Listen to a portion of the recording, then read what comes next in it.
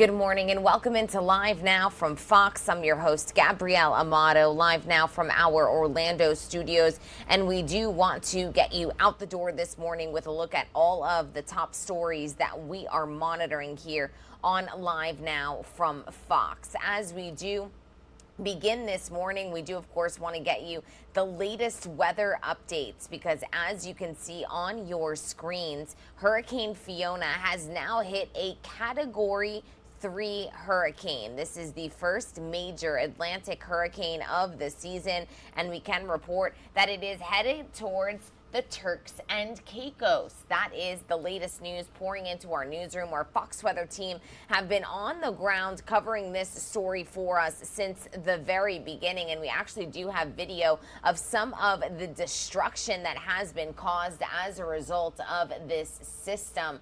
Now, it was a Category 1 hurricane when it initially made landfall in southwestern Puerto Rico on Sunday. It made another landfall in eastern Dominican Republic early Monday morning, and now we do know that it is headed towards the Turks and Caicos. A strengthening Hurricane Fiona barreling now towards that island as it's now strengthened into a Category 3 storm, prompting the Turks and Caicos government to impose a curfew. Here are some of the images that have poured into our newsroom. Forecasters said Fiona could become a major hurricane by today, which is exactly what we have seen, as it has now officially hit a Category 3 storm. Our Fox Weather team have been on the ground covering this story for us. Let's check in with our Fox Weather's Will Nunley. We're still in the middle of this event. Officials in Puerto Rico say they remain in rescue and response mode following a direct hit from Hurricane Fiona.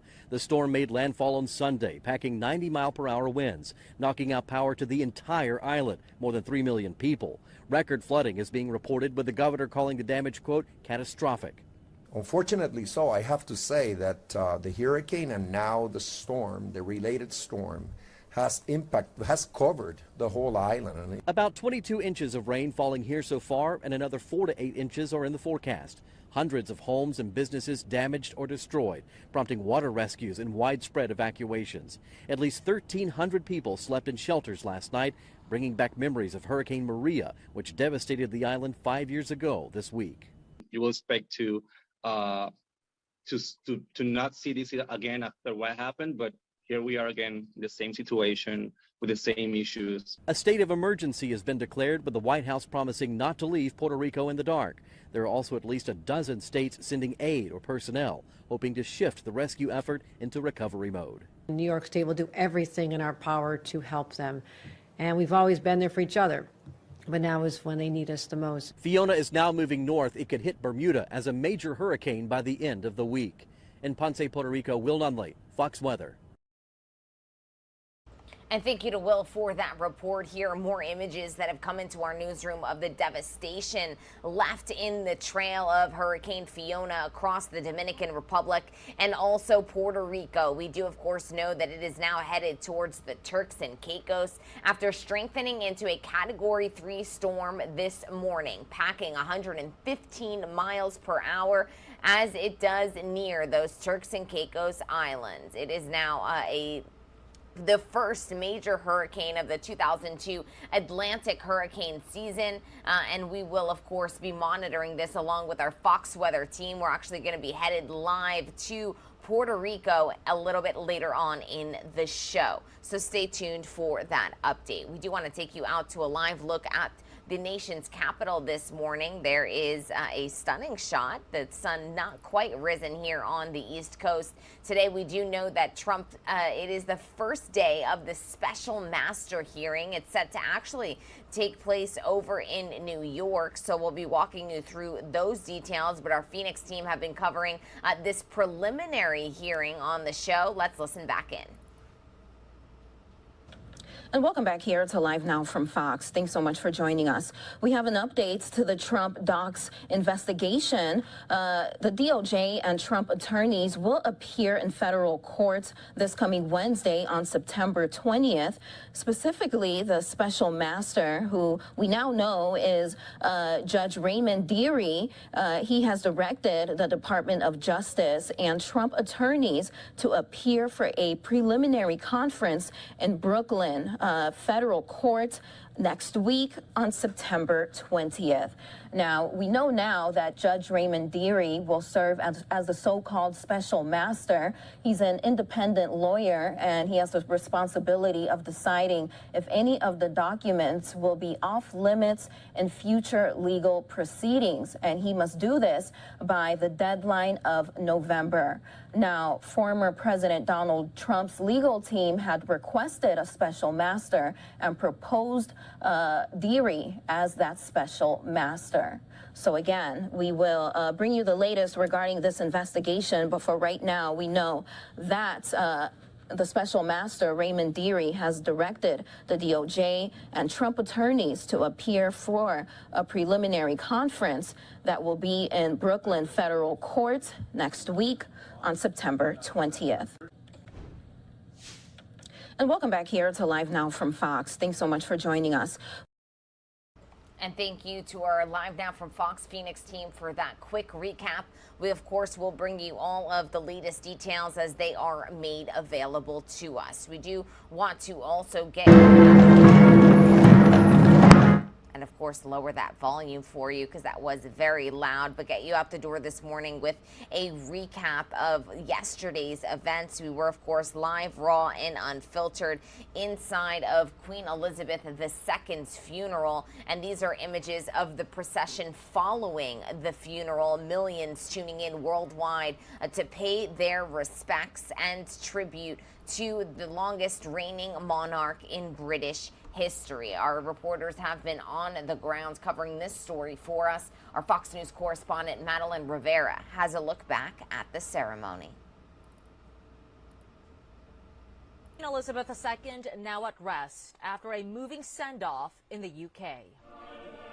A royal funeral filled with tradition, pageantry, and sorrow as the country says goodbye to a queen whose reign defined a generation.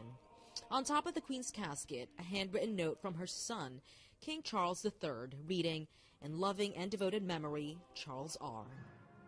As the Queen's funeral procession left Westminster Abbey, hundreds of thousands lined the route to pay their respects. It's all very sad. You know, she's been with us a long time now. I feel really privileged that I saw it. I didn't think I'd feel this emotional, but I actually do feel quite emotional. The procession ultimately made its way to Windsor Castle, the Queen's preferred estate in her later years, and the resting place of more than a dozen royals. There were some personal touches too, from her beloved corgis and pony, which waited as the coffin approached, to the music, chosen for its significance to the Queen. At a committal service inside St. George's Chapel, the imperial state crown, orb, and scepter were removed, marking the end of her 70-year reign. The Lord Chamberlain, the most senior official in the royal household, broke his wand of office, signifying the end of his service, placing it on the Queen's casket before it was lowered into the royal vault. Queen Elizabeth was buried in a chapel she commissioned herself in 1962 as a burial place for her father, King George VI. In London, Malta Rivera, Fox News.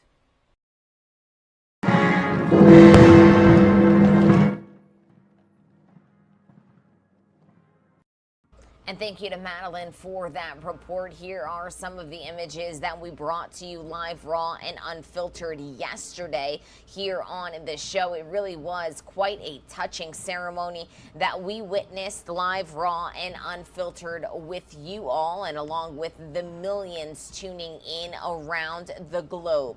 There you see people lining the streets in London to pay their last and final respects to the longest reigning monarch in British history. We do want to bring you back an interview done by Professor Peter Larson, who broke down all of the intricacies of this very, really touching and unprecedented funeral. Let's listen back in. with the University of Central Florida, Department Chair, Associate Professor of History. Thank you so much for coming on and spending some time with us here today. Well, thank you for having me here on this very historic day. It really, really is. And when we talk about history, I mean, it was really something to see this moment unfold in real time, history in the making. And I just want to get your thoughts on this day and on this funeral that we saw earlier today. Well, the funeral, it marks the end of Elizabeth's reign, but it really encapsulates her entire reign. She was married. She was married at Westminster Abbey. She was crowned at Westminster Abbey. Some of the flowers you saw on the wreath on her casket came from different palaces that she liked. Some even came from a plant that grew from a sprig from her wedding bouquet all those many years ago. So it was a fitting end to her life, but also included many different elements, many nods to her life and what she has done. Yeah, really, I think you make a great point there of coming full circle there and really showcasing an end of an era. And now that we look at King Charles here, as he will start a new era as well. But when you think about King Charles, I mean, he had the longest apprenticeship to become king in history, and so this was really something to see as well. Yes, it was, and I was really moved by him there at the end of the committal ceremony, as they're singing "God Save the King." You see the mixture of sorrow, but also just the enormity is finally setting in of what it means that this really is the end of his mother's reign, and he has become king, even though he has been king for several days at this point. Yeah, and you know, you make another great point there as well. In leading up to this, in the days before this, when we were seeing the processions of King Charles and then his son there, Prince William as well, and I couldn't help but earlier and see Prince William as well, and having that look of, oh wow, now I think it hit him as well that I'm next now as the heir apparent as well. Yes, it does. That, you know, as now Duke of Cornwall and Prince of Wales, he moves into that, as you called it, a princess spot. Probably will not be anywhere near as long as his father's was, but he's going to have new and different roles. He's going to be in the limelight much more. He's going to have much more say in the royal family and in society itself, just by his leadership, his patronage, his charities. He's going to be step onto a much bigger stage. Yeah, he really, really will. And what do you think this is a moment for the family here, that they know what this life is like because they almost live in a, you know, a glass bowl, if you will, and everyone is always looking in, and millions and millions of people were watching really their every move and really every emotion that came from the funeral and beyond here. And going forward, what do you feel King Charles, will he be closer to his mom because the mom was so popular, or will he try to make his own mark as well? I think he's going to do a little bit of both. His mother, the Queen, did so much to modernize the royal family, to bring them into the spotlight, you know, to allow this spectacle that we saw today and have seen for decades. So he is going to continue that, but I think he's going to find ways to change it, to expand it. You know, we saw him at different times shaking hands, clasping hands with the people, you know, at the sides of the ceremony in very more personal ways. So I expect we're going to see, you know, this is going to continue, but he might become a little less aloof than his mother was. I mean, she was very, you know, she enjoyed the crowds, but she was always just a little bit distant. And I think he might be less so, especially, and I think Prince William as well, much more interactive with the British people. Very good to know there as well. And let's go back to the committal service that we just saw there. And I thought it was just so moving when we see the casket lower into the vault there, right from the chapel there. And I just thought how moving this is to really showcase that this is definitely the end of an era here as Queen Elizabeth is concerned. Yes, and I'm still trying to process it, honestly. You know, I thought that, you know, after the funeral, after all the processions, that it was settled, but it really just felt like an end. You had the Lord Chamberlain ceremonially breaking his staff. the crown jeweler removing the crown jewels from the casket, all those symbolisms of real finality. And again, when they cut away to God Save the Queen or God Save the King, excuse me, I'm not used to it, and King Charles, it's really a very big moment, and millions of people across the globe are probably thinking much the same. And what do you think the future of the monarchy will be there? Because for so many people, you would have to be over 80 years old to really know when there was another queen. So, and not only in the UK as well, but really around the world. And what do you think this new chapter will bring to the monarchy and really the future of it now that we have seen the queen go? It definitely is going to be a new chapter. Charles is taking over. There's a new prime minister, just had Brexit. This is a real break with the past in many ways. He's always going to be compared with his mother, no matter what he does. So he'll need to find ways to act, to lead, to take the people forward into this new Britain, help them kind of find themselves, find their new identity when they're so used to looking at the Queen. So Charles, he can't just be like the Queen. He needs to be his own king. But I think, he's got a lot of positive support to draw upon, especially in the older generations. But he'll have a lot of work, I think, trying to connect with those in their 20s and 30s. Those are the groups that kind of see the least connection with him. So he or his son will need to find a way to reach out to those generations. Yes, absolutely. And when we look back at 70 years on the throne there for the Queen, and it was amazing to see her as a person throughout the years, too, and really learn the history of her, because she really, even though there was turmoil in her family at times, she remained really the constant thread of that family, and really the UK as well, where she was able to see turmoil in her family, but always have that bounce back mentality.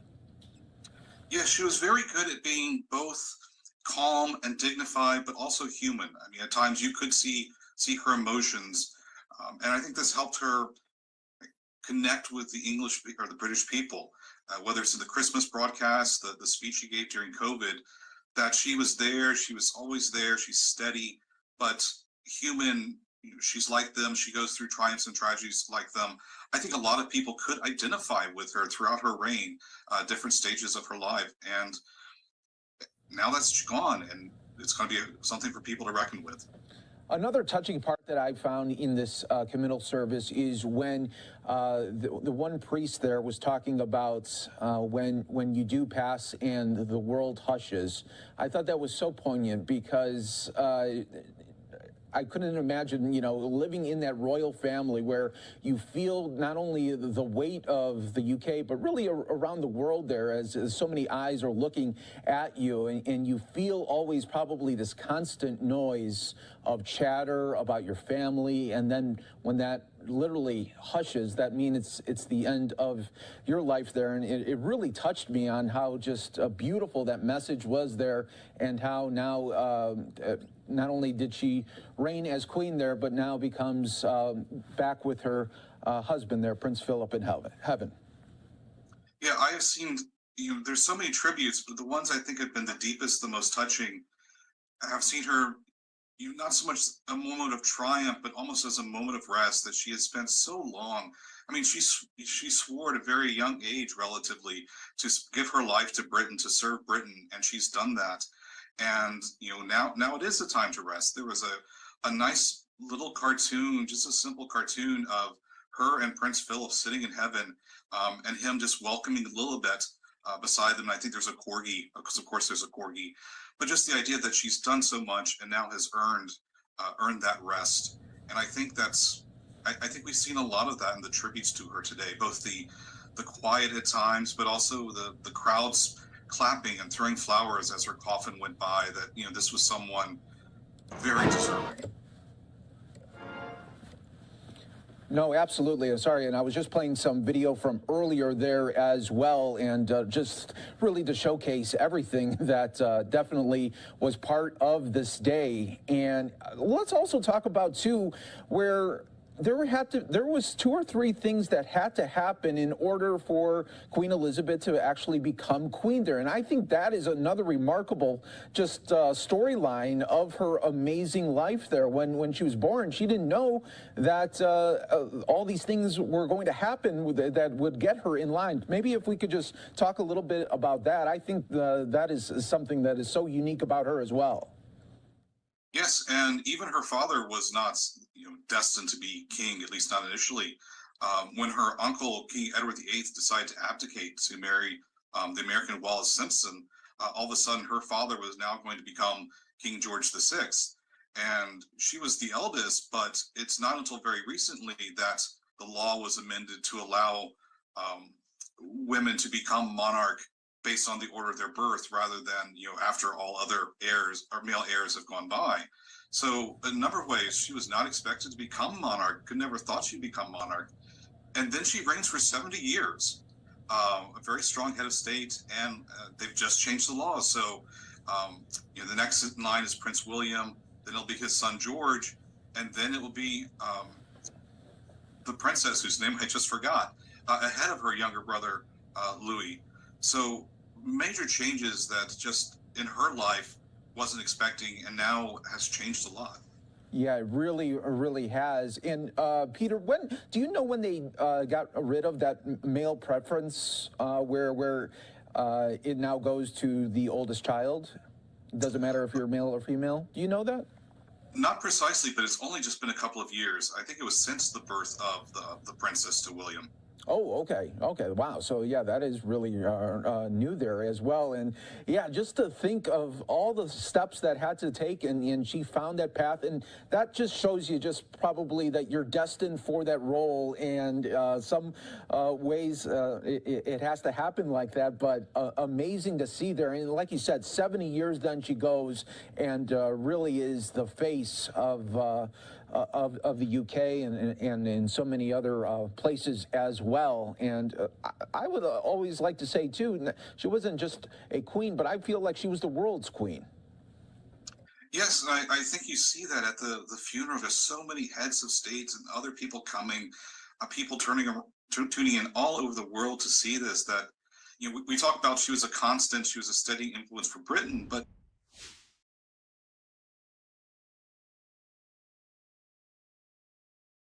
she was also that for much of the world in so many ways. That this is the only monarch of Britain that most people in the world have known, and I think that there is kind of that sense of ownership in a little bit of ways. Oh yes, and we saw that with the thousands and thousands that lined up along this route today, and seeing them as the hearse was going slowly, and roses are being thrown at the vehicle and the roadway. That was another moment where you're just like, this is so different from what we would ever see here in the States if a public figure passed away. It's just so much different. Yeah, and much of that is because she was separate from politics, that the monarchy, at least during her reign, has tried to be above partisan politics. And that's what allowed her to be such a universally loved and respected person, that no matter what your political preferences, no matter what your party was, you could still look to the Queen as your leader. She still looked after you as one of her subjects.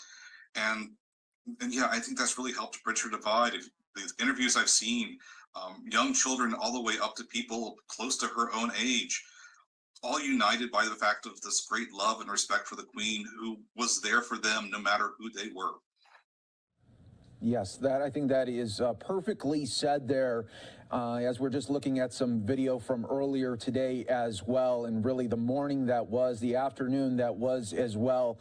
Joined right now by Peter Larson, and for those of you just joining us here on Live Now from Fox, from University of Central Florida, Department Chair and Associate Professor of History, continuing to break down some big moments that we saw today. And Peter, I would like to maybe close with you. What are your final thoughts as we take some more live pictures here just right outside of St. George's Chapel there in Windsor Castle as well? I think it's something we've been commenting on for the past few days, that this is the end of one era and the start of something new, and we're not sure how it's going to pan out. But the Queen, we do know she left the monarchy in a very strong position, Britain in a fairly strong position. So I think we are looking back in terms of happiness and celebration of her life, and we're looking forward to seeing what will be built on the foundation that she created for us. So there's a bit of uncertainty, but I think there's more than just the British stiff upper lip, but perhaps a little bit of optimism going forward. Oh, absolutely. Absolutely. Peter Larson, thank you so much for coming on and giving us some context as well as looking to the future as well. We always appreciate it, and thank you so much for joining us here on Live. And thank you to our Live Now from Fox Phoenix team for that report. These once again are the images of yesterday's procession there, the Queen's coffin making its way past Buckingham Palace. This really is such an iconic image. And outside of Buckingham Palace, they're lined up in those black uniforms are actually members of her staff. So many little details that we were able to point out to you here on the show during our coverage of the funeral yesterday. This, of course, is an event, a historic event, a once-in-a-lifetime event for many of you tuning in, and we were able to bring you every minute of the action. It is 5:32 here on the East Coast. We're actually going to take a quick 2-minute break. When we come back, we'll get you up to speed on some other top stories that we are monitoring here on the show.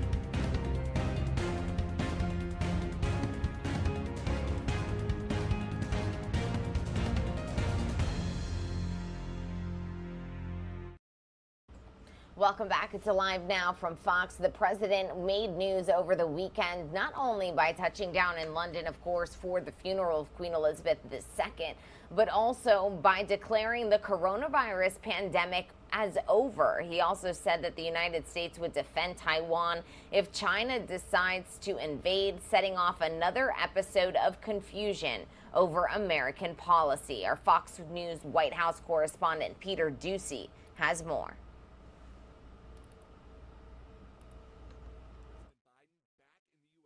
The Queen's funeral, and the country has changed a lot since he left. The pandemic is over. It wasn't just 4 days ago. We're dealing with the global challenge of a once-in-a-generation pandemic. And it isn't for administration officials who claim they have legal grounds to cancel some student debt because the pandemic is an ongoing national emergency. The HEROES Act, page 637 to be exact, provides access, gives me the authority to provide a waiver to ensure that Americans are not worse off after an emergency, a national emergency, which the pandemic was. But President Biden is turning the page. We still have a problem with COVID. We're still doing a lot of work on it. But the pandemic is over. President Biden also created confusion with this answer about a potential Chinese invasion of Taiwan. Would U.S. forces defend the island? Yes, if in fact there was an unprecedented attack. That's more definitive than the longstanding U.S. policy of strategic ambiguity. But a White House spokesperson says, quote, "Our Taiwan policy hasn't changed. That remains true," even though the president made the claim about fighting Chinese invaders twice. So unlike Ukraine, to be clear, sir, U.S. forces, U.S. men and women would defend Taiwan in the event of a Chinese invasion? Yes.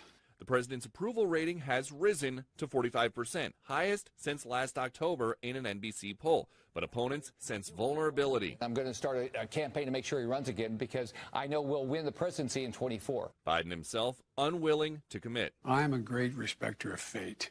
And so what I'm doing is I'm doing my job. I'm going to do that job. And within the time frame that makes sense after this next election cycle here, going into next year, make a judgment of what to do. Mr. President, you are the oldest president ever. Pretty good shape, huh? President Biden laid the groundwork for his last campaign, stumping for Democrats during the last midterm cycle. So his re-election could be complicated by the fact that this midterm cycle, very few Democrats are asking him to join them on the trail. At the White House, Peter Ducey, Fox News. And out to a live look at the White House we go on this Tuesday morning. More on the topic of the coronavirus pandemic being over. We actually have the latest update from Mr. Fauci on the pandemic that we want to play back for you here on the show. Let's listen in. Under President Trump and the massive effort at vaccinating the country and bringing therapies and other expanded testing capacities by the Biden administration in this era. My question to Dr. Fauci, just to open this up, what's the best way, in your view, to tell the story to Americans of the historic successes and to keep those achievements front and center as we think about the future? Well, I think it's important for our keeping emphasizing that with all of the suffering and pain that we've gone through, that the investments in basic and clinical biomedical research over decades, which is difficult to understand if you're not in the field, that investments that were made 20, 10, 5 years ago eventuated into our ability to respond from a scientific and then ultimately translated into a public health standpoint, an intervention that, as bad as things have occurred and what we've experienced, they would have been much, much worse had it not been for the unprecedented speed with which science was translated into an actionable intervention in the form of highly effective vaccines to prevent predominantly severe disease. We need to make sure that in the realm of the complexity of this outbreak, from a public health standpoint, from a policy standpoint, from a scientific standpoint, the one thing that does stand out as a really unprecedented success story is how science has added to our capability in a very, very big way to address this outbreak. And even though it's been terrible from the standpoint of the toll of human suffering and death, both in the United States and globally, it clearly would have been much, much worse had it not been for what science has brought to the table. Having said that, in one breath, we still must be aware of how unusual this virus is and continues to be in its ability to evolve into new variants which defy the standard public health mechanisms of addressing an outbreak, where you would expect it that once a certain number of people get infected and or get vaccinated, that you could essentially bring an end to the pandemic component of the outbreak.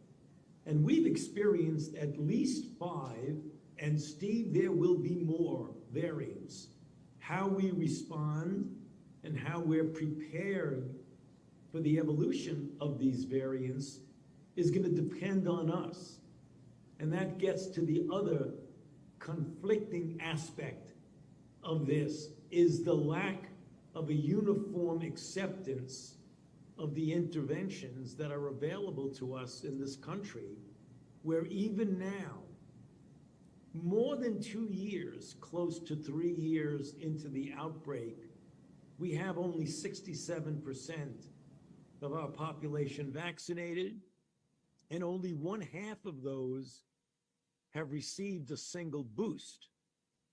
Now, for sure, the intensity of the outbreak now, even though it is, I believe, unacceptably high, where we're having 400 deaths per day, when you compare it to the fulminant stages we've experienced over the past year or so, where we used to have 800 to 900,000 cases per day and over 3,000 deaths per day.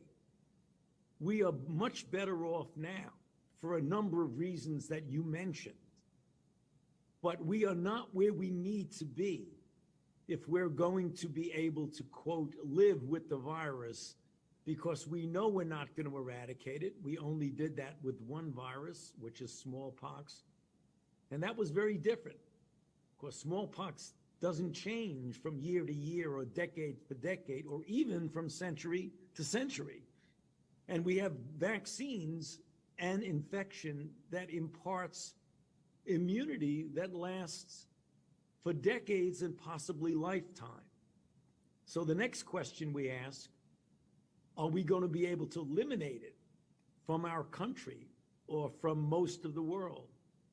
And the answer is unlikely, because it is highly transmissible, and the immunity that's induced by vaccine or infection is also transient, and instead of lasting for decades and a lifetime, the way it does with measles and polio, immunity, as we know from painful experience, wanes after several months, requiring us to give boosters to maintain the durability and the extent of protection.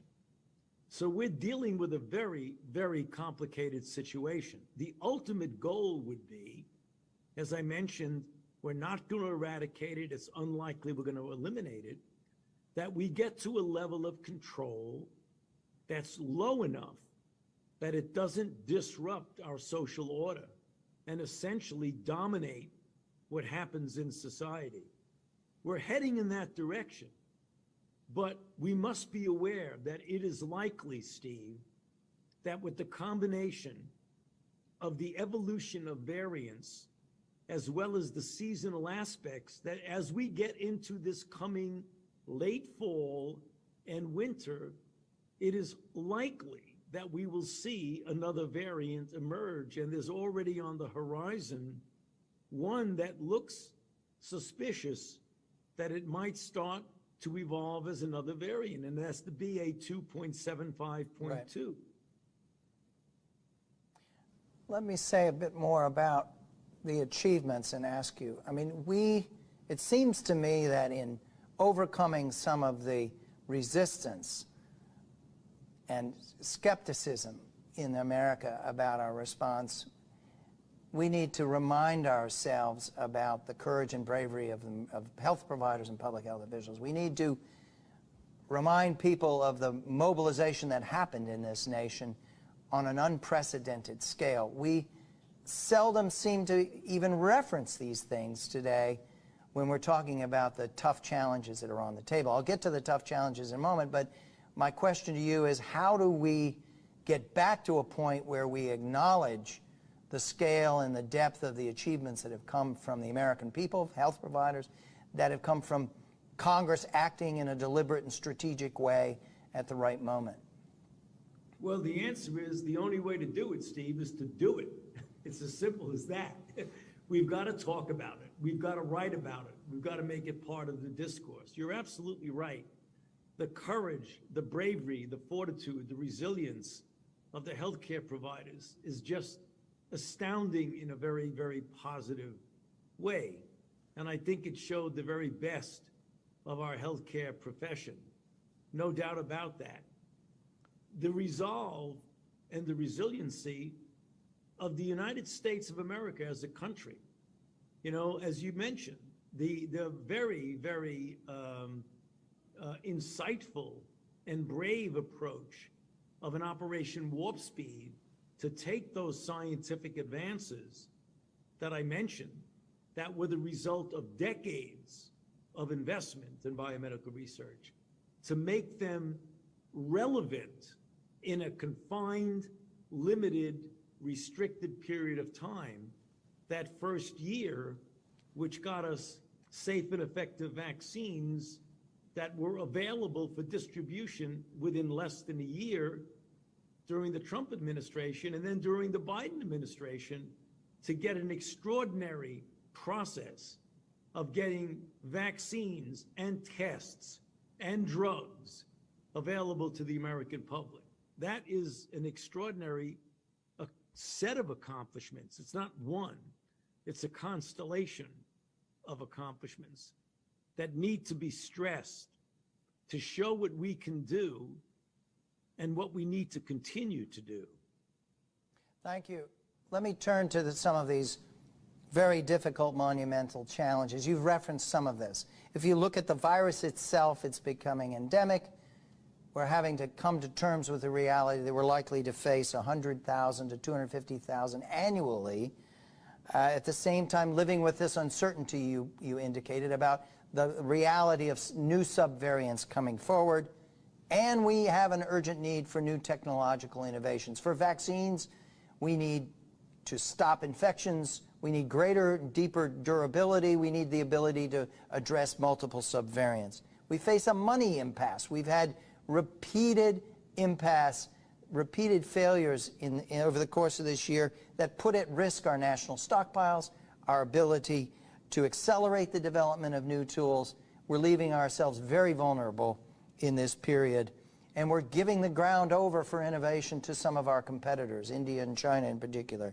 We face a political and psychological impasse with the acute polarization that's happened that's, I think, shocked everyone at the level in which that partisanship and polarization set in. And we have a shared sense of exhaustion and anger, fueled by disinformation and anti-science. And our own institutions we've seen are frayed. We've seen Rochelle Walensky, Dr. Walensky, step forward with admitting mistakes and beginning a process of internal reform. And the last thing that hangs over us, I think, is the uncertainty around long COVID and what that's going to mean.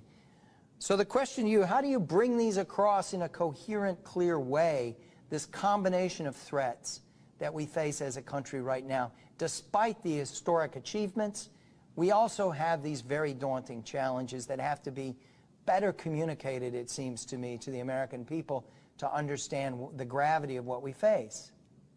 Well, it is not an easy task, but it needs to be addressed. We, as a community, both scientific, medical, public health, and even the general public who's out there speaking about things, needs to articulate in as clear a way as possible. And that's very difficult because inherently we're dealing with a very complicated situation. But unfortunately for us, the complicated situation at its best is difficult when it is being confronted with a whole wave of misinformation and disinformation and conspiracy theories. It understandably confuses the general public.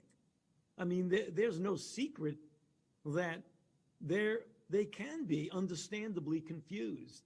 So we have got to be continuing to outreach and respect the questions and the uncertainty that the American public has.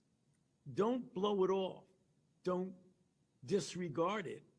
but continue to try and reach out and explain that we are dealing with an unprecedented situation.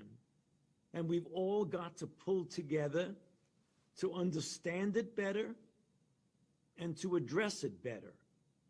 That is not an easy task, but if it was easy, we would have done it already. So it's difficult, and we've got to rise to the occasion and take on that task. In closing, tell us what gives you the greatest optimism and hope at this moment in time. You've made some suggestions, but this is a tough phase we're in right now. We are approaching the 3-year mark. We have these monumental challenges in front of us. We're a divided population. We're trying to move beyond this pandemic, but that's impossible. So what gives you the greatest hope and optimism? My greatest hope and optimism, Steve, is what has really driven me throughout my entire professional career and in my life is to have faith in what will ultimately turn out to be the better angels in the American public. We are a good people. There's political divisiveness now. Some of it is really rather sharp. But deep down, as a people, we are a good people. And I believe that when we realize more how we have to pull together in this unprecedented challenge, we will turn it around and we will get back to a respect for our differences as opposed to a hostility to our differences. Because remember, it's the differences in this country that make it a really great country.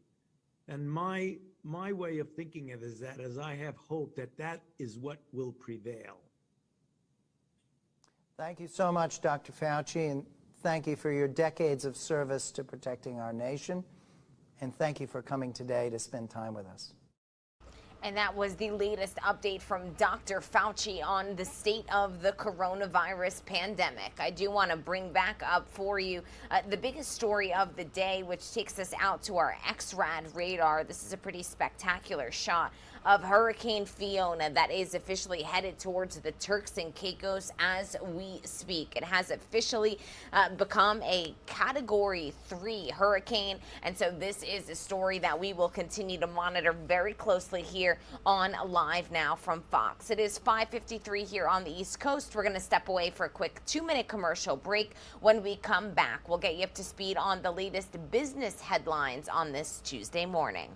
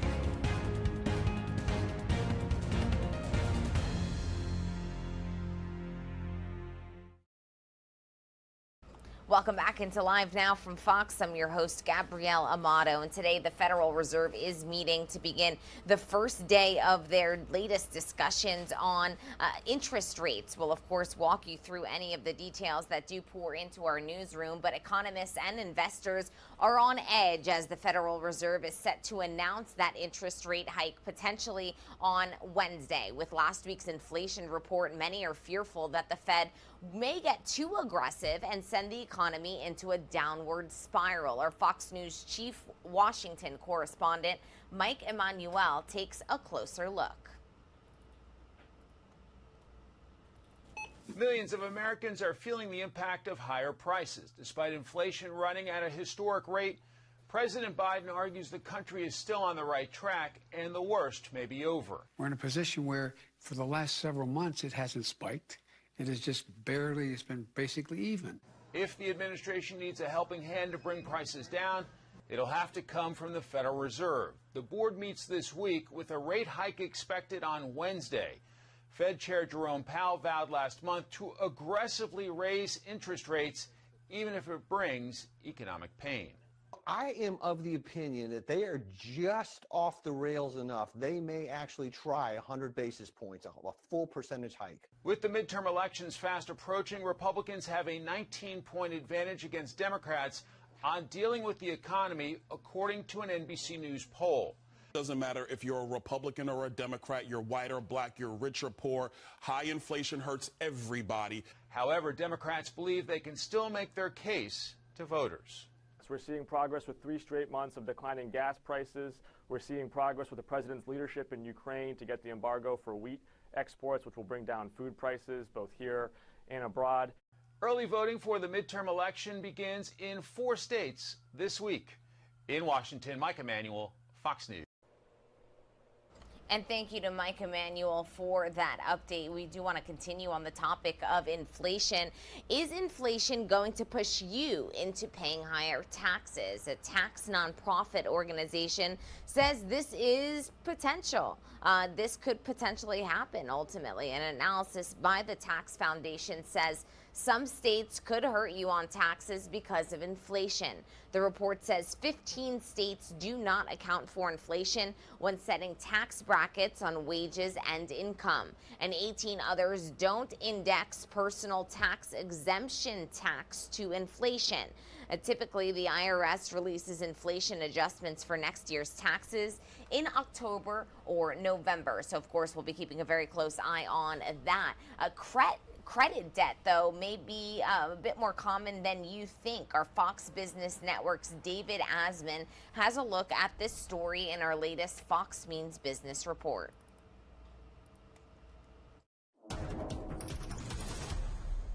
Well, don't expect a lot of construction crews around the neighborhood. According to the National Association of Home Builders, sentiment in September dropped for the 9th straight month, now at its lowest level since May of 2020. Rising mortgage rates and high prices for materials bringing down the mood. Meantime, gas prices keep driving lower. The national average for regular unleaded down 97 straight days. A gallon now at $3.67. Keep in mind that's $1.34 lower than the all-time high set back in June of this year. To Wall Street, and a nice start to the week for your money. The Dow, NASDAQ, and S&P 500 all higher on Monday. And if you've got a credit card balance that just won't go away, you're not alone. According to a new survey from personal finance website creditcards.com, 60% of credit card debtors have been in debt for at least a year. That's up from 50% in 2021. That's business. I'm David Asman. And thank you to David Asman for that report. We'll continue to monitor all of the latest business headlines on this Tuesday morning. If you are just waking up with us, good morning. Welcome into Live Now from Fox. We each and every morning want to make sure that you are heading out the door wherever it is that you're going, perhaps to work, to school, to drop your kids off at school, whatever it may be. We want to make sure that you're heading out the door with a look at all of the top stories that we are going to be monitoring throughout the day. As you just heard there in that latest report, the big business headline of the day is that the Federal Reserve is set for day one of their September meetings. They are going to discuss potential interest rate hikes. This is a 2-day meeting. Day 1 is today, day 2 is tomorrow, and ultimately tomorrow on Wednesday is when we are expecting an announcement on those interest rate hikes. We'll continue to monitor not only the latest progress made in these meetings, but also how the markets respond leading up to this big announcement tomorrow. The other big story of the day is that Hurricane Fiona is headed towards the Turks and Caicos. We do know that Hurricane Fiona is now a Category 3 hurricane, making it the first major Atlantic hurricane of the 2022 season. It has officially strengthened into a Category 3 storm earlier this morning, packing 115-mile-per-hour winds once again as it inches closer to the Turks and Caicos. We do know that it has already made its way through both Puerto Rico and the Dominican Republic. It has been linked to at least 2 deaths on those islands. Fiona caused a total power outage when it struck Puerto Rico as a Category 1 storm over the weekend. Our Fox Weather team are on the ground, and a little bit later on this morning, we'll be bringing you all of those details. But for now, we do want to bring you the latest images pouring into our newsroom. Here is what Hurricane Fiona looked like as it barreled through the Dominican Republic over the weekend. We do know that, of course, rescue and saving efforts are officially underway there as the storm has strengthened now once again to a Category 3. It has intensified into this major hurricane overnight near the Turks and Caicos Islands, and it could potentially reach a Category 4 as early as tomorrow morning as it heads in the direction of Bermuda through the end of the week. So these are some of the images that are pouring through our newsroom. Here is another vantage point.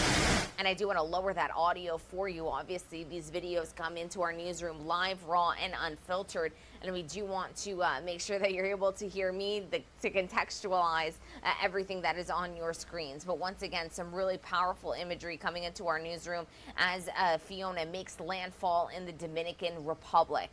Our Fox Weather team have been on the ground covering this story as it did make its way through Puerto Rico, leaving that island without power, and also through the Dominican Republic. Our Fox Weather's Will Nunley walks us through the details.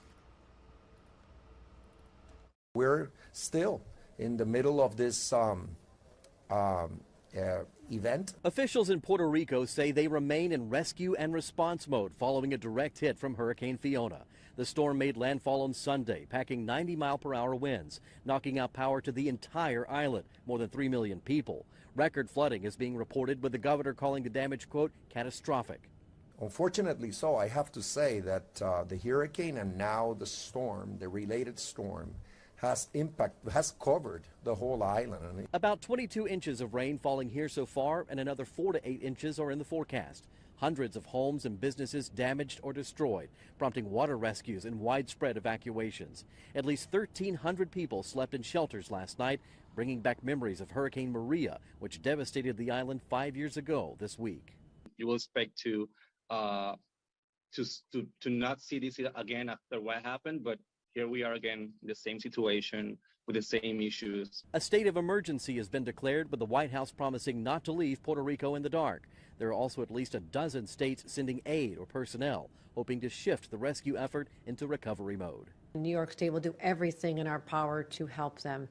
And we've always been there for each other. But now is when they need us the most. Fiona is now moving north. It could hit Bermuda as a major hurricane by the end of the week. In Ponce, Puerto Rico, Will Nunley, Fox Weather. And thank you to Will for that update. Will will be joining us live from the ground in Puerto Rico a little bit later on in the show, so you most definitely won't want to miss his latest update on Hurricane Fiona that is making its way through these islands. We do want to once again bring up this XRAD radar because it really is so compelling. There you are seeing the eye of the storm and those 3 routes there that obviously showed the potential routes.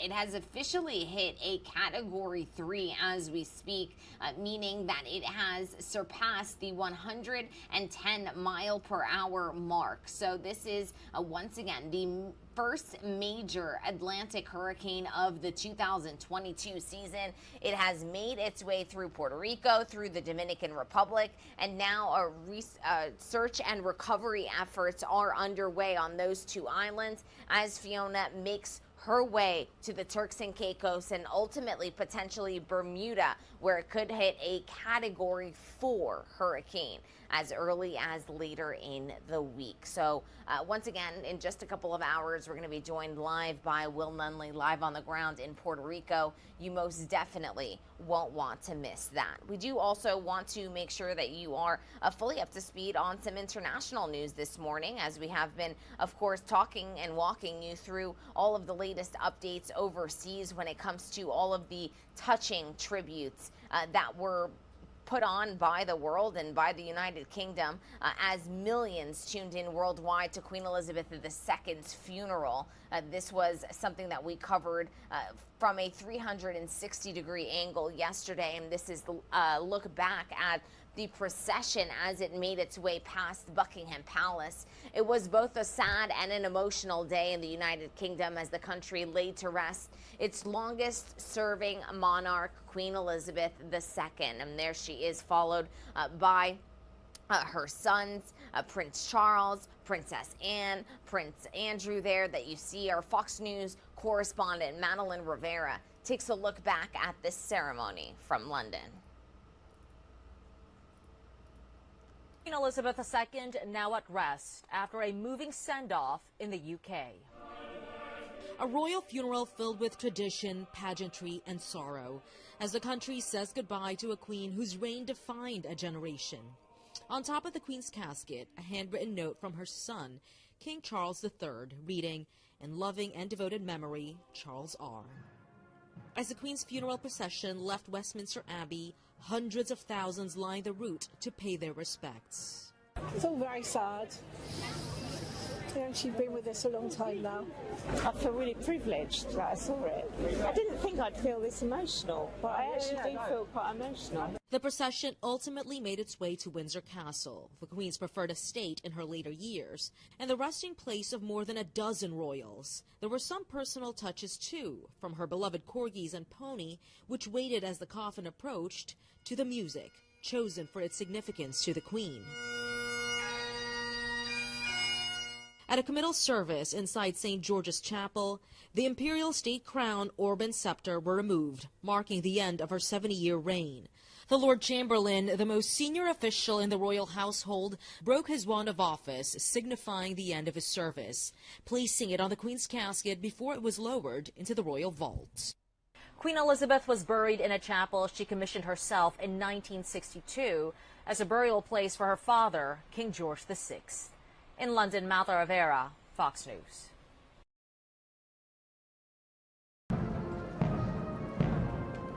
And thank you to Madeline Rivera for that report. We, of course, will continue to monitor all of the latest updates from the new king, King Charles III, after his mother was officially laid to rest yesterday in an unprecedented and really a momentous occasion that we were able to bring to you live, raw, and unfiltered here on the show. We do want to send you out to a live stakeholders' awareness, notably feed coming into our newsroom, and I do want to lower the volume there so I can give you some context as to what it is that you are about to watch. This is the latest update from the European Union. The European Union Commission is briefing in Brussels at the European Union headquarters. All of this amid an energy crisis in Europe as a result of the war in Ukraine, amongst other topics that are set to be discussed. So we'll listen in live, raw, and unfiltered on Live Now from Fox.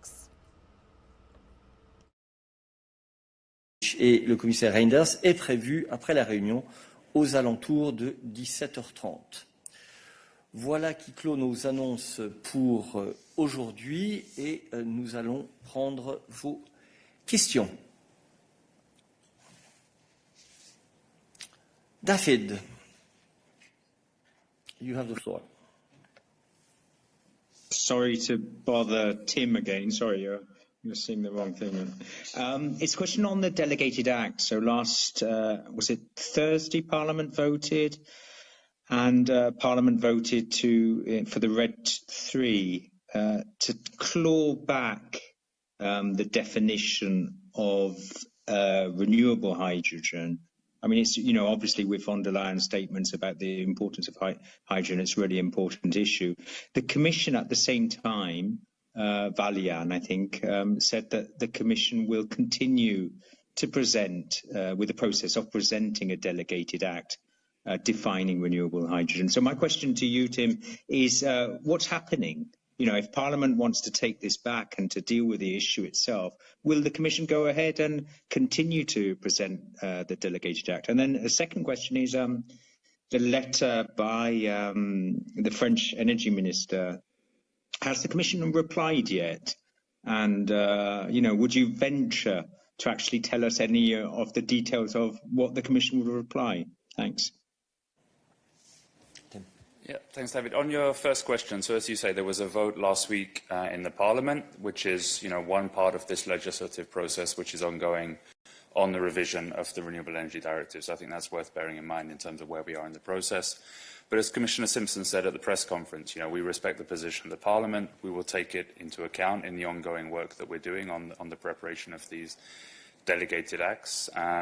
We're assessing the implications of that vote and what it means for the broader agenda on hydrogen. But really it's important to bear in mind where we are in this process, that this is a step in an ongoing piece of legislation. Now, on the letter from the French Minister to Commissioner Simpson, I can confirm that that letter has been received, but I think it was only in the course of this week, so a reply hasn't gone out as yet. When a reply does go out, we can let you know, and perhaps we can elaborate a little bit on the details of what the Commissioner might have said.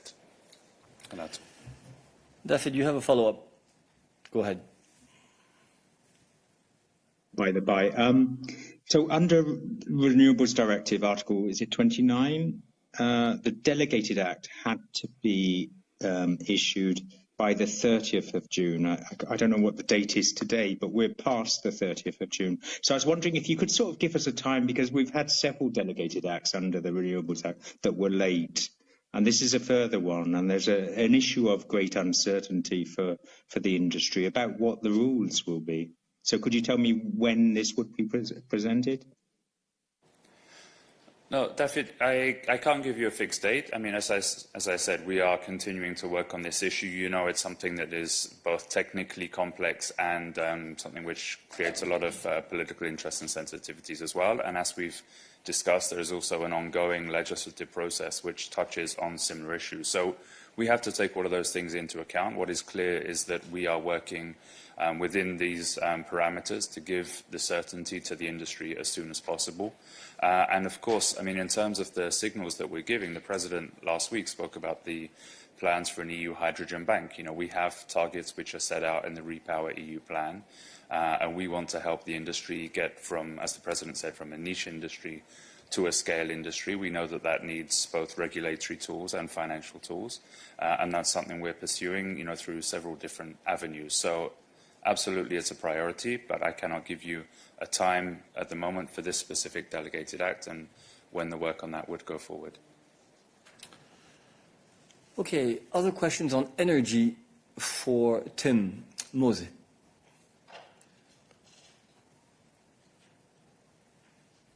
Yes, could I follow up with another question, perhaps more technical question? I've not followed so much this discussion between the Parliament and the Commission about renewable energy. When it comes to hydrogen, we know that it very much depends on, let's say, which electricity is used in order to produce hydrogen, whether it's renewable electricity or not. Does that matter for the definition of hydrogen as renewable? Is that an issue which is still, let's say, unsettled yet? Yeah, so this is one of these things which is in part captured by this delegated act that we were discussing there. So renewable hydrogen is the most compatible, obviously, with our climate and environmental objectives, and therefore it's our main priority. But the Commission does recognise that low-carbon hydrogen, which can include from nuclear power, for example, may help in the phase where we're ramping up production and in the medium term. Now, the Renewable Energy Directive is about renewables. It sets the targets for renewable hydrogen in the industry and transport sectors and lays out criteria for renewable hydrogen. And that's what's going to be defined in a delegated act.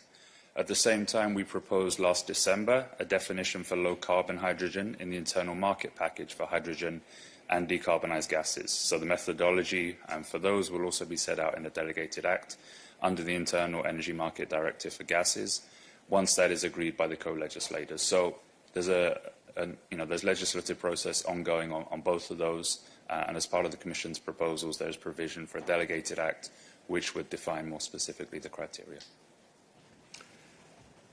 Thank you. Other questions for Tim on energy? Not the case, so I open the floor to other issues. Yes, please.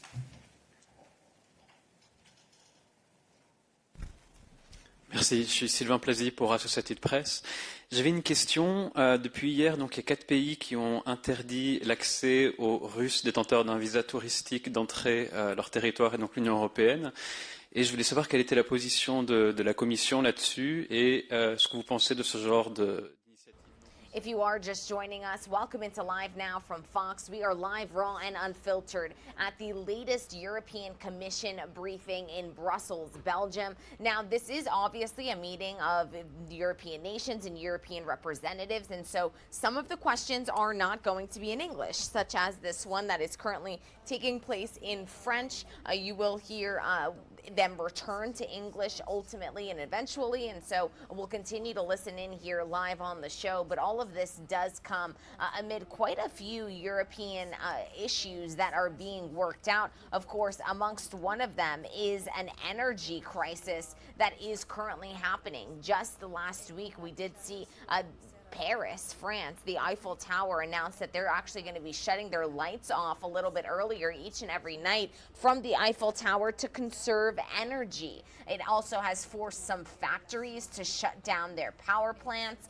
Europe is struggling to deal with the gas shortages that are coming and emerging as a result of the war in Ukraine. And so this is going to be a big topic of discussion, not only at this meeting, but as the days progress as well. So we'll continue to listen in here to the latest updates. Again, some of these responses and questions may ultimately be in French, but we'll continue to walk you through all of the latest details and provide translations as they are necessary. Let's listen back in here. Entrée en vigueur le lundi 12 septembre, il y a aussi les lignes directrices qui prévoient une approche commune pour l'Union européenne et aussi pour les États membres.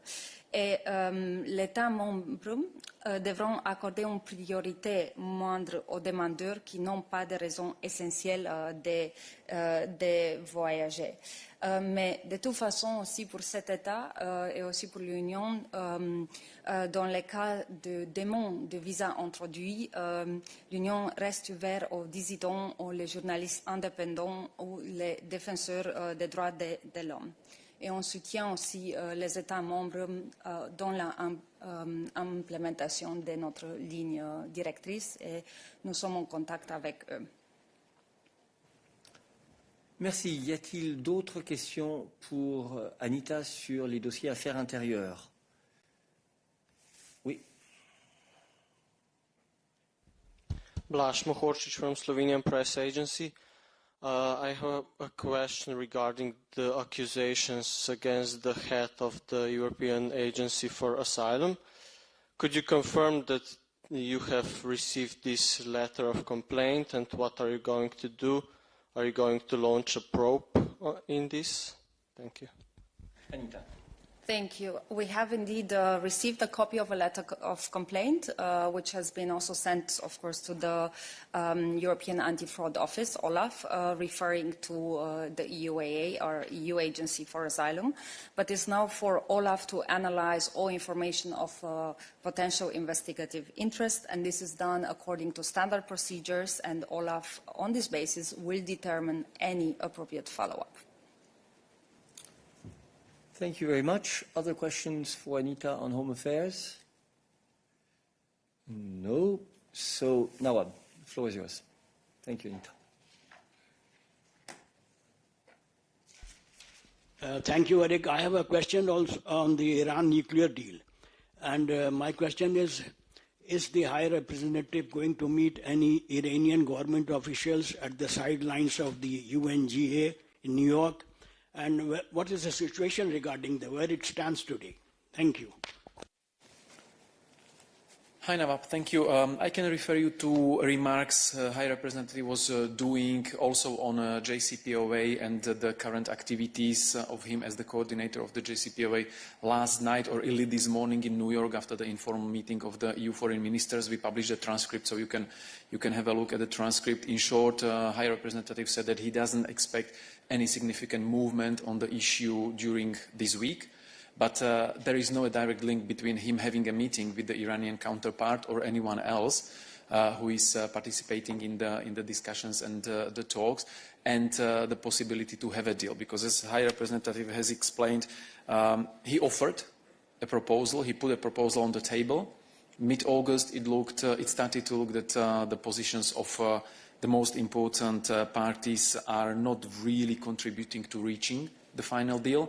But there is still a chance, and there is still the situation that we are relatively close to a deal, but for that the participants need to make the necessary move on the proposal which is on the table. So this is in short what the High Representative said. I would encourage you to read the transcript which was published by us earlier this morning. Thank you. Other questions on the JCPOA? On the JCPOA? Mose. Yes, thank you again for giving me the floor. I think my question also related, at least indirectly related, to this issue about the prospects of a nuclear deal with Iran, and now the meetings going on in New York. It's about, let's say, the statement by the Iranian president in an interview on Sunday. He also going to New York, by the way, where I was asked whether he believes that the Holocaust had happened, and he answered that there are signs that it happened, but it still needed to be researched by historians and so on. So my question is, what is the EU's or the Action Service reaction to that statement? Are you going to issue your own statement about it? And do you think that it will have, let's say, a negative effect on the prospects of reaching a deal with Iran, which anyway seems a bit difficult for the moment, as you said? And linked to this is another question about the ongoing cooperation between Iran and Russia, but I can come to that later. Thank you. Thank you. Your question is really a bit of a stretch when it comes to the JCPOA, but let me make one thing absolutely clear. The Holocaust is a historical fact. It is proven, it is documented. There can be absolutely no doubt as to the fact that these terrible events took place and cast a terrible shadow on the history of not only Europe, but the world as a whole. As to your question related to the JCPOA, I give the floor.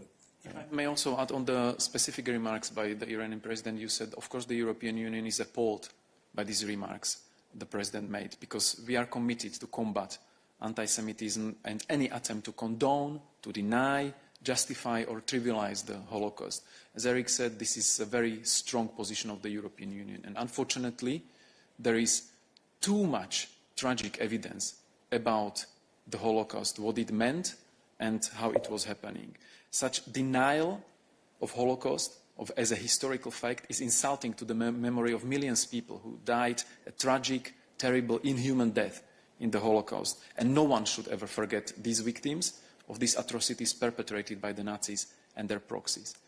Now, to the part of your question where you mentioned the JCPOA, now the talk about the latest proposal of High Representative as the coordinator of the JCPOA is really something for the participating parties to decide whether it is acceptable to them or not. There have been 2 rounds of remarks, mainly from the Iranian and US partners, after which it was obvious that instead of converging, the positions are actually diverging, and now the efforts are being done by all the participants and the coordinator and his team to bring these positions back and find a consensus on the proposal which is on the table, because as High Representative said also early this morning in New York, there will be no other proposal on the table.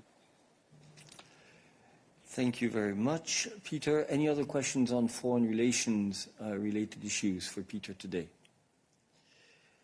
David.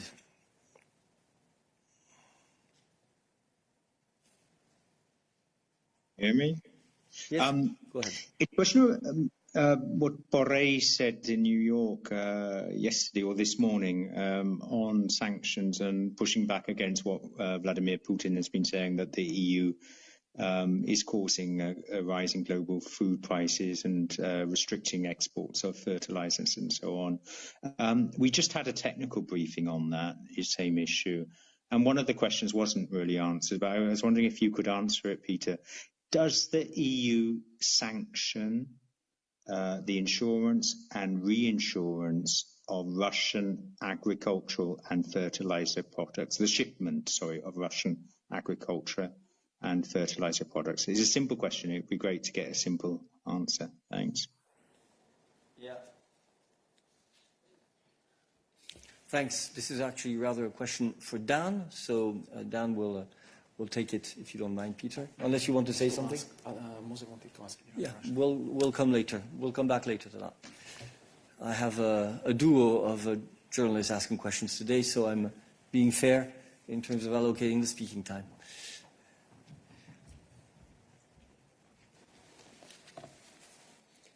Thanks, David, for your question. Perhaps maybe if I start off by recalling something that we have stated in this press room on a number of occasions before. We wouldn't be having this conversation, we certainly wouldn't have this problem if it weren't for Russia's unprovoked aggression against Ukraine. If you want a very, very straightforward answer, none of our sanctions target the trade in agriculture or food products between third countries and Russia. I think that's important to state from the outset. I think you know as well, David, that we publish on a number of occasions FAQs on our website to help clarify our sanctions, to help member states implement those sanctions. And we have published guidance on this matter. In particular, we have guidance that clarifies a specific issue, namely the issue that you mentioned, so the situations in which EU operators can transport or transfer a sanctioned item to a third country. So I can point you to that guidance if it would be helpful for you. Final point, I think it's worth mentioning as well that especially during a global economic downturn, we in the EU are fully committed to avoiding that our sanctions do not impact unduly the trade in critical items to third countries around the globe, in particular to the least developed ones. And this is relevant, as I mentioned, for agricultural food items, including fertilizers and energy commodities, and also specific construction materials. So that is what I would have to say to that question. David, you have a follow-up. Sorry, I mean, I wouldn't be asking this question a follow-up if I got a simple answer. It's not about hogging, Eric. It's a simple question. It related to the shipment, so to the insurance and reinsurance of shipments of Russian agricultural and fertilizer products. Is that banned by EU sanctions? I mean, the facts, the frequently answered questions, those are really complicated. You know, the industry itself has major problems understanding the sanctions. So it would be good to get a clear answer and not be fobbed off into a bilateral exchange that doesn't give a clear answer.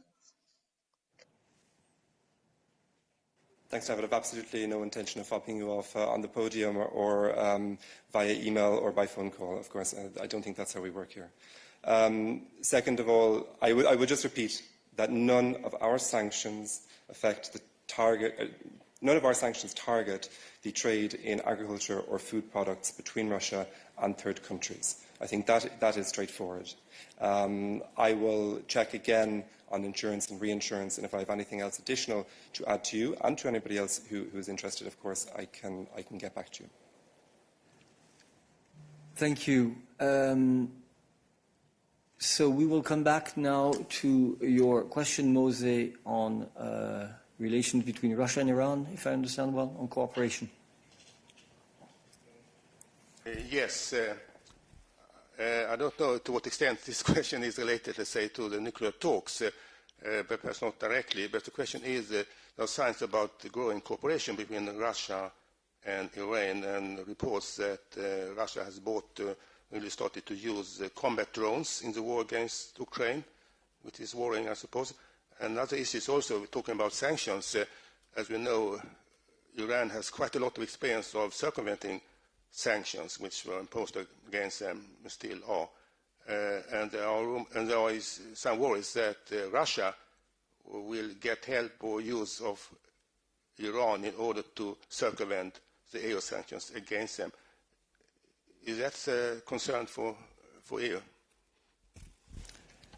Peter. Thanks, Mose. As we said many times, our constant engagement with our partners around the world when it comes to Russian aggression against Ukraine is also focused on calling on them to either align with our existing sanctions, which we introduce against the regime in the Kremlin for its activities and for its aggression against Ukrainian people and Ukraine as a country. So we are calling on them to align with our sanctions, or if they can't for whatever reason, then take similar national measures. And if they can't or don't want to, then at least to do their utmost in order to prevent the circumvention of our existing sanctions. So this is what we are conveying to our partners, be it Iran, be it Turkey, be it anyone else. And we are watching very closely how the countries are behaving in this, because what we are trying to convey as well, by attacking Ukraine, Putin attacked the international rules-based order, the principles to which all these countries signed up to: international law, sovereignty of countries, independence of countries. So by helping him to circumvent the sanctions imposed for him violating all these principles, including UN Charter, they are supporting this regime in conducting this illegal, unjustified, terrible war. So we are engaging, we are conveying this message to the partners, and I think there is no place better to reinforce this message as is the UN General Assembly this week in New York. Thank you very much. Any other foreign relations related questions for Peter today? I do not see any. Thanks, Peter. Any other questions? Yeah.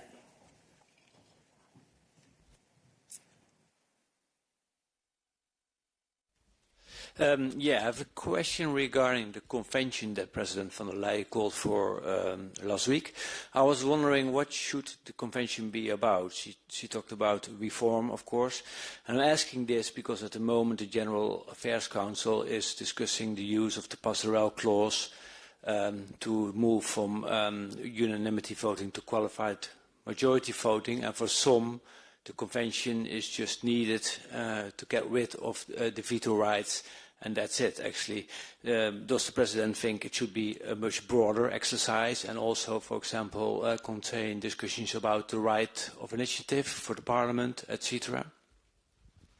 Thank you very much. The President basically stated that she supported the idea of a convention if indeed that was the decision which was taken by the other institutions. But as you noted yourself, she did not go into the details of what the format, or rather what the scope of the convention should be. I cannot today provide you with more specific details on what her position should be on what the convention should look into. She has made her views clear on a certain number of issues, on the fact that there are many things that the EU can address within the current context of its competences, that there is a lot that can be done to better involve citizens in drawing up proposals and policy as was shown actually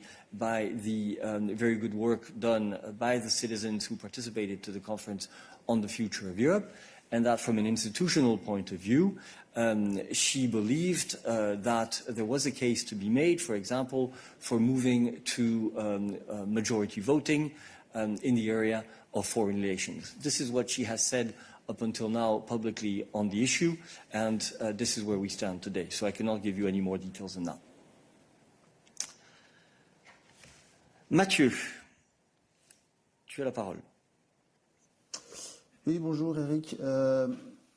Justement, elle a quand même signalé que dans le cadre d'une révision des traités, on pourrait introduire le principe de solidarité entre les générations. Donc, si une telle référence était inscrite dans les traités, quel type d'initiative politique, législative seraient permises et qui ne sont pas possibles actuellement? Merci. Merci Mathieu, mais tu fais un exercice de prospective tellement lointain que tu me mets dans une position absolument impossible. Je crois que nous n'en sommes absolument pas là. Elle a énoncé dans ses différents discours sur l'état de l'Union et sur les résultats du travail de la Convention, un certain nombre de points politiques clés pour elle, mais nous ne sommes pas, à l'heure actuelle, venus au moment où il s'agirait de décliner le genre d'initiative auquel ces principes pourraient mener. Donc je crois qu'il va vraiment falloir vous armer de patience sur ce sujet, car nous ne sommes qu'au tout début de l'histoire. Y a-t-il d'autres questions pour nous aujourd'hui? Mathieu, tu as une question de suivi. C'est pas tellement une question, c'est juste une réflexion. Si elle le mentionne dans un discours politique aussi majeur, c'est que vous avez quand même creusé un petit peu le sujet. Sinon, pourquoi choisir un tel exemple? Merci, j'entends bien ton commentaire, mais ça ne change pas ma réponse à ta question précédente. Y a-t-il d'autres questions pour nous aujourd'hui? Ça n'est pas le cas, donc merci. Pour rappel, nous n'avons pas de réunion du collège demain, mais nous aurons bien un midday à l'heure habituelle. Bon appétit et bon après-midi.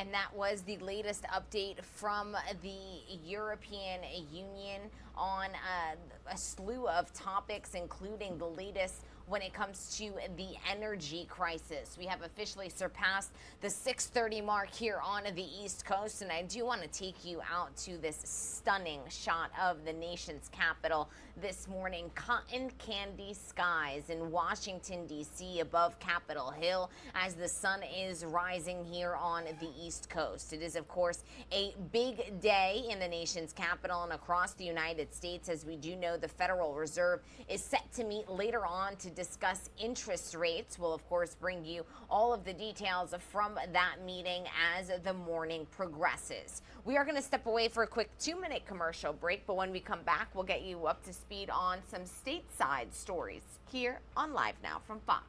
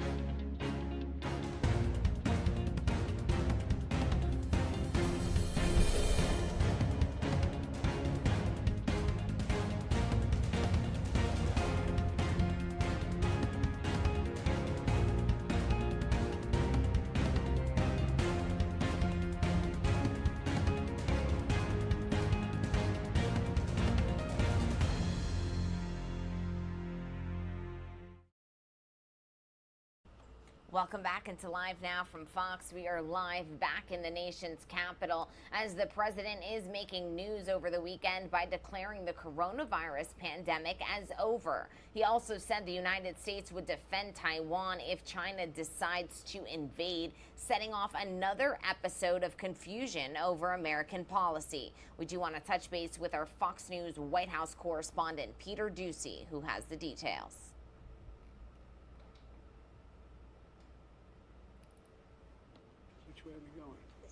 President Biden back in the U.S. after the Queen's funeral, and the country has changed a lot since he left. The pandemic is over. It wasn't just 4 days ago. We're dealing with the global challenge of a once-in-a-generation pandemic. And it isn't for administration officials who claim they have legal grounds to cancel some student debt because the pandemic is an ongoing national emergency. The HEROES Act, page 637 to be exact, provides access, gives me the authority to provide a waiver to ensure that Americans are not worse off after an emergency, a national emergency, which the pandemic was. But President Biden is turning the page. We still have a problem with COVID. We're still doing a lot of work on it.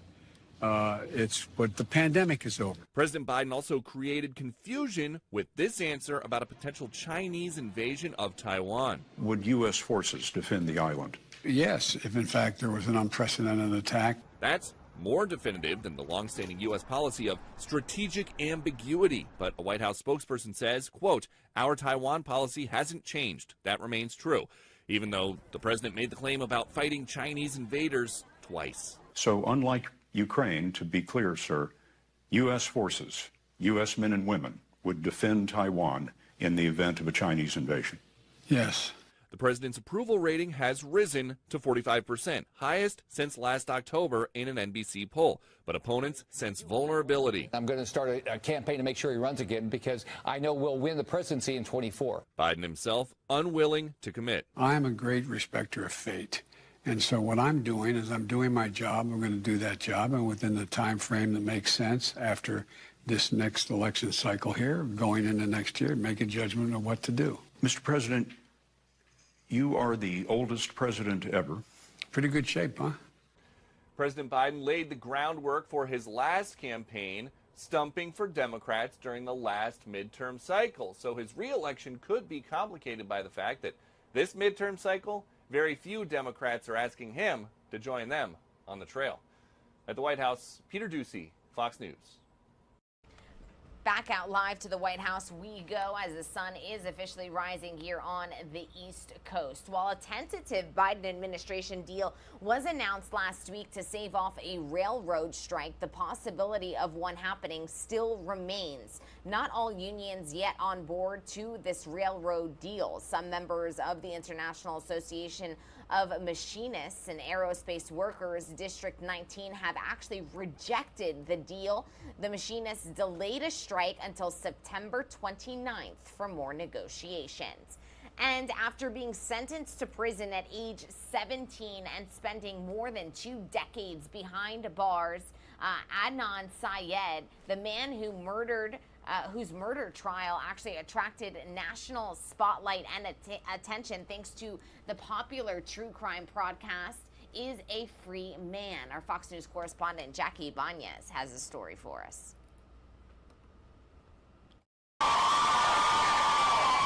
Deafening applause outside this Baltimore, Maryland courthouse as Adnan Syed walked out Monday after spending more than 2 decades behind bars. Adnan has been in prison since he was a 17-year-old child. Syed was convicted in 2000 of murdering his ex-high school girlfriend, Hae Min Lee. His case garnered national attention thanks to the popular crime series podcast Serial. The podcast launched its first season back in 2014 and focused on Lee's death, while highlighting a series of concerns surrounding the evidence used to convict Syed. And now a Baltimore judge is legitimizing those concerns, throwing out Syed's life sentence after ruling state prosecutors did not share evidence that could have helped Syed's defense.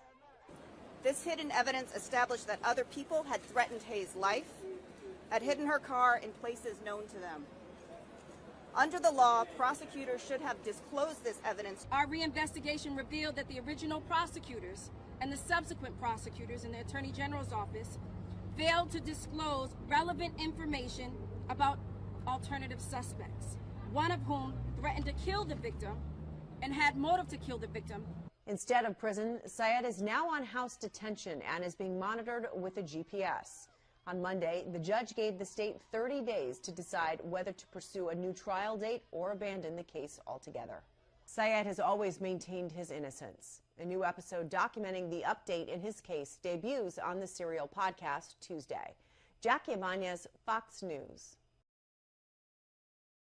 And thank you to Jackie for that report. We'll continue to monitor the latest update from Adnan Syed after that Serial podcast really did make national headlines.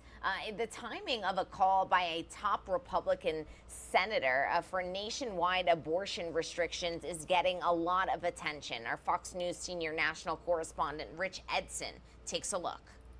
I'm pro-life, even in an election year. And to those who suggest that being pro-life is losing politics, I reject that.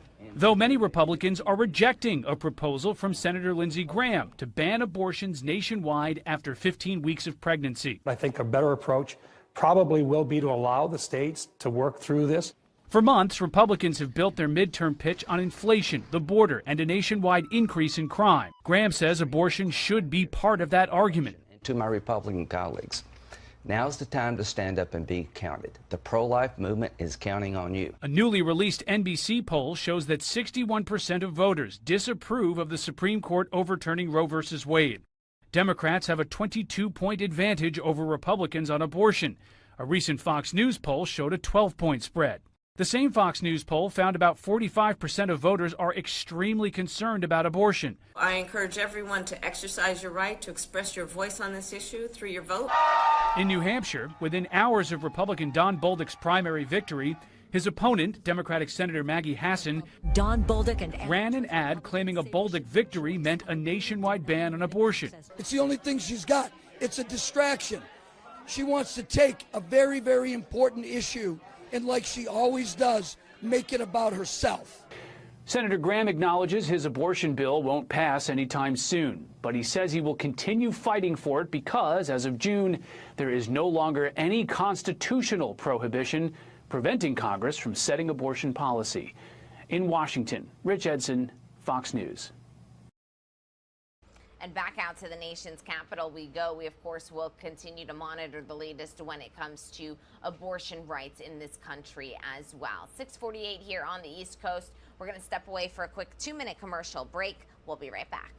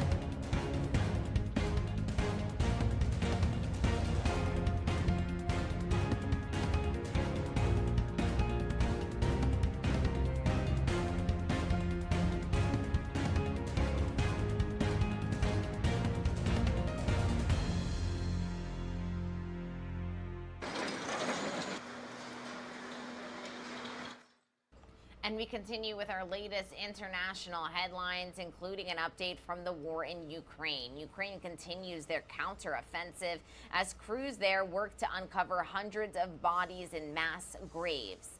Fox News correspondent Jeff Paul, he's in Kyiv, Ukraine, the Ukrainian capital, with the latest. A massive power plant in the southern region of Ukraine overnight, with authorities denouncing it as an act of terrorism. Meanwhile, Ukrainian forces continue to liberate towns and villages throughout the country.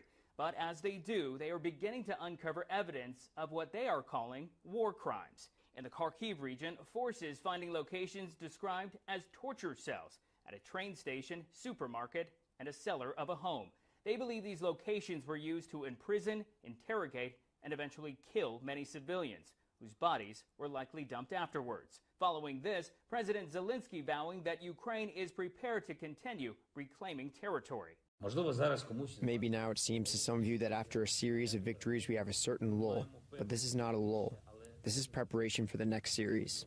To the next series of very important words for us, which must be heard, because Ukraine must be free, all of it.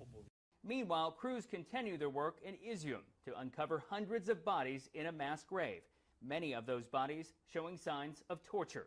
President Biden speaking about what it will mean to win the war in Ukraine. Winning the war in Ukraine is to get Russia out of Ukraine completely and to recognize its sovereignty. But winning the war, the damage it's doing and the citizens and the innocent people are being killed, it's awful hard to count that as winning. Prosecutors at Izium are working to build a war crimes case. Meanwhile, the Kremlin responding to the allegations, saying it's all, quote, a lie. In Kyiv, Jeff Paul, Fox News. And thank you to Jeff for that update. We do want to lower the audio here as we take you through these images coming into our newsroom from Ukraine. Our Fox Tampa team also take a closer look at the nuclear plant danger that is currently very much present in the Ukrainian cities, as Zaporizhzhia power plant that we've been covering since the beginning of this war. We also are expecting an update on the nuclear front from Ukraine later on this morning. So we'll bring you those remarks live, raw, and unfiltered as soon as they do come down here. But let's listen into this report from our Fox Tampa team. In South Ukraine this morning, and site managers say this attack came dangerously close to causing a nuclear catastrophe that could have spread far beyond Ukraine. Our political editor, Craig Patrick, is here to explain the risk and the efforts to prevent a similar strike. Craig.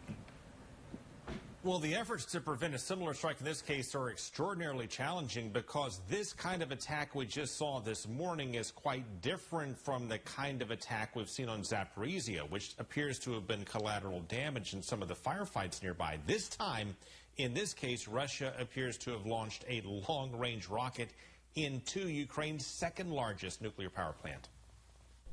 This is security video of what could have been a nuclear disaster. Russian rockets struck the South Ukraine nuclear power plant. The shockwave blew out 100 windows at the nuclear site and damaged a hydroelectric station.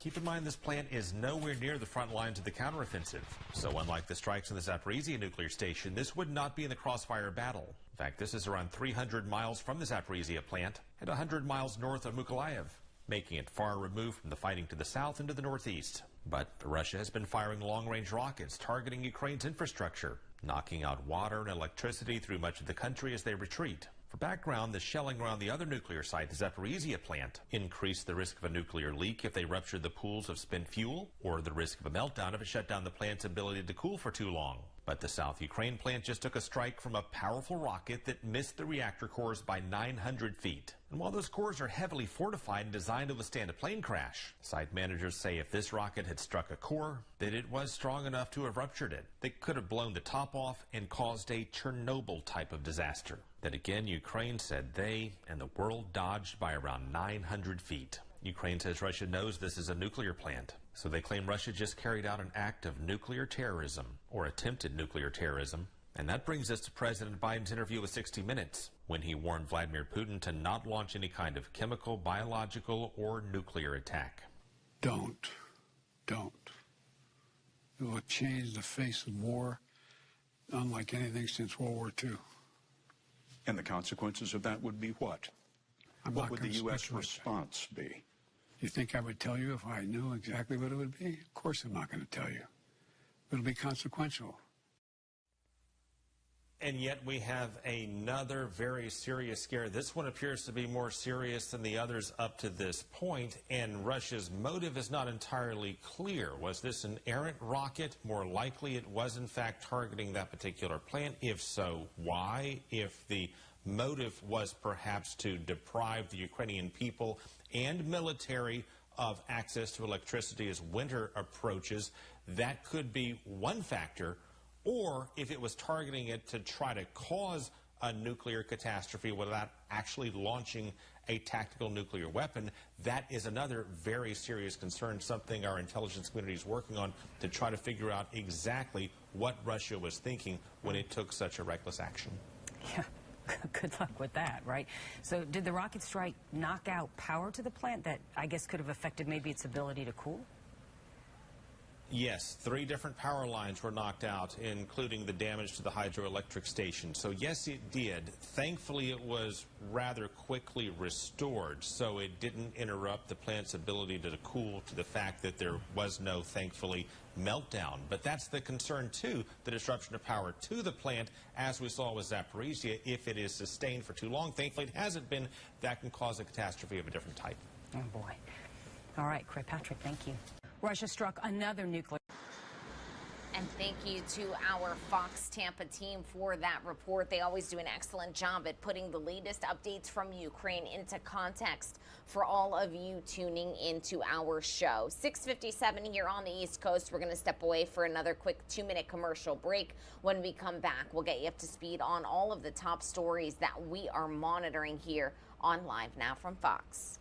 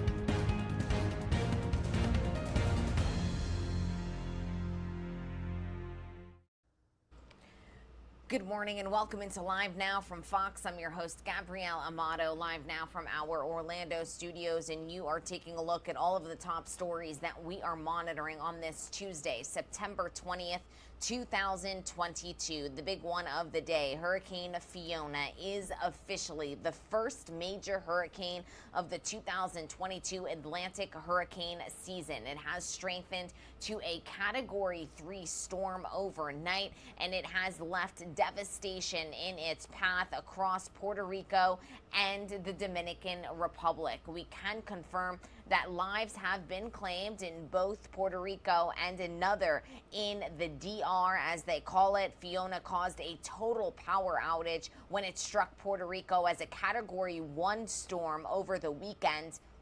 Nearly over 1 million residents are still without electricity in Puerto Rico. We do know that the White House has confirmed that the federal government has deployed 300 personnel to Puerto Rico to assist with response and recovery. I do want to bring up our XRAD radar for you in full so that you can take a look at just how monstrous this storm is turning out to be. It is once again now a Category 3 storm, and it is headed towards the islands of Turks and Caicos. We do know that it could potentially strengthen to a Category 4 as early as Wednesday as it makes its way to Bermuda. Our Fox Weather team are on the ground covering this story for us, and before we get to their latest report, I do actually want to bring up some video from on the ground in the Dominican Republic, which is the last place that this storm touched down. That is some of the devastating floods that we have been seeing as a result of Fiona. Also some houses destroyed, power lines down, trees also down. And this is once again a situation that we're going to continue to cover here on the show. Our Fox Weather's Will Nunley walks us through the latest updates. We're still in the middle of this event. Officials in Puerto Rico say they remain in rescue and response mode following a direct hit from Hurricane Fiona. The storm made landfall on Sunday, packing 90-mile-per-hour winds, knocking out power to the entire island, more than 3 million people. Record flooding is being reported, with the governor calling the damage, quote, catastrophic. Unfortunately so, I have to say that the hurricane and now the storm, the related storm, has covered the whole island. About 22 inches of rain falling here so far, and another 4 to 8 inches are in the forecast. Hundreds of homes and businesses damaged or destroyed, prompting water rescues and widespread evacuations. At least 1,300 people slept in shelters last night, bringing back memories of Hurricane Maria, which devastated the island 5 years ago this week. You will expect to not see this again after what happened, but here we are again in the same situation with the same issues. A state of emergency has been declared, with the White House promising not to leave Puerto Rico in the dark. There are also at least a dozen states sending aid or personnel, hoping to shift the rescue effort into recovery mode. New York State will do everything in our power to help them. And we've always been there for each other. But now is when they need us the most. Fiona is now moving north. It could hit Bermuda as a major hurricane by the end of the week. In Ponce, Puerto Rico, Will Nunley, Fox Weather.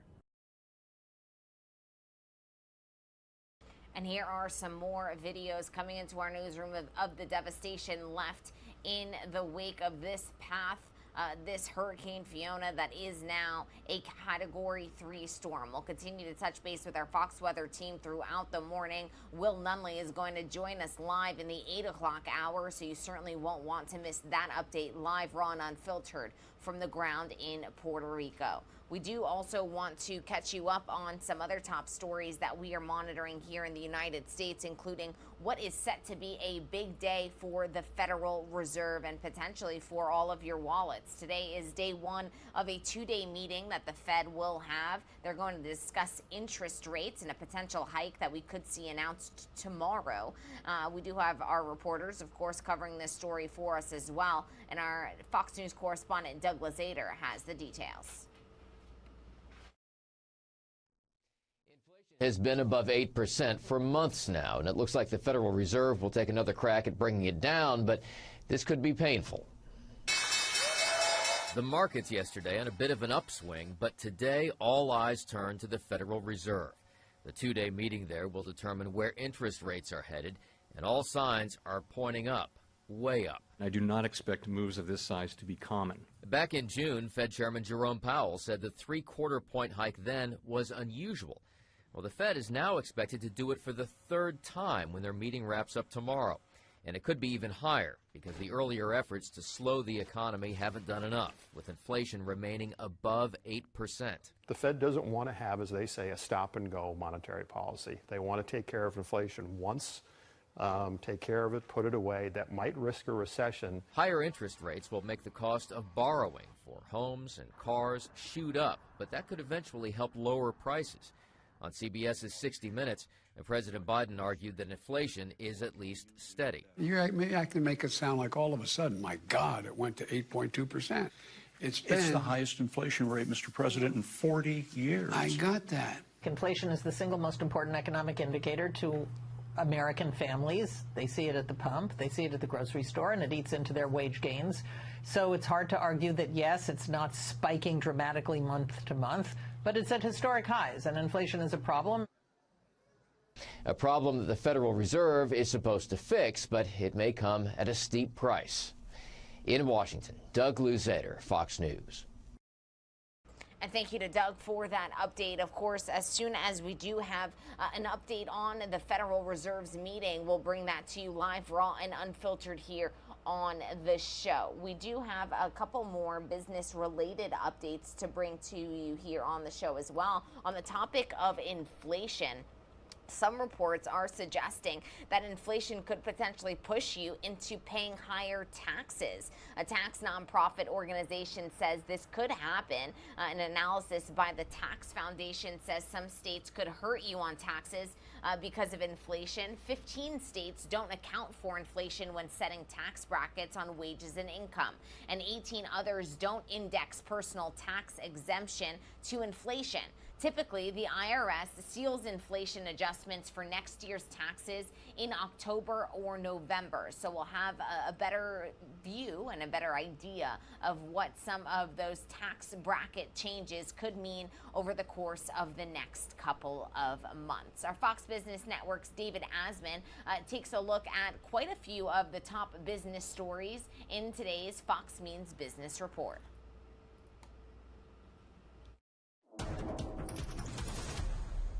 Well, don't expect a lot of construction crews around the neighborhood. According to the National Association of Home Builders, sentiment in September dropped for the 9th straight month, now at its lowest level since May of 2020. Rising mortgage rates and high prices for materials bringing down the mood. Meantime, gas prices keep driving lower. The national average for regular unleaded down 97 straight days. A gallon now at $3.67. Keep in mind that's $1.34 lower than the all-time high set back in June of this year. To Wall Street, and a nice start to the week for your money. The Dow, NASDAQ, and S&P 500 all higher on Monday. And if you've got a credit card balance that just won't go away, you're not alone. According to a new survey from personal finance website creditcards.com, 60% of credit card debtors have been in debt for at least a year. That's up from 50% in 2021. That's business. I'm David Asman. And thank you to David for that business update. Of course, as the morning progresses, we'll continue to update you on this meeting that is happening with the Federal Reserve. From the nation's capital out to Mexico we go for another top story that we are monitoring here on the show, which includes an earthquake, a 7.6 magnitude earthquake that hit Mexico's Pacific coast just yesterday. A earthquake, once again, 7.6, shaking Mexico's central Pacific coast on Monday. And we do know, unfortunately, that at least one person has lost their life as a result of this seismic alarm in the capital on the anniversary of two earlier devastating earthquakes. There were some reports of some damage to buildings from the earthquake, which did hit at 1 p.m. local time, according to the U.S. Geologic Survey, which had initially put the magnitude at 7.5 and actually bumped it up to 7.6. It said the earthquake was centered 23 miles southeast of Aquila, near the boundary of the Colima state at a depth of 9.4 miles. And there you're seeing some video of people making their way out of buildings, alarms sounding. Obviously, a very scary situation out in Mexico that we'll continue to monitor here on the show. Speaking of the latest international news, yesterday was also a big day in the United Kingdom, of course. We here on LiveNOW from Fox, we followed each and every moment of the very touching and really unprecedented funeral for Queen Elizabeth II. Millions of people tuning in worldwide to pay their respects and say goodbye to the longest reigning monarch in British history. This was a momentous occasion, and this was actually a touching portion of this procession, because outside of Buckingham Palace there you see tons of people lined up along the gates on the sidewalk. Those are actually her staff members, people that worked with her for 70 years, lining up outside of the palace to say goodbye. Of course, our reporters have been on the ground covering this story for us. It was both a sad and an emotional day in the United Kingdom, and our Fox News correspondent Madeline Rivera takes a look back at the ceremony from London. Queen Elizabeth II now at rest after a moving send-off in the UK. A royal funeral filled with tradition, pageantry, and sorrow as the country says goodbye to a queen whose reign defined a generation. On top of the Queen's casket, a handwritten note from her son, King Charles III, reading, "In loving and devoted memory, Charles R." As the Queen's funeral procession left Westminster Abbey, hundreds of thousands lined the route to pay their respects. It's all very sad. She's been with us a long time now. I feel really privileged that I saw it. I didn't think I'd feel this emotional, but I actually do feel quite emotional. The procession ultimately made its way to Windsor Castle, the Queen's preferred estate in her later years, and the resting place of more than a dozen royals. There were some personal touches too, from her beloved corgis and pony, which waited as the coffin approached, to the music, chosen for its significance to the Queen. At a committal service inside St. George's Chapel, the imperial state crown, orb, and scepter were removed, marking the end of her 70-year reign. The Lord Chamberlain, the most senior official in the royal household, broke his wand of office, signifying the end of his service, placing it on the Queen's casket before it was lowered into the royal vault. Queen Elizabeth was buried in a chapel she commissioned herself in 1962 as a burial place for her father, King George VI. In London, Martha Rivera, Fox News.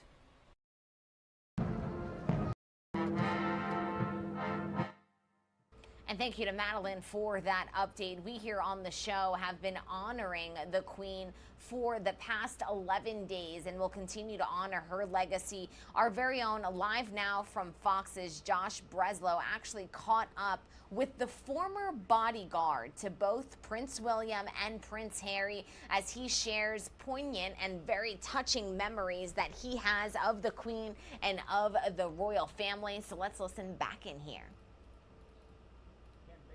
For joining us. I appreciate it.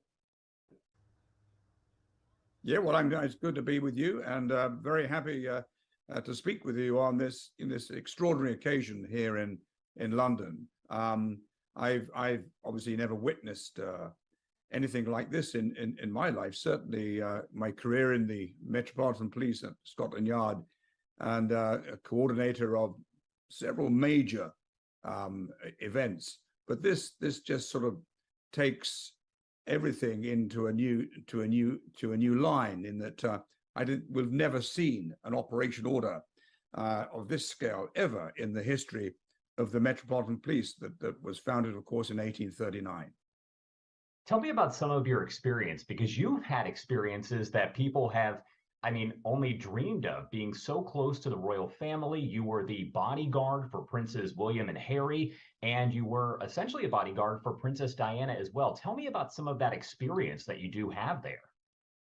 Well, I was appointed the protection officer, the bodyguard to the young princes in 1986, when William and Harry were just 5 and 3 years of age, respectively. And soon after that time, I became the protection officer bodyguard to the then Diana, the Princess of Wales, and worked with her for 7 years in a really exciting career, traveling the world with, then the most famous woman in the world, and with some very memorable journeys, I must say, notably in America, in Washington, both officially and publicly, of course, but also privately. Diana was a person that visited the US on a number of occasions privately. But I suppose really, in terms of operations and experience of major ceremonial events. Of course, it was at the occasion of Diana's funeral in 1997. I was the security coordinator at that particular time for the security at Westminster Abbey. It was a major event then, with then over 80, 90 protected heads of state visiting her funeral. On this particular occasion, of course, now with Her Majesty the Queen, nearly 200 VIP individuals arriving into London, all with their own protective status, of course, including your president, Mr. Biden, who will be paying his respects with the First Lady, of course. So it is an extraordinary time here in the United Kingdom, and indeed for the world. But to catalogue and talk about my time working with members of the royal family, we'd need a several 2, 3, or 4 hour program to actually give that justice. But no, I have very fond memories. As I say, it was a privilege for me to work with the British royal family, and also to be a member of the elite Scotland Yard protection squad. So, you know, I remember one interesting incident working with the Queen in Scotland, in Balmoral. Actually, a great place to be, a beautiful part of the country in Scotland, and this wonderful sort of mock German sort of castle built in the 1840s. And of course, the Queen was a great walker, a great lover of the countryside, and would have barbecues and trips down to the lochs, you know, the lakes. And I remember one particular occasion, we were thankfully sat in our Range Rover out of the pouring rain, watching the Queen and the Duke of Edinburgh and everybody else under umbrellas and tarpaulin having their barbecues. And then suddenly there's a knock on the door, and we open the window through this sort of misty rain, and there's the Queen in a sort of poncho, and she said, "I just thought I'd pop over to see if you're all right and whether you'd like some of our food." And there was a tray of sausages and ribs, etc. Well, we couldn't decline. Of course we couldn't, because it was wonderfully and prepared and cooked by herself. So that just gives you an example of her generosity and her friendliness, and always with a smile and with a sense of humor. And I think that's what people have talked about. Those that knew her, those that had the privilege of meeting with her, will always say the same, that there was this sort of endearing hello and a smile. And, you know, that's what we've heard and seen over the last 4 or 5 days, of the literally hundreds of thousands of people that have lined the routes of the streets of London, waiting for 10 to 12 hours on some occasions to walk solitary past her coffin in Westminster Abbey. Just that takes one or two minutes. It is quite extraordinary. Yeah, and I was going to say, at one point we did see the wait time actually reach 24 hours. We're talking a full day that people were waiting there just to see the Queen's coffin, and they're really only there to, you know, bow for 3, maybe 5 seconds. What does that mean to see this outpouring of support, and people not only doing that, but traveling from all over the world to be there?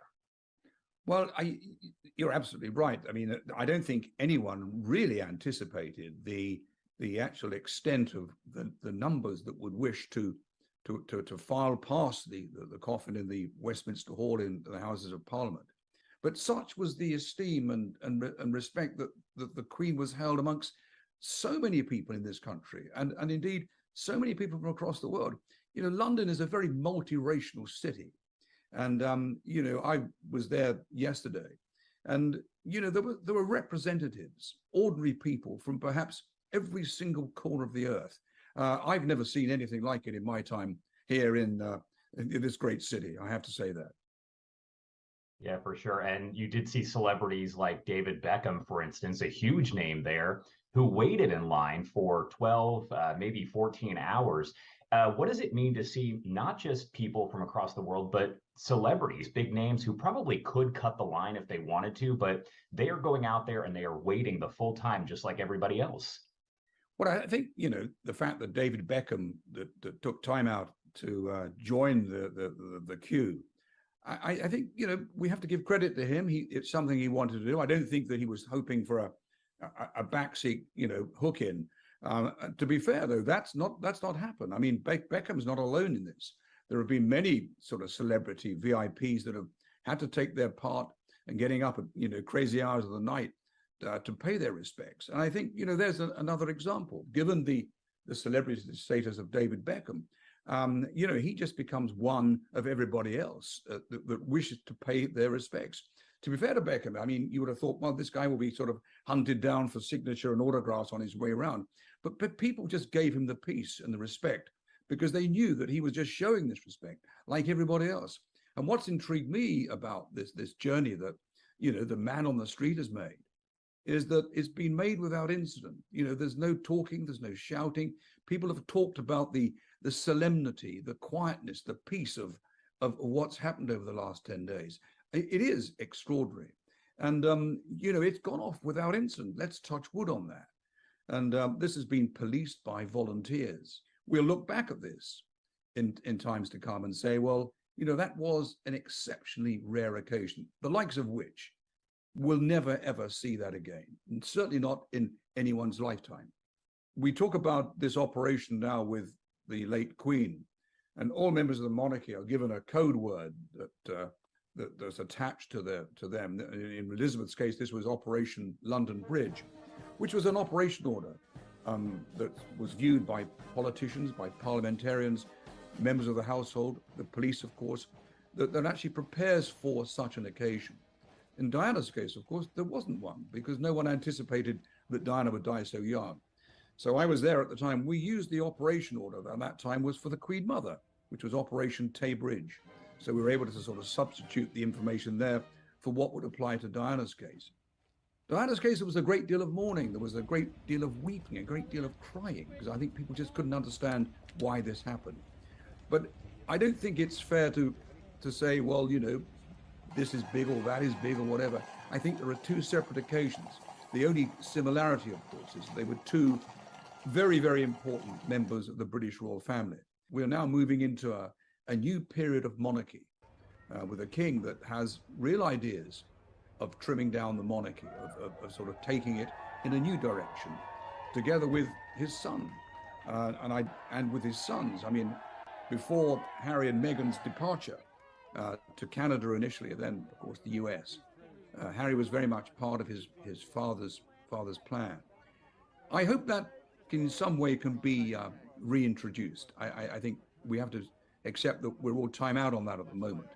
But there will be changes. But I think what we've seen so far with the King's journey to Scotland, to Northern Ireland, and to Wales, he's certainly making sure that he wants people to know that he is the King and he's prepared to make changes. But it's going to be a difficult one. We all know that in the role as the Prince of Wales, he was very vocal about issues that I think concern most of us. Climate change. And of course, he was very keen on architecture and many other things that on occasions got him into deep water. He knows now that he can no longer speak so openly. I think he's going to find that difficult because I think we all agree, all of us, with few exceptions, I guess, globally, that we have to deal with something about climate change. Let's hope that he can find a good convener to work with Parliament and other parliamentarians throughout the world to bring something about. But it's going to be a big change. And I think we've already seen that change in the last 3 or 4 days. Did you get a chance to watch the grandchildren's standing vigil? Well, I saw it probably like most people on national television. And I think it was right that he was able to wear his uniform. In fact, you know, in recent times, he's probably more justified in wearing it, given his military engagement in the last decade and his active service in Afghanistan. I always remember Harry as a very young boy, and you know, always never out of khakis. He was destined for a career in the British Army, and he was allowed to take that course and pursue that course. And you know, by all accounts, you know, had a very commendable short career within the services. It was only when his own security was the subject of concern that he was not allowed a third tour. And of course, then posted to the Ministry of Defense. He wanted to be an active soldier, and that wasn't active enough for him. So he came out of that. But I think that, you know, the fact that he was there, and as a Prince of the Realm, you know, he went through military, you know, education at Sandhurst, and has every right to do that. And I think his father, the King, was absolutely right to enable him to honor his grandmother in the uniform of a British officer. What happens next? Because we've already talked about the fact that now we have a new monarch. We have King Charles III, who now takes control here, and it's going to be a little bit different. We'll have to sort of press that normal button and everything gets back into place politically. You know, we have a major crisis here in this country with a high rate of inflation, a new government. So things are going to be very difficult. And then the king himself, you know, he begins his kingship and appointing new others to work alongside him. Quite who they'll be, I don't know. But, you know, he'd be looking, you know, to his sister, the Princess Royal. But, you know, Princes William and Harry. William now, of course, destined to become, or has been appointed by his father, the next Prince of Wales. And all the controversies that go with this. So there's a lot of business about to be discussed in every single aspect of the United Kingdom. And, you know, I don't think it's going to be an easy ride. And then the coronation, we know that that could take several months, maybe a year or so. It's, I guess, anybody's guess when that's going to happen? Well, coronations don't happen immediately. You know, there's lots to organize for that. I've not heard any times or dates that's been fixed for that, but my guess is it will be within a year to 14 months. Before that, I think it's probably unlikely, but it may be just under a year. But, you know, that itself will be another major ceremonial event whereby, you know, world leaders will be invited to attend. But I don't think it will not in any way be the same as what we're currently witnessing. I mean, I'm certainly followed the Queen through my lifetime. I'm aware of of her effect that she has had on world leaders and the people of this country. But there'll be better people than I that will be able to judge her role in years to come. But it's something that I particularly am very proud to be part of at the moment. And, you know, I, at the same time, wish King Charles every success with his kingship. And we kind of already touched on this, but you did, you know, work with the Queen kind of closely there. Tell me how you would describe her. People, you know, love her worldwide, but how would you personally describe her? Well, I think those that have met her, political figures have made comment. Political leaders from out the world have made comment. Men and women on the street have made comment. But the one common denominator, and the one that I would share in the times that I met her, that weren't that many, was the same thing. A woman with a great deal of confidence, fantastic compassion, always with a smile, and always ready to listen, but with an incredible memory, never forgets anything. And I think that is universal, and that's how I remember. And of course, it is difficult when anybody meets a member of the royal family for the first time. It is, I wouldn't say it's a life-changing experience, but it's quite a daunting experience. But the Queen had this knack of making you feel at ease, made you feel comfortable, made you feel important. And there aren't many people in the world can do that. And before I let you go, I do want to discuss King Charles in the future here, because we know he had several options for what name to go with. We know, obviously, his mother, Queen Elizabeth, stuck with the name Elizabeth. He chose to stick with the name Charles. What are your thoughts on that? Well, you know, when I worked with both he and his first wife, Diana, I think the general feeling was that at that particular time when he was to become king, he would always be Charles. Yes, he has Arthur, George, so many other names within his name, but I personally think that he always wanted to be Charles III. You know, it begs the question, of course, what's in a name? Of course, Charles I, Charles II have a real place in the British monarchy, of course, with the history that's attached to both of those kings. But let's hope that Charles III, you know, will sort of have its own self-importance. Look, he's now in his 74th year, which means that his reign certainly wouldn't be as long as his mother, but it could be one of the shortest reigns of a king. But I think that's almost irrelevant. I think that he will make changes, and changes for the better, to modernize and move the monarchy into this century and hopefully beyond. But I think we need to look closely at the role that his eldest son will play, William, as the Prince of Wales. And I think that too will be an interesting move to watch. Ken, thank you so much for joining us. Anything else that you want to add that you want to make sure we get out there? Well, as I said to you before we began, we could have had a 2-hour program and we could have some amazing discussions. Maybe that's sometime in the future. Let's hope so. I certainly hope that is in the future. The former bodyguard to Prince William and Prince Harry, along with Princess Diana, sharing some really compelling insight into what life was like with this royal family, and also looking ahead to what life is going to be like for King Charles III, sharing some really great stories of the Queen. One time when he was waiting in a car as the Queen and her family were having a barbecue, she brought them food to the vehicle, and of course, you can't say no to the Queen. Just really touching memories there as we continue to honor the life and legacy of Queen Elizabeth II, as we have been doing over the course of the past 10 days or so. We do want to step away for a quick 2-minute commercial break. More news on the other side.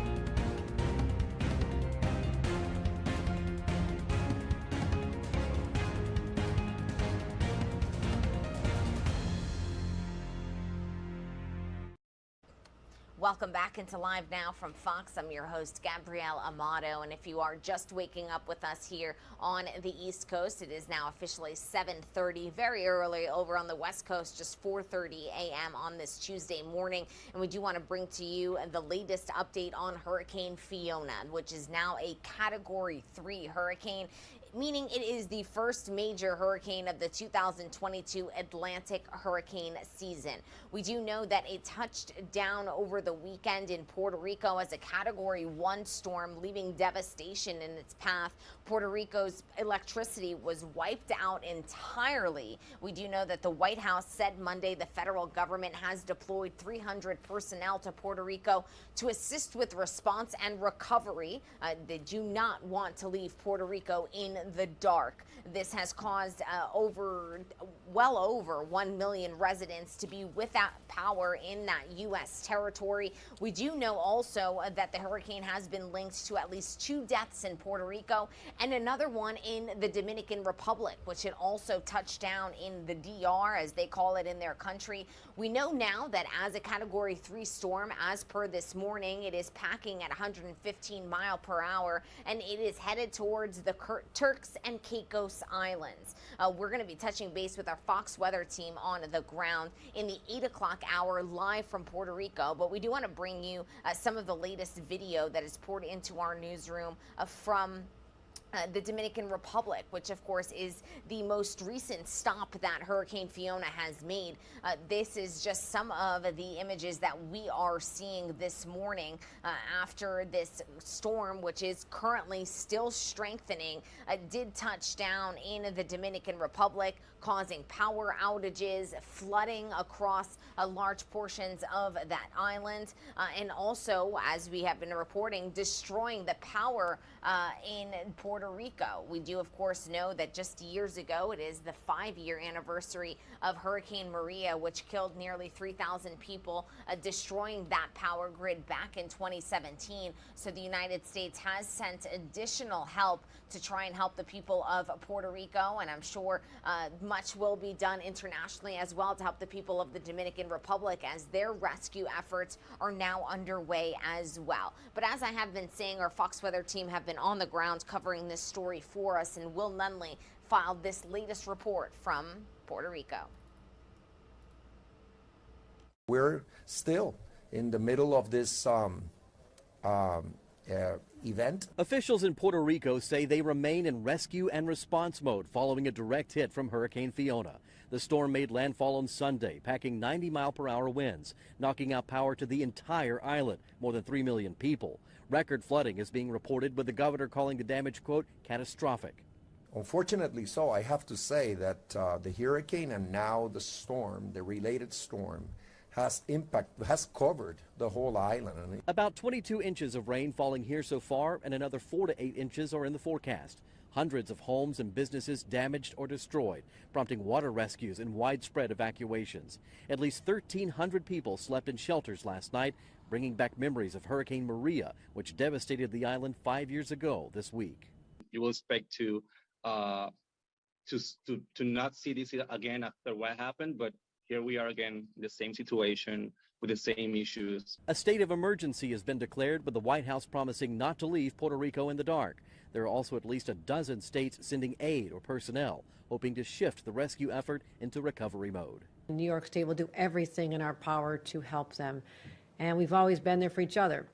But now is when they need us the most. Fiona is now moving north. It could hit Bermuda as a major hurricane by the end of the week. In Ponce, Puerto Rico, Will Nunley, Fox Weather. And thank you to Will for that report. Here's another live look at our XRAD radar that is tracking the eye of this storm. Fiona intensifying into a major hurricane near the Turks and Caicos Islands, and it could approach Bermuda as a Category 4. As of right now, it is a Category 3 storm, and we, along with our Fox Weather team, will continue to monitor this. Even with Hurricane Fiona pulling further away from the Caribbean, its outer bands will continue to produce heavy rain over coastal and eastern sections of the Dominican Republic and isolated portions of Puerto Rico throughout the day today. The Fox Forecast Center warns that these rains could potentially produce additional localized flash flooding, which we have seen already on the ground. I'll pull up this video for you once again of those floods that we saw out in the Dominican Republic. Once again, Will Nunley is going to be live from Puerto Rico providing us the latest details. So we'll bring you that live report in the 8 o'clock hour here on the show.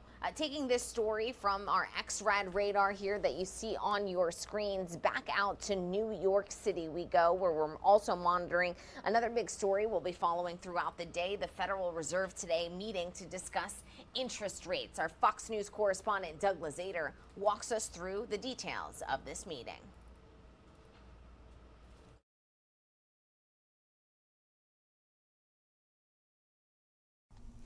Inflation has been above 8% for months now, and it looks like the Federal Reserve will take another crack at bringing it down, but this could be painful. The markets yesterday on a bit of an upswing, but today all eyes turn to the Federal Reserve.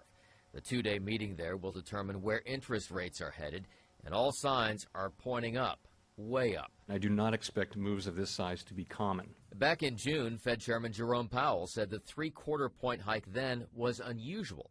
Well, the Fed is now expected to do it for the third time when their meeting wraps up tomorrow. And it could be even higher because the earlier efforts to slow the economy haven't done enough, with inflation remaining above 8%. The Fed doesn't want to have, as they say, a stop-and-go monetary policy. They want to take care of inflation once, take care of it, put it away. That might risk a recession. Higher interest rates will make the cost of borrowing for homes and cars shoot up, but that could eventually help lower prices. On CBS's 60 Minutes, President Biden argued that inflation is at least steady. I can make it sound like all of a sudden, my God, it went to 8.2%. It's the highest inflation rate, Mr. President, in 40 years. I got that. Inflation is the single most important economic indicator to American families. They see it at the pump, they see it at the grocery store, and it eats into their wage gains. So it's hard to argue that, yes, it's not spiking dramatically month to month, but it's at historic highs, and inflation is a problem. A problem that the Federal Reserve is supposed to fix, but it may come at a steep price. In Washington, Doug Luzader, Fox News. And here's a live look at the nation's capital outside of the White House today. We, of course, will bring you any details from that Federal Reserve meeting as they come into our newsroom. Speaking of the Biden administration, we also want to provide you with a brief update on that railroad strike that we did follow last week here. While that tentative Biden administration deal was announced right here on the show to fend off this potential railroad strike, the possibility of one happening still remains. Not all unions are yet on board to this railroad deal. Some members of the International Association of Machinists, Workers District 19, have actually rejected the deal. The machinists delayed a strike until September 29th for more negotiations. Both the Transportation Communications Union and Brotherhood Railway Carmen Division accepted the deal. Votes by other unions that accepted tentative deals are still up in the air.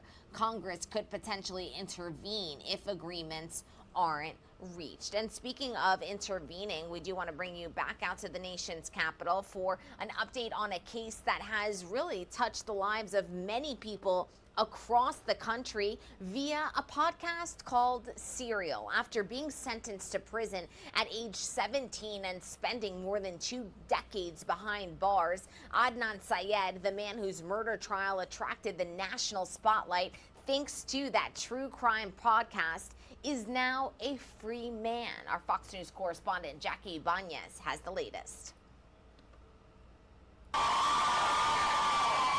Deafening applause outside this Baltimore, Maryland courthouse as Adnan Syed walked out Monday after spending more than 2 decades behind bars. Adnan has been in prison since he was a 17-year-old child. Syed was convicted in 2000 of murdering his ex-high school girlfriend, Hae Min Lee. His case garnered national attention thanks to the popular crime series podcast Serial. The podcast launched its first season back in 2014 and focused on Lee's death while highlighting a series of concerns surrounding the evidence used to convict Syed. And now a Baltimore judge is legitimizing those concerns, throwing out Syed's life sentence after ruling state prosecutors did not share evidence that could have helped Syed's defense. This hidden evidence established that other people had threatened Hae's life, had hidden her car in places known to them. Under the law, prosecutors should have disclosed this evidence. Our reinvestigation revealed that the original prosecutors and the subsequent prosecutors in the Attorney General's office failed to disclose relevant information about alternative suspects, one of whom threatened to kill the victim and had motive to kill the victim. Instead of prison, Syed is now on house detention and is being monitored with a GPS. On Monday, the judge gave the state 30 days to decide whether to pursue a new trial date or abandon the case altogether. Syed has always maintained his innocence. A new episode documenting the update in his case debuts on the Serial podcast Tuesday. Jackie Ibanez, Fox News. And I know many people will be tuning in to that latest episode when it does drop on Tuesday. We are live here at the United Nations as we are anticipating day one of the United Nations General Assembly to take place later on today. Within the hour or so, we are going to see some of the arrivals of some of the high-level meetings of world leaders at this General Assembly. Expected order of countries: Brazil, Chile, Colombia, Turkey, South Korea, Qatar, France, all expected to be in attendance. So as soon as these events do begin over at the United Nations, we'll be sure to take you there live, raw, and unfiltered here on the show. Speaking of the latest international news, we do want to bring you up to speed on the latest when it comes to the war in Ukraine. And I do, of course, want to lower that sound for you. A lot of this video comes into our newsroom live, raw, and unfiltered, and that is how we present it to you. Today is day 209 of the war in Ukraine, and we are learning that Ukraine have uncovered even more evidence of those war crimes that we have been speaking about since the beginning of this invasion back on February 23rd. Of course, we are monitoring not only this story, but also the latest when it comes to that Zaporizhzhia nuclear power plant that has come under heavy Russian shelling.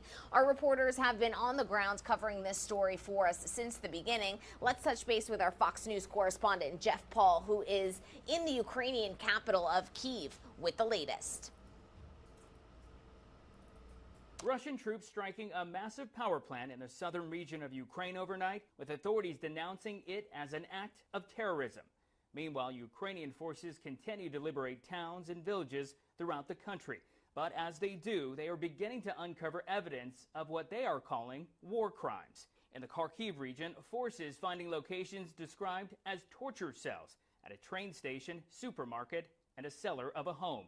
They believe these locations were used to imprison, interrogate, and eventually kill many civilians, whose bodies were likely dumped afterwards. Following this, President Zelenskyy vowing that Ukraine is prepared to continue reclaiming territory. Maybe now it seems to some of you that after a series of victories we have a certain lull, but this is not a lull.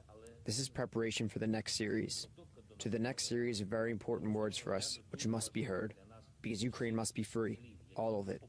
Meanwhile, crews continue their work in Izium to uncover hundreds of bodies in a mass grave, many of those bodies showing signs of torture. President Biden speaking about what it will mean to win the war in Ukraine. Winning the war in Ukraine is to get Russia out of Ukraine completely and to recognize its sovereignty. But winning the war, the damage it's doing and the citizens and the innocent people are being killed, it's awful hard to count that as winning. Prosecutors at Izium are working to build a war crimes case. Meanwhile, the Kremlin responding to the allegations, saying it's all, quote, a lie. In Kyiv, Jeff Paul, Fox News. And thank you to Jeff for that update. We do want to bring you out to the latest update from our Fox Tampa team, who do an excellent job at contextualizing all of these updates with their international correspondent, Craig Patrick. He walks us through what the implications of these attacks on the nuclear power plant are.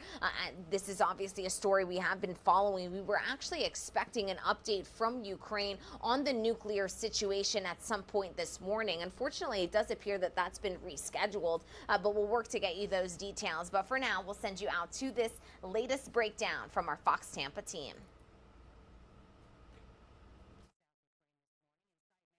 This attack came dangerously close to causing a nuclear catastrophe that could have spread far beyond Ukraine. Our political editor, Craig Patrick, is here to explain the risk and the efforts to prevent a similar strike. Craig. Well, the efforts to prevent a similar strike in this case are extraordinarily challenging because this kind of attack we just saw this morning is quite different from the kind of attack we've seen on Zaporizhzhia, which appears to have been collateral damage in some of the firefights nearby. This time, in this case, Russia appears to have launched a long-range rocket into Ukraine's second largest nuclear power plant. This is security video of what could have been a nuclear disaster. Russian rockets struck the South Ukraine nuclear power plant. The shockwave blew out 100 windows at the nuclear site and damaged a hydroelectric station. Keep in mind this plant is nowhere near the front lines of the counteroffensive. So unlike the strikes on the Zaporizhia nuclear station, this would not be in the crossfire battle. In fact, this is around 300 miles from the Zaporizhia plant and 100 miles north of Mykolaiv, making it far removed from the fighting to the south and to the northeast. But Russia has been firing long-range rockets targeting Ukraine's infrastructure, knocking out water and electricity through much of the country as they retreat. For background, the shelling around the other nuclear site, the Zaporizhia plant, increased the risk of a nuclear leak if they ruptured the pools of spent fuel, or the risk of a meltdown if it shut down the plant's ability to cool for too long. But the South Ukraine plant just took a strike from a powerful rocket that missed the reactor cores by 900 feet. And while those cores are heavily fortified and designed to withstand a plane crash, site managers say if this rocket had struck a core, that it was strong enough to have ruptured it. They could have blown the top off and caused a Chernobyl type of disaster. That again, Ukraine said they and the world dodged by around 900 feet. Ukraine says Russia knows this is a nuclear plant, so they claim Russia just carried out an act of nuclear terrorism, or attempted nuclear terrorism.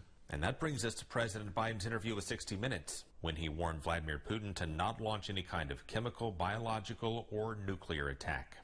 Don't. It will change the face of war unlike anything since World War II. And the consequences of that would be what? What would the U.S. response be? You think I would tell you if I knew exactly what it would be? Of course I'm not going to tell you. It'll be consequential.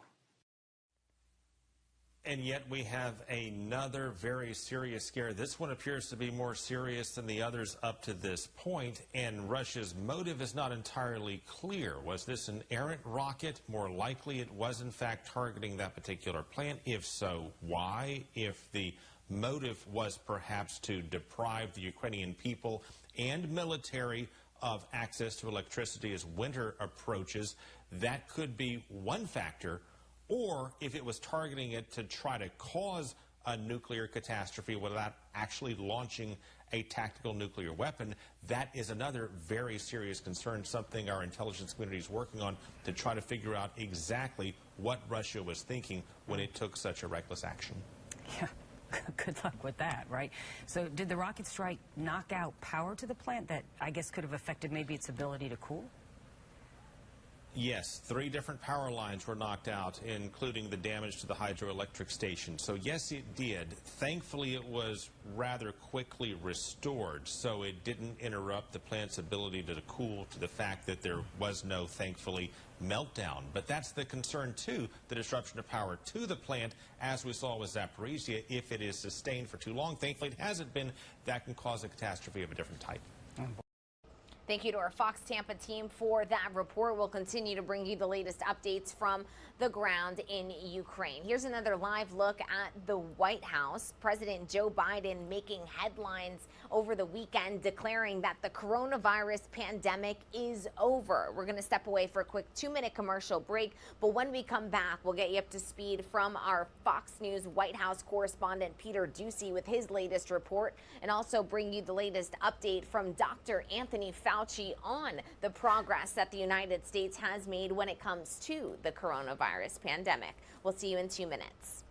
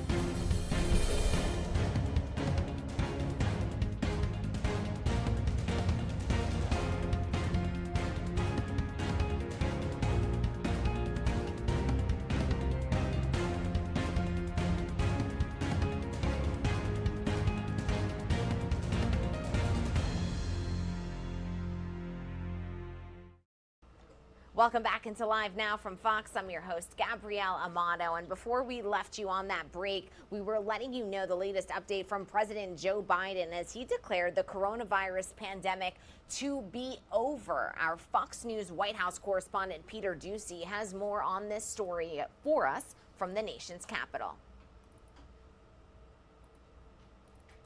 Which way are we going? President Biden back in the U.S. after the Queen's funeral, and the country has changed a lot since he left. The pandemic is over. It wasn't just 4 days ago. We're dealing with the global challenge of a once-in-a-generation pandemic. And it isn't for administration officials who claim they have legal grounds to cancel some student debt because the pandemic is an ongoing national emergency. The HEROES Act, page 637 to be exact, provides access, gives me the authority to provide a waiver to ensure that Americans are not worse off after an emergency, a national emergency, which the pandemic was. But President Biden is turning the page. We still have a problem with COVID. We're still doing a lot of work on it. But the pandemic is over. President Biden also created confusion with this answer about a potential Chinese invasion of Taiwan. Would U.S. forces defend the island? Yes, if in fact there was an unprecedented attack. That's more definitive than the longstanding U.S. policy of strategic ambiguity. But a White House spokesperson says, quote, "Our Taiwan policy hasn't changed. That remains true," even though the president made the claim about fighting Chinese invaders twice. So unlike Ukraine, to be clear, sir, U.S. forces, U.S. men and women would defend Taiwan in the event of a Chinese invasion? Yes. The president's approval rating has risen to 45%, highest since last October in an NBC poll. But opponents sense vulnerability. I'm going to start a campaign to make sure he runs again because I know we'll win the presidency in 24. Biden himself unwilling to commit. I'm a great respecter of fate. And so what I'm doing is I'm doing my job. I'm going to do that job. And within the time frame that makes sense after this next election cycle here, going into next year, make a judgment of what to do. Mr. President, you are the oldest president ever. Pretty good shape, huh? President Biden laid the groundwork for his last campaign, stumping for Democrats during the last midterm cycle. So his reelection could be complicated by the fact that this midterm cycle, very few Democrats are asking him to join them on the trail. At the White House, Peter Doocy, Fox News. And thank you to Peter for that report. We do want to take you out to another live look at the White House. And as promised, we do have the latest update from Dr. Anthony Fauci on the status of the coronavirus pandemic here in the United States and the progress that this country has made in combating it. So let's play this back for you. And the massive effort at vaccinating the country and bringing therapies and other expanded testing capacities by the Biden administration in this era. My question to Dr. Fauci, just to open this up, what's the best way, in your view, to tell the story to Americans of the historic successes and to keep those achievements front and center as we think about the future? Well, I think it's important for our keeping emphasizing that with all of the suffering and pain that we've gone through, that the investments in basic and clinical biomedical research over decades, which is difficult to understand if you're not in the field, that investments that were made 20, 10, 5 years ago eventuated into our ability to respond from a scientific and then ultimately translated into a public health standpoint, an intervention that, as bad as things have occurred and what we've experienced, they would have been much, much worse had it not been for the unprecedented speed with which science was translated into an actionable intervention in the form of highly effective vaccines to prevent predominantly severe disease. We need to make sure that in the realm of the complexity of this outbreak, from a public health standpoint, from a policy standpoint, from a scientific standpoint, the one thing that does stand out as a really unprecedented success story is how science has added to our capability in a very, very big way to address this outbreak. And even though it's been terrible from the standpoint of the toll of human suffering and death, both in the United States and globally, it clearly would have been much, much worse had it not been for what science has brought to the table. Having said that, in one breath, we still must be aware of how unusual this virus is and continues to be in its ability to evolve into new variants which defy the standard public health mechanisms of addressing an outbreak, where you would expect it that once a certain number of people get infected and or get vaccinated, that you could essentially bring an end to the pandemic component of the outbreak. And we've experienced at least 5, and Steve, there will be more variants. How we respond and how we're prepared for the evolution of these variants is going to depend on us. And that gets to the other conflicting aspect of this, is the lack of a uniform acceptance of the interventions that are available to us in this country, where even now, more than 2 years, close to 3 years into the outbreak, we have only 67% of our population vaccinated, and only 1/2 of those have received a single boost. Now, for sure, the intensity of the outbreak now, even though it is, I believe, unacceptably high, where we're having 400 deaths per day, when you compare it to the fulminant stages we've experienced over the past year or so, where we used to have 800 to 900,000 cases per day and over 3,000 deaths per day. We are much better off now for a number of reasons that you mentioned.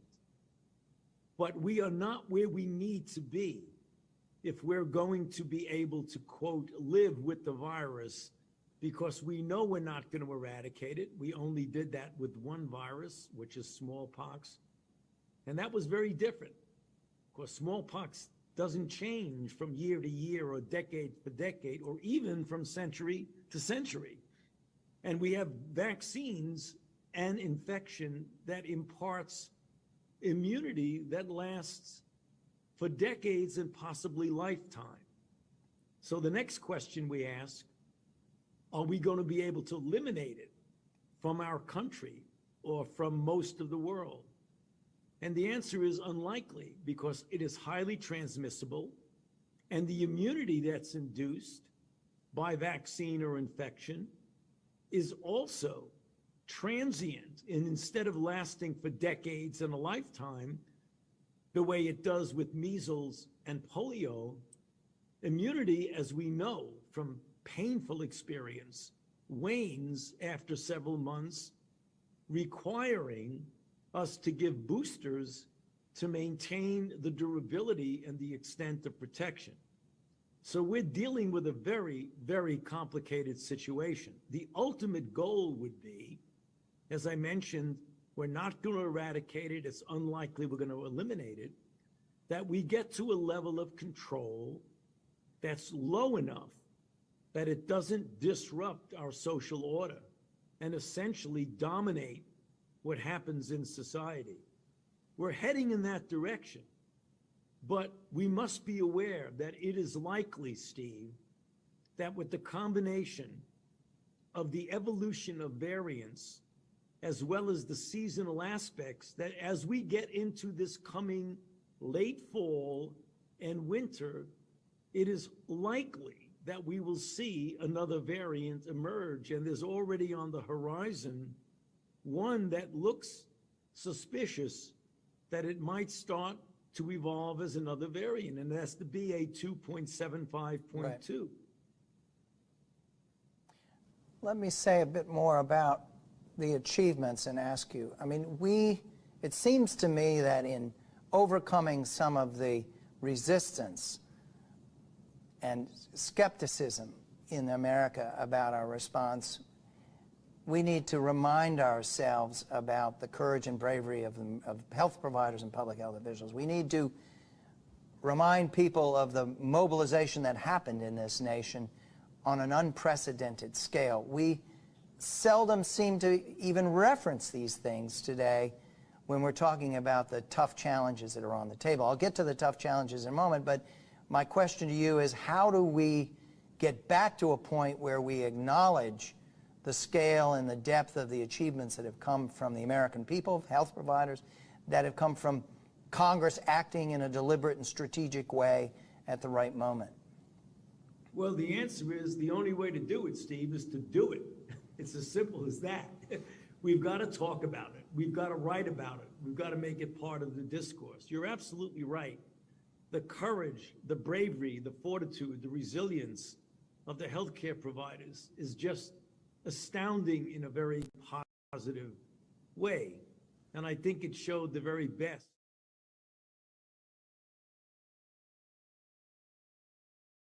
Resolve and the resiliency of the United States of America as a country. You know, as you mentioned, the very, very insightful and brave approach of an Operation Warp Speed to take those scientific advances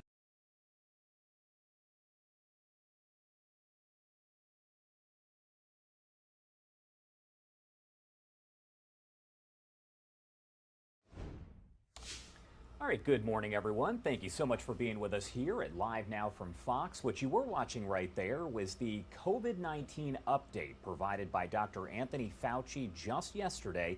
We do like to play those back for you live, raw, and unfiltered here on Live Now from Fox. It's something great that we are able to do because you know what? We got plenty of time. I do want to take a look at what other headlines we are keeping a very close eye on right now. And of course, the big one is going to be Hurricane Fiona, now a Category 3 hurricane, the first major hurricane of the 2022 Atlantic hurricane season. We are expecting to have a live report from Will Nunley with Fox Weather, who is going to be live in Puerto Rico. That's coming up here in just about 40 minutes. For now, I do want to step away for a quick 2-minute commercial break, but we will be right back with a live look at all of your headlines from across the country and across the world. Stick with us.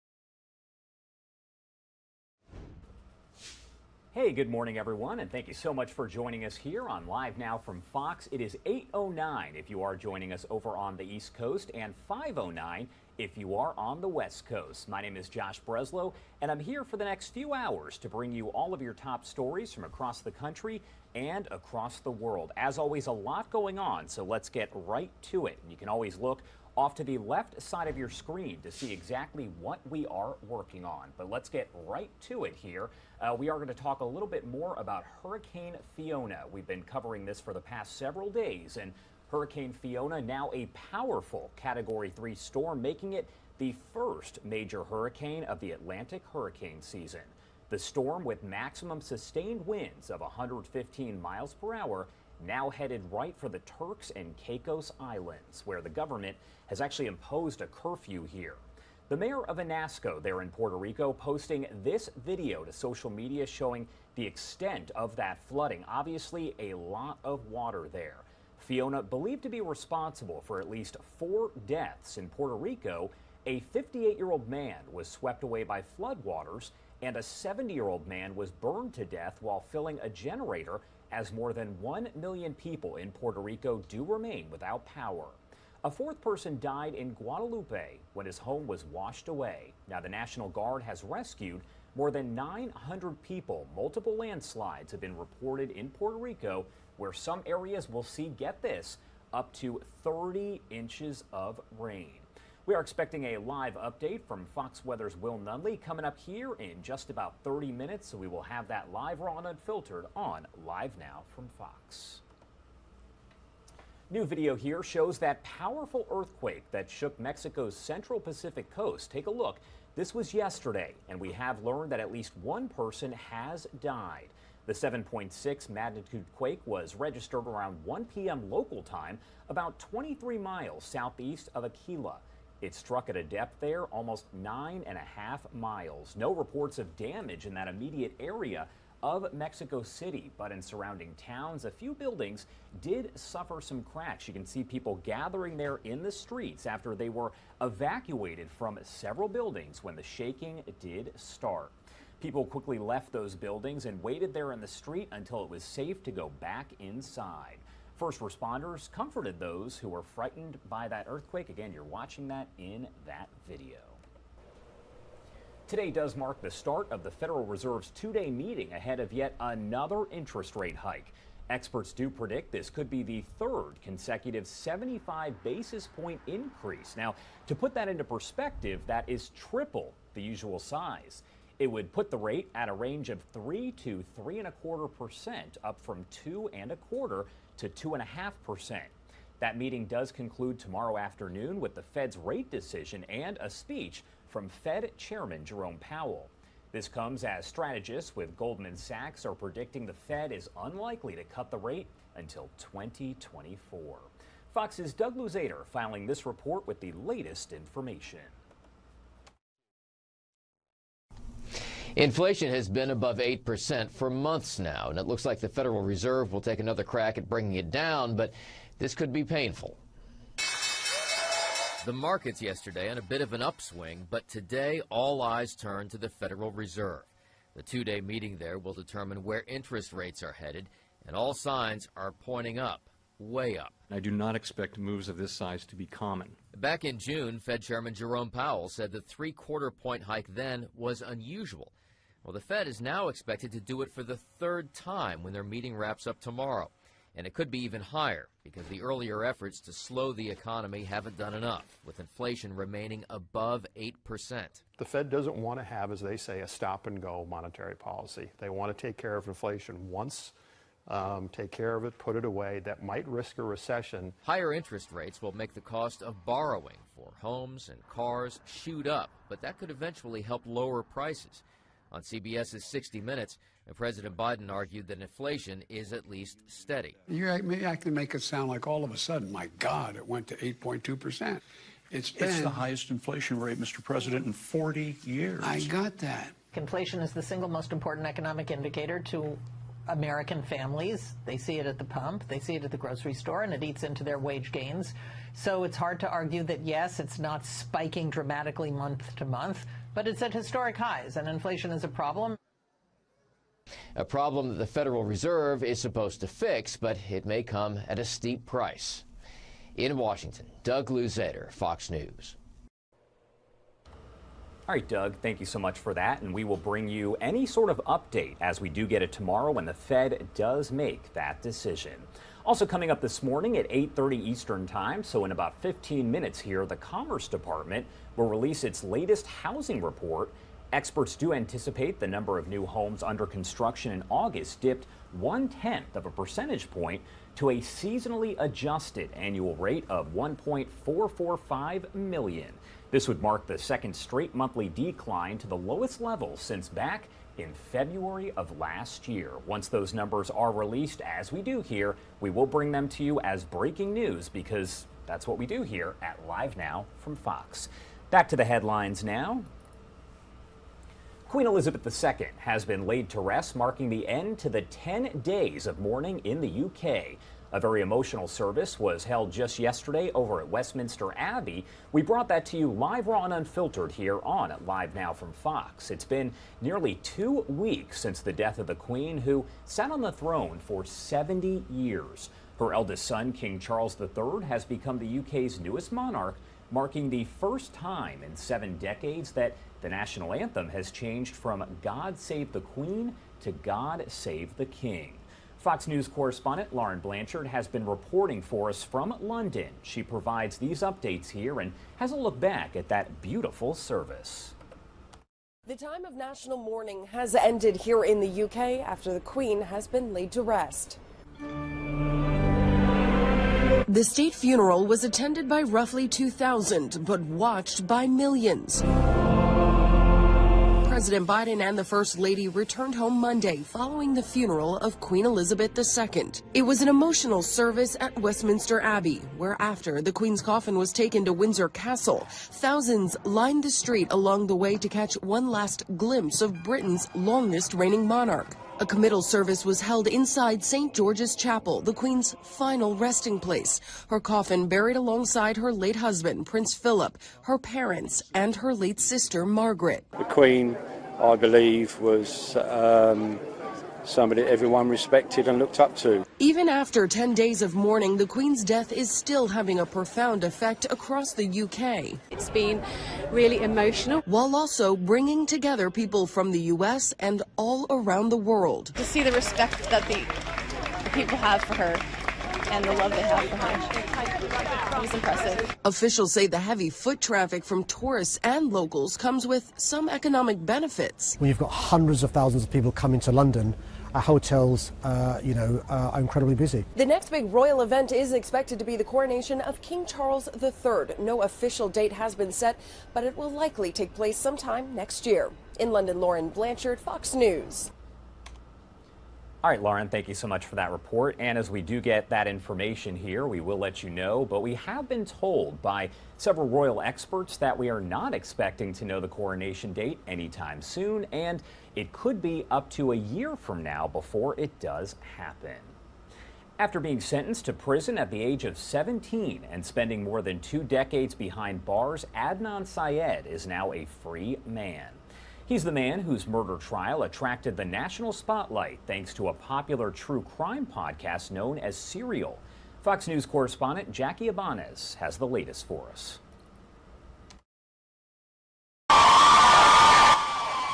Deafening applause outside this Baltimore, Maryland courthouse as Adnan Syed walked out Monday after spending more than 2 decades behind bars. Adnan has been in prison since he was a 17-year-old child. Syed was convicted in 2000 of murdering his ex-high school girlfriend, Hae Min Lee. His case garnered national attention thanks to the popular crime series podcast Serial. The podcast launched its first season back in 2014 and focused on Lee's death, while highlighting a series of concerns surrounding the evidence used to convict Syed. And now a Baltimore judge is legitimizing those concerns, throwing out Syed's life sentence after ruling state prosecutors did not share evidence that could have helped Syed's defense. This hidden evidence established that other people had threatened Hae's life, had hidden her car in places known to them. Under the law, prosecutors should have disclosed this evidence. Our reinvestigation revealed that the original prosecutors and the subsequent prosecutors in the Attorney General's office failed to disclose relevant information about alternative suspects, one of whom threatened to kill the victim and had motive to kill the victim. Instead of prison, Syed is now on house detention and is being monitored with a GPS. On Monday, the judge gave the state 30 days to decide whether to pursue a new trial date or abandon the case altogether. Syed has always maintained his innocence. A new episode documenting the update in his case debuts on the Serial podcast Tuesday. Jackie Ibanez, Fox News. All right, Jackie, thank you so much for that report. We do appreciate it. What you are looking at is a live look here as delegates start to arrive for the first day of the United Nations General Assembly. This is that meeting we've been talking about, and we are going to bring you more on that coming up just after the break. But again, you are looking at a live look as we do see those delegates start to arrive. 8:20 if you are joining us over on the East Coast, and 5:20 over on the West Coast. Thanks so much for choosing to start your day with us here at Live Now from Fox. Much more of your headlines coming up soon, but we are going to step away for a quick 2-minute commercial break. We will be right back.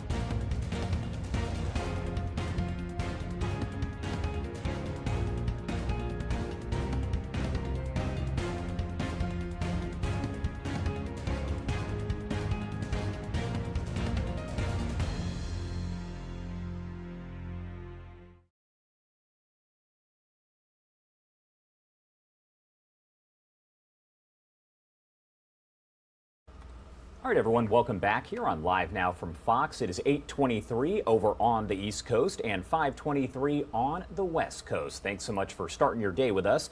My name is Josh Breslow, and I'm here for the next several hours to bring you all of your top stories from across the country and across the world. I do want to talk a little bit more about the passing of Queen Elizabeth. If you have been watching us over the past week or so, we have been covering this from each and every angle, and we have had some very detailed conversations with the experts who help break a lot of this down for us. One of those conversations was with the ex-bodyguard for Princes William and Harry, as well as Princess Diana. I do want to play that conversation for you raw and unfiltered here on Live Now from Fox, where he does share his memories of the young princes and the late Princess Diana, as well as the late Queen herself. Ken, thank you so much for joining us. I appreciate it. Yeah, well, it's good to be with you, and very happy to speak with you on this extraordinary occasion here in London. I've obviously never witnessed anything like this in my life. Certainly, my career in the Metropolitan Police at Scotland Yard, and a coordinator of several major events. But this just sort of takes everything into a new line, in that we've never seen an operation order of this scale ever in the history of the Metropolitan Police that was founded, of course, in 1839. Tell me about some of your experience, because you've had experiences that people have, I mean, only dreamed of, being so close to the royal family. You were the bodyguard for Princes William and Harry, and you were essentially a bodyguard for Princess Diana as well. Tell me about some of that experience that you do have there. Well, I was appointed the protection officer, the bodyguard to the young princes in 1986, when William and Harry were just 5 and 3 years of age, respectively. And soon after that time, I became the protection officer bodyguard to then Diana, the Princess of Wales, and worked with her for 7 years in a really exciting career, traveling the world with, then the most famous woman in the world, and with some very memorable journeys, I must say, notably in America, in Washington, both officially and publicly, of course, but also privately. Diana was a person that visited the US on a number of occasions privately. But I suppose really in terms of operations and experience of major ceremonial events, of course, it was at the occasion of Diana's funeral in 1997. I was the security coordinator at that particular time for the security at Westminster Abbey. It was a major event then, with then over 80, 90 protected heads of state visiting her funeral. On this particular occasion, of course, now with Her Majesty the Queen, nearly 200 VIP individuals arriving into London, all with their own protective status, of course, including your president, Mr. Biden, who will be paying his respects with the First Lady, of course. So it is an extraordinary time here in the United Kingdom, and indeed for the world. But to catalogue and talk about my time working with members of the royal family, we'd need a several 2, 3, or 4 hour program to actually give that justice. But no, I have very fond memories. As I say, it was a privilege for me to work with the British royal family, and also to be a member of the elite Scotland Yard protection squad. So, I remember one interesting incident working with the Queen in Scotland, in Balmoral. Actually, a great place to be, a beautiful part of the country in Scotland, and this wonderful sort of mock German sort of castle built in the 1840s. And of course, the Queen was a great walker, a great lover of the countryside, and would have barbecues and trips down to the lochs, the lakes. And I remember one particular occasion, we were thankfully sat in our Range Rover out of the pouring rain, watching the Queen and the Duke of Edinburgh and everybody else under umbrellas and tarpaulin having their barbecues. And then suddenly there's a knock on the door, and we open the window through this sort of misty rain, and there's the Queen in a sort of poncho, and she said, "I just thought I'd pop over to see if you're all right and whether you'd like some of our food." And there was a tray of sausages and ribs, etc. Well, we couldn't decline. Of course we couldn't, because it was wonderfully and prepared and cooked by herself. So that just gives you an example of her generosity and her friendliness, and always with a smile and with a sense of humor. And I think that's what people have talked about. Those that knew her, those that had the privilege of meeting with her, will always say the same, that there was this sort of endearing hello and a smile. And, that's what we've heard and seen over the last 4 or 5 days, of the literally hundreds of thousands of people that have lined the routes of the streets of London, waiting for 10 to 12 hours on some occasions to walk solitary past her coffin in Westminster Abbey. Just that takes one or two minutes. It is quite extraordinary.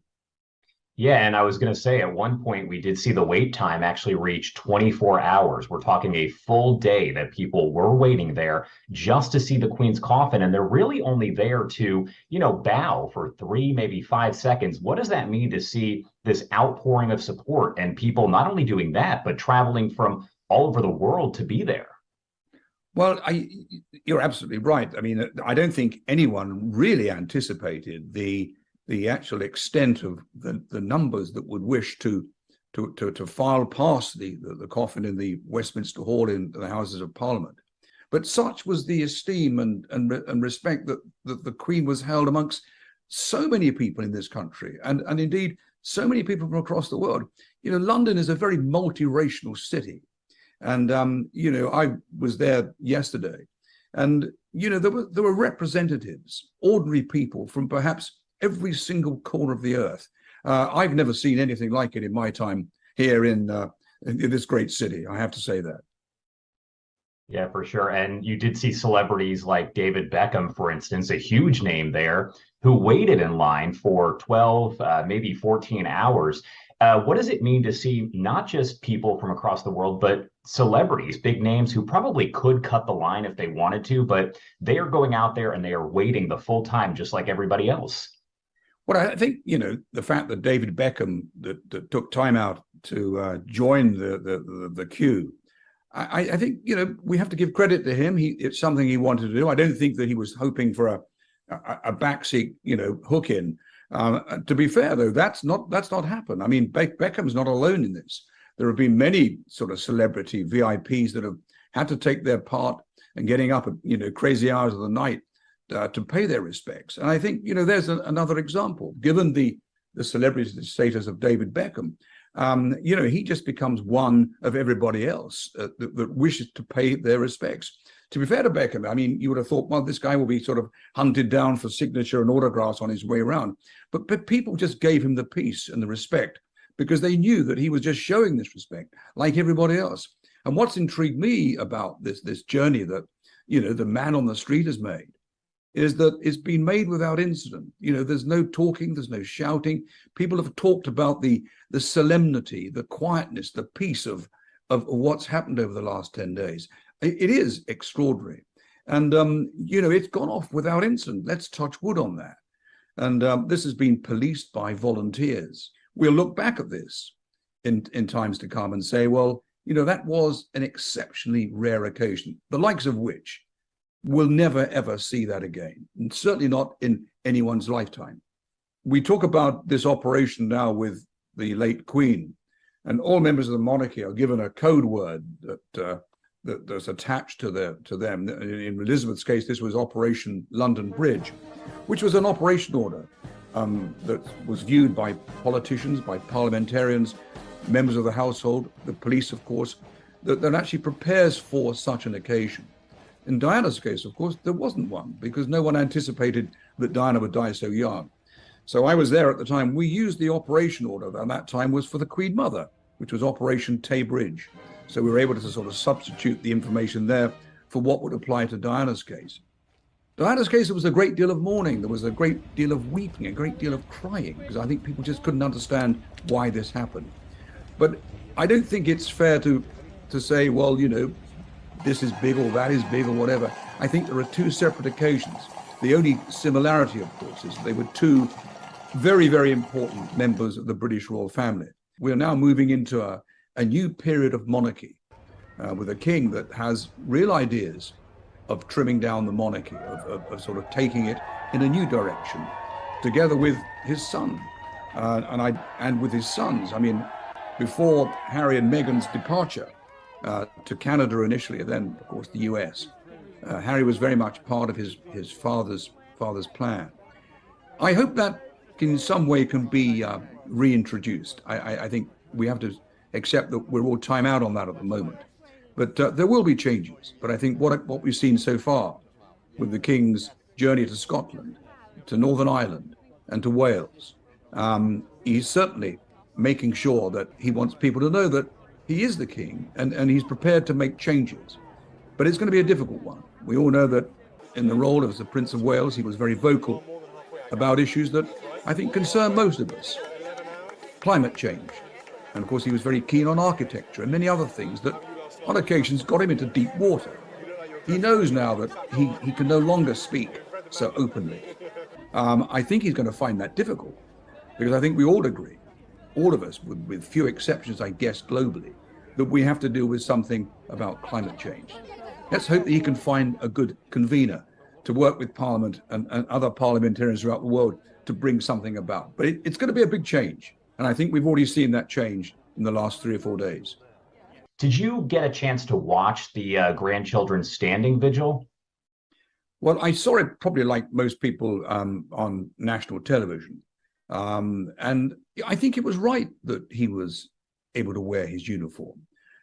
In fact, in recent times, he's probably more justified in wearing it, given his military engagement in the last decade and his active service in Afghanistan. I always remember Harry as a very young boy, and always never out of khakis. He was destined for a career in the British Army. And he was allowed to take that course and pursue that course. And, by all accounts, had a very commendable short career within the services. It was only when his own security was the subject of concern that he was not allowed a third tour. And of course, then posted to the Ministry of Defense. He wanted to be an active soldier, and that wasn't active enough for him. So he came out of that. But I think that, the fact that he was there, and as a prince of the realm, he went through military, education at Sandhurst, and has every right to do that. And I think his father, the king, was absolutely right to enable him to honor his grandmother in the uniform of a British officer. What happens next? Because we've already talked about the fact that now we have a new monarch. We have King Charles III, who now takes control here, and it's going to be a little bit different. We'll have to sort of press that normal button and everything gets back into place politically. We have a major crisis here in this country with a high rate of inflation, a new government. So things are going to be very difficult. And then the king himself, he begins his kingship and appointing new others to work alongside him. Quite who they'll be, I don't know. But, he'd be looking, to his sister, the Princess Royal. But, Princes William and Harry. William now, of course, destined to become, or has been appointed by his father, the next Prince of Wales. And all the controversies that go with this. So there's a lot of business about to be discussed in every single aspect of the United Kingdom. And, I don't think it's going to be an easy ride. And then the coronation, we know that could take several months, maybe a year or so. It's, I guess, anybody's guess when that's going to happen? Well, coronations don't happen immediately. There's lots to organize for that. I've not heard any times or dates that's been fixed for that, but my guess is it will be within a year to 14 months. Before that, I think it's probably unlikely, but it may be just under a year. But, that itself will be another major ceremonial event whereby, world leaders will be invited to attend. But I don't think it will not in any way be the same as what we're currently witnessing. I mean, I'm certainly followed the Queen through my lifetime. I'm aware of of her effect that she has had on world leaders and the people of this country. But there'll be better people than I that will be able to judge her role in years to come. But it's something that I particularly am very proud to be part of at the moment. And I at the same time wish King Charles every success with his kingship. And we kind of already touched on this, but you did, work with the Queen kind of closely there. Tell me how you would describe her. People, love her worldwide, but how would you personally describe her? Well, I think those that have met her, political figures have made comment. Political leaders from out the world have made comment. Men and women on the street have made comment. But the one common denominator, and the one that I would share in the times that I met her, that weren't that many, was the same thing. A woman with a great deal of confidence, fantastic compassion, always with a smile, and always ready to listen, but with an incredible memory, never forgets anything. And I think that is universal, and that's how I remember.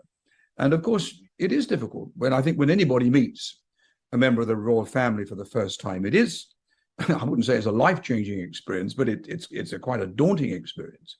But the Queen had this knack of making you feel at ease, made you feel comfortable, made you feel important. And there aren't many people in the world can do that.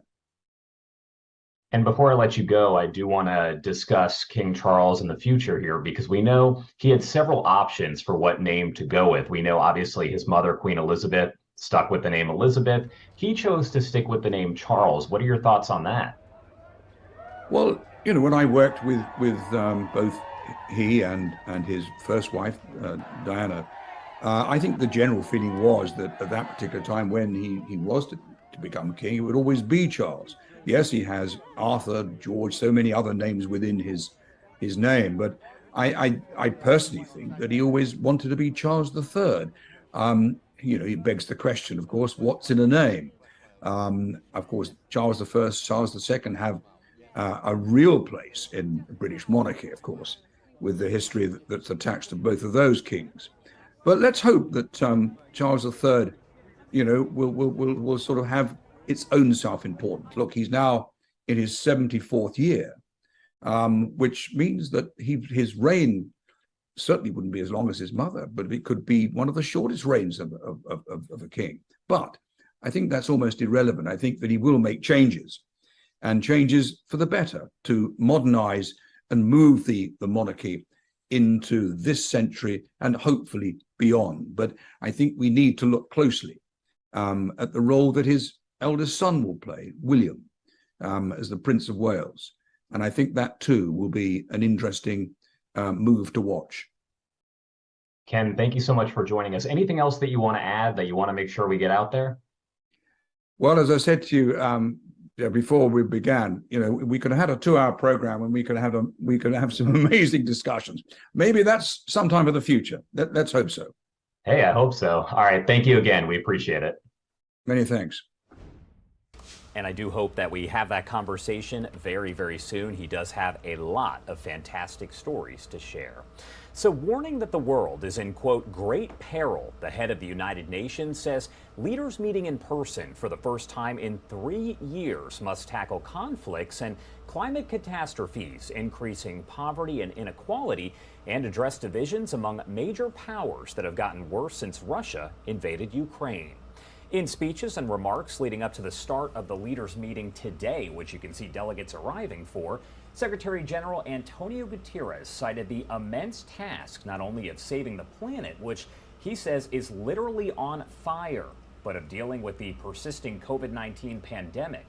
He also pointed to a lack of access to finance for developing countries to recover, a crisis not seen in a generation that has been seen a ground loss there for education, health, and for women's rights, he says. Guterres will deliver his, quote, State of the World speech at the opening of the annual high-level global gathering expected to start here in the next 18 minutes or so. We will have those remarks live, raw, and unfiltered, if we do get them here, into our Live Now from Fox newsroom. But as you can see here, people are starting to file in as those delegates do arrive. We're going to step away for a quick 2-minute commercial break, but we will be live with Fox Weather's Will Nunley coming up in just a bit to discuss what's going on with Hurricane Fiona. Stay with us.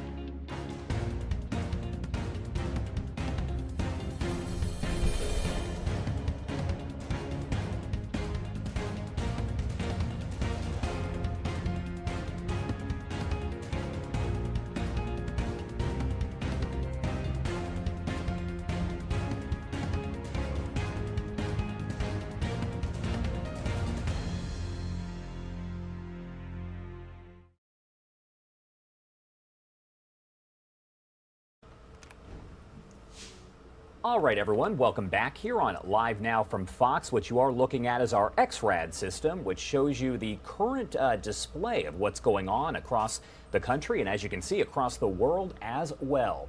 I do want to take you over to a live look that shows Hurricane Fiona, now a Category 3 storm, becoming the first major hurricane of the Atlantic hurricane season. Fox Weather's Will Nunley has been in Puerto Rico and joins us now live to let us know what the situation is like over there. Will, as always, thank you so much for being here. No problem, Josh. Yeah, we have watched the entire stage and entire force of this storm, from sunny skies to the outer bands of rain. We were here in Ponce, Puerto Rico, as the storm really came ashore and brought a lot of the power of the center of circulation over us here. And now, really for the first time in days, we have a little bit of sun, and that's been the problem, Josh, is that the main headline was this is not the incredible wind speed, although it was pretty powerful at 103 miles per hour, but the amount of rain, and that has been measured in feet, if you can believe it. Just an unreal amount of rain. The National Weather Service office here in San Juan releasing some information just a little while ago, putting rainfall estimates near 30 inches in some places. That is an incredible amount of water to try to move through an area at any one time, and that's why we've seen neighborhoods flooded. We've seen these mudslides happening in the mountainous region, knocking homes from their foundations, and so that is just a lot of water that is still on the move. There is still some draining happening, of course, those higher elevations, and so this emergency far from over. Josh? Yeah, of course. And there were the power outages. I believe at last check, there's still more than 1 million people without power. What is the situation like there? Because I understand technically you're without power as well.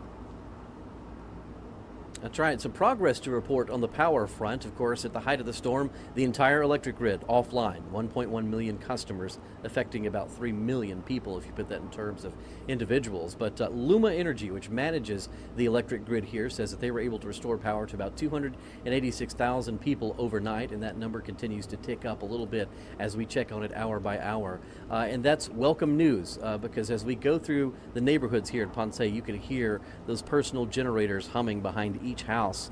And there are some stores, even fast food restaurants, that have considerable generators. We have one here at our hotel, and consider these, lessons learned from island living is to really have a substantial generator and plenty of fuel on hand in hurricane season to support yourself.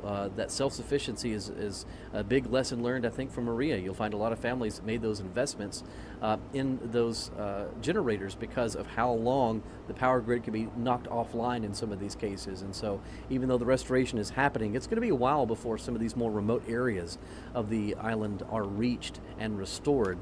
Because, Josh, so much of the infrastructure, once again, has been damaged in terms of the roads. Some roads being washed out. And some of the utility poles being snapped. We saw some cases of that yesterday, even here in the town of Ponce. So a lot of recovery still ahead. And I would say that many of the people out there are still dealing with the effects of Maria, which I'm sure is making this even harder now that you have this other powerful storm that has come through. They are, and as you drive the countryside, you can see those scars still very evident 5 years later. You can see homes that were abandoned, stores and foundations. We were here, we're very close to the water, as you can tell behind me here. This is one of the major highways that comes through Ponce, and as we were kind of scoping out the waterfront here before the storm hit, you can see those concrete pillars and foundations, and you know that there is a home or a business there that has since washed away and been abandoned, essentially. And so there are scars of that storm all throughout the island. And again, some important lessons learned. One of the things that we noticed with the electric grid in terms of that, we've seen some of these newer concrete electric and utility poles. Those fared well during the storm. If you go in some of the other neighborhoods and you see the wooden poles, those just don't fare well in hurricane tropical force winds. And so a lot of those snapping yet again. But where we have seen some of the improvements happening, especially with that concrete, really solid infrastructure, it seemed to hold up very well. And that's probably leading to this faster recovery in terms of getting more people online. All right, Fox Weather's Will Nunley, thank you so much for joining us. As always, we really appreciate it. Stay safe out there, and hopefully the power is restored to everyone soon.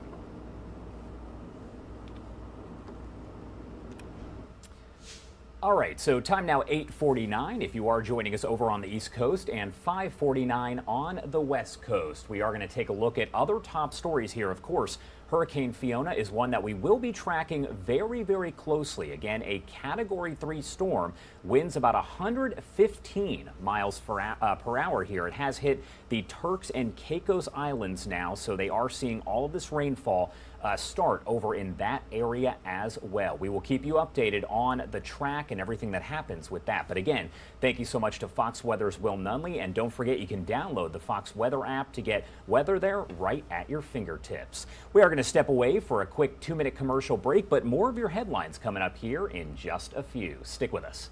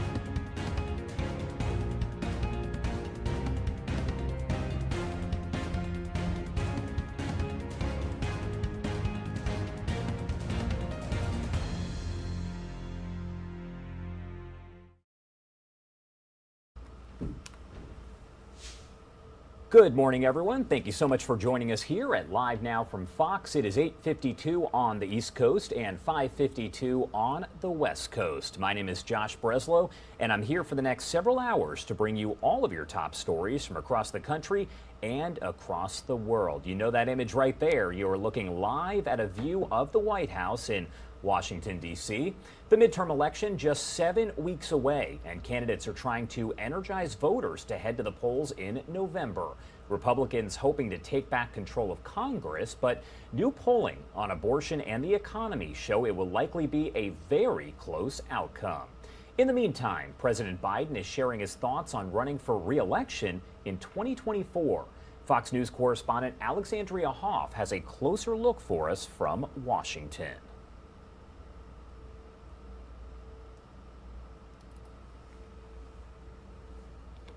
Or won't he run for re-election? For now, President Biden won't say.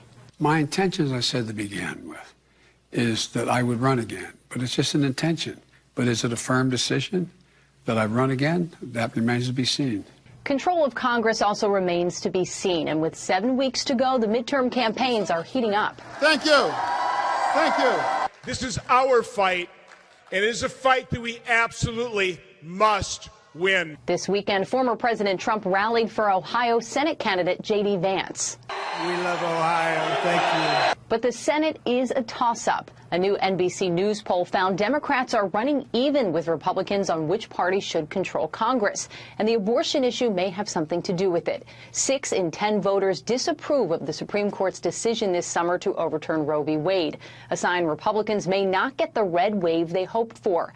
Last week, South Carolina Senator Lindsey Graham put Republicans on the spot by proposing a federal ban after 15 weeks. I'm pro-life, even in an election year. And to those who suggest that being pro-life is losing politics, I reject that. But the poll also found inflation is having a major impact. 63% of voters believe their income is falling behind the cost of living. They also disapprove of President Biden's handling of the economy. Prices remain uncomfortably high. That's why it's the top priority. That's why we're doing everything we can. President Biden did say he'd make a judgment on running again sometime after the midterm elections. In Washington, Alexandria Hoff, Fox News. And once we find out a little bit more about that, of course, we will bring that to you raw and unfiltered here on Live Now from Fox. The president making news over the weekend by declaring the coronavirus pandemic is over.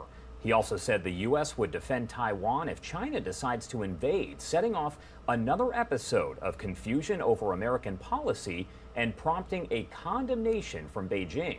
Fox News White House correspondent Peter Doocy reports for us. Which way are we going? President Biden back in the U.S. after the Queen's funeral, and the country has changed a lot since he left. The pandemic is over. It wasn't just 4 days ago. We're dealing with the global challenge of a once-in-a-generation pandemic. And it isn't for administration officials who claim they have legal grounds to cancel some student debt because the pandemic is an ongoing national emergency. The HEROES Act, page 637 to be exact, provides access, gives me the authority to provide a waiver to ensure that Americans are not worse off after an emergency, a national emergency, which the pandemic was. But President Biden is turning the page. We still have a problem with COVID. We're still doing a lot of work on it. But the pandemic is over. President Biden also created confusion with this answer about a potential Chinese invasion of Taiwan. Would U.S. forces defend the island? Yes, if in fact there was an unprecedented attack. That's more definitive than the longstanding U.S. policy of strategic ambiguity. But a White House spokesperson says, quote, our Taiwan policy hasn't changed. That remains true, even though the president made the claim about fighting Chinese invaders twice. So unlike Ukraine, to be clear, sir, U.S. forces, U.S. men and women would defend Taiwan in the event of a Chinese invasion? Yes. The president's approval rating has risen to 45%, highest since last October in an NBC poll. But opponents sense vulnerability. I'm going to start a campaign to make sure he runs again because I know we'll win the presidency in 24. Biden himself unwilling to commit. I'm a great respecter of fate. And so what I'm doing is I'm doing my job. I'm going to do that job. And within the time frame that makes sense after this next election cycle here, going into next year, make a judgment of what to do. Mr. President, you are the oldest president ever. Pretty good shape, huh? President Biden laid the groundwork for his last campaign, stumping for Democrats during the last midterm cycle. So his reelection could be complicated by the fact that this midterm cycle, very few Democrats are asking him to join them on the trail. At the White House, Peter Doocy, Fox News. All right, Peter, thank you so much for that report. We do appreciate it. Sticking with politics here, the timing of a call by a top Senate Republican for nationwide abortion restrictions is getting a lot of attention. South Carolina Senator Lindsey Graham is defending his move, which has put many in the GOP in an uncomfortable position heading into the November elections. Fox News senior national correspondent Rich Edson takes a look for us. I'm pro-life, even in an election year. And to those who suggest that being pro-life is losing politics, I reject that. Though many Republicans are rejecting a proposal from Senator Lindsey Graham to ban abortions nationwide after 15 weeks of pregnancy. I think a better approach probably will be to allow the states to work through this. For months, Republicans have built their midterm pitch on inflation, the border, and a nationwide increase in crime. Graham says abortion should be part of that argument. To my Republican colleagues, now's the time to stand up and be counted. The pro-life movement is counting on you. A newly released NBC poll shows that 61% of voters disapprove of the Supreme Court overturning Roe v. Wade. Democrats have a 22-point advantage over Republicans on abortion. A recent Fox News poll showed a 12-point spread. The same Fox News poll found about 45% of voters are extremely concerned about abortion. I encourage everyone to exercise your right to express your voice on this issue through your vote. In New Hampshire, within hours of Republican Don Bolduc's primary victory, his opponent, Democratic Senator Maggie Hassan, ran an ad claiming a Bolduc victory meant a nationwide ban on abortion. It's the only thing she's got. It's a distraction. She wants to take a very, very important issue and, like she always does, make it about herself. Senator Graham acknowledges his abortion bill won't pass anytime soon, but he says he will continue fighting for it because, as of June, there is no longer any constitutional prohibition preventing Congress from setting abortion policy. In Washington, Rich Edson, Fox News. Rich, thank you so much for that report. And of course, we cover all things politics, so we will bring you the latest on all of those stories here on Live Now from Fox. Do want to bring you to a live look here as we are seeing people start to enter. The delegates here arriving ahead of that meeting we've been talking about all throughout the morning. So those delegates there starting to arrive for the first day of the United Nations General Assembly, expected to start here any minute. So if we do get a feed inside, which we should, we will bring that to you live, raw, and unfiltered on Live Now from Fox. But I want to go over some of the background here, warning that the world is in, quote, great peril. The head of the UN says that leaders meeting in person for the first time in 3 years must tackle conflicts and climate catastrophes, increasing poverty and inequality, and address divisions among major powers that have gotten worse since Russia invaded Ukraine.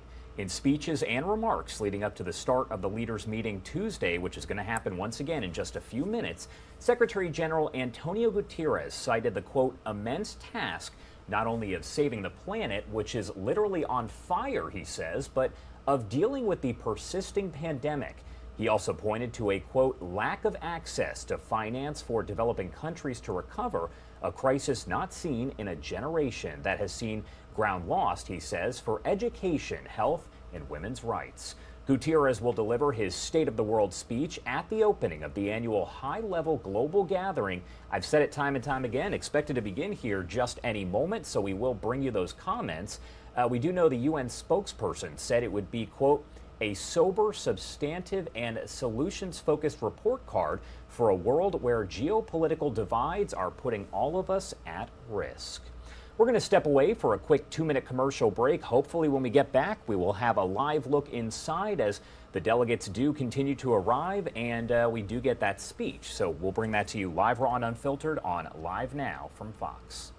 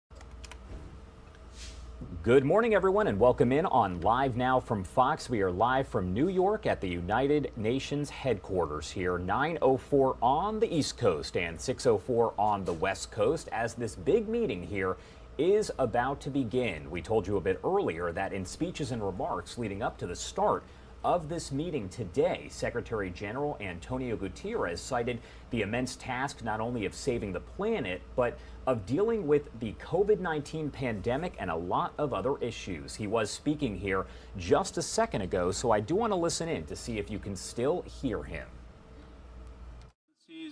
Ladies and gentlemen, our world is in big trouble. Divides are growing deeper, inequalities are growing wider, and challenges are spreading farther. But as we come together in a world teeming with turmoil, an image of promise and hope comes to my mind. This ship is the brave commander. It sailed the Black Sea with UN flag flying high and proud.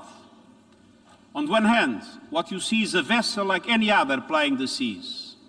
But look closer. At its essence, this ship is a symbol of what we can accomplish when we act together. It is loaded with Ukrainian grain destined for the people of the Horn of Africa, millions of whom are on the edge of famine. It navigated through a war zone, guided by the very parties to the conflict, as part of an unprecedented comprehensive initiative to get more food and fertilizer out of Ukraine and Russia, to bring desperately needed relief to those in need, to calm commodity markets, secure future harvests, and lower prices for consumers everywhere. Ukraine and the Russian Federation, with the support of Turkey, came together to make it happen, despite the enormous complexities, the naysayers, and even the hell of war. Some might call it a miracle on the sea. In truth, it is multilateral diplomacy in action. The Black Sea Grain Initiative has opened the pathway for the safe navigation of dozens of ships filled with much-needed food supplies. But each ship is also carrying one of today's rarest commodities, hope. Excellencies, we need hope, and more, we need action.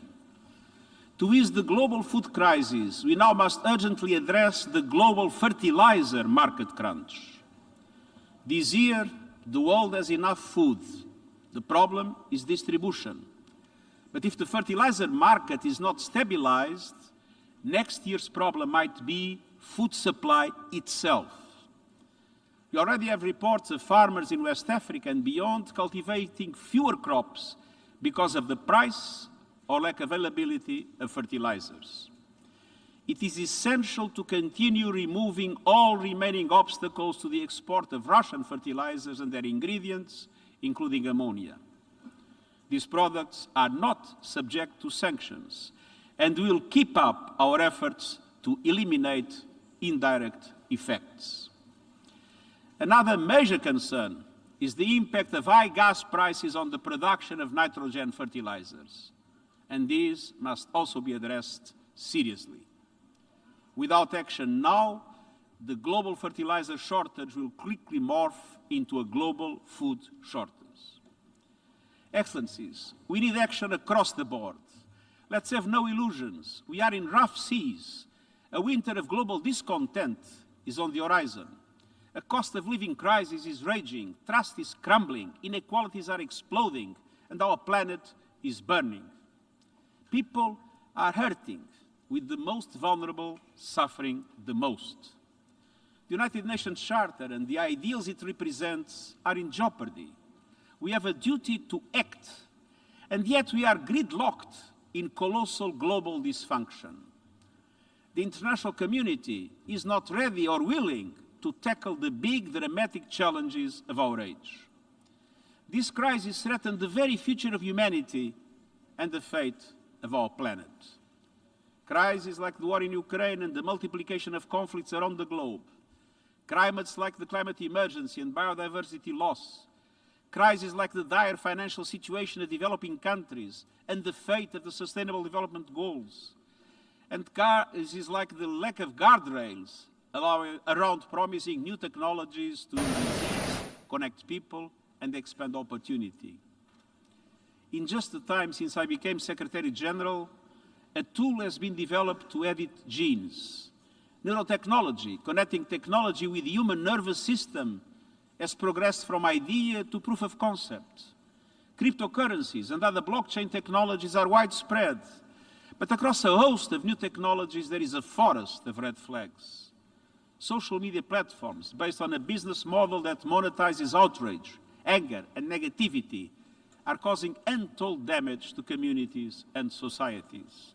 Hate speech, misinformation, and abuse, targeted especially at women and vulnerable groups, are proliferating. Our data is being bought and sold to influence our behavior, while spyware and surveillance are out of control, all with no regard for privacy. Artificial intelligence can compromise the integrity of information systems, the media, and indeed democracy itself. Quantum computing could destroy cybersecurity and increase the risk of malfunctions to complex systems. We don't have the beginnings of a global architecture to deal with any of these. Excellencies, progress on these issues and more is being held hostage by geopolitical tensions. Our world is in peril and paralyzed. Geopolitical divides are undermining the work of the Security Council, undermining international law, undermining trust and people's faith in democratic institutions, undermining all forms of international cooperation. We cannot go on like this. Even the various groupings set up outside the multilateral system by some members of the international community have fallen into the trap of geopolitical divides, like in the G20. At one stage, international relations seem to be moving towards a G2 world. Now we risk ending up with a G-nothing. No cooperation, no dialogue, no collective problem solving. But the reality is that we live in a world where the logic of cooperation and dialogue is the only path forward. No power or group alone can call the shots. No major global challenge can be solved with a coalition of the willing. We need a coalition of the world.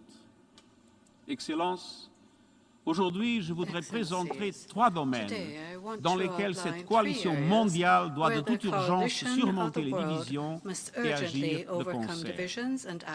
Il s'agit en premier lieu de la mission fondamentale des Nations Unies, instaurer et maintenir la paix. Une grande partie de la planète. Much of the world's attention remains focused on the Russian invasion of Ukraine.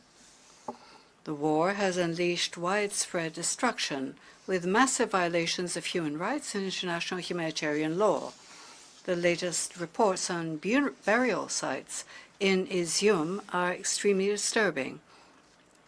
The fighting has claimed thousands of lives, millions have been displaced, billions across the world are affected.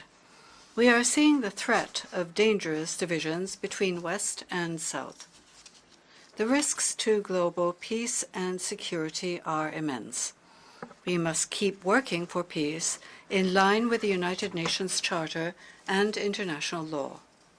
At the same time, conflicts and humanitarian crises are spreading, often far from the spotlight. The funding gap for a global humanitarian appeal stands at $32 billion, the widest gap ever. Upheaval abounds. In Afghanistan, the economy is in ruins. Over half of all Afghans face extreme levels of hunger, while human rights, particularly the rights of women and girls, are being trampled. In the Democratic Republic of the Congo, armed groups in the east are terrorizing civilians and inflaming regional tensions. In the Horn of Africa, an unprecedented drought is threatening the lives and livelihoods of 22 million people. In Ethiopia, fighting has resumed, underscoring the need for the parties to immediately cease hostilities and return to the peace table. In Haiti, gangs are destroying the very building blocks of society. In Libya, divisions continue to jeopardize the country.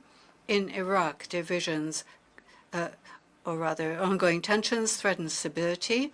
In Israel and Palestine, cycles of violence under the occupation continue as prospects for peace based on a two-state solution grow ever more distant.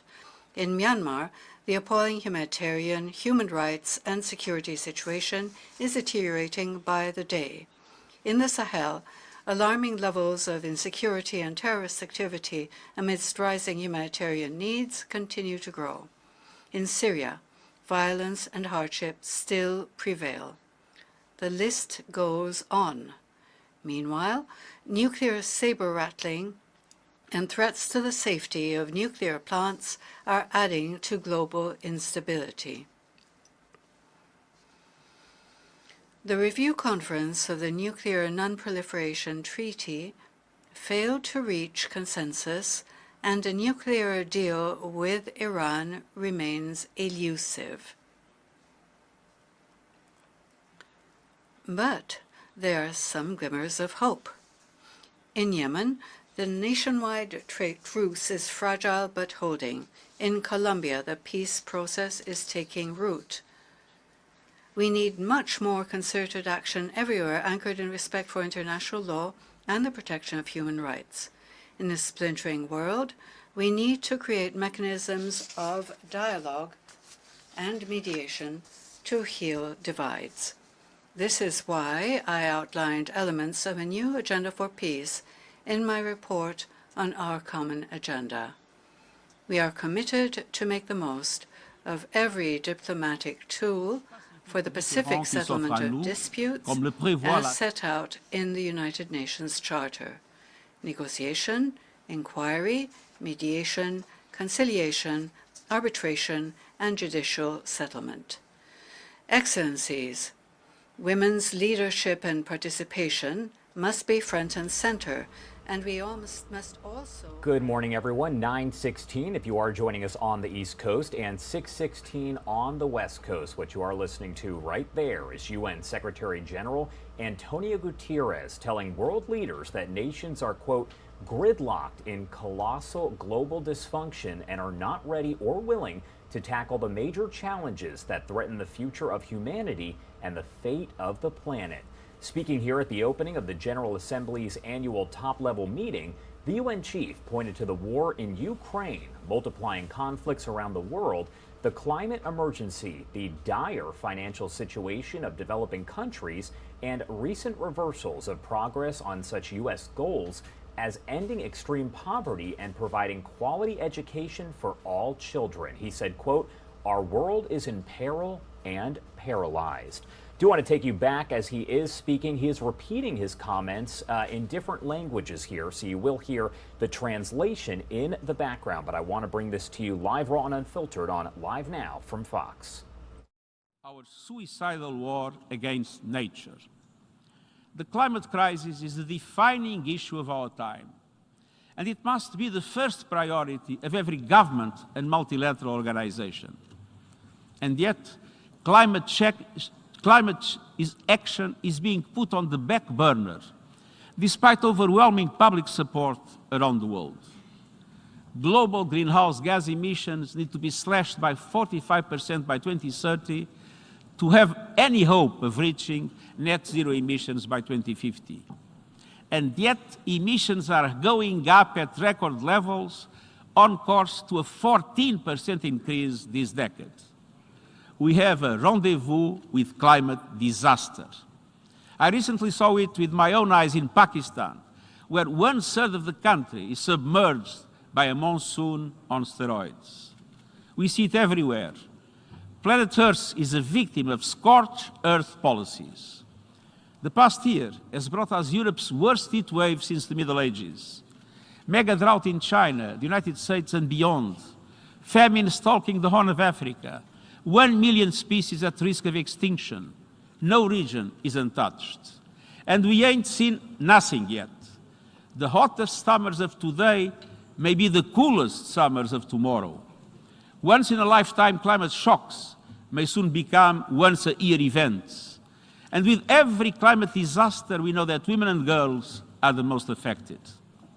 The climate crisis is a case study in moral and economic injustice. The G20 emits 80% of all greenhouse gas emissions. But the poorest and most vulnerable, those who contributed least to this crisis, are bearing its most brutal impacts. Meanwhile, the fossil fuel industry is feasting on hundreds of billions of dollars in subsidies and windfall profits, while households' budgets shrink and our planet burns. Excellencies, let's tell it like it is. Our world is addicted to fossil fuels, and it's time for an intervention. We need to hold fossil fuel companies and their enablers to account. And that includes the banks, private equity, asset managers, and other financial institutions that continue to invest and underwrite carbon pollution. It includes the massive public relations machine raking in billions to shield the fossil fuel industry from scrutiny. Just as they did for the tobacco industry decades before, lobbyists and spin doctors have spewed harmful misinformation. Fossil fuel interests need to spend less time averting a PR disaster and more time averting a planetary one. Of course, fossil fuels cannot be shut down overnight. A just transition means leaving no person or country behind. But it's high time to put fossil fuel producers, investors, and enablers on notice. Polluters must pay. And today I'm calling on all developed economies to tax the windfall profits of fossil fuel companies. Those funds should be redirected in two ways: to countries suffering loss and damage caused by the climate crisis, and to people struggling with rising food and energy prices. As you heard to the COP27 UN Climate Conference in Egypt, I appeal to all leaders to realize the goals of the Paris Agreement. Lift your climate ambition. Listen to your people's calls for change. Invest in solutions that lead to sustainable economic growth. And let me point to three. First, renewable energy. It generates 3 times more jobs. It's already cheaper than fossil fuels, and it's the best way to energy security, stable prices, and new industries. But developing countries need help to make this shift, including through international coalitions to support just energy transitions in key emerging economies. Second, helping countries adapt to worsening climate shocks. Resilience building in developing countries is a smart investment in a reliable supply chains, regional stability, and orderly migration. Last year in Glasgow, developed countries agreed to double adaptation funding by 2025. These must be delivered in full as a starting point. At minimum, adaptation must make up half of all climate finance. And multilateral development banks must step up and deliver. Major economies are their shareholders and must make it happen. Third, addressing loss and damage for disasters. It's high time to move beyond endless discussions. Vulnerable countries need meaningful action. Loss and damage are happening now, hurting people and economies now, and must be addressed now, starting at COP27. This is a fundamental question of climate justice, international solidarity, and trust. And at the same time, we must make sure that every person, community, and nation has access to effective early warning systems within the next 5 years. And we must address the biodiversity crisis by making the December UN Biodiversity Conference a success. The world must agree on a post-2020 global biodiversity framework, one that sets ambitious targets to halt and reverse biodiversity loss, provides adequate financing, and eliminates harmful subsidies that destroy ecosystems on which we all depend. And I also urge you to intensify efforts to finalize an international legally binding agreement to conserve and sustainably use marine biological diversity. We must protect the ocean now and for the future. Excellencies, the climate crisis is coming on top of other heavy weather. A once-in-a-generation global cost of living crisis is unfolding, turbocharged by the war in Ukraine. Some 94 countries, home to 1.6 billion people, many in Africa, face a perfect storm. economic and social fallout from the pandemic, soaring food and energy prices, crushing debt burdens, spiraling inflation, and the lack of access to finance. These cascading crises are feeding on each other, compounding inequalities, creating devastating hardship, delaying the energy transition, and threatening global financial meltdown.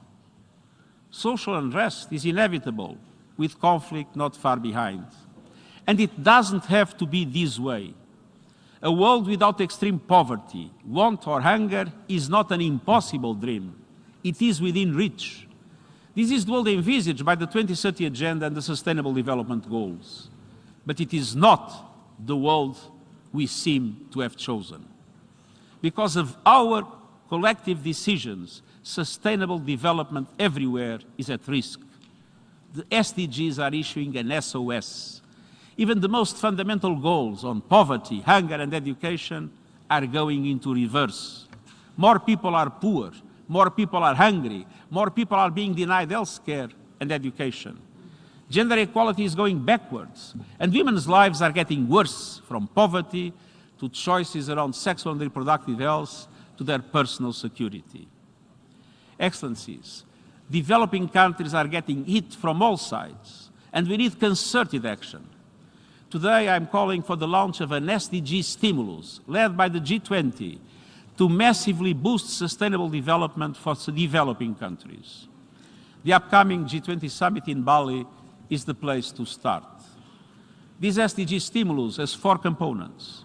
First, multilateral development banks, the World Bank and regional counterparts must increase concessional funding to developing countries linked to investments in the Sustainable Development Goals. And the banks themselves need more finance immediately. And then they need to lift their borrowing conditions and increase their appetite for risk so the funds reach all countries in need. Developing countries, particularly small island developing states, face too many obstacles in accessing the finance they need to invest in their people and their future. Second, debt relief.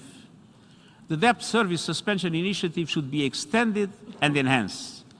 But we also need an effective mechanism of debt relief for developing countries, including middle-income countries in debt distress. Creditors should consider debt reduction mechanisms, such as debt climate adaptation swaps. And this could have saved lives and livelihoods in Pakistan, which is drowning not only in floodwater, but in debt. Lending criteria should go beyond gross domestic product and include all the dimensions of vulnerability that affect developing countries. Third, an expansion of liquidity. I urge the International Monetary Fund and major central banks to expand their liquidity facilities and currency lines immediately and significantly. Special drawing rights play an important role in enabling developing countries to invest in recovery and the SDGs. But they were distributed according to existing quotas, benefiting those who need them least. We have been waiting for a reallocation for 19 months, and the amounts we hear about are minimal. A new allocation of special drawing rights must be handled differently, based on justice and solidarity with developing countries. Fourth, I call on governments to empower specialized funds like Gavi, the Global Fund, and the Green Climate Fund. G20 economies should underwrite an expansion of these funds as additional financing for the SDGs. Excellencies, let me be clear. The SDG stimulus I'm proposing is essential, but it is only an interim measure. Today's global financial system was created by rich countries to serve their interests many decades ago. It expands and entrenches inequalities. It requires deep structural reform. And my report on our common agenda proposes a new global deal to rebalance power and resources between developed and developing countries. African countries in particular are underrepresented in global institutions. I hope member states will seize the opportunity to turn these ideas into concrete solutions, including at the Summit of the Future in 2024. Excellencies, the divergence between developed and developing countries, between North and South, between the privileged and the rest, is becoming more dangerous by the day. It is at the root of geopolitical tensions and lack of trust that poison every area of global cooperation, from vaccines to sanctions to trade. But by acting as one, we can nurture fragile shoots of hope. The hope found in climate and peace activists around the world, calling out for change and demanding better of their leaders. The hope found in young people working every day for a better, more peaceful future. The hope found in women and girls leading and fighting for those still being denied their basic human rights. The hope found throughout civil society seeking ways to build more just and equal communities and countries. And the hope found in science and academia racing to stay ahead of deadly diseases and then the COVID-19 pandemic. The hope found in humanitarian heroes rushing to deliver life-saving aid around the world. The United Nations stands with them all. We know lofty ideals must be made real in people's lives, so let's develop common solutions to common problems, grounded in goodwill, trust, and the rights shared by every human being. Let's work as one, a coalition of the world, as United Nations. Thank you.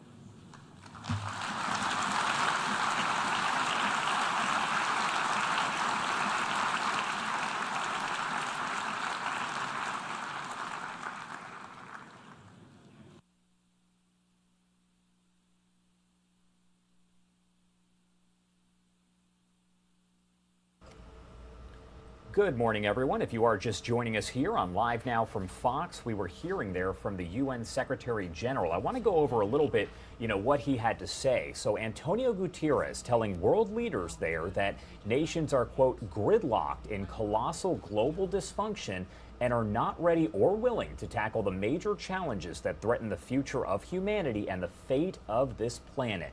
Speaking there at the opening of the General Assembly's annual top-level meeting, the UN chief pointed to the war in Ukraine, multiplying conflicts around the world, the climate emergency, the dire financial situation of developing countries, and recent reversals of progress on such UN goals as ending extreme poverty and providing quality education for all children. Guterres said, quote, "Our world is in peril and paralyzed." We are now going to hear from more officials with the UN and from across the world here. So let's listen in live, raw, and unfiltered on Live Now from Fox.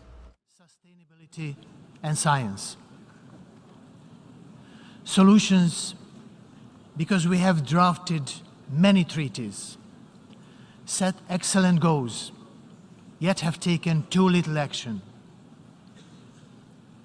We need solidarity, because inequalities have reached record heights. We need sustainability, because we owe it to our children to leave behind a livable world. We need science, because it offers us neutral evidence for our actions. My sincere gratitude goes to all member states, especially to Hungary and the Eastern European Group for giving me the mandate to turn this motto into reality. Excellencies, we gather today at the most consequential moment of the last 4 decades. Des chaleurs extrêmes aux inondations dévastatrices. Extreme Le changement flooding, climatique extreme heat, ébranle climate change. nos communautés. It is shared by our communities. Our consumption and our means of production are tearing our planet apart from the earth to the sky. We are living. All right, so if you are watching us here on Live Now from Fox, you are now listening to a translation of the comments that were just made here. It is 9:33 on the East Coast and 6:33 on the West Coast. We are going to step away for a quick 2-minute commercial break, but a lot going on, so we will get you caught up here, live, raw, and unfiltered on Live Now from Fox. Stick with us.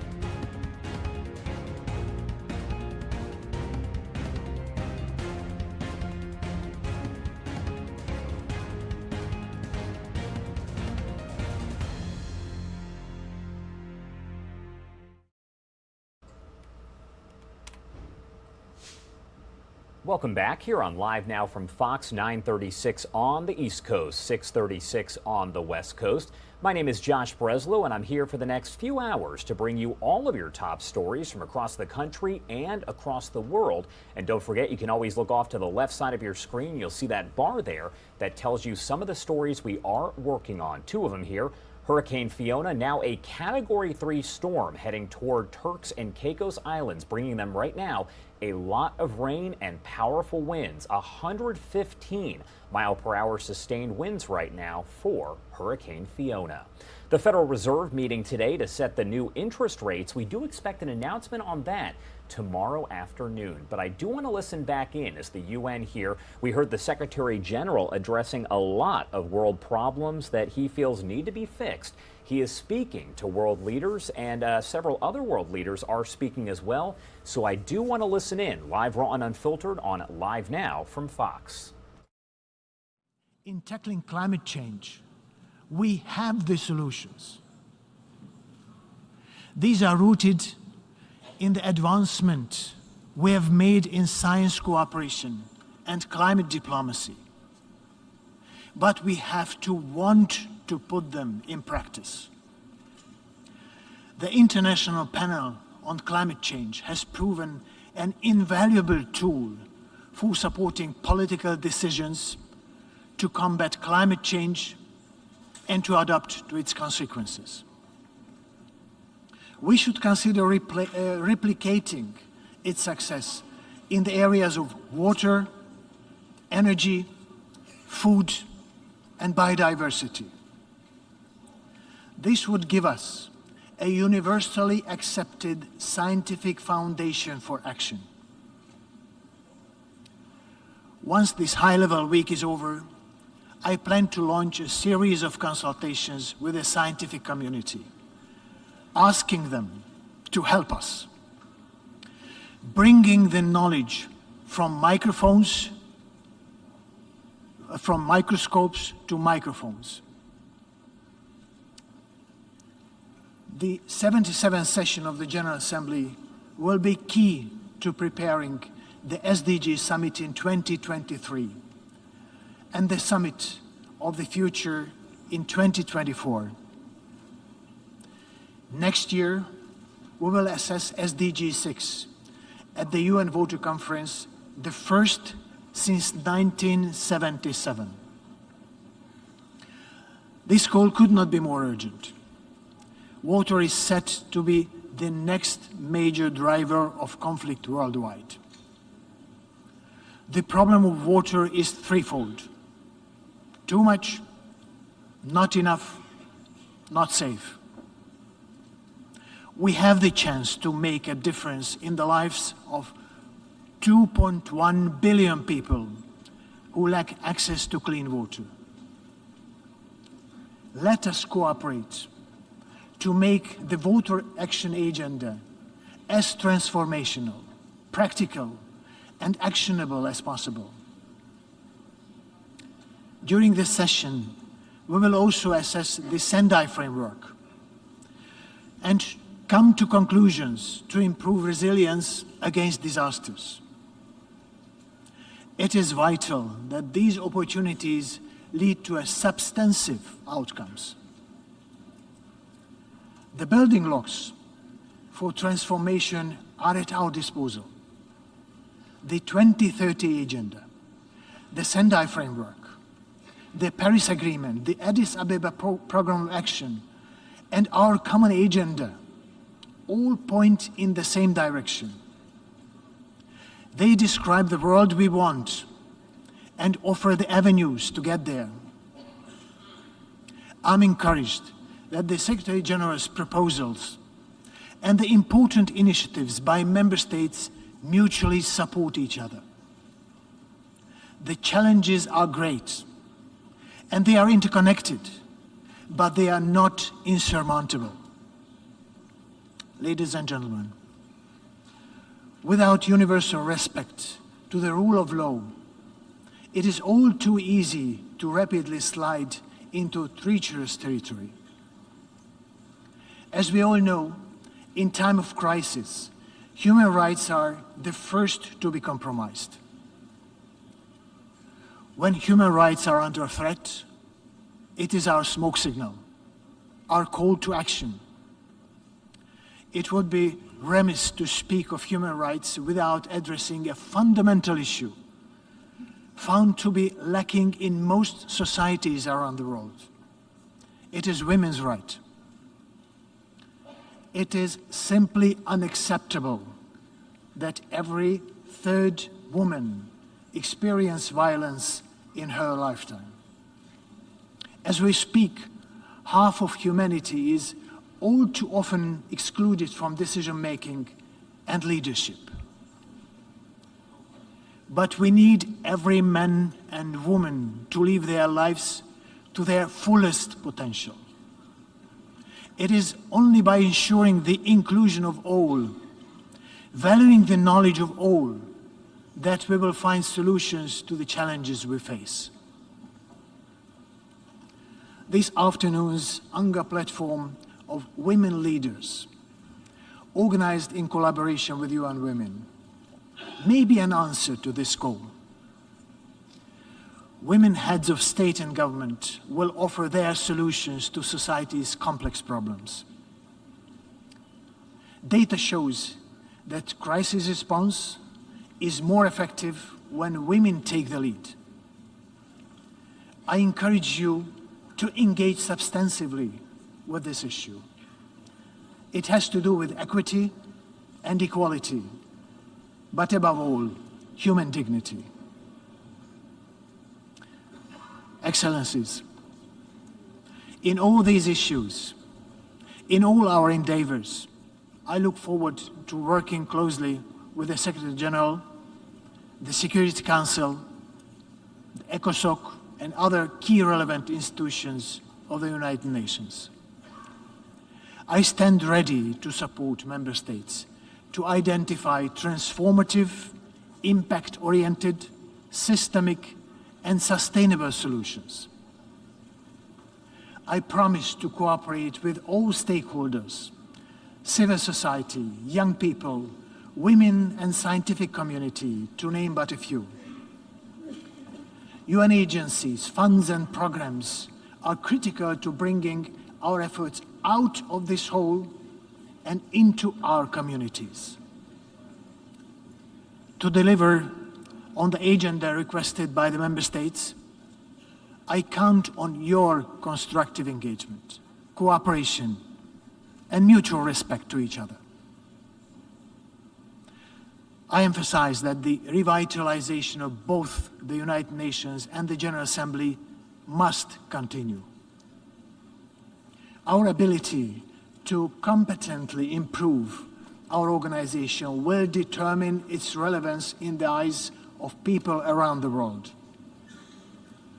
I want to advance negotiations on Security Council reform.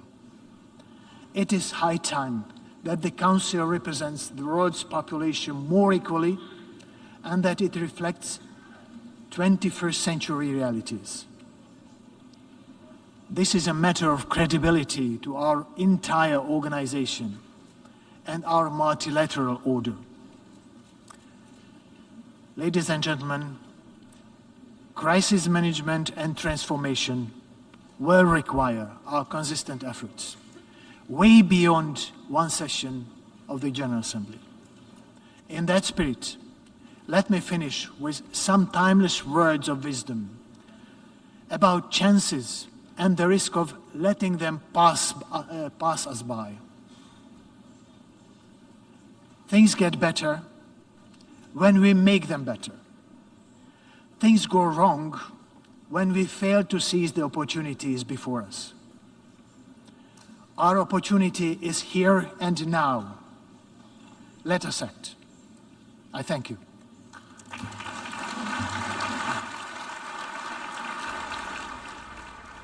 All right, good morning, everyone. If you are just joining us here on Live Now from Fox, you can see that the UN General Assembly now underway here, as we are hearing not just from the UN Secretary General, but also from several other world leaders. This, by the way, it's been about 3 years since this has been in person. This has been done virtually, but today it is in person as those world leaders do gather for that UN General Assembly.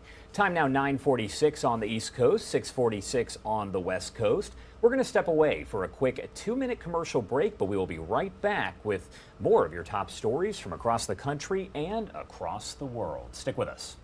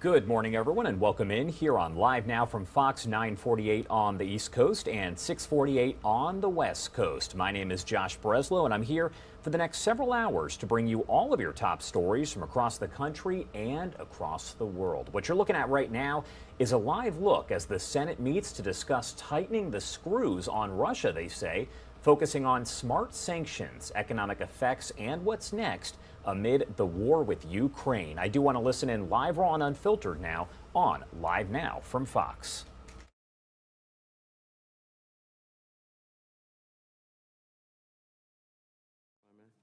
Thank you. Mr. Adams, we've seen a lot of high-profile yachts seized and whatnot, although I don't know how much it costs us to maintain it before we can get rid of it, so I don't know what the net effect of that is, but certainly to those who lost it, it's significant.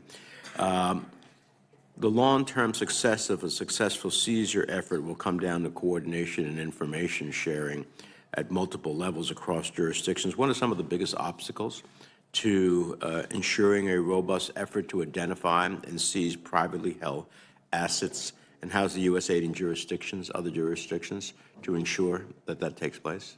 Thank you, Senator. I appreciate the concern behind that question. The biggest obstacle historically has been communication across borders and dealing with our international partners. In the wake of the February invasion, those obstacles have diminished greatly. There's been, in my experience, a significant uptick in the ability and the interest of international sharing, both in terms of law enforcement and intelligence. The key hurdle previously was a mismatch and a misalignment between the U.S. sanctions regime on the one hand and foreign partner sanctions regimes on the other. As the European Union, as our partners in the United Kingdom and elsewhere around the globe have come into alignment with our sanctions regime, it has greatly increased our ability to effect seizures, to effect requests for searches, to request arrests, et cetera. That, I think, will only continue as those regimes continue to come into alignment, and in particular as our partners in Europe and the United Kingdom continue to work on legislation of their own that will increase their own ability to proceed on civil asset forfeiture or an analogous proceeding. Thank you. Thank you. Senator Rounds from South Dakota is recognized. Thank you, Mr. Chairman. Thank you to both of you for appearing before us today. Ms. Rosenberg, as you know, the use of sanctions has increased astronomically since the end of the Cold War. My question is do you believe that sanctions are an effective way to advance U.S. national security and policy priorities? Thank you for the question, Senator.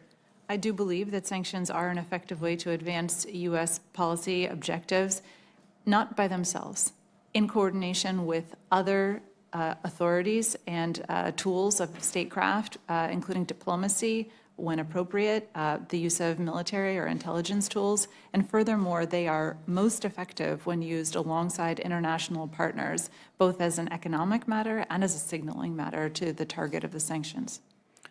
In a globalized economy where Russia can still earn $1 billion a day in oil revenue, even while being heavily sanctioned, how do we make certain that our economic and other non-military tools actually stay effective?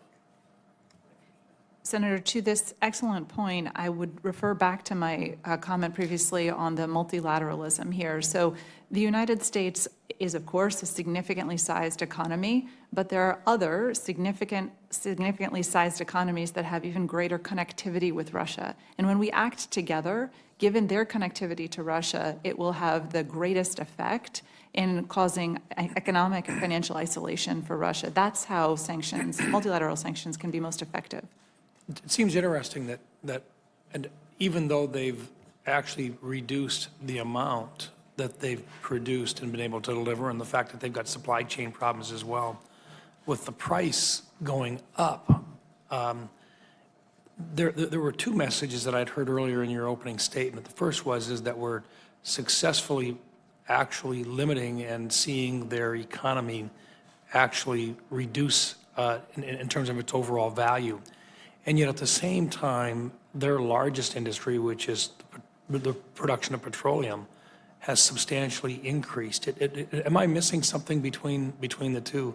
It seems that the sanctions, specifically with regard to their ability to produce and to market oil, doesn't seem to have worked as well as what we had hoped that it would. Is that a fair statement? Senator, these sanctions, this broad international coalition of sanctions and export controls are having the effect of overall constraining Russia's economy and putting it into pretty difficult and dire conditions.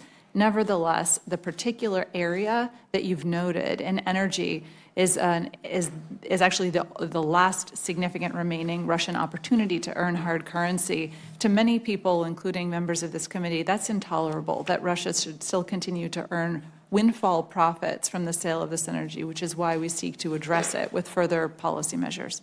Thank you. Mr. Adams, it's my understanding that your task force is fully empowered to use the most cutting-edge investigating techniques, including data analytics, cryptocurrency tracing, foreign intelligence sources, and information from financial regulators and private sector partners to identify sanctions, evasion, and related criminal misconduct. In discussions with other federal offices, I've been told that frequently the private sector actually provides more and better information than other sectors of the federal government. I guess my question would be, what role does the private sector play in assisting you in identifying Russia's evasion efforts, and have you experienced a similar level of information sharing? Thank you, Senator. The private sector has been an enormous partner throughout this effort. And I'm referring here to the banking sector, to the financial services sector generally, to the insurance industry, to shipping industry, et cetera. There are instances in which our job as law enforcement officers cannot be done without witnesses who have firsthand knowledge of how the economy is working on the ground and have specific knowledge about particular sanctions evaders, as you note. Working with the banking sector is not separate, in my mind, from working with the public sector and law enforcement. It's a symbiosis. We get information through bank secrecy reporting channels. We get information through less formal informants, et cetera. To be able to marry those sources of information with confidential sources, for example, to measure it, to marry it with our ability to proceed via search warrants, et cetera, amplifies both sides of what is essentially the same coin. Thank you. Thank you, Mr. Chairman. My time has expired. Thank you, Senator Rounds. Senator Smith from Minnesota is recognized from her office. Thank you, Mr. Chair, and thank you to our panelists for this excellent hearing. My question is around global food insecurity. The Russian war in Ukraine is contributing to a global food security crisis. Somalia is one of the worst hit countries. Before the war, Ukraine and Russia contributed up to 90% of Somalia's grain supply, and now an estimated 7 million Somalis are facing acute food insecurity and near famine conditions. And despite some progress in restoring shipments of wheat to East African nations, we continue to see Russian efforts to steal and divert grain supplies and threats from Russian President Putin to look at reducing future shipments. So, Ms. Rosenberg, I was very glad to see last week the Treasury announcing new sanctions against individuals that are overseeing the seizure and the theft of Ukraine's grain. Could you talk to us about how we can do more to use sanctions and other tools of economic statecraft to hold Russia accountable for intentionally exacerbating this food crisis? Thank you, Senator, for the opportunity to speak to food insecurity and Russia's role in enhancing, unfortunately, the food insecurity that exists for so many countries. One thing that's important we have found to point out is the necessity to clarify the fact that our sanctions do not bear on the export of or the trade of food, medicine, or medical devices. That speaks to misinformation out there. In fact, what we've sought to do is to clarify that we have permission in all of our sanction structure to ensure that such trade can continue. We've issued general licenses to that effect and additional guidance. It is important to hold accountable those entities, including in Russia, that have been responsible for stealing Ukrainian grain and destroying their agricultural equipment, from blockading the export of Ukrainian grain. And as you've noted, it's particularly outrageous and dismaying that Russia has been engaging in these activities given the profound need by countries that are food insecure for this food aid that Ukraine has been in the position of supplying, as well as Russia, in the past. Beyond efforts that we can bring forward and continue to do so to hold accountable those in Russia that are responsible, it's furthermore essential to ensure that that grain is able to be exported. And so the agreements, the negotiated agreements that have come into place and hopefully will be retained in order to allow that grain to continue to be exported on the water will be just as essential as holding accountable those who are responsible for preventing the export of that grain. Thank you. Thank you. Thank you very much. I'd like to, just in the time that I have left, I'd like to follow up on the excellent questions from Senator Menendez and also Senator Rounds around strategies that Russia is deploying to evade sanctions. It seems as if this is a constantly evolving battle, right, between new strategies on the part of Russia to evade sanctions and then our efforts to adapt and to evolve as well. So maybe, Mr. Adams, could you just talk a little bit about that? How have Russia's strategies to evade coalition sanctions evolved, and how are our detection and enforcement strategies evolving in response? Thank you, Senator. In many ways, I think we see the same playbook for sanctions evasion today that we've seen for years. There's clearly a drive to evade export controls, in particular, given the stark deficiencies of the Russian military and the ability to rearm itself. And so, from a strategic standpoint, we at the department are looking at efforts to evade both the financing, sanctionable financing of controlled exports, and looking specifically at new financiers and new shell companies, new financial services firms that are popping up in order to essentially play a shell game in terms of how to hide that money. One strategy that we have adopted with the task force is to be as public as quickly as possible in setting out a roadmap for the private sector to look at.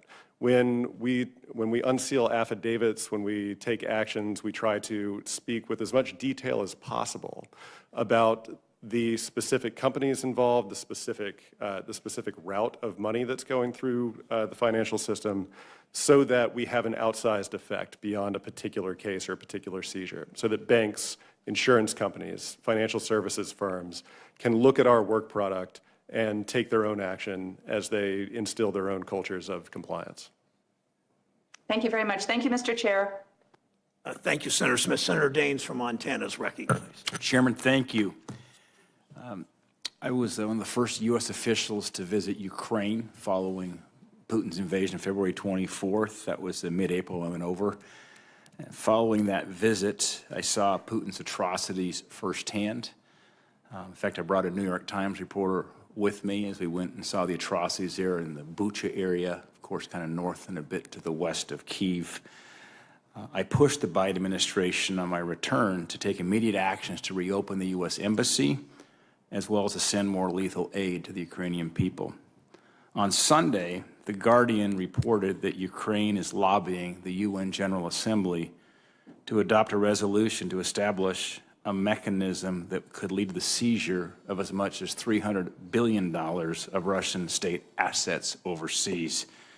As the war raged on and Russia's actions became more brutal and barbaric, I then urged Treasury Secretary Yellen to impose tighter sanctions on Russia's financial institutions.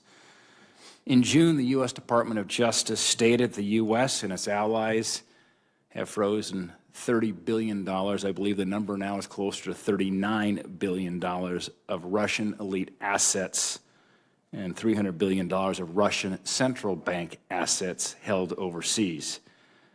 Not long ago, we introduced a bill, Senate Bill 4283, that would authorize the Biden administration to confiscate these Russian assets and use these assets to offset the cost of our nation's assistance to Ukraine. I can tell you, when you talk that with the taxpayers of this country, they think that is a great idea, as we have been most generous in sending aid over to Ukraine.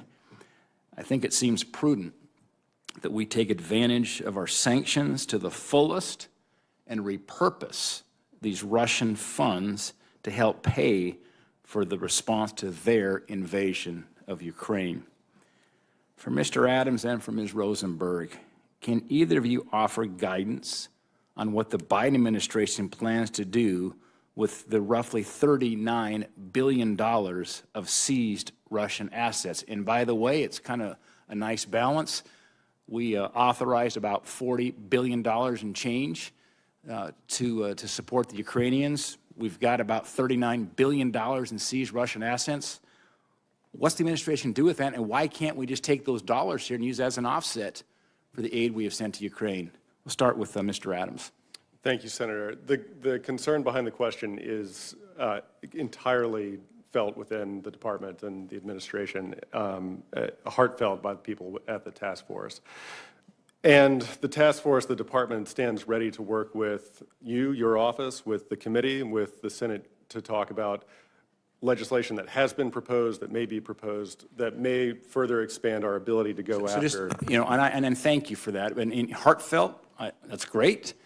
Concern, it's wonderful, but why aren't we taking action? What is the barrier prohibiting us from taking these seized assets here and using those to offset the aid that we've sent to Ukraine? The taxpayer would love to see that, I can tell you that. Thank you, Senator. To go directly to the hurdles here, with respect to frozen assets, which I think is a key distinction here between what has been seized pursuant to our warrants and what's the frozen asset number that you, if you were looking at your tally, what's that number?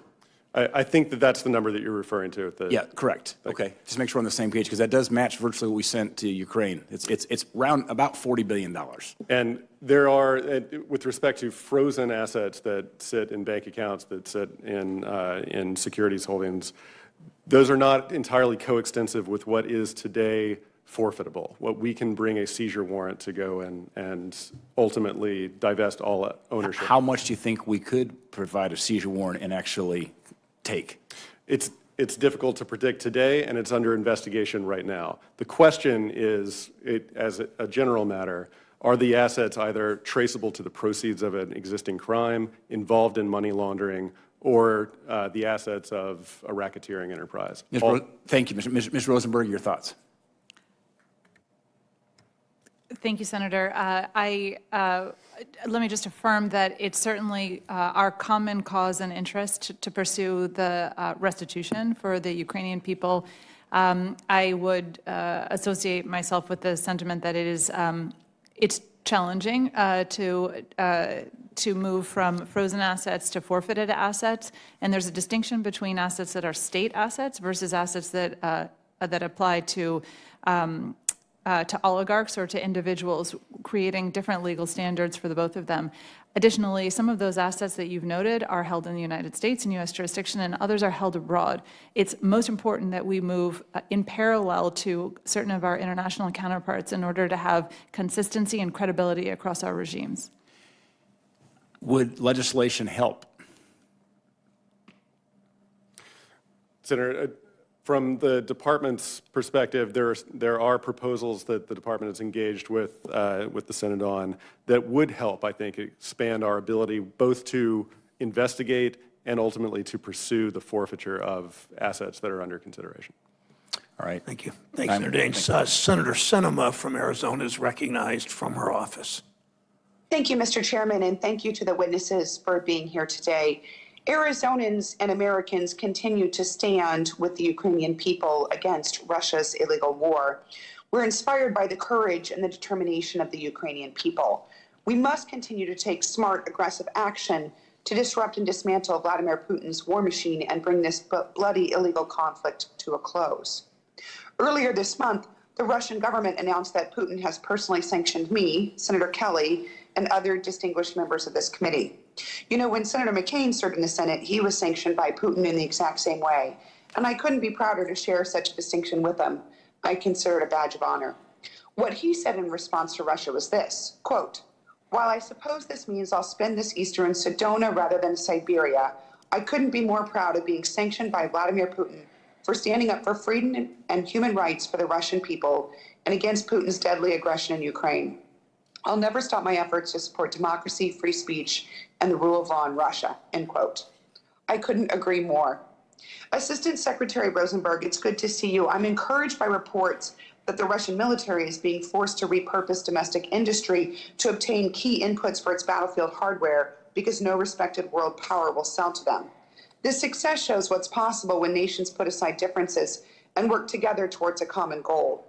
Can you expand on the direct combat implications of this achievement? And are these international export restrictions a factor in why the Russian military had to pull back from Kharkiv a few weeks ago? Thank you, Senator, for the opportunity to discuss this issue.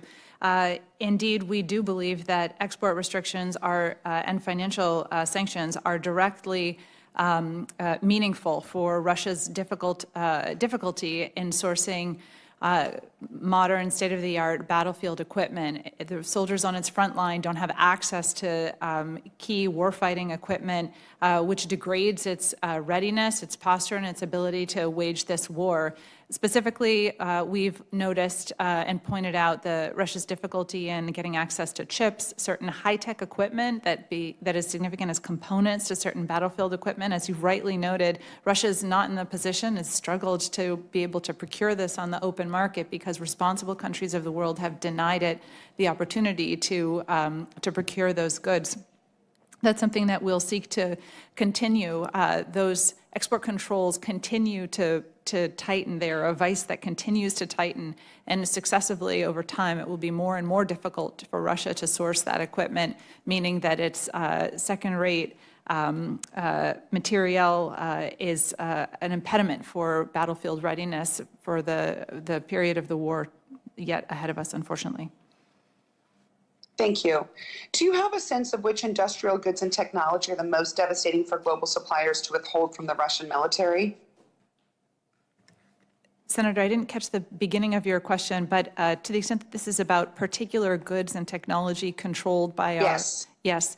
I would defer to my Commerce Department colleagues who maintain the lists and the particular prohibitions, as well as my Defense Department colleagues and their analysts to make an assessment of what is most significant to Russia's warfighting ability and its battlefield readiness. But as I believe you've noted, the broad array of restrictions across many categories of equipment and technology that Russia uses to source its battlefield equipment are important, as well as the complementary financial sanctions that also seek to deprive Russia the opportunity to make such procurements. Thank you. I also want to ask you about the efficacy of current restrictions on Russian oil exports. Some reports state that Russian oil producers are attempting to circumvent the spirit of these restrictions by blending their oil with oil from other countries so that the percentage of Russian oil falls beneath 50%. Under current rules, that would allow the oil to be branded as a non-Russian country's blend, even though nearly half of the oil revenue will continue to go to Russia. Is this an issue of concern for the United States, or is this primarily an issue for the European Commission? Thank you. At this time, we are putting together, as you know, and we've had the opportunity to discuss here, the price cap policy, which will come into force on December 5th. The point that you've made about blending of Russian crude is one that we've heard from other individuals and people in the industry. We have an opportunity to offer further clarity and guidance on this important point in the forthcoming guidance and frequently asked questions that the U.S. government will put out in the coming weeks to effectuate our price cap, and our partners in other G7 countries will have the opportunity to do so as well to clarify the specificity here. But it is important to remember that Russian oil on the water is Russian oil on the water under the purposes of the price cap policy. Thank you. And my final question, does the department support European Commission efforts to tighten restrictions on this very type of blending scheme? Thank you, Senator. We work very closely with the European Commission, which is part of the G7, which is part of the coalition for the price cap, so G7 countries and the EC.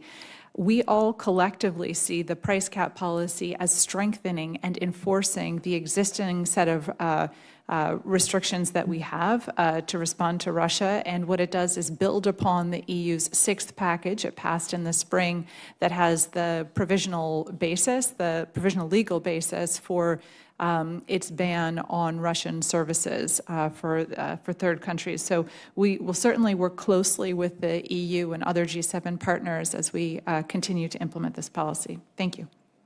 Thank you. Thank you, Mr. Chairman. All right, everyone, if you are just joining us here on Live Now from Fox, it is 10:14 on the East Coast, 7:14 on the West Coast. You are watching Live Raw and Unfiltered as the U.S. Senate meets to discuss sanctions on Russia amid the war with Ukraine. We are following several other top stories, though. We're going to step away for a quick 2-minute commercial break, and we will update you on all of those and bring you to a few live events that we do have going on right now. We will be right back. Stick with us.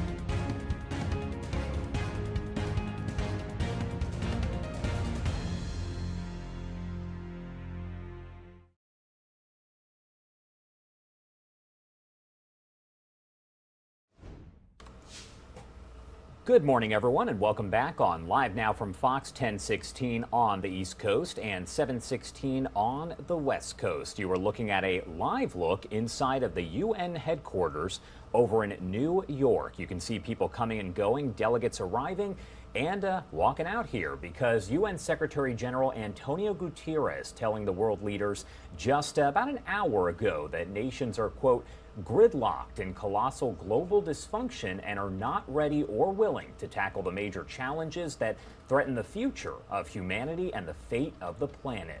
Speaking at the opening of the General Assembly's annual top-level meeting, the UN chief did point out the war in Ukraine, multiplying conflicts around the world, the climate emergency, the dire financial situation of developing countries, and recent reversals of progress on such UN goals as ending extreme poverty and providing quality education for all children. Guterres did say, quote, "Our world is in peril and paralyzed," but he also said there is hope, stressing the cooperation and dialogue are the only path forward. He warned that, quote, "No power or group alone can call the shots." Quote, "Let's work as one, as a coalition of the world, as United Nations." That is from his speech made just about an hour ago there at the UN headquarters as they hold that General Assembly, the first one in person in 3 years. Before we went to the break, we were listening in as the Senate does discuss sanctions on Russia. I do want to listen back in, raw and unfiltered, on Live Now from Fox. In conducting those kinds of investigations in particular. I mentioned earlier that the realignment and the continuing alignment of our sanctions regime and our foreign partner sanctions regime is encouraging. It's been robust, particularly in the last few months. That said, the difficulties of conducting transnational investigations of piercing, often opaque jurisdictions that have an interest in concealing or providing a harbor for those who would conceal illegal activity is a tall order. It requires intensive resources, and it at times requires multiple years of investigation. Right. So in essence, you just need more time for the investigation. You don't have that because of the extent of the assets and what you're dealing with in an international perspective. So thank you again. I so appreciate both of you and the work that you do. Thank you, Mr. Chairman. Thank you, Senator Cortez Masto. Senator Warren from Massachusetts is recognized. Thank you, Mr. Chairman. So ever since President Biden announced sanctions against Russia for the invasion of Ukraine in February, I've had serious concerns about Russian elites potentially using cryptocurrency to evade sanctions. Back then, we already knew that countries like North Korea had used crypto to skirt sanctions and launder at least hundreds of millions of dollars. And Russia could easily be part of that. So that's why I introduced the Digital Asset Sanctions Compliance Enhancement Act with many of my colleagues actually on this committee to strengthen our sanctions regime. Since my bill's introduction in March, Treasury has identified numerous cases of Russian entities attempting to evade sanctions with crypto. In April, Treasury sanctioned multiple Russian crypto mining companies. Just last week, Treasury sanctioned 5 crypto addresses tied to a Russian neo-Nazi paramilitary group. And on top of that, Russia's deputy finance minister announced earlier this month that Russia is looking into using stablecoins as a way around Western sanctions. Assistant Secretary Rosenberg, could digital assets be used right now by Russian oligarchs to evade sanctions on Russia? Yes, Senator, that's possible. All right. I appreciate your candid answer here. Many crypto boosters continue to claim that crypto could never be used as a way to evade sanctions, despite the evidence to the contrary. They say that because blockchain is transparent, anybody can see where the tokens are moving, so no problem here.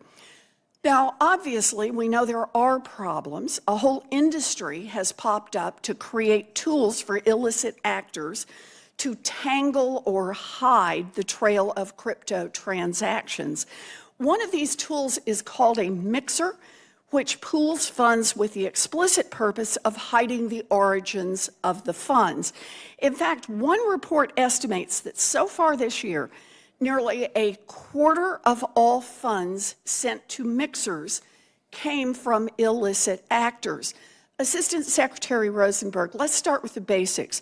Do mixers and other technology used to hide crypto transactions make it harder for Treasury officials to do their job of enforcing sanctions? Anonymity-enhancing technologies such as mixers that you mentioned are indeed a concern for understanding the flow of illicit finance and getting after it. It is true that what you note, that on a public blockchain, it is possible to trace the source of money and where it's flowing. The detractor from that would be anonymity-enhancing technologies. That's right, like these mixers. Yeah. So that's why I was glad to see last month that Treasury sanctioned Tornado Cash, a mixer used by a North Korea-linked hacking group to launder nearly $500 million. Earlier this year, the mixing service Blender was sanctioned for laundering funds for Russian and North Korean groups. Now, some in the crypto industry are furious over these sanctions, and they're fighting to have the chance to keep right on laundering money. Some downplay, some even lie about the risks associated with their products. One of the industry witnesses who testified before this committee earlier this year claimed that mixers don't make it easier for illicit actors to hide their transactions. Well, that was clearly wrong. Tornado Cash alone has been used to launder over $7 billion, with nearly 30% of its current business tied to illicit actors. Even so, Coinbase, the largest US-based crypto exchange, is now bankrolling a lawsuit against Treasury for its work to sanction these mixers. So, Assistant Secretary Rosenberg, will sanctions against mixers like Tornado Cash help strengthen our sanctions regime against Russia and other illicit actors? Thank you, Senator. Sanctions, such as the one that you've noted, when they can serve as a deterrent to any criminal that would seek to use a mixer in order to launder their funds, the funds of the proceeds of corruption or other criminal activity, that's an effective avenue we can use in order to signal that we cannot tolerate money laundering. So whether that's for a Russian criminal actor, an Iranian, a North Korean, or wherever they may come from. Well, I appreciate that. You know, one thing I've learned over the past couple of years is when the crypto boosters cry the loudest, you're probably onto something. If crypto has nothing to hide on money laundering for oligarchs or drug lords or tax evaders, then they shouldn't mind a little transparency. Thanks very much. Thank you, Mr. Chairman. Thanks, Senator Warren. Senator Ossoff from Georgia is recognized from his office. Thank you, Mr. Chairman. Thanks to both of our panelists for your service and your testimony today.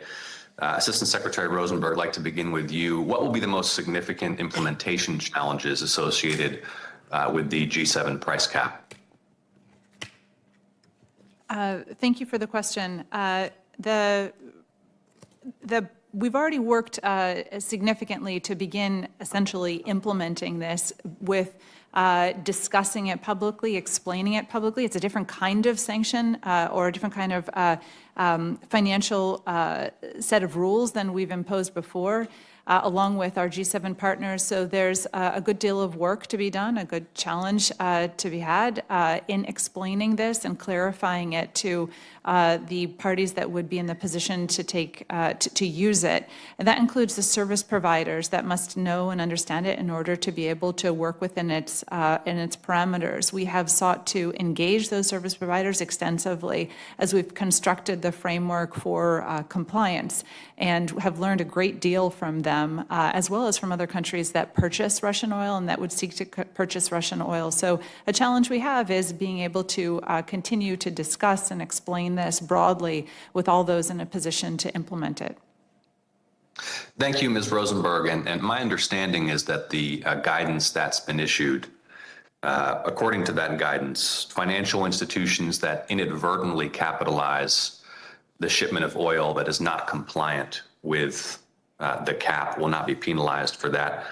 How will inadvertent be defined? What due diligence will financial institutions be required to undertake in order to ensure that they're not facilitating oil trades which are not compliant with this arrangement?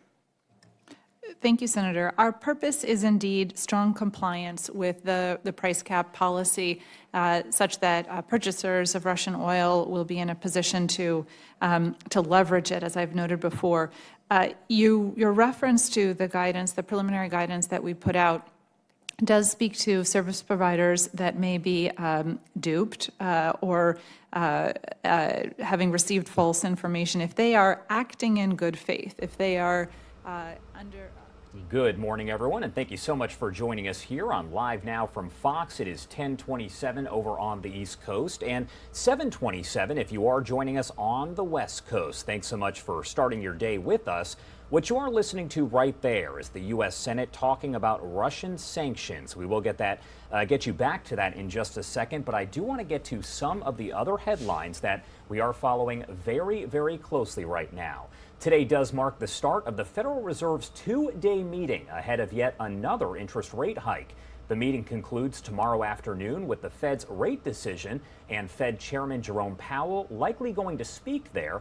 Fox Business Network's Edward Lawrence joins us live to discuss more about that meeting and some other economic concerns. Thank you so much, as always, for being here with us. Yeah, thank you for having me, Josh. Of course, and all eyes at this point on Jerome Powell and the Federal Reserve to see what is going to happen. So what are the thoughts here? Yeah, the question isn't if there's going to be a rate hike. There will be. The question is how big is that rate hike going to be? And the market believes, 80% of the market, I should say, believes it's going to be 0.75 of a percentage point, 0.75%. 20% of the market now is pricing in a full percent point. That's a big difference there. And these are huge moves by the Federal Reserve. But basically what it would do, it would, when the Fed raises interest rates, that affects all of us through our credit cards. Interest rate payments go up, as well as if you're adjustable rate mortgages or if you're trying to buy a new house or buy a new car. All those interest rates, but the cost of borrowing money will go up. So the question is, how high is it going to go up? And of course, something that we did hear just the other day was that Goldman Sachs saying it looks like we could see these increases through to 2024. Thoughts on that? Right. Well, you know, and there's been some divergence of thought on this. Yes, Goldman Sachs believes the increases will continue. Some believe in the market that, yes, we're going to see such an economic slowdown that the Federal Reserve is going to have to actually cut rates next year. The issue is into 2024. The issue is, you know, can the Fed, and the reason they're moving so quickly now is they're trying to get the interest rate up to a point where they can use it to cut it. Basically, if there is a slowdown or a prolonged slowdown, I should say, because we had the first and second quarter of negative growth. The third quarter is trending that way, but right now just 0.5% above on the positive side. Goldman Sachs also downgrading their forecast for GDP for 2023 to just 1.1%. That is a very slow growth for this economy. Yeah, so a lot of questions, I guess, about what we are going to see tomorrow. We should get that decision, as you mentioned, tomorrow. So we'll bring that to you here on Live Now from Fox. But I do want to bring you to another topic that we have been talking about here, and that is the fears over recession looming as the world leaders do meet for that UN General Assembly. What can you tell me about that, Edward? Yeah, you know, I can tell you that the head of the World Bank, David Malpass, is going to be in New York for those UNGA meetings, as we call it, United Nations General Assembly, along with President Joe Biden. He will also be there. But David Malpass, the head of the World Bank, told Fox Business yesterday that he knows there's a recession that's going to happen, or if we're not in one right now. He's worried about how long that recession is going to be. He says, you know, for the U.S. as well as the rest of the countries around the globe. So that's really going to be a big focus, the economy, when they get up to UNGA. Also, they're going to talk about, obviously, about Russia, the sanctions, and the invasion of Ukraine. But this global recession that seems to be sort of a wave running around the earth is going to be a big topic of discussion for the world leaders up there. Yeah, they've already started talking this morning, and they've talked about quite a few things, but basically mentioned that the world is in peril and paralyzed. That is what the UN Secretary General did say during that meeting. So as always, Edward, we do talk to you about a lot of these different economic reports that are coming out, and we do expect, I say this time and time again, but more of them to be released in the near future, correct? Yeah, exactly. And you talk about the Federal Reserve rate hike. That's going to be at 2 o'clock Eastern time, 1, 12, 11, do the math, 11 a.m. Pacific time. That's going to be highly watched, not only by the markets, but other folks around who are going to look to see exactly how high the Federal Reserve is going to go. That's going to be a key day for the markets, for the economy of the United States, because if they go a full percentage point, that's a signal that the Federal Reserve believes inflation is much more entrenched than it was, and possibly much more difficult to get under control. And that's what this is all about, trying to get inflation back under control. All right, Fox Business Network's Edward Lawrence, thank you so much as always for joining us. Anything you want to make sure you add here about the economy? No, I think we got it. Strap in, because the Federal Reserve Chairman Jay Powell says we're going to see some economic pain, not just businesses, but also everyday Americans for some time to come. Yeah, and we're already feeling it for sure. Thank you so much as always. Thanks. All right, 10:32 if you are over on the East Coast and 7:32 on the West Coast. We are going to step away for a quick 2-minute commercial break, but we will be right back with more of your headlines from across the country and across the world. Stick with us.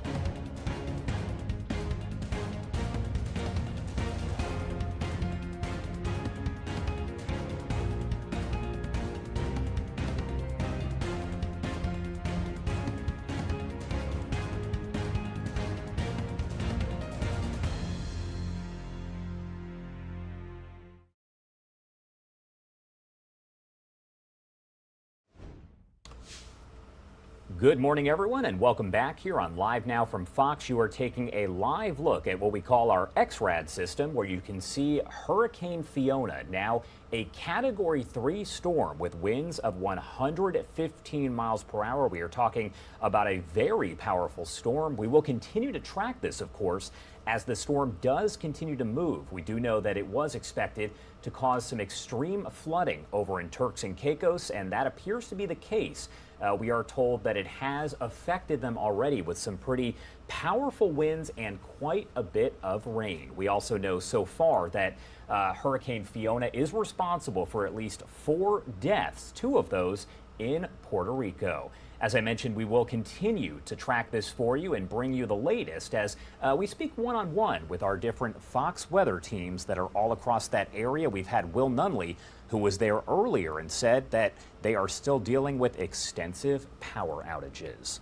All right, so we did bring you out to New York a bit earlier to the UN headquarters there as this speech underway. We did hear from the Secretary General a bit earlier, where he had some very stern and almost surprising words, of course, saying that the nations are gridlocked in colossal global dysfunction. This is part of that General Assembly, the first time that they have met in person in 3 years. That assembly does continue, so I do want to listen in and bring that to you raw and unfiltered on Live Now from Fox.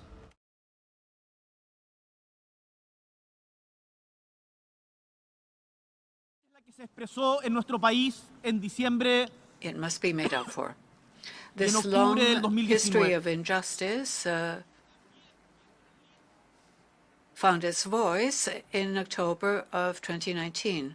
But also, and this is a good thing about it, the long history of civil mobilization and social struggle, which made it possible to return to democracy and the return of Democrats, as President Aylwin said at the end of the past century, was the same struggle which made it possible at the beginning of the 20th century to make progress in rights for workers.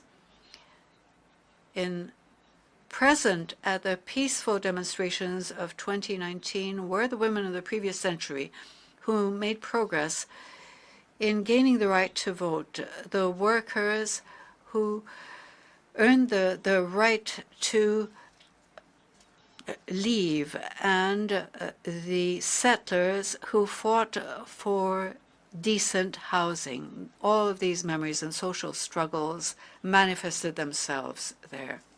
The protection of human rights anywhere by any regime, decent work, social protection, and the struggle against climate change are universal demands which are the focus of our common agenda, led by the Secretary General of this organization, Antonio Guterres, and of the Sustainable Development Goals. These are the values behind this deep unrest: equality, justice, and freedom. Distinguished leaders of the world, the way forward to the peaceful, democratic resolution of the crisis our country experienced was an agreement between the major political forces, which made it possible to draw up a roadmap towards drafting a new constitution, one which made it possible to establish the basis of a new social contract, making a democratic response possible to the demands of the citizens. This road opened by Chilean society through protest and social struggle, and then politically channeled by the various institutions, was expressed through plebiscite in October 2019, where 80% of voters spoke in favor of a new written constitution by a specially elected body to do so. This is a major challenge. It consists of achieving, as never before in history, a democratic constitution written with citizen participation of indigenous peoples, and gender parity, a constitution for everybody, written by everybody. A few weeks ago, the work of the Constitutional Convention was subjected to consultation through a plebiscite in which there was a massive participation, 85%. But this led to a clear rejection of the proposal, 62 against 38%. Thus, today we are seeking new formulas to build the meeting place for all Chileans. My personal option in this plebiscite was to approve the proposal for a new constitution, but the result was the opposite. Some want to see the result of the plebiscite as a defeat for the government. And with great humility, I wish to tell you today that a government can never feel defeated when the people speak. In a democracy, the word popular is sovereign and is the guide for any government. Why am I telling you about this? Because, unlike in the past, when differences in Chile were settled through blood and fire, today, Chileans have agreed to face our challenges in a democratic fashion. And I'm telling you about this because I'm certain that one of the major challenges for humanity today is that of building democracies that really talk to and listen to citizens. Those who are here at this assembly have the duty of improving our democracies. During the long days of citizen mobilization, the word dignity was often heard. The Chilean people have just expressed giving us a lesson in democracy, which we are learning. Chile has called on its democracy and political actors to rise to the challenges that we have today, and we must meet their expectations. As a government, we have received the results of the recent plebiscite with open eyes and hearts. We want to hear what the people is telling us.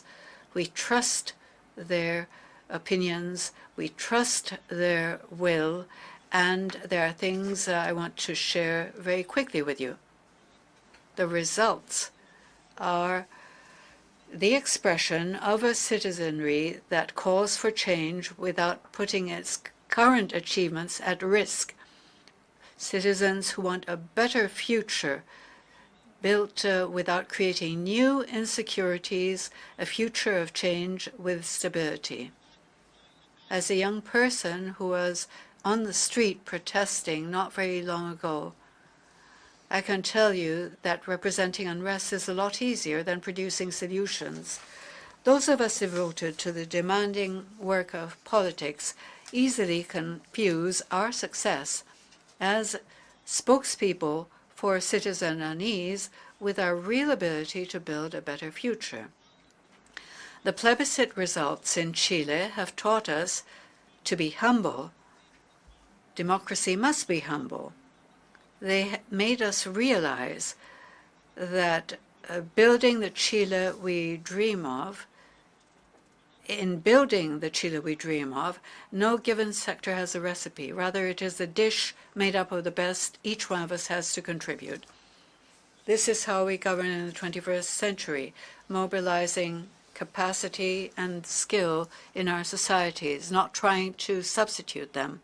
As a President of Chile, I am convinced that very soon Chile will have a constitution that will satisfy us and make us proud, one built in democracy that brings together the contributions of all sectors of society, able to reflect our aspirations of justice and liberty.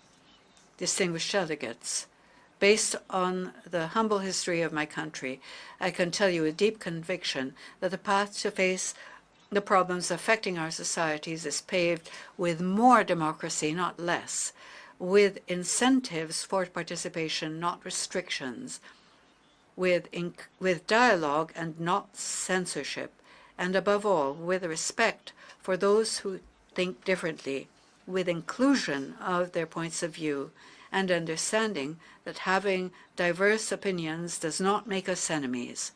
I reject the abyss that some try to open when facing the legitimate diversity of opinion.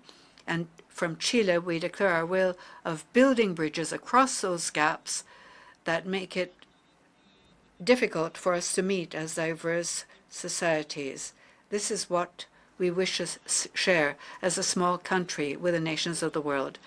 Deepening democracy is a permanent exercise where we must persevere and learn from the experience of others. Thus, in conclusion, I invite you to work together to strengthen democracy in all spaces, in each of our countries, and in the relationship between countries. We need a new Latin America. We need more work together from the Global South. We need a modernized United Nations where we all set ourselves the same objectives.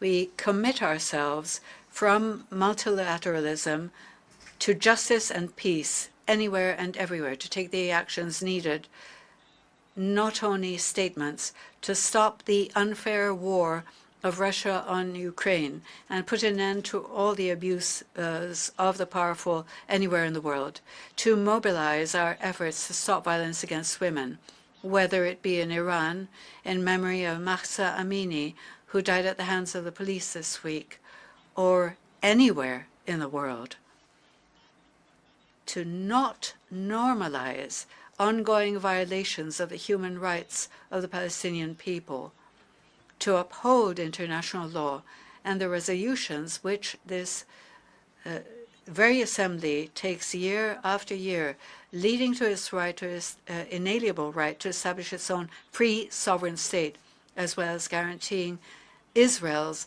legitimate right to live within safe and internationally recognized borders, to continue working to contribute to the release of political prisoners in Nicaragua. And so nowhere in the world having ideas different from the current government can lead to persecution or violations of human rights. Distinguished members of this assembly, the whole world is calling for change. New generations have the right, like those before us, and also the responsibility to think and realize a different future. The citizens suffering the consequences of societies built on segregation and abuse call for their rights and for a safe life. This is a world that can only be achieved through more democracy. And this is a call which we must all respond to today. And in Chile, we are willing to cooperate anywhere in the world to that end. Thank you very much. All right, good morning. If you are just joining us here, that was Chile's president speaking, addressing the UN at the General Assembly. We have heard from several different world leaders at this General Assembly, the first live meeting in person in 3 years. You're seeing world leaders from all over coming together here at the headquarters in New York. I do want to step away for a quick 2-minute commercial break, but we will be right back with more of your top stories from across the country and across the world. Stick with us.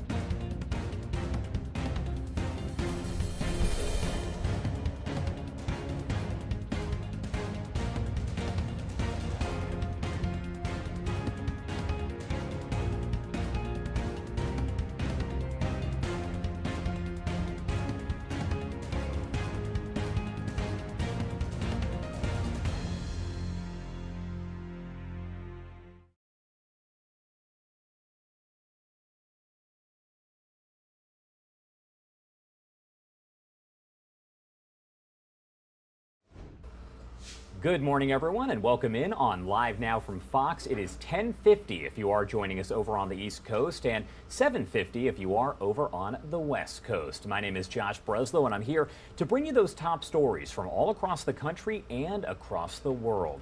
Throughout the morning, we have been listening as the UN holds its General Assembly, the first time they have been live in the same room in 3 years. It had been virtual in the past due to the COVID-19 pandemic. I do want to take you back out live as that event is still underway. We are hearing from several different world leaders as they make speeches to explain what problems they want to see addressed worldwide. We did hear from the UN Secretary General a bit earlier on today. He did have some very strong words as he spoke to that crowd of world leaders. So we are talking, of course, about UN Secretary General Antonio Guterres, who told those leaders that the nations are, quote, gridlocked in colossal global dysfunction. And he also said, quote, our world is in peril and paralyzed, but there is hope, stressing cooperation and dialogue are the only path forward. He warned that, quote, no power or group alone can call the shots. Let's listen back in, raw and unfiltered, here on Live Now from Fox. Speed the movement of staples to countries in need. My friends, sustainable, inclusive economic growth has too often been a victim of global crises. But it can also be a defense that strengthens us to endure the storms. In my region, we are looking to build integrated partnerships that tap the capabilities and resources of each of our countries for the benefit of all. We see regional resilience pacts coming together to stimulate fresh opportunities and growth. Jordan has established multilateral partnerships with Egypt, Iraq, the UAE, Saudi Arabia, Bahrain, and others in the region to capitalize on these opportunities. Our country is a bridge for regional partnerships and cooperation, international crisis response, and humanitarian action. Jordan has always been a source of regional stability, as well as a refuge for those in need. In this context, let me say a word about refugees and the communities which host them. In 2012, I came before the 67th General Assembly and spoke for the first time about the Syrian refugee flow and its pressure on Jordan's scarce resources. At that point, 200,000 Syrians had sought refuge in our small country. Today, 10 years later, we host more than 1.3 million. Meeting the needs of these and other refugees is an international responsibility, and host countries look to the international community to honor its commitments. My friends, for decades, the Middle East has been synonymous with conflict and crisis. But we are hopeful that a newfound spirit of collaboration can and make our region an exemplar of resilience and integration. Though politics may sometimes fail our world, one absolute remains: always put people first. To keep hope alive for all peoples means rising above politics to ensure every individual's prosperity. Such efforts will be fruitless if they are exclusionary. Inclusion of the Palestinian people in regional economic projects should be an integral part of our efforts. In the Palestinian-Israeli conflict, peace continues to be elusive. Neither war nor diplomacy has held the answer to this historic tragedy. It is the people themselves, not politics and politicians, who will have to come together and push their leaders to resolve this. What would our world look like now if the conflict had been settled long ago? If walls had never gone up and people had been allowed to build bridges of cooperation instead? What if extremists had never been able to exploit the injustices of occupation? How many generations of youth could have grown up in the optimism of peace and progress. As we continue our efforts to achieve peace, we must not abandon refugees. This year, the General Assembly will vote on renewing UNRWA's mandate. The international community should send a strong message of support for the rights of Palestinian refugees, ensuring that Palestinian refugee children have schools to go to and access to appropriate medical care. My dear friends, a founding UN principle is the right to self-determination for all peoples. The Palestinian people, with their resilient national identity, cannot be denied this right. And the road forward is the two-state solution, in accordance with UN resolutions, a sovereign, viable, and independent Palestinian state on the 4th of June 1967 lines, with East Jerusalem as its capital, living side by side with Israel in peace and security and prosperity. Today, the future of Jerusalem is an urgent concern. The city is holy to billions of Muslims, Christians, and Jews around the world. Undermining Jerusalem's legal and historical status quo triggers global tensions and deepens religious divides. The holy city must not be a place for hatred and division.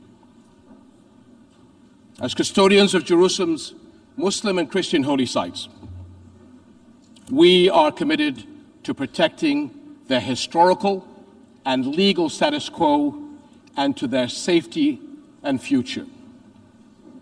And as a Muslim leader, let me say clearly that we are committed to defending the rights, the precious heritage, and the historic identity of the Christian people of our region. Nowhere is that more important than in Jerusalem. Today, Christianity in the Holy City is under fire.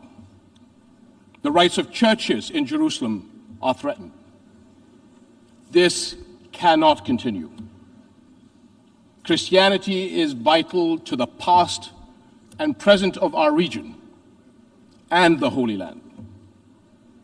It must remain an integral part of our future. Distinguished delegates, we can weather the most serious crises if we join together. Let us here in this General Assembly honor our shared interests in a brighter future, a future of dignity and hope that brings new opportunities for all our peoples. And let us not ignore the alarm bells ringing around us. We must act. Thank you.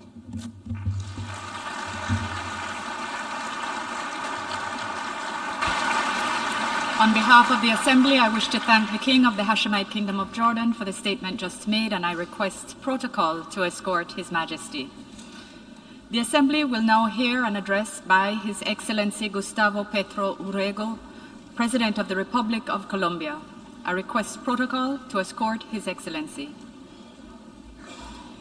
On behalf of the General Assembly, I have the honor to welcome His Excellency Gustavo Petro Urrego, President of the Republic of Colombia, and to invite him to address the Assembly.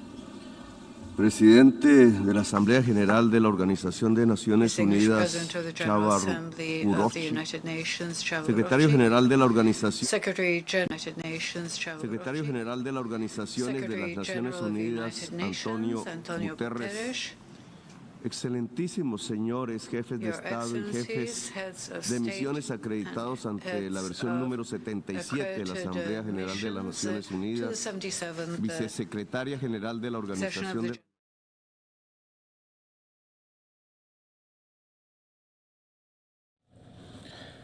Welcome, everyone, here to Live Now from Fox. We've been listening in to the UN General Assembly there in New York City. We appreciate everyone continuing to join us. It is a new hour right here, coming up on just past 11 o'clock out on the East Coast, 8 o'clock on the West Coast. Hi, everyone. Mike Pace here. Thank you so much for joining us here today. We always appreciate it, giving you top stories, headlines, all in the mix right here on Live Now. Let's see what we are monitoring this hour. It is another down day for the stocks here. We are seeing another market sell-off, down 340 points roughly there in the red. We will continue to take a look at it there as inflation concerns continue to be the top issue for investors right now. So we'll keep an eye on all of that. I want to take you out to D.C., though, where we do have House Republicans speaking right now. We'll bring it to you right from the beginning so you won't miss anything. And then followed after that, we'll show you the House Dems.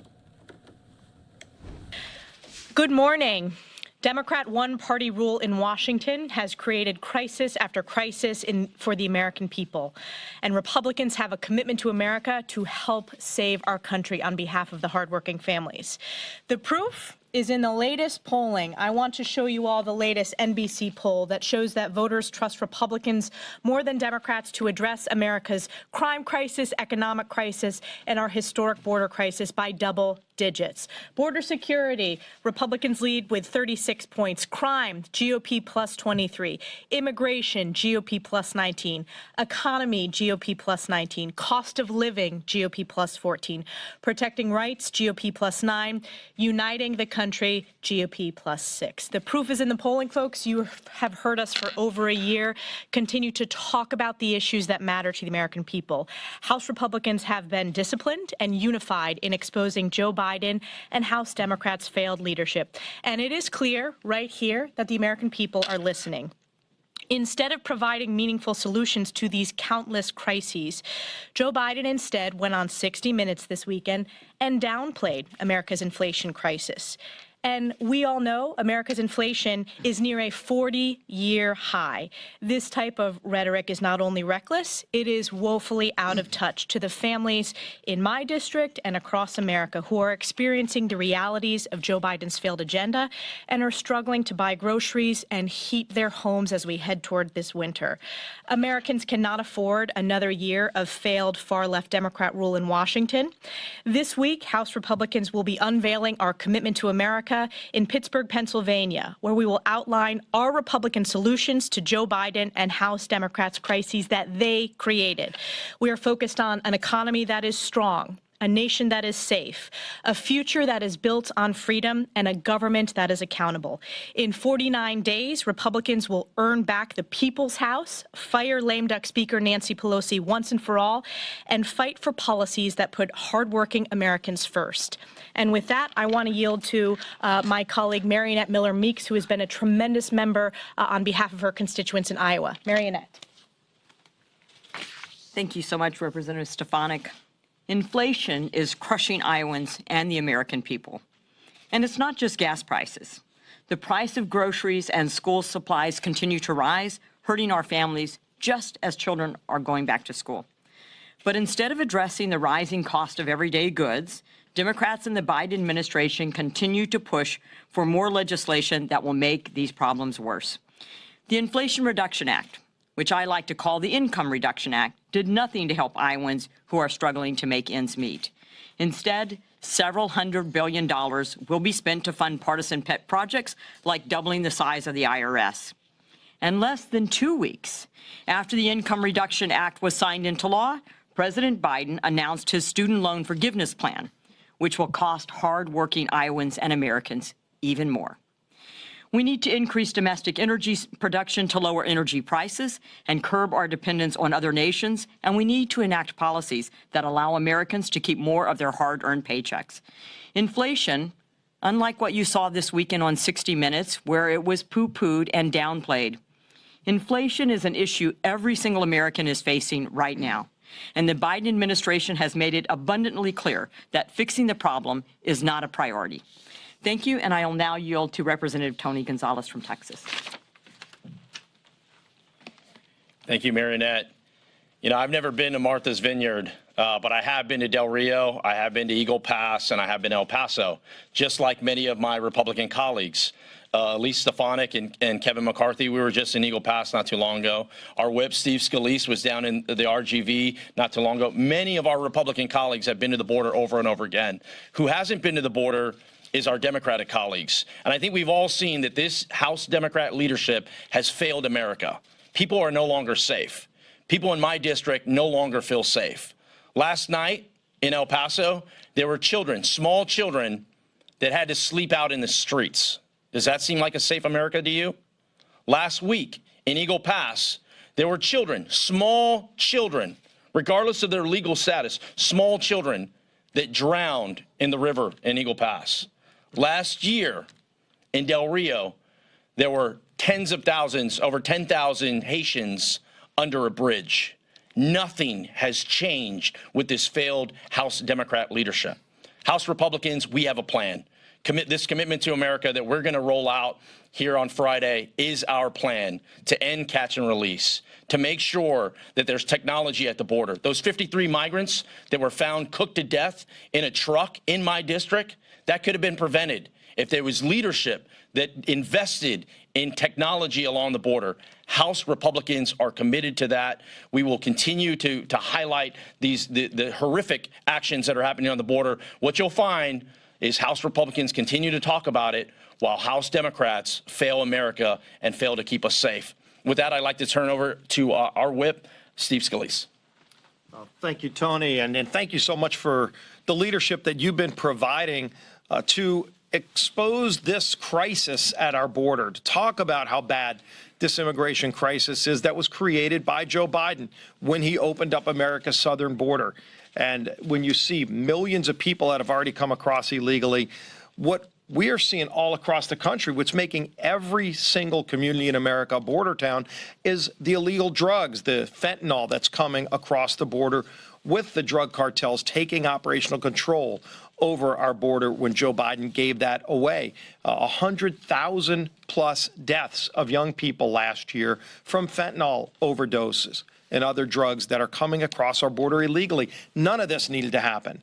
And Republicans have tried over and over again to bring legislation to the floor to secure our southern border, and Democrats want nothing of it. They want an open border. Kamala Harris, who President Biden put in charge of the border, still refuses to go down to the border and then acts like she's in denial, goes on TV and says the border's secure.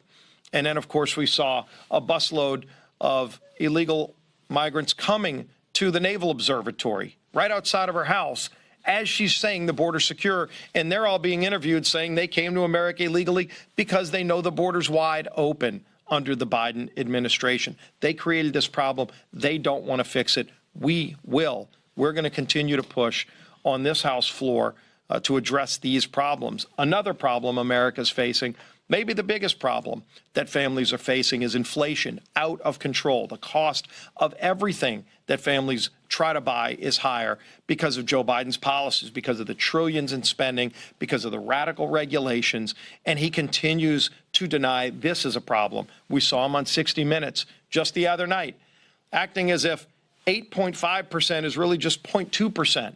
because it was 8.3 and it went to 8.5, and he acted like it was just a blip, just a minor little change. And he had to be corrected by the 60 Minutes host and reminded that it's a 40-plus year high of inflation. It's not a minor blip. It's a major problem for families that Joe Biden's created, and he acts like it doesn't even exist. Maybe in his little bubble that he hangs around, the far leftists that talk about nothing but spending and doubling the size of the IRS. To them, that's economic stimulus. But to families, it's one more crippling blow after another that's making it harder for them to buy the things that they need for their lives. Good luck trying to become a first-time home buyer, because under Joe Biden's wild, massive spending spree with Nancy Pelosi, we've seen mortgage rates more than double, over 100% higher cost to get a mortgage if you want to be a first-time home buyer. So now they've even put the American dream, the ability to buy your first house, out of reach for many more Americans because of all their radical policies. So again, we're going to be rolling out our commitment to America this Friday because we're going to show the country what a Republican majority would do to actually address and confront the problems families are facing that have been created by all of this radical far-left socialism, by Joe Biden, Nancy Pelosi, and all of those other Democrats here in Washington who are voting right down the line, one after another, for these radical policies. There is a better way. We have an answer. We're going to provide solutions. With that, we'll be happy to take any questions. Yeah. Have Republicans decided what H.R. 1 will be, and if so, what is it? Yeah, we're going to be bringing bills to the floor early off in a Republican House majority that would actually confront the problems families are facing, like energy costs, like inflation, like border security, like security in communities. You know, we see out of control crime in communities all across America because Democrats embrace this crazy defund the police movement and also now the no cash bail movement that is literally putting criminals back out on the streets committing more crimes in communities. So we're going to be bringing bills to the floor on all of those. We'll ultimately decide what those first 5 or 10 bills would be, but you're going to see a very active first 100 days of a Republican House majority working for American families, not growing the size of Washington, creating problems like we've seen under Joe Biden and Nancy Pelosi. Thank you. Can I ask you about the Select Committee hearing tomorrow on nursing home deaths? Yes. Have you heard back from former New York Governor Cuomo? And then what can we expect from this hearing tomorrow? Yeah, we've invited him. I've reached out going back over a year ago when we first exposed this scandal, where starting with New York, at the time, Governor Cuomo issued an order. And again, New York is the regulator for nursing homes in New York. So as the regulator, the governor mandated that if somebody was in a hospital that was from a nursing home, they had to go back to the nursing home. And then this is where it really caused devastating deaths that never should have happened. He mandated that the nursing homes cannot test people for COVID. So he blocked them from testing for COVID, made them take people who were COVID positive back from hospitals into a nursing home environment, even if they didn't have the ability to separate COVID positive from non-COVID patients. And we saw thousands and thousands of deaths in nursing homes that never should have happened, a national scandal. And it happened in other states because they took, in many cases, New Jersey, Michigan, took the New York mandate and almost cookie cutter copied and pasted it and put it in policy in their states against the CDC guidelines. So we're going to be pointing all this out again tomorrow at the hearing. I know Elise will be there as well, along with Marinette Miller-Meeks, who is not only a member of the subcommittee, but it was a health director in Iowa. So she really understands what the science should have been, and those states that went against the science led to thousands of nursing home deaths in their states that never should have happened. It's a disgrace. And I don't know if they want to touch on it. Yeah. I just want to add, as representative from the state of New York, I've spoken to constituents directly who have lost their loved ones because of the fatal and illegal executive order that Governor Cuomo put out. But I also want to point out, we know Governor Cuomo was the worst governor in America, but his sitting lieutenant governor, Kathy Hochul, she also needs to be held accountable for this. She promised nursing home family members that they would have a fulsome investigation. She has failed on that promise. This is one of many reasons why she is bottoming out in terms of her approval ratings. And certainly my constituents, who these are very tragic stories, these are heartfelt, really cries out for your elected officials to make sure this never happens again. Our sitting governor has absolutely failed the people of New York, and I look forward to attending as a member. Even though I'm not on the select committee, I intend to ask questions on behalf of my constituents. Marinette might add to that too. You know, I think that what we're looking at is a real tragedy. We had clear guidance from the CDC very early in March, and there are public health officials in every state that give guidance. We know, I'm a physician, pediatricians will separate it. For those of you who have children, if you go into a pediatrician's office, there's the side for the well kids and there's the side for the sick kids. We know how to deal with this. So to force nursing homes to take back the highest risk group for mortality and for death, to take them back into a facility where you're already trying to keep patients safe, people safe by your guidance for your employees, your protective equipment, your testing your employees, to bring people back, not allow them to be tested, is even more extreme that created a problem. Other states did not do this. They did not act in the same way. But New York, New Jersey, Michigan are the most egregious in their actions, and there absolutely needs to be investigation. Kathy Hochul, Governor Hochul, needs to be held accountable for what she promised to families in New York. But this is an issue that we all need to address when we look at the response to the pandemic. Thanks, Marinette and Elise. Some Freedom Caucus sources who said that they're pushing for some pretty substantial conference rules changes next year. And I was wondering if leadership, vacate the chair, changes the steering, majority rule, if leadership's kind of amenable to any of that they're advocating for. Yeah, you see this every 2 years. There's always a robust discussion about, what the rules should be. Again, we can't put the cart before the horse. We have to win a majority to have that ability to have that discussion. And I think all of us, including the members of the Freedom Caucus, have been very focused on what it's going to take to stay focused on winning the majority, and then let's go have that discussion. We're well aware of some of the things they proposed, and every 2 years we always make some changes to the rules. We've been talking, by the way, and in the commitment, you're going to see this. We're going to make some very dramatic improvements over how the House of Representatives operates so that the people can have more input, so that the representatives of the people actually have to show up for work and do their job. We will end proxy voting. People, we've got many votes, big votes. We're over 100 members of Congress weren't even here in person voting. That will change under a House Republican majority, and those types of things will be in the commitment to America. So Democrats are saying that they're seeing their momentum turn around with, President Biden's, slightly improved polling, as well as Roe v. Wade being a motivator for voters. How confident are you in terms of getting, this red wave that we've been hearing about for several months, and are you concerned about being able to pick up as many seats as you once expected to? Yeah, it seems like when you get about 2 months away from an election, Democrats always try to create what I would call fomentum. You saw it 2 years ago, and gee whiz, Nancy Pelosi was going to flip 15 or 20 more seats to the Democrat side, and they tried to create that fomentum on the left, and what ended up happening, we flipped 15 seats from Democrat to Republican. You're watching Live Now from Fox, everyone. We appreciate you joining us here. Breaking news in Chicago of a building explosion. We have multiple people hurt here. This is being reported as an apartment building there, and you can see bricks that from the building right there lined all across the sidewalk and the street. Windows are blowing out right here. Active investigation is happening right now as they continue to search for people that more people that could be injured here in this explosion.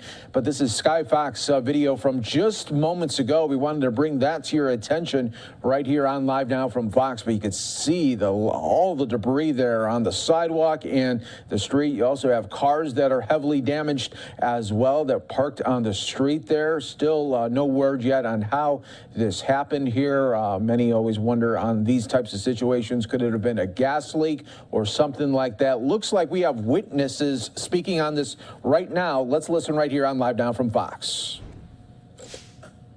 You just knew, I knew it was some form of a bomb. I just didn't know what type of a bomb. I didn't know if it was terrorist.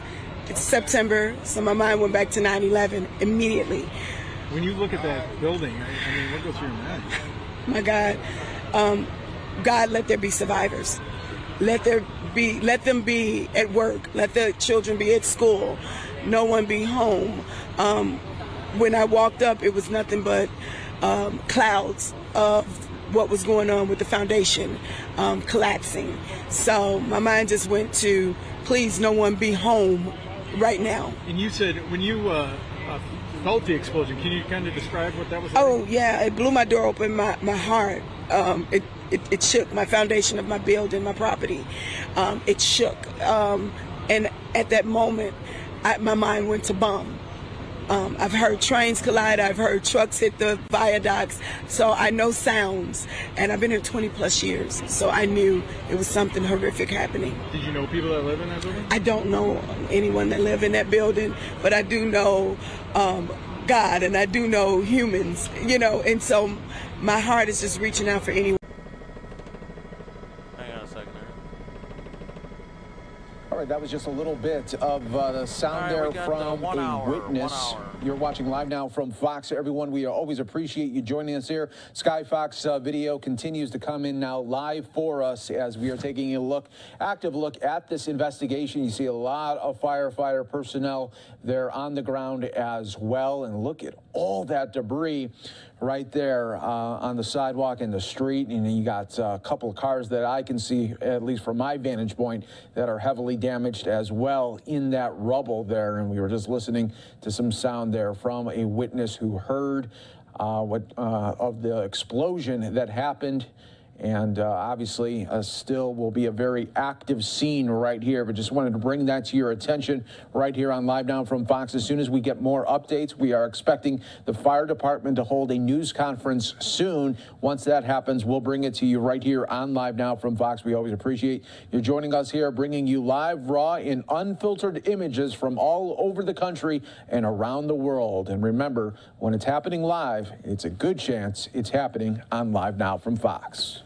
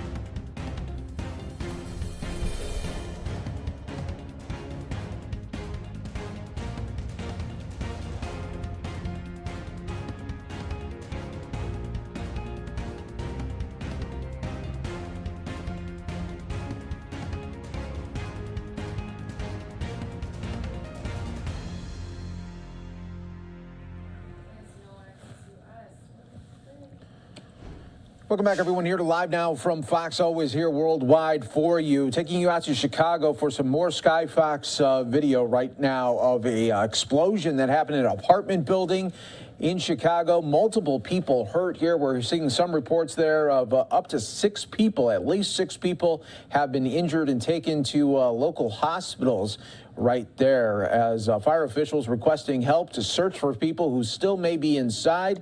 This collapse happened just after 9 a.m. local time at Washington Boulevard in North Central Avenue. Okay, so that's in the Austin neighborhood of Chicago, and you can see Sky Fox video continues to showcase this. As soon as we get more information, we will bring it to you. We'll keep you in a triple box so you won't miss anything right here on Live Now from Fox. Want to go out now to House Democrats from a little bit earlier this morning, talking about issues of the day.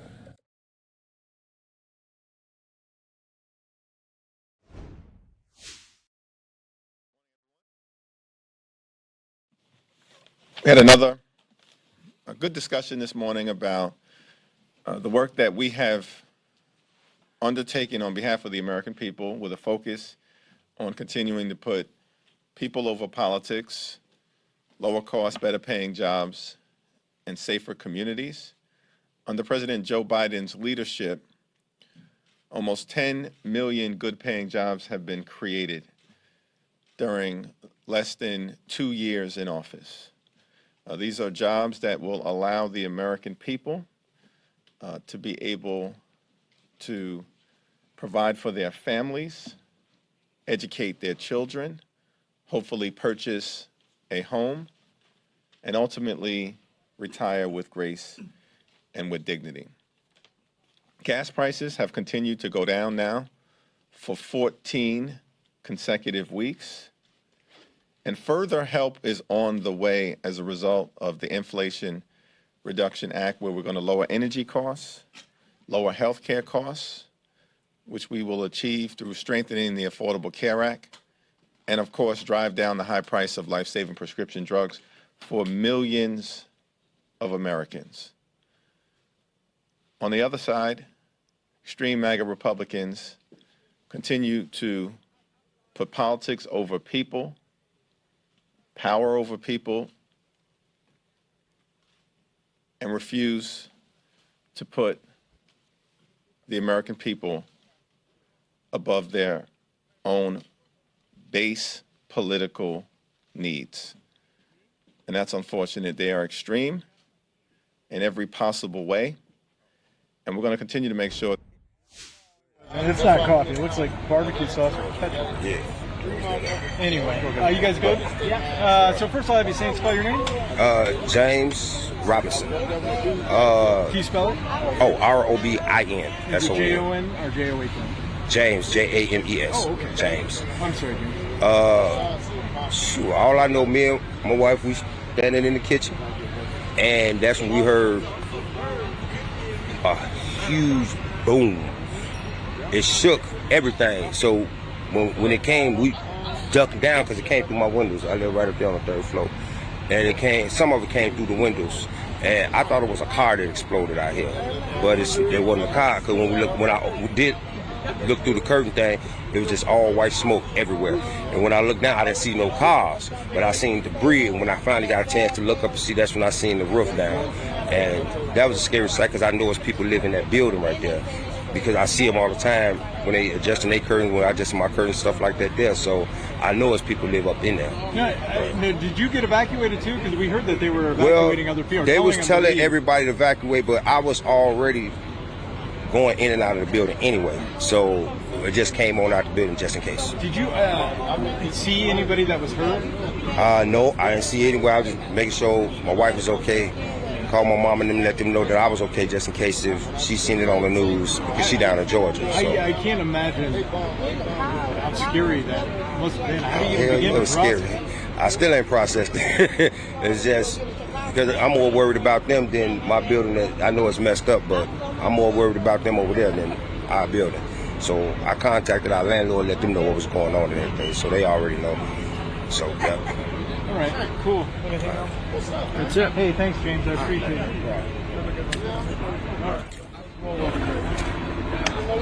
What did he say? What time the press conference was? No. But they're going to do it over on Michigan. All right, there was some more witness statements right there, talking to the media. Of course, we always got you covered right here on Live Now from Fox. Let's take you out full again here just to show you what we are showcasing right now on Live Now from Fox as we have a building explosion, multiple people hurt. We know that at least 6 people right now, obviously very fluid situation, and those numbers can definitely change there. A huge police response there with fire, with ambulance as well. Obviously, there will be an investigation ongoing to see what exactly happened here, but just wanted to bring that to everyone's attention. We always got you covered here on Live Now from Fox, always in the mix here for you. Let's take another quick 2-minute break while we wait for that fire department update.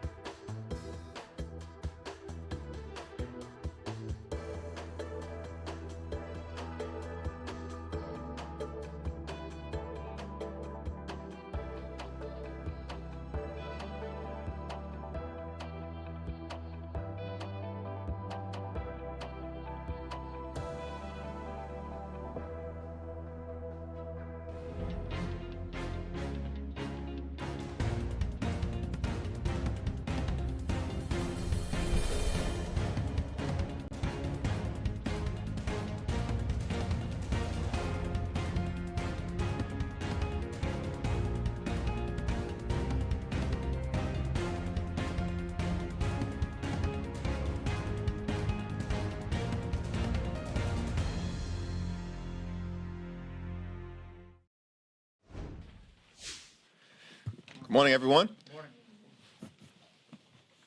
We had a good discussion this morning about the work that we have undertaken on behalf of the American people with a focus on continuing to put people over politics, lower cost, better paying jobs, and safer communities.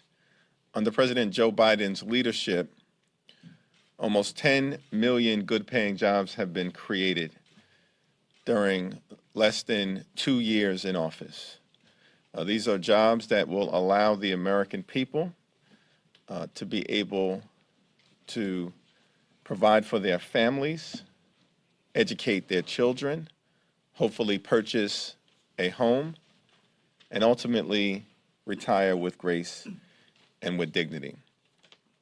Gas prices have continued to go down now for 14 consecutive weeks, and further help is on the way as a result of the Inflation Reduction Act, where we're going to lower energy costs, lower health care costs, which we will achieve through strengthening the Affordable Care Act, and of course, drive down the high price of life-saving prescription drugs for millions of Americans.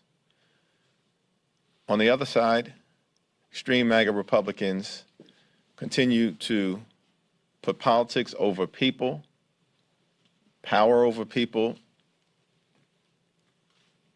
and refuse to put the American people above their own base political needs. And that's unfortunate. They are extreme in every possible way.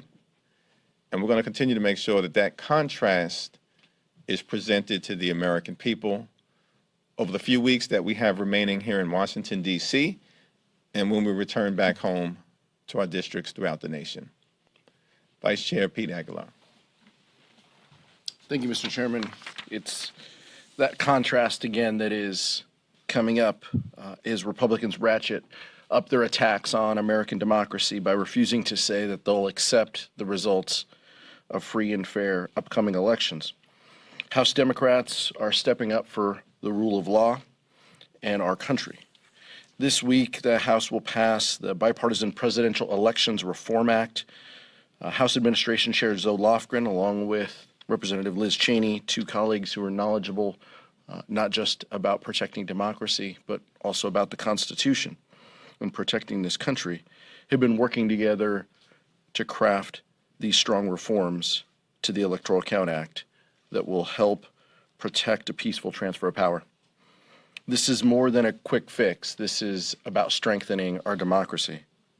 To craft this legislation, they pulled directly from testimony and evidence that was gathered during the Select Committee's work in the investigation of the reforms that will prevent another January 6th. But we should also be very clear. Donald Trump wanted to prevent a peaceful transfer of power. He was told that fake electors were illegal and unconstitutional, and he went ahead and supported them anyway. Our democracy is only as strong, as steadfast as the people who are elected to govern. The contrast between House Democrats' commitment to our Constitution and the American people versus extreme MAGA Republicans' commitment to protecting their own political power has never been more evident. Let's hope that in this week we can pass these reforms and send a message to the American people that together we will work to ensure that our democracy is protected. Thank you, Mr. Chairman. Thank you. Any questions?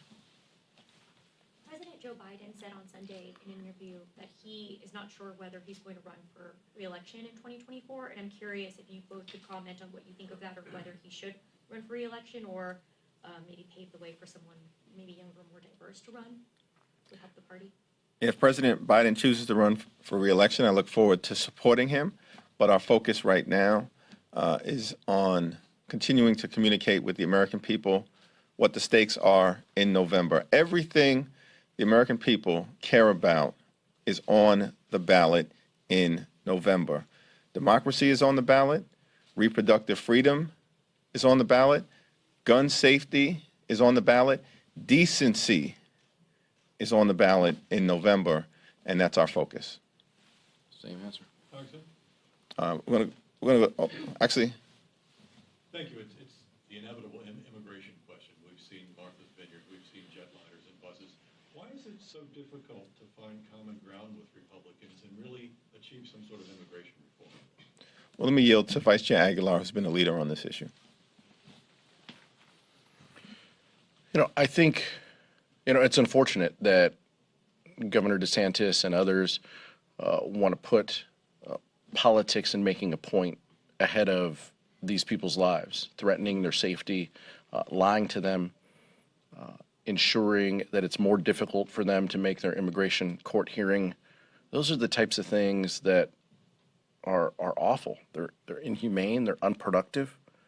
I've been privileged to work with Republicans who want solutions, and there are some who want solutions, fixes for DACA, reform our broken system, ensure pathways for citizenship. The farm worker modernization bill that was sent out of the House and sits to this day at the Senate. There are reasonable reforms that we can enact. There are good policies that have bipartisan support. Folks don't always cover them, and that's fine, but the policies are out there. The political will on behalf of Senate Republicans isn't. There used to be a time when the Senate would work on these issues in a bipartisan way. Now they're fearful of Donald Trump's looming shadow in the next primary election, and that cripples their ability to work in a collaborative way, especially on this topic. We've seen it time and time again. House Republicans are going to produce legislation that, if it becomes law, will help people's lives, will fix this broken immigration system, and ensure that this is done with dignity.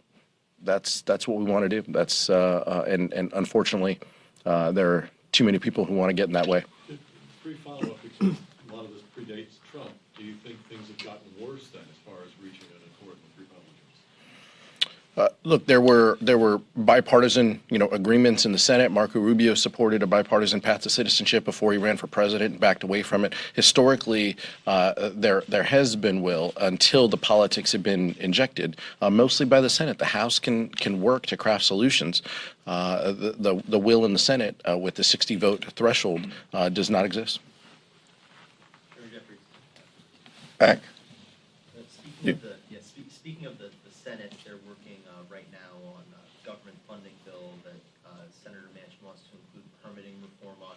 That's been controversial among some Democrats. Do you think there's a path that exists in the House and among Democrats for that to get through the House if they do end up passing that? Well, there are ongoing negotiations between the House and the Senate, Democrats and Republicans, to try to reach a four corners agreement to make sure that we can continue to fund the government. There are a variety of different issues that are part of that discussion, and until there's final text for us to review, I'll refrain from any additional comment. Chairman Jeffries, so just to follow up on the immigration question, you had mentioned that, the Vice Chair had mentioned that it's kind of putting these immigrants' lives in danger by busing them and flying them across the country. On the same token, Republicans would argue that certain pull factors, providing them a pathway to citizenship, kind of encouraging them to come here illegally, would also put them in a dangerous situation by taking that trek because they are trying to flee, economic disparity and such. What's your reaction to that? Well, the behavior of individuals like Ron DeSantis and Greg Abbott is radical, reckless, regressive, and reprehensible. They should start behaving like governors and stop behaving like human traffickers. They are putting politics over people in the most egregious way possible. The individuals who are being trafficked in many ways from the border and dropped off in various states across the country have fled repressive conditions, largely in Venezuela, and under our nation's laws have a right to be heard in the context of any asylum proceedings that may subsequently take place. It was my understanding that these are individuals who claim to oppose everything that the Venezuelan government stands for at this particular point in time.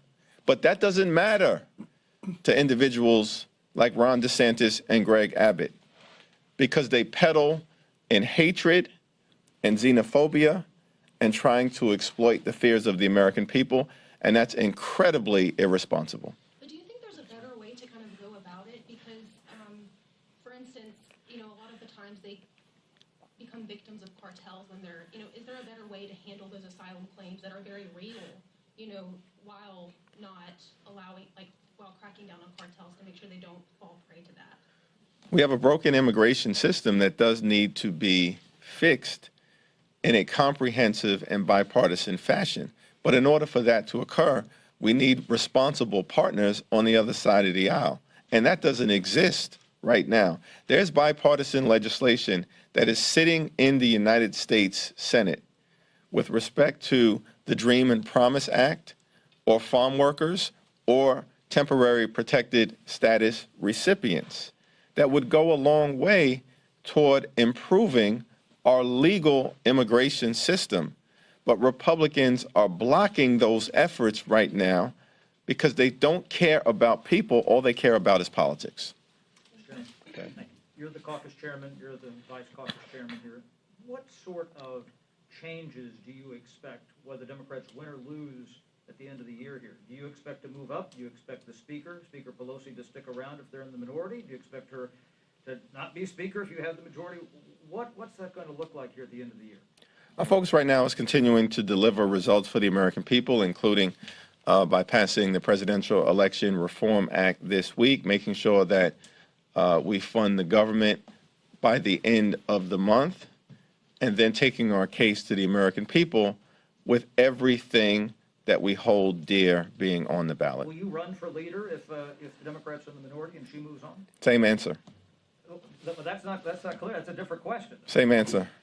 Do you still anticipate any votes this work period on the policing bills and public safety bills? There are ongoing conversations that are taking place right now with members who have been leading on this issue and outside stakeholders, including the civil rights groups. Those conversations have been fruitful, as I understand it, and it's my hope that common ground will be found in this area, as has been the case in so many other areas that we as Democrats have worked on throughout the 117th Congress. Question for the Vice Chair. You guys have your, electoral contract bill. The Senate has their electoral contract bill. Are you concerned at all that if you two continue on your separate tracks, House passes your bill, Senate passes their bill, and there's no reconciliation between the two, that then you miss out on an opportunity to actually reform this before the midterms? Failure is not an option. We've got to put a piece of reform on the president's desk. We've got to protect democracy. That's what all of us, that's what the entire Democratic caucus wants. That's what the January 6th committee members want. That's our focus. But, you know, in the short term, let's see which chambers pass bills. I think that's important. Our bill, as it's written by Zoe Lofgren and Liz Cheney, is going to pass this chamber. I don't know what language will pass the Senate bill, whether there will be amendments or whether there will be changes. I don't know. House Democrats speaking on the midterms outlook, as we are now just 7 weeks away from the 2022 midterms. Of course, we'll have full coverage for you on Live Now from Fox, also talking a little bit about the economy there as well as voting rights. We are going to take a quick 2-minute break here. We are continuing to monitor the breaking news out of Chicago, apartment building explosion there. And you can see that cars were also impacted as well. A lot of debris there on the sidewalk as well as the street there. We know at least 6 people were taken to a hospital. We are awaiting a fire department update and from other officials. When that happens, we'll bring it to you here on Live Now from Fox. Also coming up in the next hour, we will have a White House press briefing. We'll bring that to you when it happens as well. Let's take a quick 2-minute break. Stay right here with us. More to come on Live Now from Fox.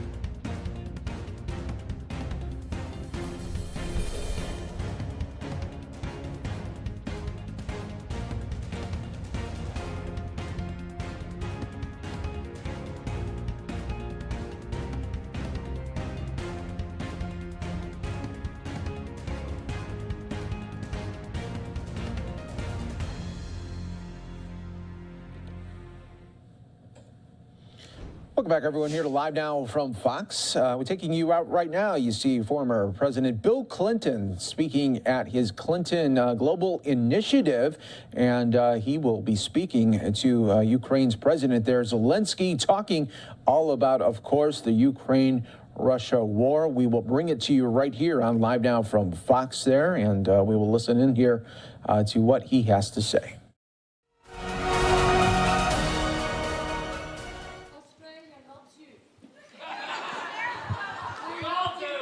Thank you very much, Mr. President. Can you hear me?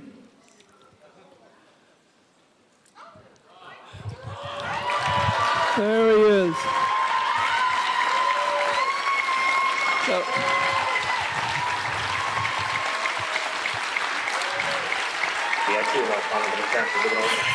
Yes, I hear you, Mr. President.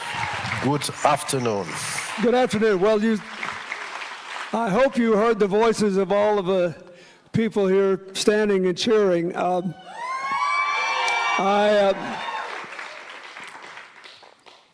First, thank you for taking the time to be with us briefly today.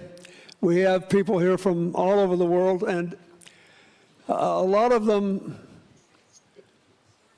are interested in anything you have to say, but also especially in the purpose of our meeting here, which is to do things that have still not been done by governments or philanthropists or other actors. We want to know what you're facing, good and challenging, and what, if anything, any of us can do to help. We spend a year, every year, now that we're back in business, trying to identify challenges people face and put together teams of people to meet them. One of our number, I know Jose Andres has already been there and you've seen him helping to feed people. But we want to know first, how you doing? How are the people of Ukraine doing?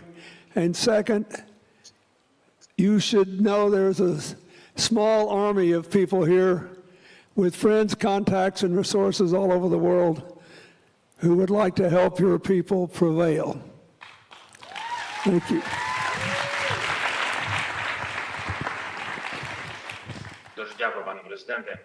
Thank you so much, Mr. President. Thank you, everyone in the audience. Quite a general question, how the world can help us. I'd like to start by saying about what the world has already done to help us, what the elites also from the United States done. There are results that you can already see in Ukraine, the deoccupation, the strengthened army of Ukraine. Our army has become stronger on the battlefield, our servicemen have become resilient, but they are resilient because of the gut feeling, because of the love, immense love towards the motherland, and bringing. But again, when you're on the battleground, having good brains or strong beliefs is not enough. And I'd like to take this opportunity and thank President Biden, the US administration, and all of the Americans for your support of Ukraine. How Ukraine can be helped. Yes, there are ways in which many countries worldwide could help Ukraine through artillery pieces that we need, munitions, and definitely the US could have political influence on this country to convince them. We have regular communication among presidents on the level of senators and the lobbyists. They are already present also in your hall, and they can do it. Yes, some people would like to remain on the sidelines, but in this war you cannot remain on the sidelines because we have real occupation, a real war of aggression that Russia has waged against us. And you definitely have to take sides. You cannot vacillate between good and evil, or the light or dark. And actually, we are fighting for the freedom. We want to defend freedom. And you're absolutely free in your choice of selecting. It's freedom that we fight for. You know, the UN General Assembly is going to start today. You know that there was a voting to allow me to address them via video call. And we had 101 states in favor of my video appearance and 7 countries were against. So a clear indication that the majority of the world supports Ukraine and stands against the autocracy of the Russian Federation. What we need to go faster with our pace. We need to have better support of our army. When we received what we needed, we already immediately showed what we are capable of in Kharkiv Oblast, to show that Russian army is not the strongest one. And we showed that there is a nation which is not afraid of them and is ready to mount a fight against them. The second, how to make Russia sit at the table of negotiation with us already after they leave the area. It's about sanctions. The sanctions that the United States, the UK, the European Union, have jointly imposed. It's very important to remain unified and united around that. You know that it's very important also for some European leaders to remain united and not to lose Europe over it. Unified sanctions will definitely hit the Russians' military, industrial complex and their economy. The most important thing is for it to be felt not just by Russian leaders, but for the public, for people. People do feel it when it hits their wallets, when they feel they're limited in their rights and freedoms. And from here, they need to limit the visa regime for the Russian Federation. This is when the Russian public will feel that they have war, the bloody war, on their hands. And they will remember that it was them who voted for their current leaders. And with it, they have responsibility. They have to bear the price of war. They have to feel it. They have to feel it strongly. I think no free shopping or tourism attractions for Russian Federation nationals in Europe, as long as they're aggressors. Stay at home, guys. Another important moment is to recognize Russia, and I think, by the way, this is the most important sanction so far, to recognize Russia, the state sponsor of terrorism. This is what the United States of America can do. For the whole of the civilized world, the United States of America is an indicator of democracy. When you give us artillery, other governments and nations join giving us artillery pieces too. So when the USA recognizes the Russian Federation as the state sponsor of terrorism, other countries also in Europe will join in this initiative.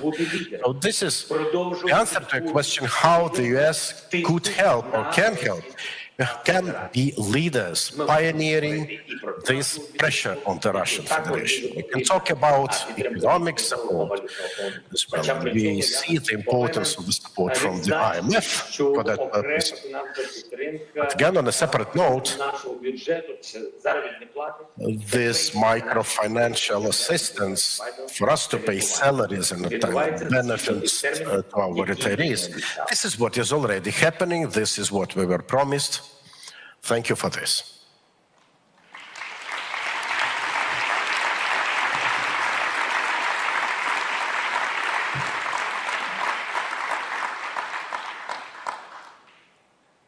I personally am very glad that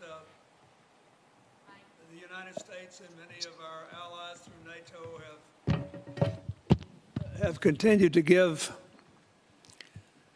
strong support to the Ukrainian military efforts and to increase your capacity to compete with and now defeat a lot of the Russian military forces.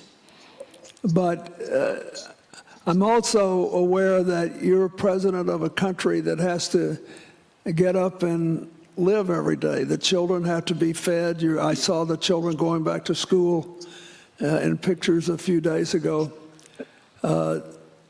We have here 1,000 or more people who have done things all over the world that maybe need doing now in Ukraine. We have one of our major partners has given over 150,000 sets of hearing aid supports.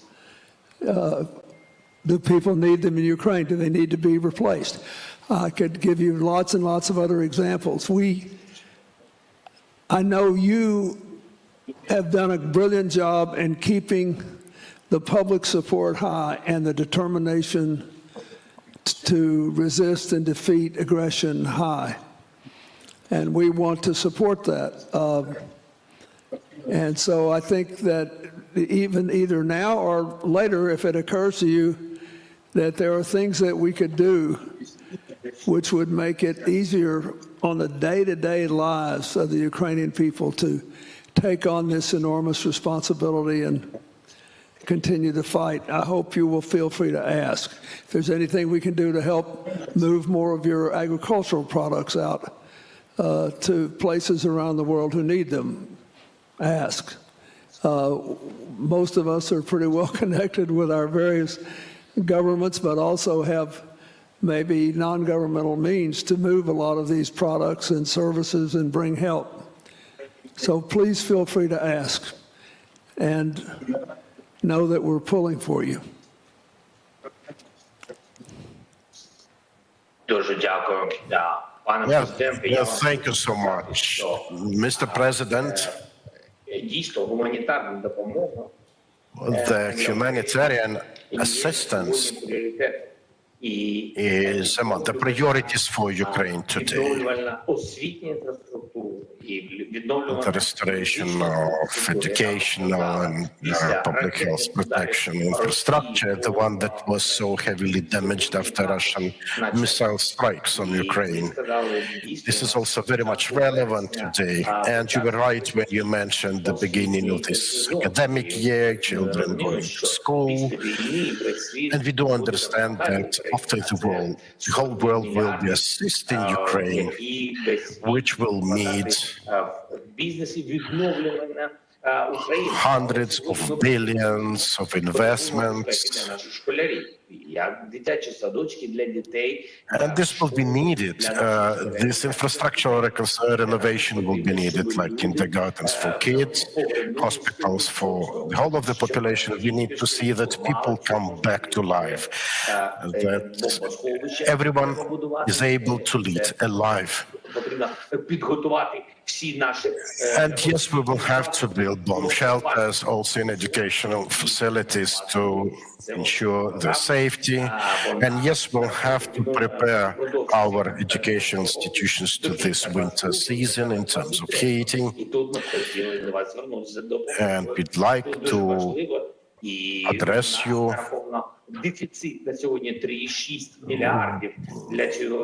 for the following. We have a strong deficit of 3.6 billion for this heating infrastructure until the end of this year, and more than 10 billion for the coming year, for the next year. And these are the costs that our educational facilities for kids will need to remain afloat. President Biden has been delivering 1.5 billion a month. On the other hand, we have 5 billion deficit each month, so there is a difference. And we need to see people come back to the country. We need them to restart their employment, their work. We need our economy to reboot. We need people to restart paying taxes. But people can only go back and start working when they're confident their kids are safe and can go to school. From here, we need to rebuild the infrastructure. This is when millions of people will come back. We have the statistics that up to 90% of our current migrants are willing to come back. They will come back when the infrastructure is back, educational, healthcare, and so on. This is when people will start paying taxes back, when the economy will be humming once again. And it will be better and cheaper for the whole of the world if Ukraine is able to be back on track. So thank you for your proposal. We will definitely be addressing our partners in the US as well for this. Thank you. Thank you, Mr. President. I think, at least based on my experience in many other countries with this group over the last more than 15 years, we built a lot of things and we can help with construction. And this is one thing where the private sector can come together with donors and with your support in Ukraine. If we meet all the requirements, we can just do what you ask us to do. So we will follow up on that and try to do that. Is there anything else you want to tell us? Any other marching orders you want to give us?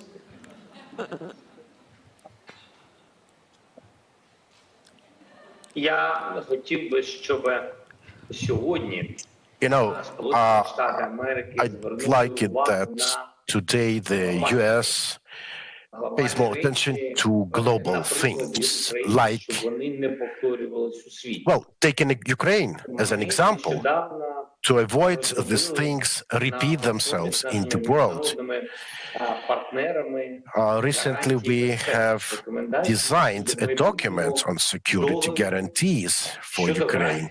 We did it together with our partners as a document covering the set of guarantees for the future of Ukraine. I think this could make a good example for other countries For those countries and nations that are not empires, but nevertheless they can be guarantors of safety.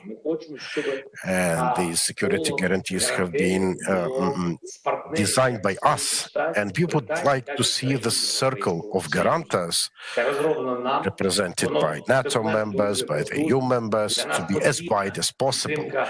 This is a very important, powerful document. It's very important in terms of political support of Ukraine, in terms of guarantees for the private sector, because guarantees are multifaceted, from military to political to economic. This is a good example for the country that is still not in NATO, but in spite of not being a NATO member, it still wants to live, and it has to live. It's about the air defense, it's about food safety, all other things that are so relevant for the world today.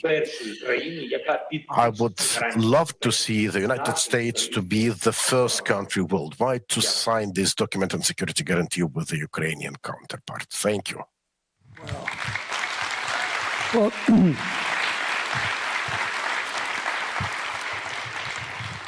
thank you very much. I think for many of us, the most encouraging things we've heard was that the Ukrainians will come home if we can have the basic conditions they need to come back in the building.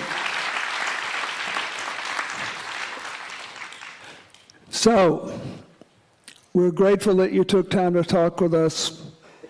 We think of your people, all that you have lost and all that you have won. And we wish you well, and I hope that we will be able to produce some more support for you and do it soon, because the world should be standing up for freedom, and it has to start in Ukraine. Do you want to say anything else? Do you want to ask anything else specifically of our group?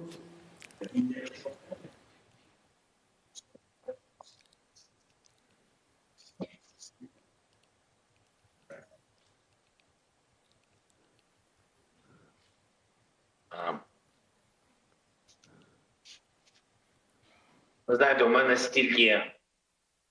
мене стільки питань. You know, I have so many questions, frankly. Що іноді залишаються без деяких відповідей. Those questions that some of them are still unanswered. I think, you know, the key point is that we share same values, that we stand, that we love freedom and democracy. And I nevertheless think that even most important is that our kids are safe and in good health. From here, quite a simple point. We have no other way around but to defend the values that the whole world stands for. We are a nation on the territory of which the Russian Federation came, the servicemen came. We have nowhere to run or hide. We have to defend what we have. And from here to simple question.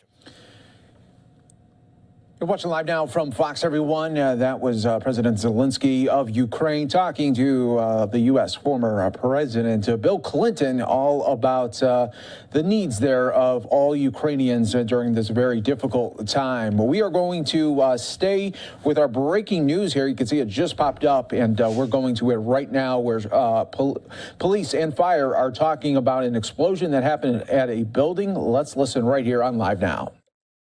So at approximately 0900 hours this morning, we got a call for a still alarm.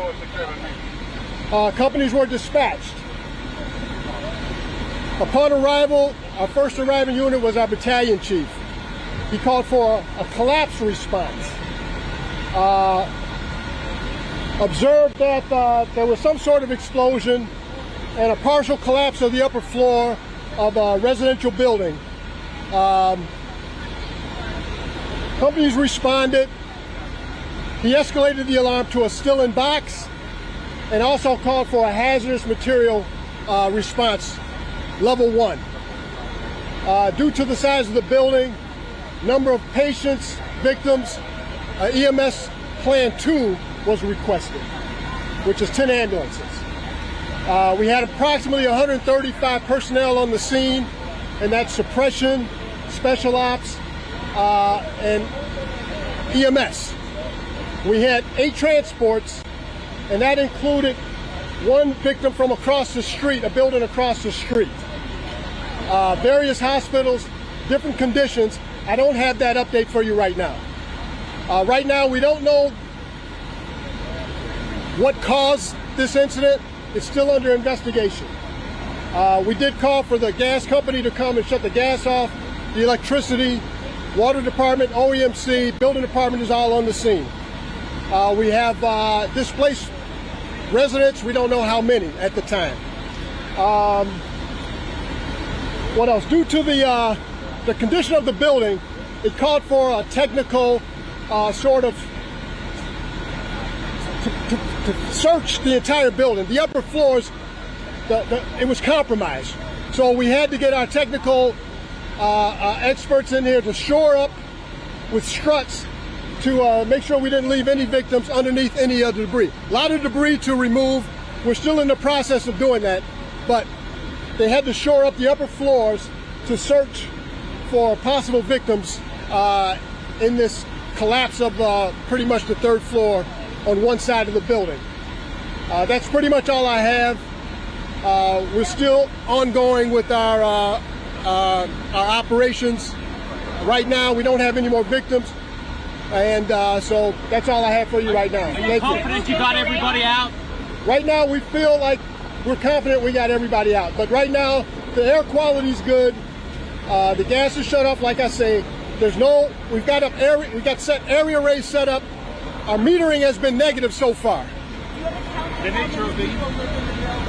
No, I do not. I'm sorry. I think the building department mentioned probably 35 units.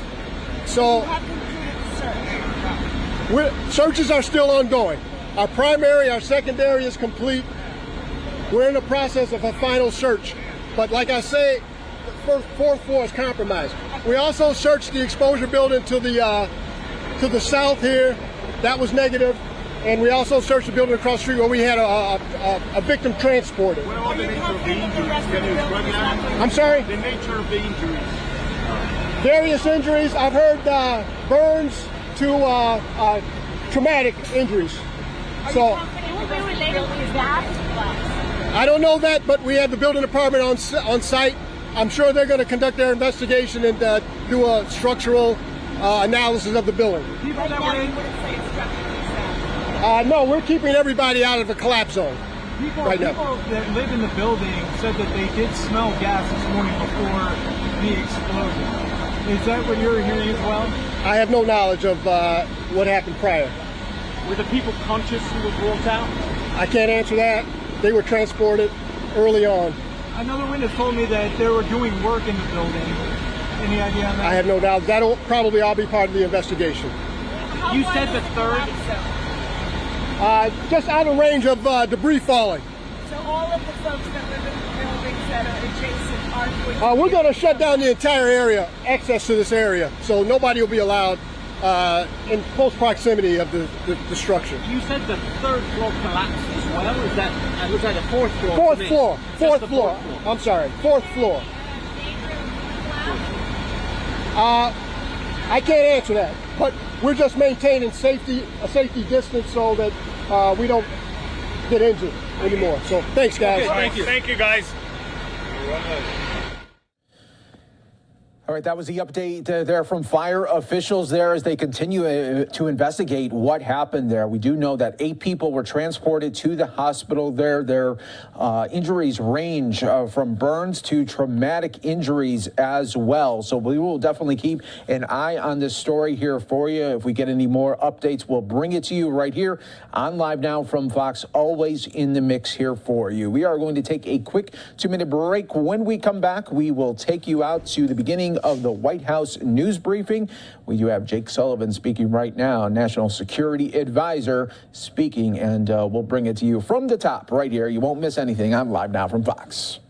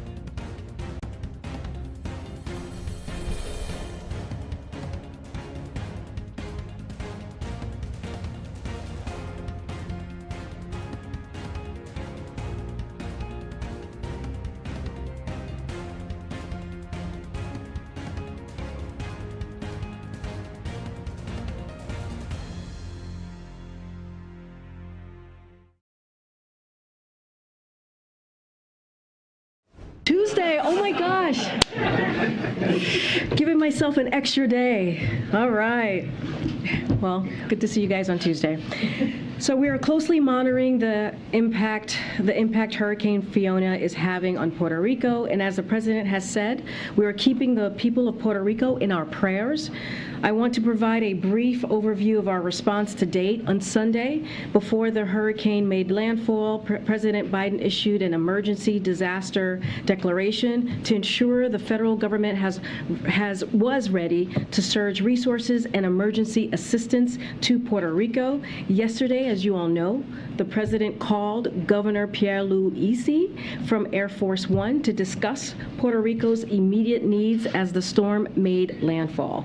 And today, FEMA Administrator Deanne Criswell will be on the ground to assess the emergency response. Right now, hundreds of FEMA and federal responders are on the ground in Puerto Rico, including U.S. Army Corps of Engineers, power restoration experts, and urban search and rescue teams. More federal responders are arriving in the coming days. Power restoration began yesterday, and FEMA is continuing to work with LUMA to restore power and meet needs for generators in the meantime. President Biden is receiving regular updates on the storm and these emergency efforts, and we will all continue to keep the people of Puerto Rico and all those in the path of the storm in our thoughts. Also, we have a special guest, as you all know, National Security Advisor Jake Sullivan. He is here to preview the UNGA meetings and events that the president will be attending this week. The president's going to be leaving later today, as you all know, and any other foreign policy questions that you might have. Jake, it's all yours. Thank you, Corrine, and thanks, everybody. Good to be with you. I'm just going to make a few opening comments on what we expect from the trip in New York. A couple of comments on developments with respect to Russia and Ukraine, and then I'd be happy to take your questions. As you all know, this evening, President Biden will board Air Force One for New York to participate in the UN General Assembly tomorrow. And we believe that the president heads to New York with the wind at his back. We're making historic investments here at home. Our alliances are as strong or stronger than they have been in modern memory. Our robust united support for Ukraine has helped the Ukrainians push back against Russian aggression, and we're leading the world in response to the most significant transnational challenges that the world faces, from global health to global food security to global supply chains to tackling the climate crisis. Meanwhile, our competitors are facing increasingly strong headwinds, and neither President Xi nor President Putin are even showing up for this global gathering. The President will deliver his speech before the UN General Assembly tomorrow morning. This is the traditional speech the President makes annually, in which he will describe his vision for American foreign policy and principled leadership in the world. Among other things, he'll offer a firm rebuke of Russia's unjust war in Ukraine and make a call to the world to continue to stand against the naked aggression that we've seen these past several months. He will underscore the importance of strengthening the United Nations and reaffirm core tenets of its charter at a time when a permanent member of the Security Council has struck at the very heart of the charter by challenging the principle of territorial integrity and sovereignty. He will make significant new announcements about the U.S. government's investments to address global food insecurity. And he'll lay out in detail how the U.S. has restored its global leadership and the integrity of its word on the world stage by delivering on the promises that we make and that he has made as president on global health, on climate, on emerging technologies, and so much else. Throughout the day, the President will hold meetings with some of our closest allies, including his first bilateral meeting with new Prime Minister Liz Truss of the United Kingdom. In the afternoon, he will host the pledging session for the Global Fund to fight HIV/AIDS, tuberculosis, and malaria for the 7th Replenishment Conference. The Global Fund enables programs that prevent, detect, and treat the deadliest diseases that we face and ensure countries have the resources they need to build strong, resilient health systems within their communities for today and for the future. We expect that this pledging conference will produce a historic outcome in terms of the commitments made, financial commitments made by our partners and by the United States.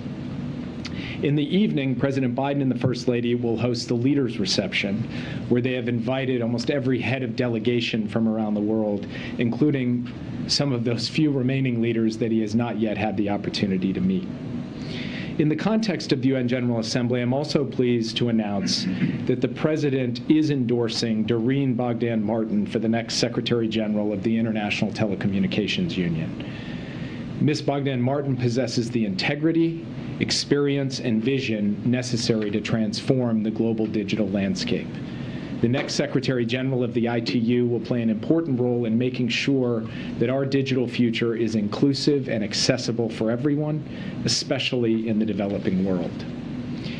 Now, if you'll bear with me, I'd like to just make a few comments on reports we're seeing emerge from Russia today. Since Russia launched its full-scale invasion back in February, the Ukrainian military and the Ukrainian people have resisted admirably. First, Ukraine repelled Russia's attempt to conquer Kyiv.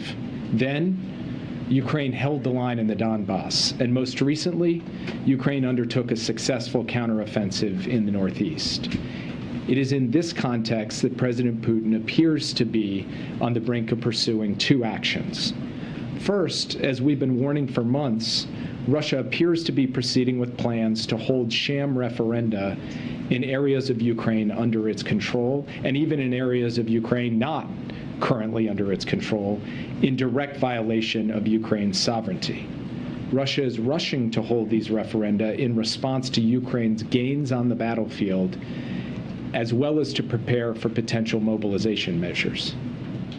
These referenda are an affront to the principles of sovereignty and territorial integrity that underpin the international system and that lie at the heart of the United Nations Charter. We know that these referenda will be manipulated. We know that Russia will use these sham referenda as a basis to purportedly annex these territories either now or in the future. Let me be clear. If this does transpire, and obviously it's not a done deal yet, but if this does transpire, the United States will never recognize Russia's claims to any purportedly annexed parts of Ukraine. And we will never recognize this territory as anything other than a part of Ukraine. We reject Russia's actions unequivocally, and we will continue to work with our allies and partners to impose costs on Russia and to provide historic support for Ukraine. Second, we are aware of reports that President Putin may be preparing to enact mobilization measures. Like its sham annexation planning, this is reflective of Russia's struggles in Ukraine. He may be resorting to partial mobilization, forcing even more Russians to go fight his brutal war in Ukraine, in part because they simply need more personnel and manpower given the success that Ukraine has had on the battlefield, particularly in the Northeast, but even pushing into other parts of previously occupied Russian territory around the country. The bottom line is that Russia is throwing together sham referendums on 3 days' notice as they continue to lose ground on the battlefield and as more world leaders distance themselves from Russia on the public stage. And Russia is scraping for personnel to throw into this fight. These are not the actions of a confident country. These are not acts of strength, quite the opposite. And the United States, our allies and partners in the international community, will stand against these transparent efforts on the part of Russia and stand firmly with Ukraine and the Ukrainian people. And with that, I'll be happy to take your questions. Yeah. Thanks, Jake. If both of those things do transpire, the referenda, the sham referenda, you called it, taking place, and then also President Putin ordering at least a partial mobilization, how does that affect your assessment of Ukraine's ability to hold the gains that it has made and to carry out a continued counteroffensive? Or are you worried about Russia sort of countering the counteroffensive at this point? Well, Russia has made clear that it is going to continue to try to fight, but holding sham referenda that the whole world and everyone who are in those territories recognizes as being shams is not going to actually strengthen Russia's hand on the battlefield. And in fact, we continue to see day by day the Ukrainians applying pressure against Russian positions, both in the Northeast and in the South. We expect that to continue in the days ahead. And we continue to supply Ukraine with the weapon systems that we believe it needs to be able to successfully prosecute those offensives, including an announcement of more than $600 million in weapons just last week, up to a total of more than $15 billion at this point. That being said, nobody is resting on the laurels of the recent Ukrainian successes. The Ukrainian military is both preparing to consolidate the gains it's already made, continue to try to make further gains, and defend against potential Russian counterattacks in various places. And the United States and all of our allies and partners are providing them with the requisite level of support for them to be able to carry out those efforts on the battlefield. And the mobilization piece, does that change your assessment of how long Ukraine can withstand those Russian assaults? You know, our basic assessment at this point is that between the consistent, steady support that the West has provided and has indicated, as President Biden has said, we will continue to provide for as long as it takes. Between that and the skill, bravery, and courage of the Ukrainian armed forces and the willingness of Ukrainians to take up arms in very large numbers, that Ukraine, we have confidence, will be able to continue to show on the battlefield that it is not going to fall prey to Russian aggression, that it will be able to continue to push back against Russian efforts to conquer territory and take over the country. In terms of Russia being able to put more troops onto the battlefield, obviously that will have an impact on the battlefield equation, but we do not believe at this point that it will undermine Ukraine's ability to effectively repel Russian aggression and to continue making gains. Yeah. Jake, can you walk us through how the president's explicit commitment to U.S. defense of Taiwan in the event of an attack by China is not a policy shift from what the U.S. has long held when it comes to Taiwan? Well, as the president said in his interview on 60 Minutes, we continue to stand behind the one China policy. We continue to stand against unilateral changes to the status quo, and we continue to stand for peace and stability across the Taiwan Strait. The president has reiterated those basic commitments on every occasion that he's talked about Taiwan, including in this interview where he specifically and emphatically and unequivocally reinforced and reiterated the one China policy. He was asked a question, a hypothetical question in this interview. He was asked a very similar question back in Tokyo in May. He gave a similar answer in Tokyo in May that he gave in the 60 Minutes interview. After that answer in Tokyo, someone said specifically to him, have you just announced a major policy change? And he said, no, I have not. I've answered a hypothetical question. I have not announced a policy change. When the President of the United States wants to announce a policy change, he will do so. He has not done so. Can I ask real quick, though, as a follow-up? Is there a strategic effort here when it comes to deterrence? Is the President delivering an explicit message by answering a hypothetical, which he often doesn't? Well, all I will say is the President is a direct and straightforward person. He answered a hypothetical. He's answered it before in a similar way, and he has also been clear that he has not changed U.S. policy towards Taiwan. He stands behind the historic U.S. policy towards Taiwan that has existed through Democratic and Republican administrations and has helped keep peace and stability across the Taiwan Strait for decades. Yeah. Jake, assuming that this situation in Ukraine is going to be solved at a negotiating table in a diplomatic manner, is your expectation that these referenda will shift that conversation in some way and give Russia maybe more leverage when those conversations happen? So from our perspective, the key right now is to provide Ukraine what it needs to be able to continue to make gains on the battlefield, because in our view, that will strengthen its hand at the negotiating table. And that, to us, is the decisive factor in determining how things ultimately play out in the conflict in Ukraine. And particularly given just how transparent and how, in a way, thrown together this whole Russian political effort is. I mean, announcing a referendum 3 days from now in territory that the Russians are either holding by brutal force of occupation or don't hold at all. It's not exactly move of great strength on the part of the Russians, nor do we think that it is going to give them some additional authority at the negotiating table. Quite the opposite. It is the act of a country that has suffered setbacks militarily, diplomatically, and those setbacks, we think, are giving momentum to the Ukrainian effort and are creating a circumstance in which Ukraine's capacity to achieve its objectives is enhanced, not diminished. And the mobilization that you're talking about, that Russia's planning, do you have hard evidence that that is taking place? So we have seen public reports. I don't have anything to report from our own intelligence on this at this time that I can share with you, but we have very much taken note of those public reports with respect to mobilization, and something we're watching very closely. Thanks, Jake. I want to ask you about these mass graves that are being uncovered around Izium. What more are you learning about the Russian invasion, vis-a-vis these mass graves? What does it mean for the war crimes case that's being built, and what's the next step in that process? I had the opportunity this morning to talk to my counterpart, the Ukrainian Chief of Staff, Andriy Yermak, and he gave me a report on what the Ukrainians are discovering around Izium, and he put it quite bluntly. He said, this is in some ways worse than Bucha, and we will see more of these as we go, as Ukraine deoccupies towns that had previously been occupied by Russian armed forces. We're finding increasing evidence of these mass atrocities.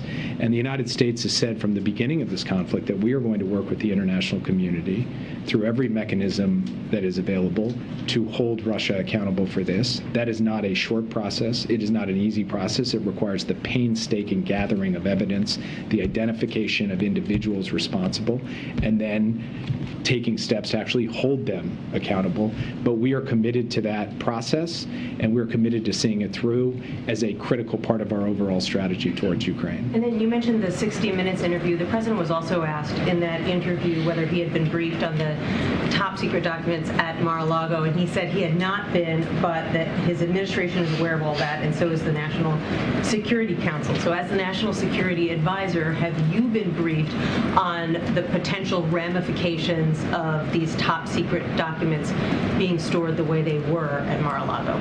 I have not been briefed. The investigation is obviously being handled by the Justice Department, led by the Attorney General, who, of course, is a member of the National Security Council, and then the Director of National Intelligence, also a member of the National Security Council, has indicated that they have been pursuing their own analysis, their own assessment, and each of them have communicated to the press and the public that which they are prepared to communicate, and it's being handled in those channels and not in my channel, and I have not been briefed. Yeah. Thanks, Jake.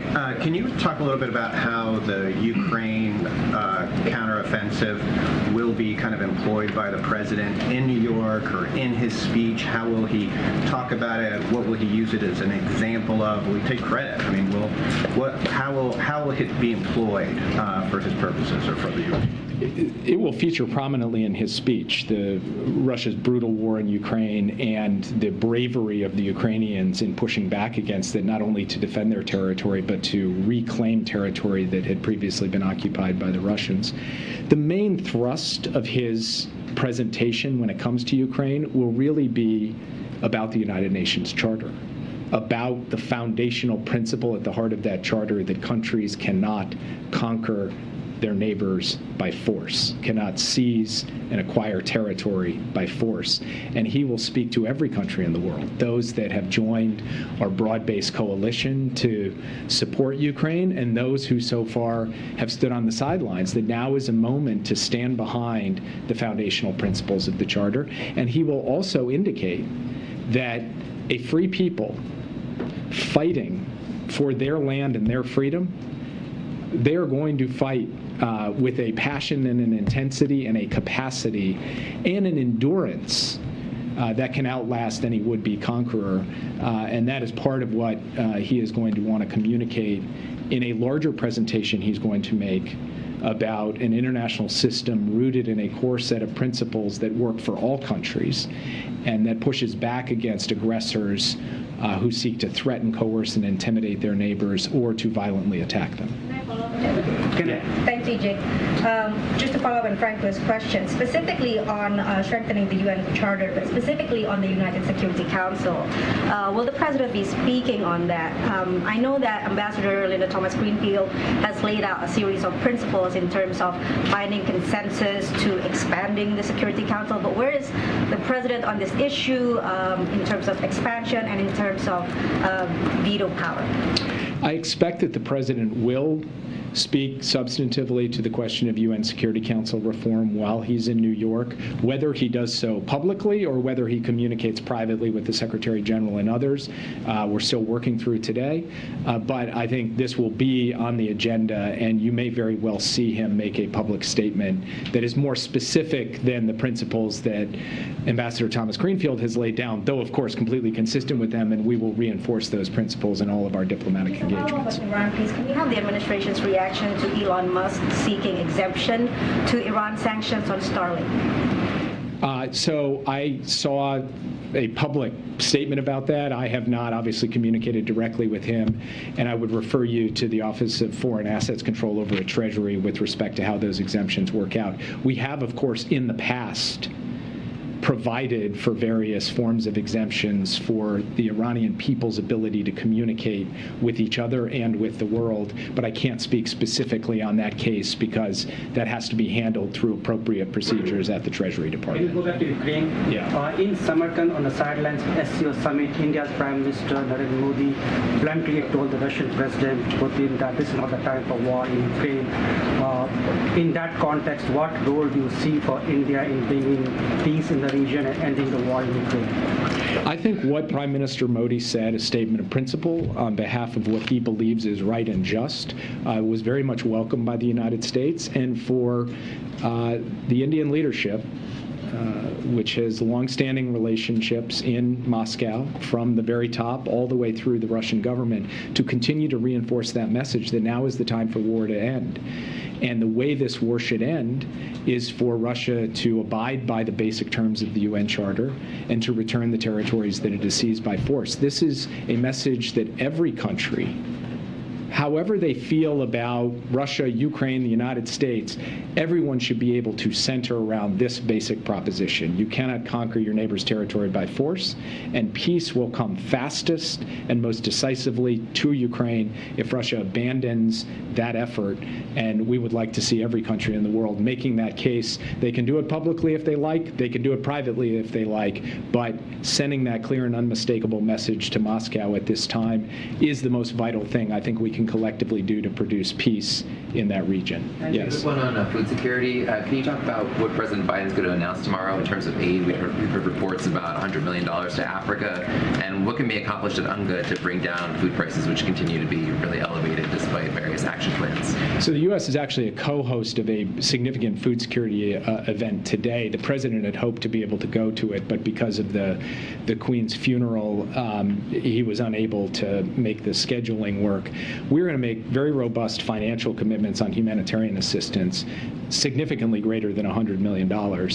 In addition, we're going to work on financial facilities to help, so beyond just the money for humanitarian assistance, to help build agricultural systems and resilience in the developing world, in Africa and Latin America and other places. In addition to that, the president will be pressing for the elimination of export bans and of hoarding so that there is a better supply of food to the world market and overall prices come down. And then finally, he will be very focused on the nexus between climate and food, because the impacts of climate change on the agricultural land of many countries in many parts of the world is significant and severe. And through some combination of technology and adaptation, we believe we can help protect that land so that we can continue to get the level of food production necessary to reduce global food insecurity. He'll speak to all of those things, both with leaders in New York, and he will have a robust section of his speech devoted to global food security as well. Hey, Jake, I wanted to try one more time on the UN Security Council question. Is there any discussion of removing Russia as a permanent member of the Security Council? You mentioned that their actions were unbefitting and violating the Charter.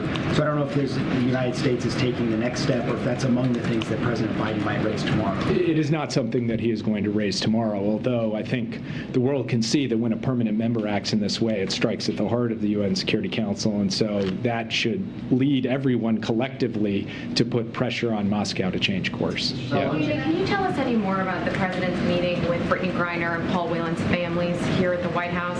Has that moved the needle at all? And how will the president incorporate them and that call for their release into his meetings and conversations in New York? Will that be a public message, or will that be in more private conversations? So the president had a long session with Elizabeth Whelan and then with Sherelle Griner, Brittany Griner's wife, and they were both very practical, detailed discussions of both what the United States is doing to try to secure the release of Paul Whelan and Brittany Griner, what the family members can do to raise the profile of these cases, and also to try to rally the world to send a clear message to Moscow that it is time to end the unjust detention of these two individuals. And then the president, of course, took the opportunity just to express his empathy, to comfort them, to make clear that any time they needed to pick up the phone and call just to talk about it, he would be available. And in that sense, it was President Biden in the way that you've seen him in many other contexts. And it was really important for him to be able to look into the eyes of the family members to just reinforce his own commitment to making sure that we get them home as rapidly as possible. Fundamentally, the United States, at the direction of the president, has been prepared to take significant steps in order to secure the release of Brittany Griner and Paul Whelan. We have communicated that to the Russians. We've had direct discussions with the Russians on it on a regular basis over the course of the past few months. Those conversations are continuing. I won't say more from this podium about the precise details and nature of them, so I can protect the possibility that they will succeed. But the bottom line is that President Biden is prepared to take hard decisions to get them home. The Russians understand what we are prepared to do. And from our perspective, it really is up to Moscow itself to then take the hard decision to actually move forward with this. And we will continue to keep you posted as things develop and as those conversations continue at multiple levels, including through channels between the White House and the Kremlin. Is the president planning to tell world leaders that his view is that the pandemic is over? Is that the message on the world stage? I think one of the core things that the president wants to communicate when it comes to global health is that from the point of view of dealing with pandemics, what COVID-19 should teach all of us is that we darn well better be much better prepared for the next one. And that means having a financing facility that the U.S. helped stand up at the World Bank. It means making sure that we are more rapidly developing vaccine manufacturing capability in the rest of the world. It means that we have to be able to move testing and treatment to a much larger and more rapid extent than we have so far. And he will talk in his speech at the UN about the need for the world. Rather than his past theme of democracies versus autocracies. Is that a shift in framing, and is that because you think that's an argument that might be more persuasive to other countries? So this is a speech by President Biden to the world. I can promise you that he will talk about his support for democracy and his belief that democracy and not autocracy is the model that best delivers both for its own citizens and against transnational challenges. That will continue to be a hallmark of President Biden's foreign policy and a hallmark of any major address that he gives around it. He will also say that for every country in the world, whether they're a democracy or an autocracy, they've all signed up to the principles of the UN Charter. So this is not, in our view, a shift or inconsistent with the proposition that democracy is the right system to actually deliver at the end of the day. But it is a way to speak to every country gathered in that hall, including countries who recently have come out and expressed more concern or more distancing from Russia, to say, whatever you believe on X issue or Y issue and whatever your current form of government, everyone should be prepared to stand together on the basic underlying principle of the UN Charter. And in that respect, he is both going to be able to set out a vision for how democracies can deliver for the world and what that world looks like, a world of greater human rights and human dignity, and also be able to speak collectively to the entire body about an issue of immediate, urgent global security significance. Jake, I wanted to ask you about the president's meeting tomorrow with British Prime Minister Truss. She indicated on her way to New York today that a U.S.-UK trade deal is years away. Was that a surprise to you guys, and what's your reaction? And then can you preview some of the meeting tomorrow, particularly what the president might say about Northern Ireland and the post-Brexit talks there? So first on a U.S.-UK trade deal, I didn't hear her say that, but it's not a surprise to me because free trade agreements take a long time to negotiate. I mean, that's, if you look back at the record of them, that would just be a fair statement of reality about the sheer level of detail into which one must go to complete a comprehensive free trade agreement. And that's doubly true with respect to a potential U.S.-UK trade agreement because, as President Biden has said many times, he's looking to move beyond the old model of an FTA to a model that is actually more geared to today's economic realities and to the lessons of the last 30 years. So that's going to require its own work as well. With respect to the bilat tomorrow, I do think that they will talk about the economic relationship between the U.S. and the UK. They'll talk about the current energy picture facing Europe and the United Kingdom, as well as the United States. They'll, of course, talk about the war in Ukraine, where Prime Minister Truss has indicated her robust and unwavering support for Ukraine's sovereignty and territorial integrity. They'll discuss the challenge posed by the PRC, and they will talk about Northern Ireland. And the President will communicate his strong view that the Good Friday Agreement, which is the touchstone of peace and stability in Northern Ireland, must be protected, and we must collectively take steps, the U.S., the UK, the parties in Northern Ireland, the Republic of Ireland, to ensure that it is protected. And in that regard, he will encourage the UK and the European Union to work out an effective outcome that ensures there is no threat to the fundamental principles of the Good Friday Agreement. And he'll speak in some detail with her about that in the conversation tomorrow. On Iran, what is the president going to say in his speech about Iran tomorrow? And is there anything about this week that offers the opportunity to get talks back on track? He's going to communicate what he's been saying for quite some time, which is the United States has been prepared for a mutual compliance return to the JCPOA. And if Iran is prepared to be serious about fulfilling its obligations and accepting that formula, we could have a deal. And you've heard the same thing, incidentally, from the Europeans, who have made clear that there is a deal on the table and the ball is in Iran's court. I do believe that there will be multiple opportunities for us to consult with the other members of the P5+1, especially the Europeans, while we're in New York. And Iran, of course, will be having its own engagements, not with any of the American delegation, but with other delegations, including the Europeans.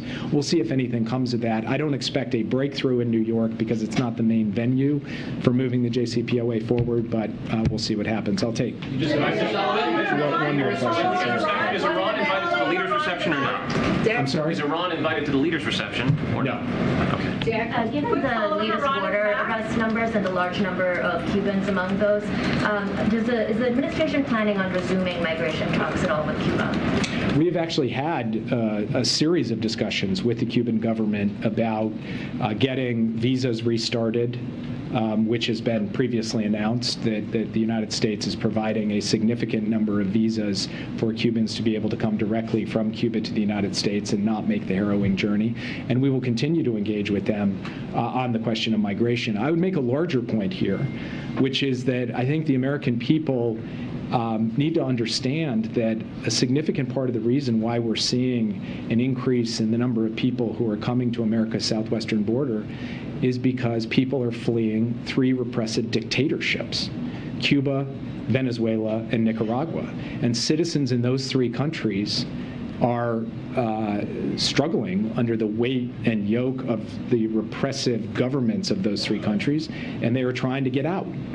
And that's what makes it so challenging for someone who works in the national security space to see anyone from one of those three countries, from Venezuela or Cuba or Nicaragua, be treated as some kind of pawn, because these are people who are trying to escape brutal dictatorships. Now, from the U.S.'s perspective, we will step up to our responsibility to help the citizens of those three countries, but we also believe that this is a region-wide responsibility. So what you will see in the coming weeks is an enormous amount of intensive diplomacy as we work with all of the countries of the region to do their part to help deal with the migration issues coming out of Cuba, or Nicaragua, and Venezuela in particular. Thanks, guys. I'm sorry. I'm getting the yoke. So, all right, fine. Just quickly on Iran. The demonstrations that are happening in Iran right now with respect to Masha Amini, I wonder if you could just quickly comment on that. Yes, in fact, I sent out a tweet very shortly after the reports emerged of this shocking event. And from our perspective, it is a reflection of the complete repression and brutality of a regime that a woman simply seeking to exercise her basic rights could die in this way.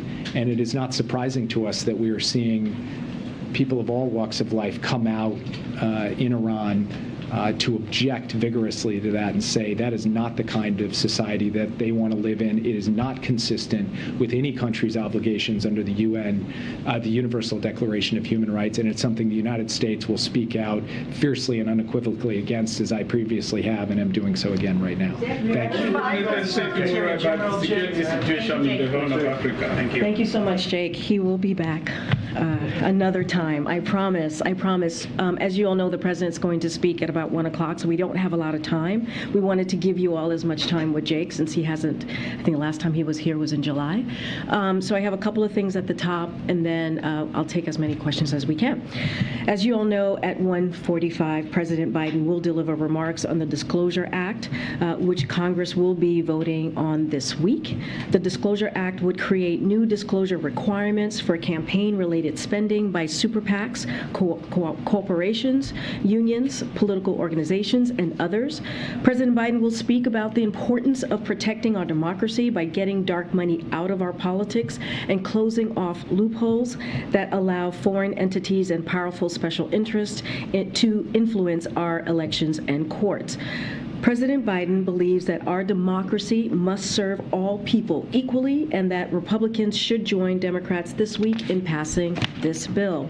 Speaking of ensuring democracy serves all people equally, today marks National Voter Registration Day. Today, we encourage all eligible Americans to register to vote, as well as check their registration location and status. The right to vote is sacred in our country.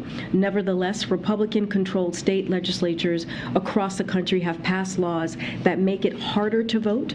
Recent Supreme Court rulings have made it even harder to counter discriminations.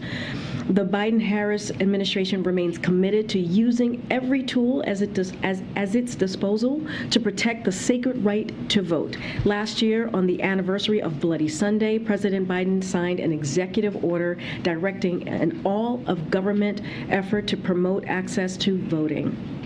President Biden and Vice President Harris also continue to urge the Senate to pass the Freedom to Vote Act and the John Lewis Voting Rights Advancement Act, and to change Senate rules to prevent a minority of senators from blocking action to protect this fundamental right. With that, Zeke, you want to take it away?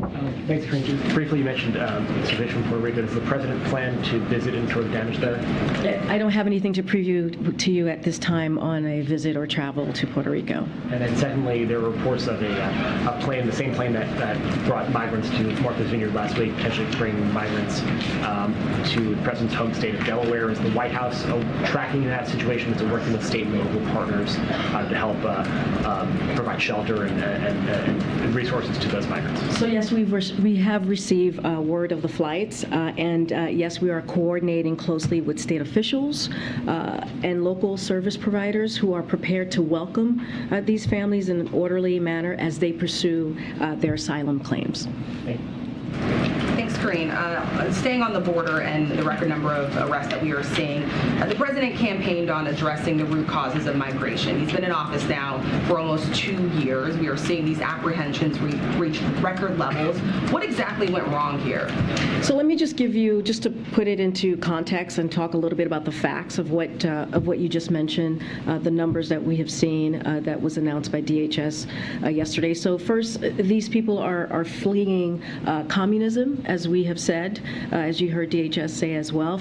Falling authoritarian regimes in Venezuela, Nicaragua, and Cuba are causing a new migration challenge across the Western Hemisphere. So what we're seeing is a new, definitely a new pattern. So not just our southern border as well, but our Western, clearly, hemisphere. But meanwhile, migration from Mexico and northern Central America has come down for 3 consecutive months and is down by nearly half. And what we saw the increase with Nicaragua, Venezuela, and Cuba is up by 121%. So there is a change in the pattern that we have seen most recently. But what we are doing, what we can to work with our regional partners to address this new challenge and process individuals as safely, orderly, and humane way. That is a campaign commitment that the president has made and continues to move forward with. But you have to remember that not everyone who arrives at the border gets to stay. There is a process in place that we have been moving forward with. You heard us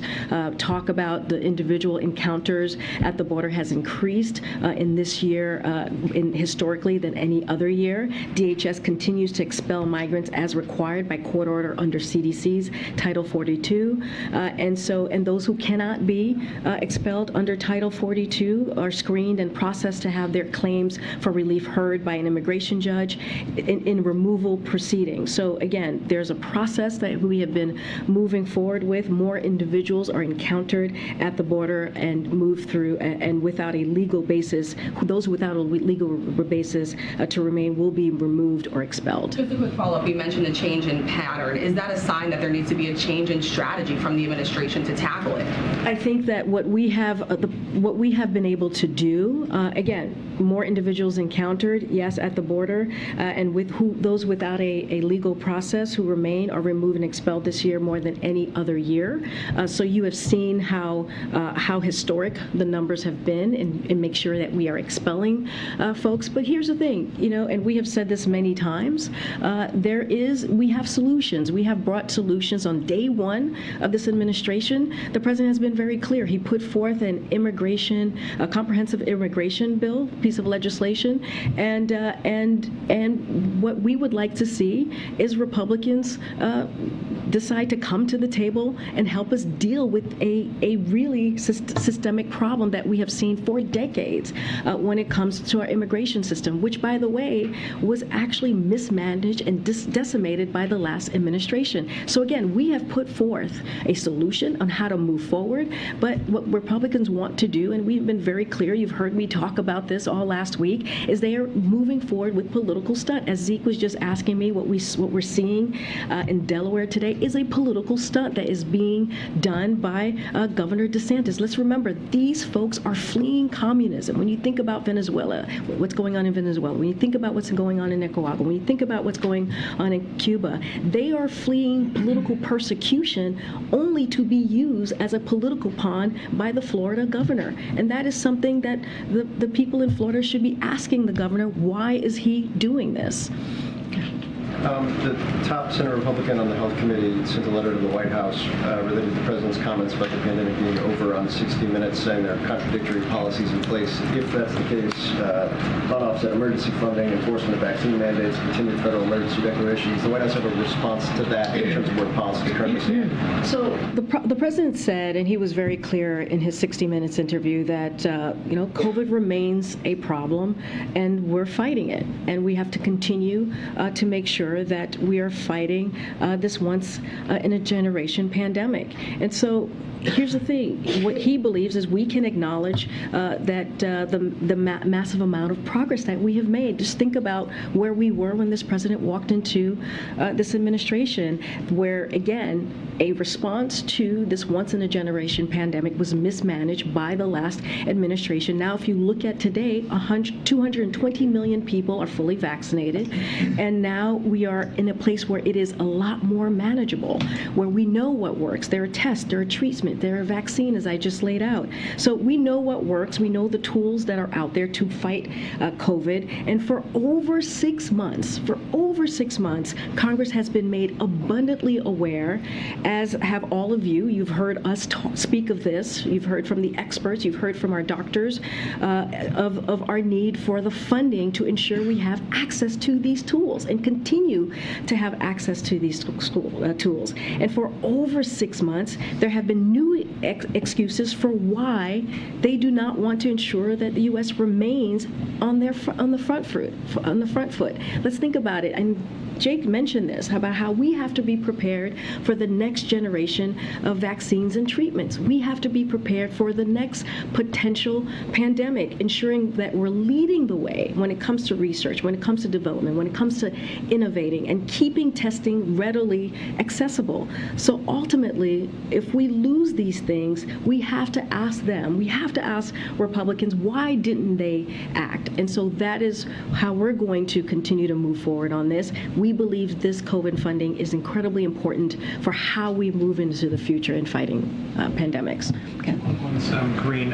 First, I was just wondering if there were any more on the one-on-ones that the president has scheduled besides Prime Minister Truss. I don't have anything else to preview from what Jake laid out moments ago. And then on Puerto Rico, I was just curious, you spoke at the top about kind of the emergency response, but there's some kind of endemic infrastructure issues that have led to the reasons why Puerto Rico has such a weak grid. And I'm just curious, why, given this administration's focus on infrastructure, the infrastructure bill, et cetera, why more hasn't been done to shore that up, and what your plans are there? So just on the grid, just to give you a little bit on the update that we have, is damage assessments are currently underway, but due to the scope and magnitude of the outage, full power restoration will take at least several days. But on anything specific to that and the power and the restoration, definitely would refer you back to Department of Energy. Look, to your point, this is why the bipartisan infrastructure law was so critical critical and so historic and important as we're dealing with infrastructure and dealing with grids, dealing with our bridges, our tunnels, the things that is going to just not only make us competitive just globally, but also deal with these types of, when you have a extreme weather, making sure that we are able to endure and have an infrastructure that holds up. And so again, this is the importance of this historic bipartisan infrastructure legislation. We will continue to have conversations with the local government in Puerto Rico. Our team continues to do that. I don't have any specific numbers on how funding is going to be able to help Puerto Rico in the long run, but this is something that the president has talked about for some time. We've heard from the last administration, it was a joke about how we were going to improve our infrastructure. This is a president along with Congress that made it happen because of his leadership. So again, we're going to help Puerto Rico in the best way that we can. We're going to continue to be in touch with them and see how we can get them into a better place as it relates to their infrastructure. Hey, thanks, Corinne. You said that the White House had received word of the planes heading to Wilmington. Who have you received word from? And has Governor DeSantis or somebody told the White House about So I don't have the specifics of where we got word from. I can tell you that we've been closely coordinating with the folks in Delaware, the officials in Delaware. What I can tell you that our heads up did not come from Governor DeSantis, because his only goal is, as he's made it really clear, is to create chaos and use immigrants fleeing communism as political pawns.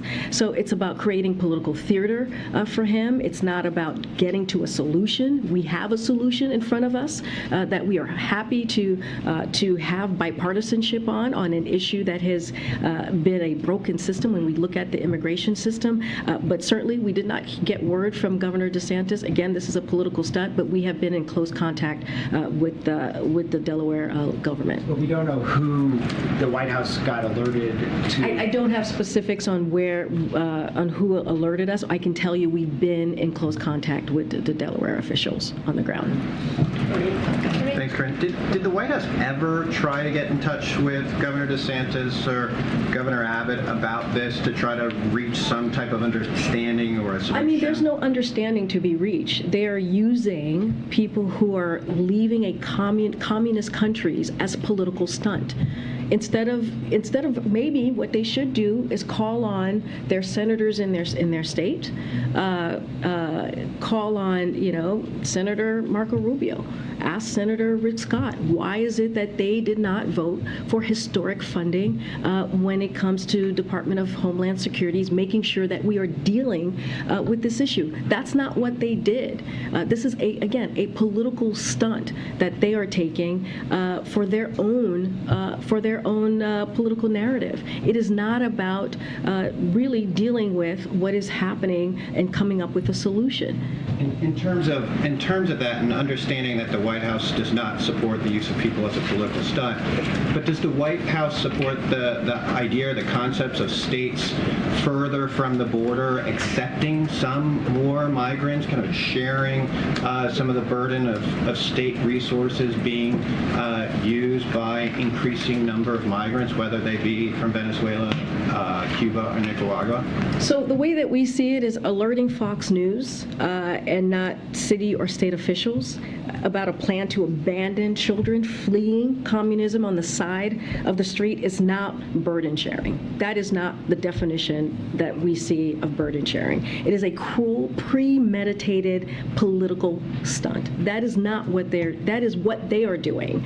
And so we're always happy to have conversations about ways to further improve border processing, and we could be doing more if Republicans in Congress would stop blocking our efforts to pass comprehensive immigration reform and also historical funding for DHS. So again, this is not what border sharing looks like.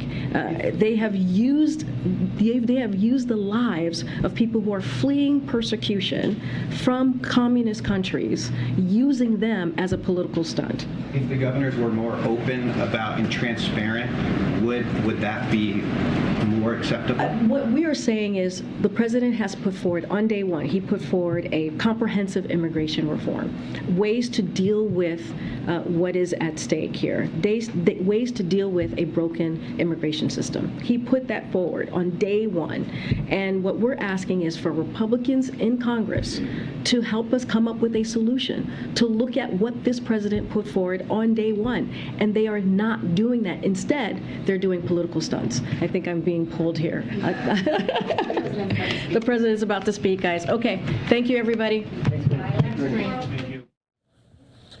That was a White House briefing there, wrapping up. We always got you covered right here on Live Now from Fox. We are awaiting President Biden remarks. As soon as that happens, we will bring that to you right here on Live Now from Fox. But when we come back, we will go out to Florida. Governor Ron DeSantis, moments ago, speaking all about how he's tripling down on sending migrants to sanctuary cities like Chicago, like New York, and like D.C. areas. And now looks like he wants to go to Delaware, right outside of Biden's home. We'll listen right here on Live Now from Fox.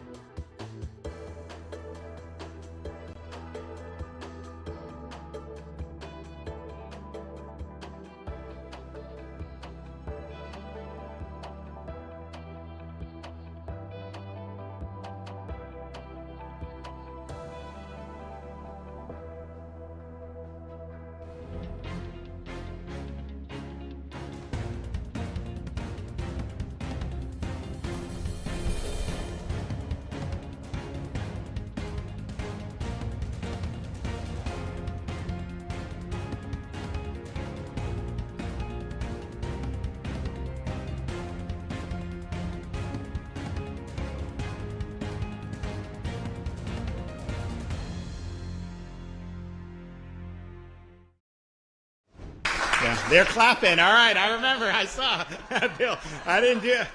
I was very easy on Bill his first year when he was leader and so president. But and then 2021, it had been we set the record billion. Then we did 1.5 billion. So that's a 50% increase in record. But this year, even though we were flush with revenue, I also knew the storms with the Biden policies. I knew that there's going to be other things we need to do. So I had inherited a record of $800 million in vetoes. We did $3.1 billion in vetoes. So.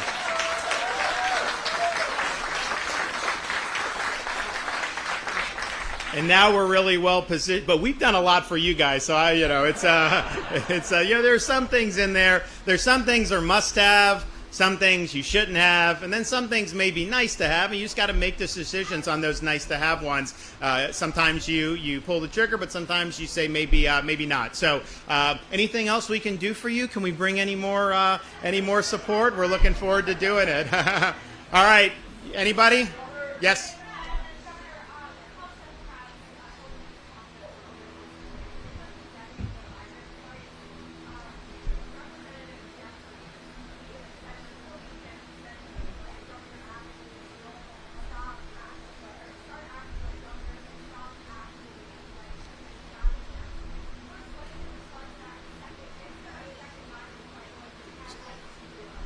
So when Biden is flying these people all over the fruited plain in the middle of the night, I didn't hear a peep out of those people, okay?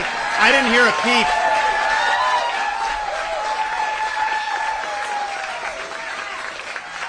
I haven't heard a peep about all the people that have been told by Biden you can just come in, and they're being abused by the cartels, they're drowning in the Rio Grande. You had 50 that died in some shed in Texas. I heard no outrage about any of that. I haven't heard outrage about all the fentanyl that's come across the border that's killing Americans in record numbers. I don't hear outrage about the criminal aliens that have gotten through and have then victimized people not only in Florida but all throughout the country. I didn't hear any outrage about that. The only thing I hear them getting upset about is you have 50 that end up in Martha's Vineyard. Then they get really upset.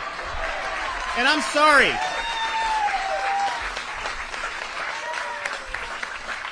Those migrants were being treated horribly by Biden. They were hungry, homeless. They had no opportunity at all.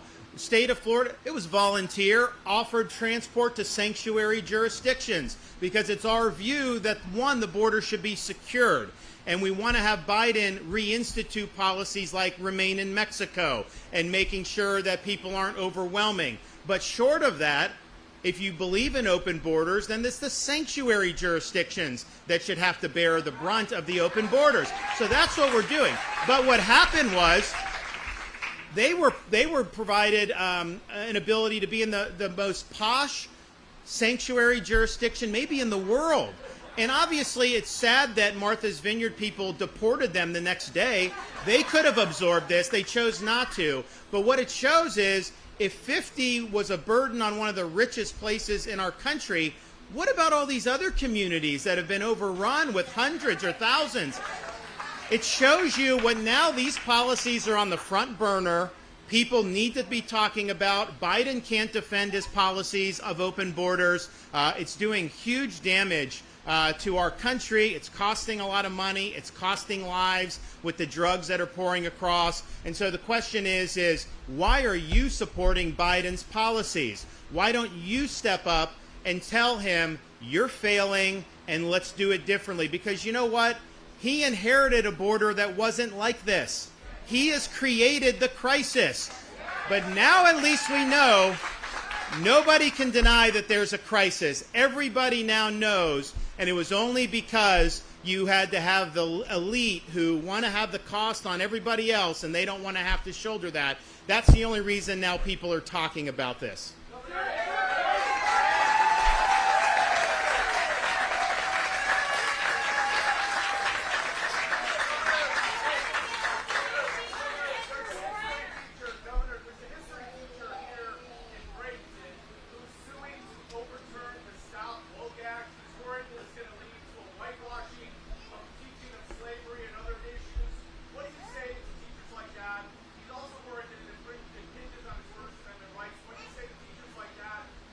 Well, I would tell them to read Florida statutes. We are required to teach slavery, the post-Reconstruction and segregation, civil rights. Those are core parts of American history that should be taught. But it should also be taught accurately. For example, the 1619 Project is a CRT version of history. It's supported by the New York Times.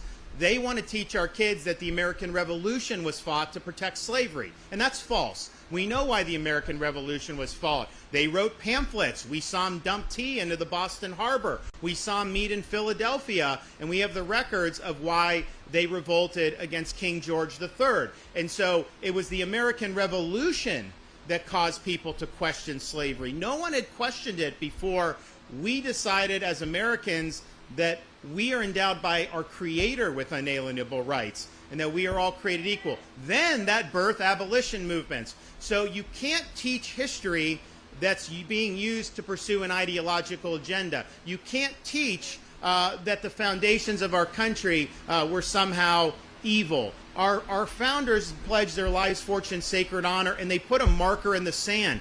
Not everything lived up to it right away, of course not. But every major movement in our country's history has gone right back to those core principles. So we want to teach history, all history. It's got to be accurate, though, and we are not going to be in a situation where we're taking George Washington's name off schools, taking down statues of Thomas Jefferson, and that's what those people who want CRT want to do. They want to change history. They want to delegitimize these folks, and that's not what we're doing. But don't let anyone tell you we don't want those subjects taught, because not only do we want it, we have it in statute that they must be taught.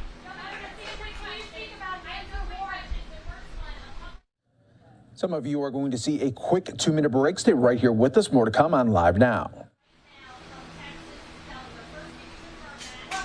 I cannot confirm that. I can't.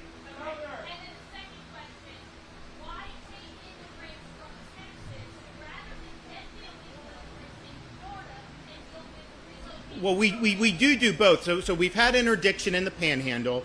The problem is we're not seeing mass movements of them into Florida. So you end up with a car with maybe 2, and if we know that that's illegal and there's someone that's kind of smuggling, then committing crime, then you can do arrest. There have been drug seizures.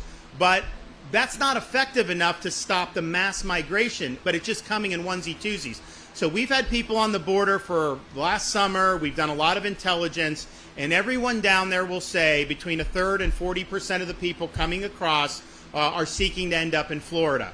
And so we have to go and figure out, okay, who are those people likely to be? And if you can do it at the source and divert to sanctuary jurisdictions, the chance they end up in Florida is much less. And the thing is, with the sanctuary, the idea is because they have more benefits or whatever they do, that people will be able to stick.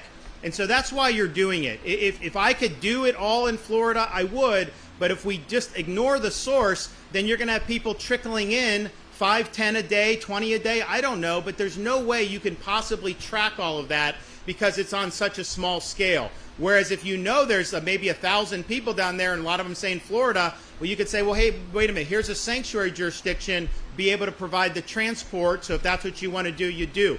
And I think that that's much more effective than just trying to send 1 or 2 out at a time. Also point out, we have a whole infrastructure in place now because of what the legislature did. So it's not just flights, we have ground, we have other things that we can do. And I'll tell you this, it's already made more of an impact than anyone thought it could possibly make, but we're going to continue to make more of an impact.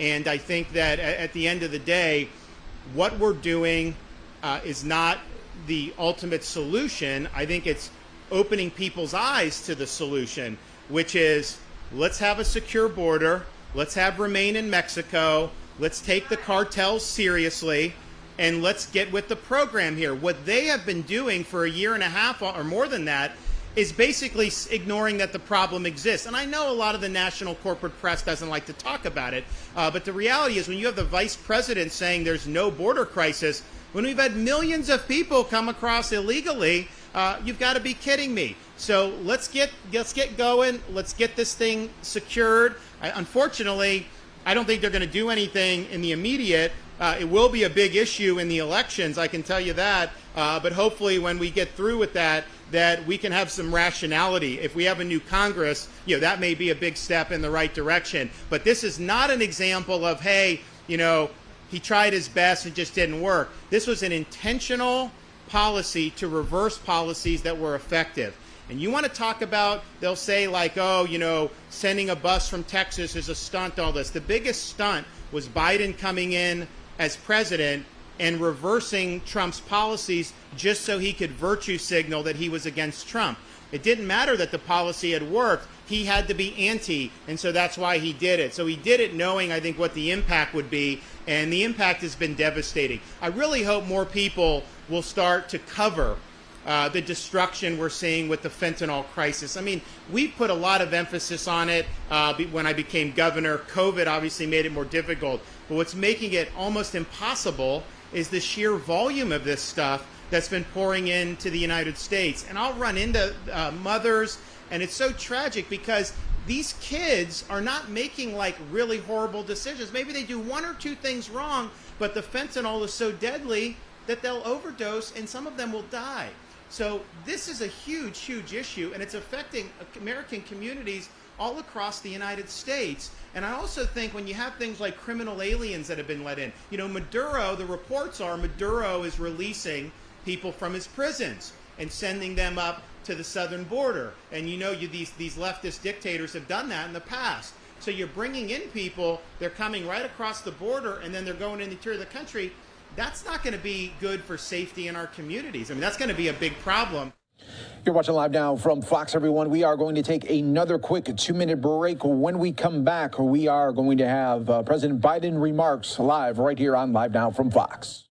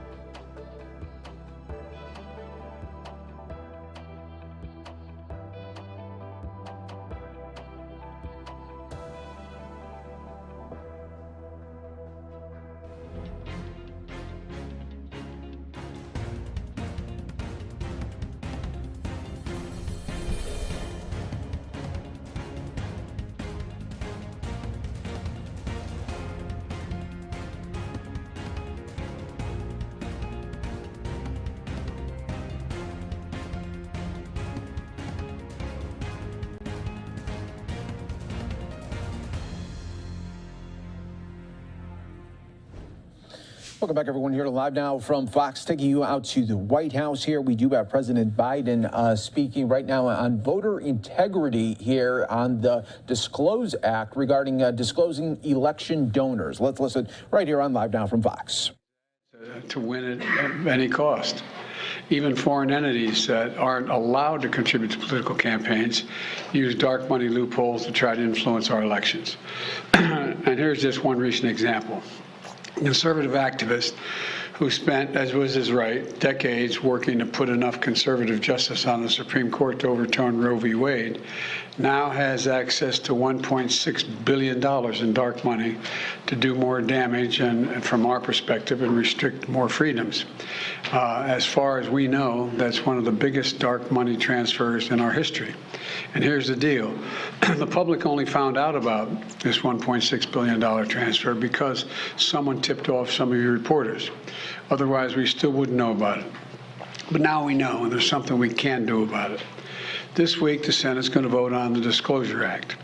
House Democrats already approved this act, and Senator Shelton Whitehouse of Rhode Island helped write this bill as well. Here's some of the things it would do. Advocacy groups that run ads to influence elections would have to disclose any contribution above $10,000 that they receive. And foreign entities would be banned from making any contributions for these ads, period. Republicans should join Democrats to pass the Disclosure Act and get it on my desk right away. Dark money has become so common in our politics. I believe sunlight is the best disinfectant, and I acknowledge it's an issue for both parties. But here's the key difference. Democrats in the Congress support more openness and accountability. Republicans in Congress so far don't. I hope they'll come around. They should follow the lead of Republican governors and state legislatures in Tennessee and Wyoming that have passed disclosure laws. Let's remember, Getting dark money out of our politics has been a bipartisan issue in the past. My deceased friend John McCain spent a lot of time fighting for campaign finance reform. For him, it was a matter of fundamental fairness, and he was 100% right about that. Ultimately, this comes down to public trust. Dark money erodes public trust. We need to protect public trust, and I'm determined to do that. So I want to thank you all very much and hope the Congress, the Senate will act on this in a favorable way so I can sign that law into law as rapidly as possible. Thank you. Mr. President, why is the border more overwhelmed under your watch? Mr. President, on the border, why is it more overwhelmed under your watch? On the border, why is the border more overwhelmed under your watch, Mr. President? Because there are 3 countries that are there are fewer immigrants coming from Central America and from Mexico. This is a totally different circumstance. What's on my watch now is Venezuela, Cuba, and Nicaragua. And the ability to send them back to those states is not rational. You could send them back and have them. We're working with Mexico and other countries to see if we can stop the flow. But that's the difference. Thank you. Sending migrants to Delaware. Do you have any comment or response to that, sir? He should come visit. We have a beautiful shoreline. All right, President Biden there answering just one media question surrounding, of course, a lot of the recent activity that's been at our border, as we also have then continued to see problems from Texas and Florida of them busing and flying migrants. Do you want to show our viewers this live look, waiting for some of our Senate leaders to speak here on Capitol Hill? I know earlier today we did already have some of those senators speaking about lending a hand to Puerto Rico. They were also had our House leaders from both the Democratic and Republican side, and even on the floor, we did have a number of different topics going on. So a lot happening here on Capitol Hill. I do want to show, though, also another view of what's coming up here on Live Now from Fox. A big turnout here for Vice President Kamala Harris. She is in South Carolina today. She's going to be highlighting the importance of National Voter Registration Day, delivering some remarks here at this event. This will be something we'll head into here in just a little bit, as we just heard President Biden also speaking about voters. But we did have Kamala Harris at another event just from earlier here today. She was hosting a roundtable discussion. Let's go ahead. We'll listen to a portion of that, plus bring you to some of those other press conferences happening here across the country. But first, let's go ahead and bring you that Kamala Harris event from earlier here today. For a very important conversation. The Secretary and I traveled here this morning from Washington, D.C. with the specific purpose of hearing from you about how you are thinking about what should be the priorities for our nation and our world. So I'm very much looking forward to this conversation. I'm honored to be at Claflin University, which has a distinction of being a center of academic excellence in our country. And I thank the president of Claflin for joining us this morning and for the work that you do. Proudly, he has shared with me that Claflin is among the top 10 HBCUs in the country. And as a proud graduate of an HBCU, I understand what that means. So thank you all. So our student leaders, let's think about this. When people are in college, they're usually in the age range of about 18 years old to 24 years old. And it's a very specific phase of life, 18 through 24. It's a phase of life where an individual becomes an adult in so many ways that is more than just chronological. It is about a phase of life where people, with the blessing of being in a college environment, have the opportunity to meet people they may not have otherwise met. They have the opportunity to expand their mind based on their interests and their curiosity and their passions. It is a phase of life where individuals start to develop and decide who they are in relation to the world, and certainly in relation to their nation. It is a phase of life where when an individual has decided to go to college, it is also about the next initiation in their birthright of leadership, the decision they have made to accelerate their leadership role, not only in their family and community, but in our nation. So for all of those reasons, I'm very happy to be here and to have this conversation. I think about it on a number of levels. Today we are celebrating the national get out and our registration, voter registration. And so when I think about that and I think about the last big election we had in 2020, I'm proud to report what you all know, which is that over 50%, over half of the people in our country who at the time were between 18 and 24 years old voted. Over half. It was a record high. And these young voters at the time told us what they wanted. They put in an order for what they wanted to see in their country. They said, we want to see college be more affordable, which includes knowing that they can graduate from college, they can leave college, not being unduly burdened by student loan debt. So the president just signed an order that says that students will have $10,000 of their college loan debt relieved. And if they're a Pell Grant recipient, that would be $20,000. Students said when they voted, and young people said when they voted, we want to know that you are dealing with the issue of Pell Grants, because we need more in terms of Pell Grant benefits to meet the mark of what we need so that we don't have to struggle to pay rent or buy food or buy books and school supplies. And so we have increased Pell Grants by $400 per student per year, and we intend to double that in the coming years.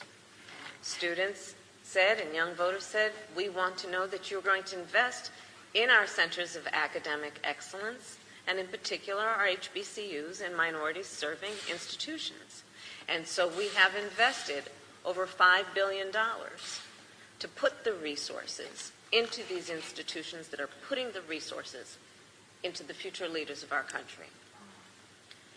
You all said, and young voters said when they voted in 2020, this crisis that is called climate change is real, that the leaders from years before have probably sold us short in terms of taking it seriously, understanding the urgency of it, and we want leadership that will accelerate the resources we put into saving this precious planet. And so we put an historic investment, the largest in history, into dealing with the climate crisis, $370 billion, and it includes the largest investment in environmental justice in history. Young people said, we are entrepreneurial, we got ideas, we are innovators, but we know that there is a real divide, in particular a racial wealth gap in America on many levels, including when it comes to access to capital. So we invested an additional $12 billion into community banks, because we know community banks are in the community and understand the needs and desires of that community as well as the talent and capacity of community. And that access to capital should not be a barrier to innovation and creativity and what we know those small businesses are, which is part of the economic lifeblood of a community and by extension, all of society. Young people are leading on all of these issues, including one of the biggest issues that is affecting our nation that frankly I think we are just not talking enough about, which is the issue of mental health. But actually, I think in so many ways our young leaders are leading on that in a way that some other leaders may not be. Because we recognize in particular that over the last couple of years, through the pandemic, we literally told people to isolate. Which means people were literally by themselves, suffering from all that that pandemic represented in terms of loss of life, loss of normalcy. For so many people, loss of a job. And so the effects of that all still linger in a very profound way. In fact, 3 in 5 college students has been diagnosed with some level of need for mental health care. And that's just among those who have been diagnosed. I have long believed that when it comes to the health care policy in our country, we still have so much more, and we still must do so much better when it comes to mental health. And we must realize it is health care. We've got to stop acting as though the body starts from the neck down. We also need health care from the neck up. And there should be no stigma about that. People should not be made to silently suffer. So all of these issues are issues that I look forward to talking with the leaders here about in terms of the work we are doing, how it is affecting you, and how we can do better. Because you are our future. And when I look at each of you, I know our future is bright. So with that, I'm going to pass the microphone to the Secretary of Education, Secretary Cardona. Thank you very much, Madam Vice President. It's an honor to travel with you and to really just visit during HBCU Week, Claflin University, to celebrate excellence and to hear from students. It's always the best part of our job, really, to listen to our students. And we leave inspired, we leave with homework to go back to DC to make sure that your voices are reflected in the work that we do. Who better than you, right? Who better than you? So thank you. And I appreciate also the acknowledgement of voter registration and the importance that universities, the important work that universities have to ensure that students recognize that's such an important part of our democracy. Voting matters. Elections matter. I'm honored to be a part of this team. President Biden, Vice President Harris, walk the walk. The American Rescue Plan that was only voted on by half of Congress provided $40 billion for higher education institutions, prevented closures, allows us to have the conversation about how do we improve services in our universities. HBCUs, who always punch above their weight, $6 billion in this administration in a year and a half, more than any other administration combined, year and a half. Claflin University, $21 million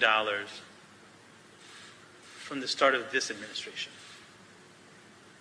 Money alone doesn't fix issues. Investing it in what is needed does.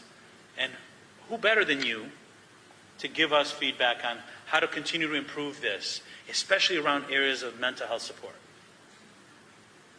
What we think might be needed and what students who are experiencing day-to-day classes, and they may be different.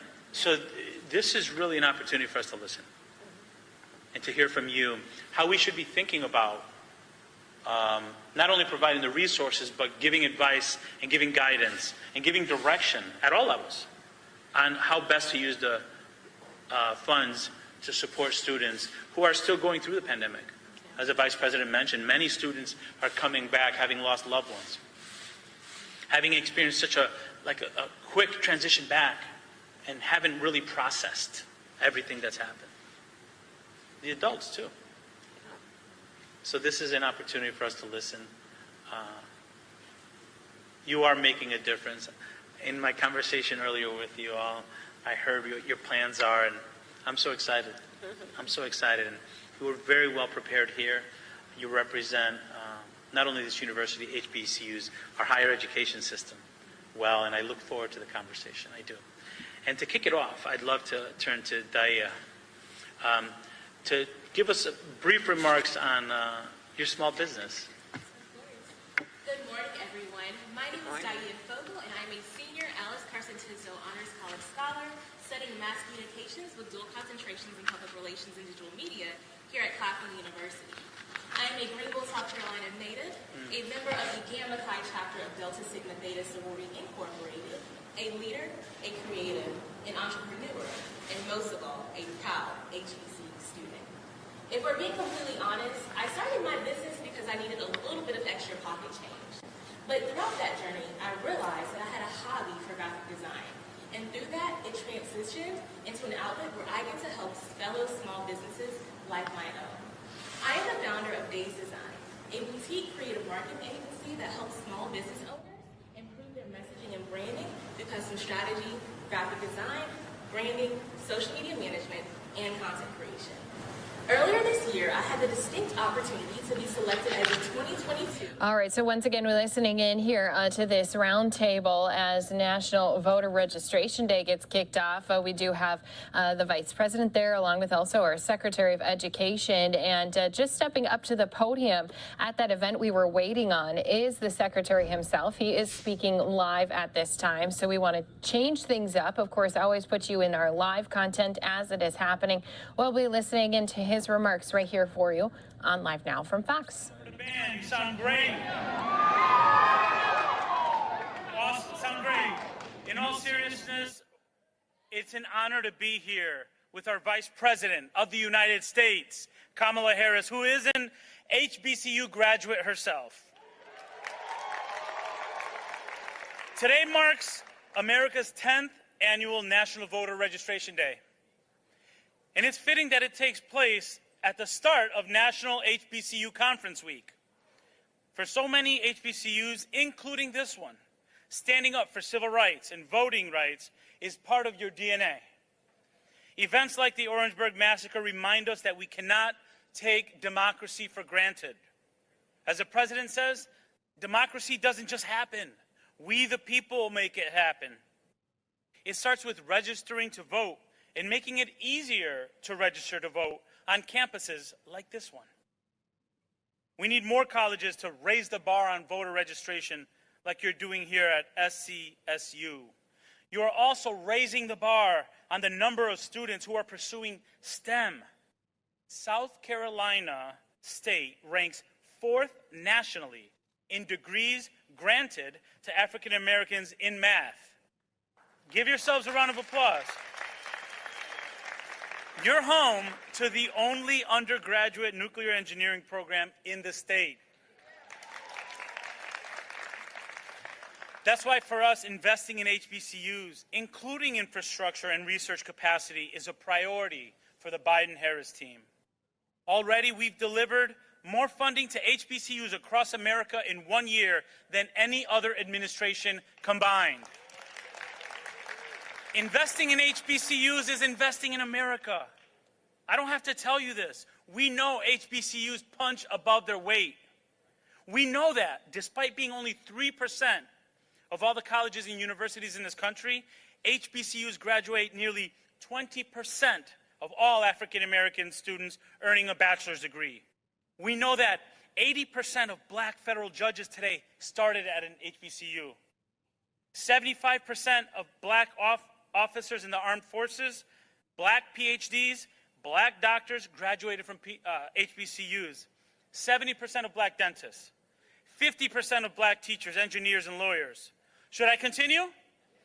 40% of black members of Congress.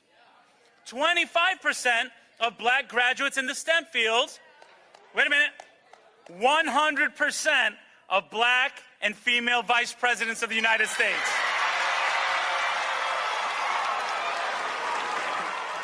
So, listen, today, as you start another year at South Carolina State, think of the daughter of immigrant parents who went on to an HBCU and led everything from the debate team to the economic society. Today, she is your vice president. Students, you are leading the way. We're just here to support you. Continue to lead, continue to shine, continue to inspire. And as we leave the leadership of this country in your hands, know that we have confidence in our country and in our democracy. As a university, you are setting the table for student success. And by voting and leading, students, you are setting the table for America's success. Thank you. Have a great year. Thank you.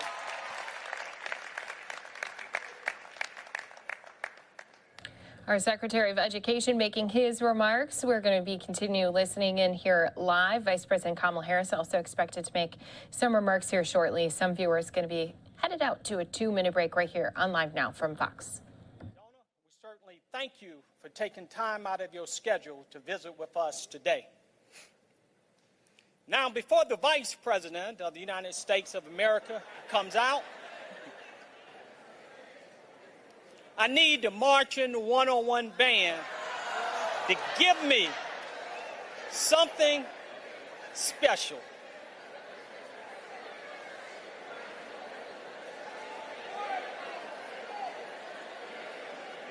Can you hear me? Can you hear me? Can you hear me? And you actually think all of this is coming from me. It's okay to smile because it's your country. It's Bulldog country.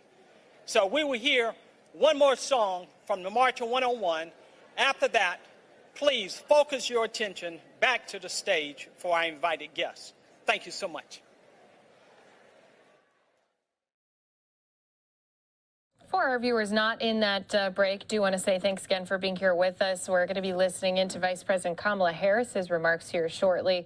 Until that time, let's go ahead and take a live look here at our stocks. Wait for our rest of our parties to join us here as we continue to give you the latest top stories, breaking news, and news conferences from across the country.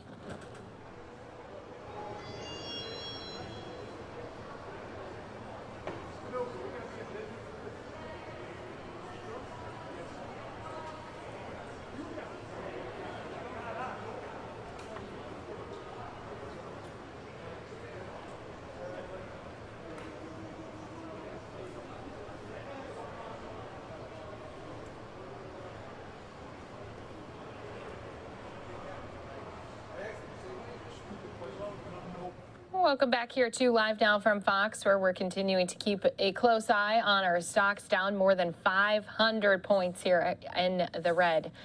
Very unfortunate to see here as we continue to head into the rest of this week. Today, it is a big day for Vice President Kamala Harris, who's out on the road. She is talking all about the importance of voting, especially on a day when it is a day to get people out voting, to get them registered for these upcoming elections. So we'll head back into her event here shortly, but I do want to continue to bring you some more of those press conferences coming to us from earlier here today. Still waiting for some of our Senate leaders to speak.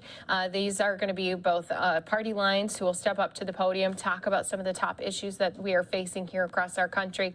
But already here today, we did have our Senator Mitch McConnell. He was on the floor speaking about inflation as well as the border crisis. And boy, what a battle it has been at our border, especially with some of our leaders who are there on those southern countries, states.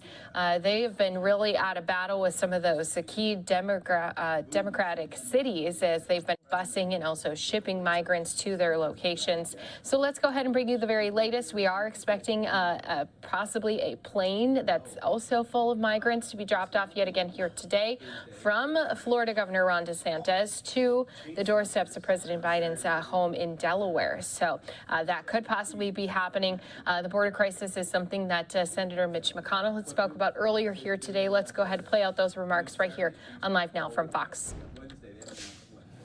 Have already encountered more than 2 million illegal immigrants and counting just this fiscal year. This is a larger group of people than the entire populations of 14 states. And this record-shattering 2 million apprehensions only counts the subset of people that were actually caught. Experts estimate hundreds of thousands more people on top of that number who simply got away. The latest reports say that CBP encountered more than 200,000 people just in the month of August alone. And more than 20% of those people were not first-time border crossers, but rather repeat offenders who had already previously been expelled or deported. Tens of thousands of individuals who had already been thrown out, flooding back in every single month. Orderly legal immigration is part of what makes America strong, Anarchy and open borders makes us weak. There's nothing compassionate or humane about the border crisis that Democrats' mixed signals and failed policies have unleashed. It's not fair to American citizens, it's not fair to law enforcement, and it's not fair to the people who've been encouraged to undertake desperate and dangerous journeys by years of Democrats signaling to the world that there are no real consequences for breaking our laws and cutting in line. Vice President Harris says the border is secure. The American people know better, and they are furious. Illegal immigrants know better as well. For years, Washington Democrats have attacked Republicans for calling for basic border security and law enforcement. The Democratic Party line throughout the last 5 years has been that enforcing existing immigration law would be cruel and securing our borders would be xenophobic. But over the last few days, some liberals seem to have changed their tune. Out of desperation, a few governors along our southern border are now giving some Democrat-run states and cities just a tiny, tiny taste of what border communities have been enduring literally for years. According to the Washington Post, the total number of individuals whom Texas and Arizona have helped relocate to New York, Washington, and other places in recent months is roughly on the order of the number of illegal immigrants who arrive at our southern border in a single day, one day. All those cities combined have had months to accept between them approximately 1 day's share of our nation's illegal immigration. But the Democratic mayor of New York City is now declaring that his government's resources are, quote, at a breaking point. At a breaking point. According to the Post, these border states have sent to New York City less than 1 day's worth of illegal crossers spread out over more than a month, and the self-proclaimed sanctuary city apparently cannot take it. Governor of Florida helped a tiny number of illegal immigrants, about 4 dozen, secure transportation to the wealthy liberal destination of Martha's Vineyard, filled with millionaires' mansions, which appointed itself a so-called sanctuary destination back in 2017. Apparently, this sanctuary destination tolerated, fed, and housed the newcomers for less than 48 hours before having the National Guard promptly put them on a ferry and remove them to a military base instead. Democrats, liberal activists, and the media are predictably melting down. There are absurd accusations that flying around that it's somehow evil or illegal for Republican officials to help illegal immigrants move within our country. That would be breaking news because, of course, the Biden administration has been flying and busing illegal immigrants around the country on a regular basis. According to one report from early 2021, the Biden administration was already filling Greyhound buses with people turning up at our border and driving them to various destinations from the South to the Midwest to the Northeast, but it was never to Martha's Vineyard. So these well-to-do blue enclaves are finally witnessing the smallest fraction of the challenges that open borders have forced on working-class communities all across our country. Now, on another matter, Washington Democrats' runaway inflation has caused a nationwide crisis. It's put working families and small businesses in a bind from coast to coast. Since President Biden took office, inflation has shot up a staggering 13.2%. For the average American household, this translates to hundreds and hundreds of extra dollars every month working overtime just to barely tread water. In my home state of Kentucky, for example, the Democrats' inflation has forced proud, hardworking families to ask for help putting food on the table, in some cases for the first time in their lives. The director of the Jessamine County Food Pantry in Nicholasville says our numbers here are going up like crazy. We have problems actually getting food now. We're actually not giving away as much as we were just a couple of months ago because I can't find it and I can't afford it sometimes when I can find it. And of course, these challenges aren't limited to the Commonwealth.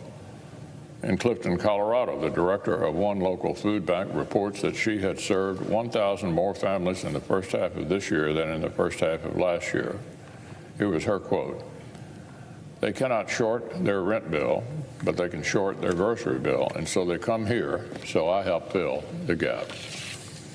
In coastal Georgia, the director of a network of food banks says distribution at her facilities has increased 38% from July till August.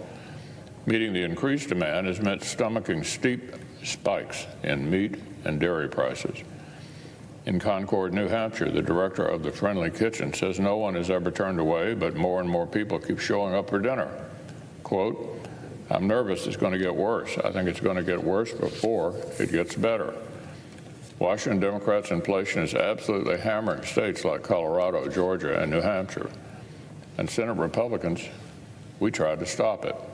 We warned against inflation. We tried to block their $2 trillion inflationary bill. We offered amendments. But all three of those states have two senators who both voted in lockstep on party lines to ram through trillions of dollars. 100% of the United States senators from those states voted to bring this on. This is what happens when Washington Democrats put their own priorities ahead of our people. Senator Mitch McConnell on the Senate floor earlier here today. Of course, a lot of people have been focused on both of those two issues that he chose to talk about today, the border crisis, the fight and the battle that's been going on between Democrats and Republicans, but also on inflation as American families continue to try to find different ways to save money as we're fighting that inflation. Let's go ahead and bring you out to that event that we were waiting on with Vice President Kamala Harris. Now, it is National Voter Registration Day. She is speaking to what is now the largest freshman class in 15 years at the South Carolina State University. So let's go ahead, bring you her remarks. We're going to be playing them from the top as she just walked out onto stage just a few short moments ago. We're bringing it to you right here on Live Now from Fox.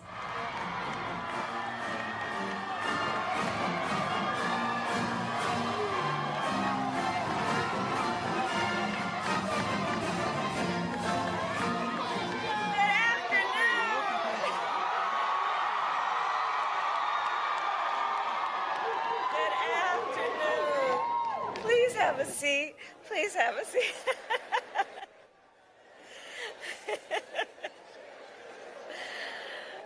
Oh, it's so good to be back. Madam President, thank you for that introduction and for your leadership. Thank you. Well, good afternoon, Bulldogs. How's everybody doing?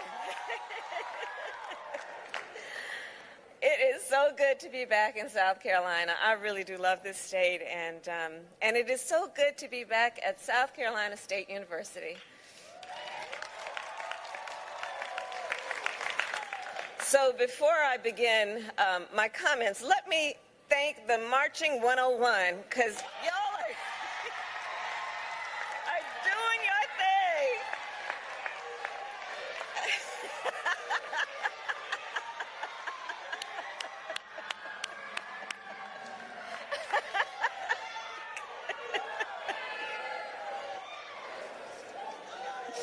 They do not disappoint. So today, of course, we are also joined by Secretary Cardona, who is one of the champions of our nation's students. Secretary Cardona, I thank you for your leadership and your work. And to Mayor Butler for welcoming us back to Orangeburg, I thank you. To President Conyers, always, for your leadership and for welcoming us to campus. Students, it is an honor to join you at Convocation. And to all of the freshmen, can I see, where are the freshmen? So to the freshmen here today, I will say to you specifically for a moment, this is the beginning of a great journey for you. It's a great journey. For the next 4 years, you are going to have an experience that will shape the rest of your life. The lessons that you will learn here at SC State, both inside and outside the classroom, will guide you for years to come. And of course, during your time here, you'll face challenges. And through those challenges, you will learn that you are strong enough, resilient enough, and brave enough to overcome any obstacle. And you know, joining you this afternoon, it takes me back to when I was 17 and flew from California to Washington, D.C. to start my first year at Howard University. And I will always remember walking into freshman orientation to a room very much like this one, and very much like this one. The seats were packed with students and faculty and alumni who, just like for you, all look like us. And it was exhilarating. I don't think at the time I understood how special that moment was, where you were surrounded, and you are surrounded by people from different places and different backgrounds who are joined together in community, where you are surrounded by people who, I promise you, some will ask you to be in their wedding, others will ask you to be godparent to their child, some of them will ask you, please do come to my inauguration. You are, students, united by the pursuit of excellence. And I remember back in that day what I believe you must be feeling today, which is to feel the possibility of great opportunity, to feel the vigorous welcome that you are being given for you to lead. So to all the students here today, I say, there is no limit to your capacity for greatness. There is no obstacle that you cannot overcome. And believe me, there is no barrier that you cannot break. And so, as Vice President of the United States, I urge you to seize on that. Because in this moment, our nation needs your leadership. Today, we live in unsettled times. The ideals that we thought were long established, such as overseas, what we're seeing, the sovereignty of democratic nations, we thought was long settled. Domestically, we thought long settled would be the freedom of voters to decide elections. Long settled, we thought, would be the freedom of women to make decisions about their own future. We thought we could take for granted what constitutes the truth. But these ideals now hang in the balance. And in moments of great crisis, our nation has almost every time turned to our young leaders to help guide us forward. Just remember, John Lewis was only 23 when he spoke during the March on Washington. 23.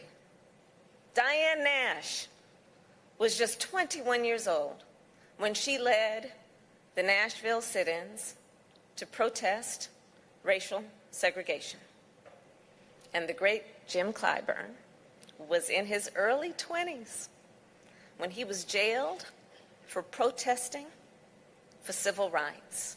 In fact, it was in that jail where he met his beloved wife, the late Dr. Emily England Clyburn. And as you guys know, I think, they were both proud graduates of this very institution.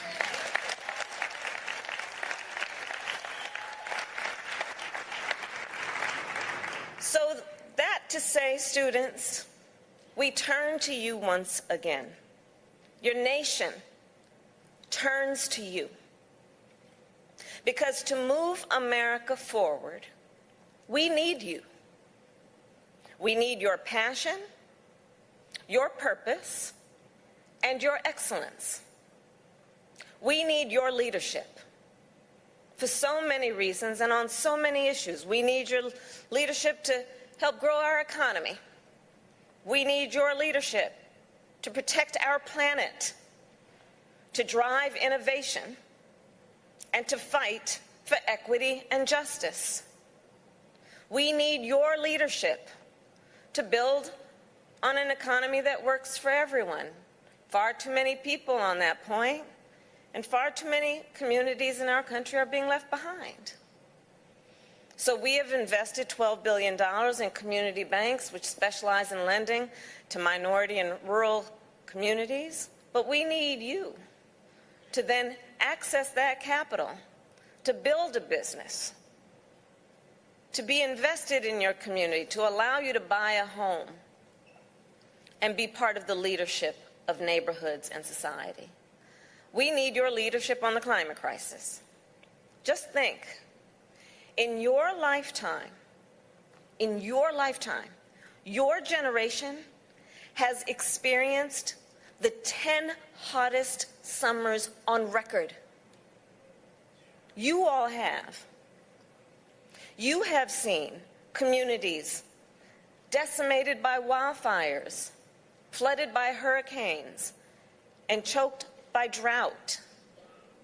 And you know then, we must treat the climate crisis like the crisis it is. And we're doing our part in terms of our administration to make the largest investment in history in fighting that crisis. But to implement that vision, we need you.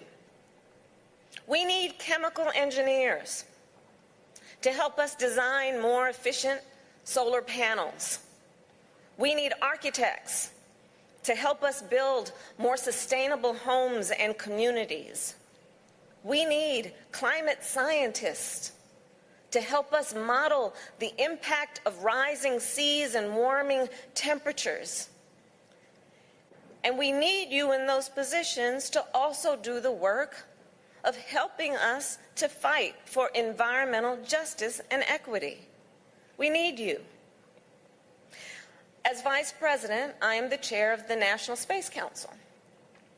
So for generations, we say with pride, America has led the world in the exploration and use of space.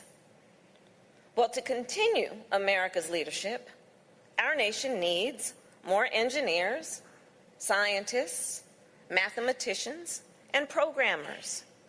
We also need more welders and machinists and electricians. So we are investing as an administration in increasing apprenticeship programs so that students like you, and I want you to, if you have the interest or the passion, take advantage of those opportunities so you can continue to lead our nation on issues like space exploration. Students, to help us build a better future for America, we must also make sure you have the resources you need to achieve academic success without the distraction of worrying about making ends meet. So we have increased Pell Grants by $400 per student per year. It's the largest increase in more than a decade, and money that you can then use for food and textbooks and tuition and rent. But we've got to do more. As a proud HBCU graduate, I am fully aware that 75% of HBCU students rely on Pell Grants. We need your advocacy to continue to push forward on very substantial issues like that, because it makes a difference and the details matter. Speaking of HBCUs, I am proud that we have invested nearly $6 billion in our HBCUs, knowing that they are the centers, that this is a center of academic excellence. This is where we train the next generation of leaders like those who serve on our federal courts. Places like this give us the vision and, dare I say, the ambition to know what's possible even when we've not seen it before. So in addition to knowing that we should have and we have now confirmed more women of color to the federal courts than ever before at this point in a presidency, it means that because of the inspiration of places like this, we knew we also needed to deal with that at the highest court in our land. And that happened. And her name is Justice Ketanji Brown Jackson.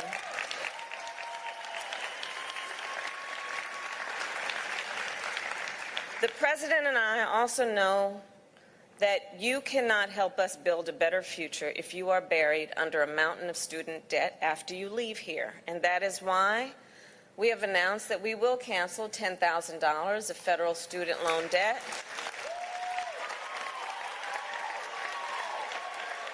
Right. For all borrowers making less than $125,000 a year. And we will also cancel, and this is of particular relevance to HBCU students, $20,000 of debt for Pell Grant recipients. And it's important for you to know that this loan forgiveness does not just apply to graduates. It also may apply to many of you sitting here right now. So if you received, please take note of this, if you received a federal loan before July 1st of this year, you are eligible.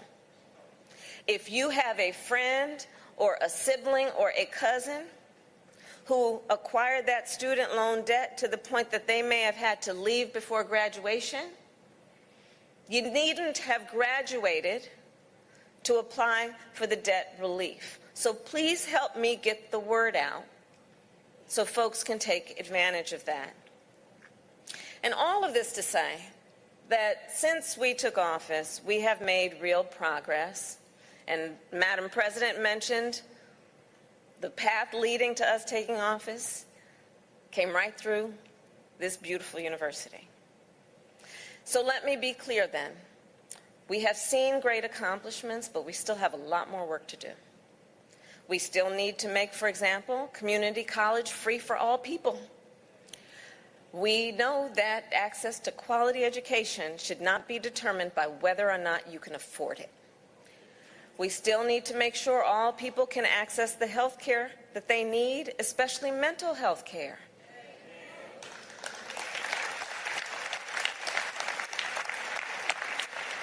I was discussing with some students earlier. Access to mental health care should be a right and not just a privilege of those who can afford it. And let's be clear about it. That's health care. For too long, we have failed to understand. When we talk about health care, people act as though the body just starts from the neck down. What about the neck up? That's health care. So let's address it. When we look at the work that we still need to do, we need to pass a law to protect a woman's right to make decisions about her own body.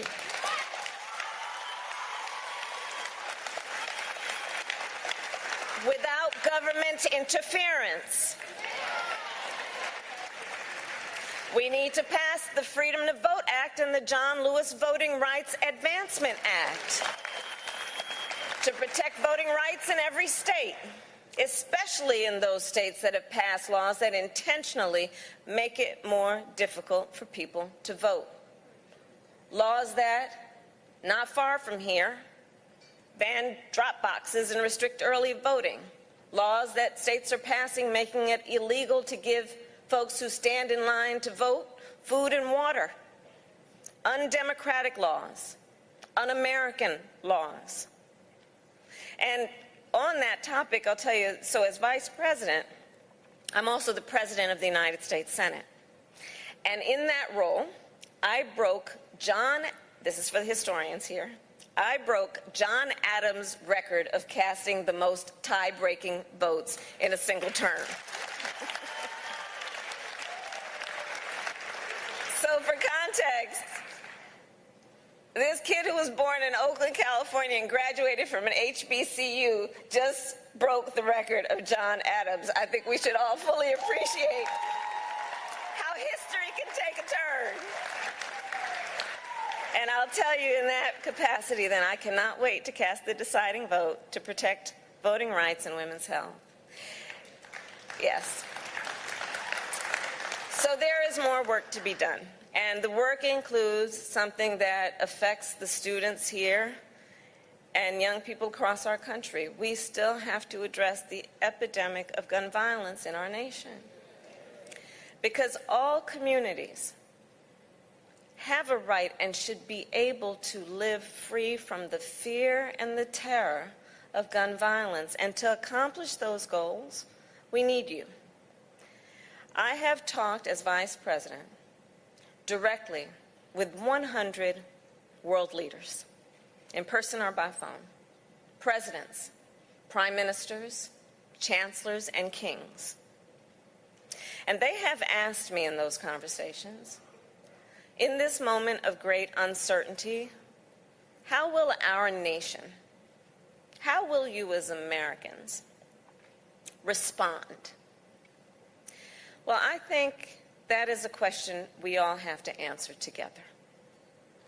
And that is a question undoubtedly and invariably you will answer. Today as students, tomorrow as graduates, and for the rest of your lives as Americans, you will help to determine our nation's future by excelling when required, by marching, by advocating, by organizing, and by leading, and by voting. In our democracy, your vote is one of your most powerful tools for driving change. So given that today is National Voter Registration Day, please make sure that you each are registered to vote. There's a website, vote.gov, because there is an important election happening in 49 days, and so much of what we discussed here is on the line. Your vote is your voice, and we need your voice. We need you to lead America forward. And President Biden and I will be with you every step of the way. May God bless you, and may God bless America. Thank you. Vice President Kamala Harris encouraging the freshman class here at South Carolina State University to make sure they are registered ahead of elections coming up here in November. A lot of live events still to head to here on Live Now from Fox. We are waiting for a summit on food security, global food security that is. Plus, also on Capitol Hill, we do have Senator Mitch McConnell, as well as other Republican leaders from our Senate House. They are speaking. We'll be bringing you their remarks right here from the top since they just wrapped up. We'll bring it to you from the top when we return here in just 2 minutes.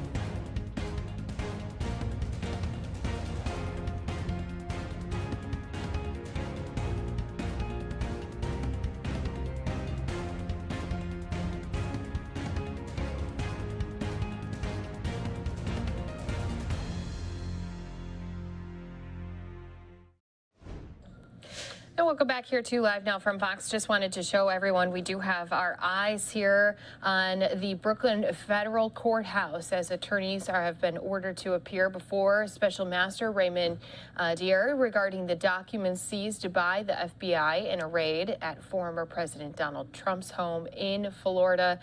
We do have our coverage here outside of the courthouse if we do ever have any of those attorneys stepping up to our microphones. Of course, Live Now from Fox will be not only rolling on it, but also be bringing you into that here as, again, we do have these live pictures coming to us from just outside of that federal courthouse. So what will come from this as the special master takes an extra look at what those documents were that were obtained by the FBI, who said they were not being stored properly at Trump's Mar-a-Lago home. Well, those are all key pieces of information we wish we had the answers to. So again, we'll keep our eyes here on the courthouse as there will be lawyers both arriving and leaving here throughout the day.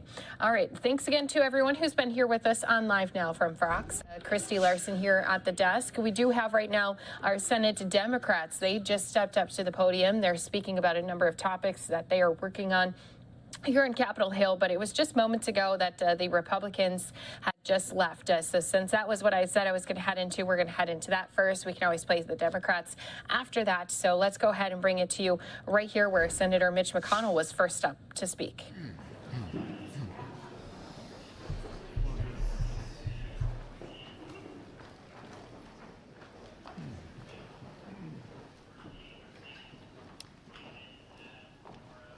Well, good afternoon, everyone. I think it's pretty clear that regardless of what we may be debating here in the Senate, the American people are focused mostly on inflation, the crime wave that's affecting the entire country, and the open borders. There's been a good deal of talk about what some of the governors have done to transport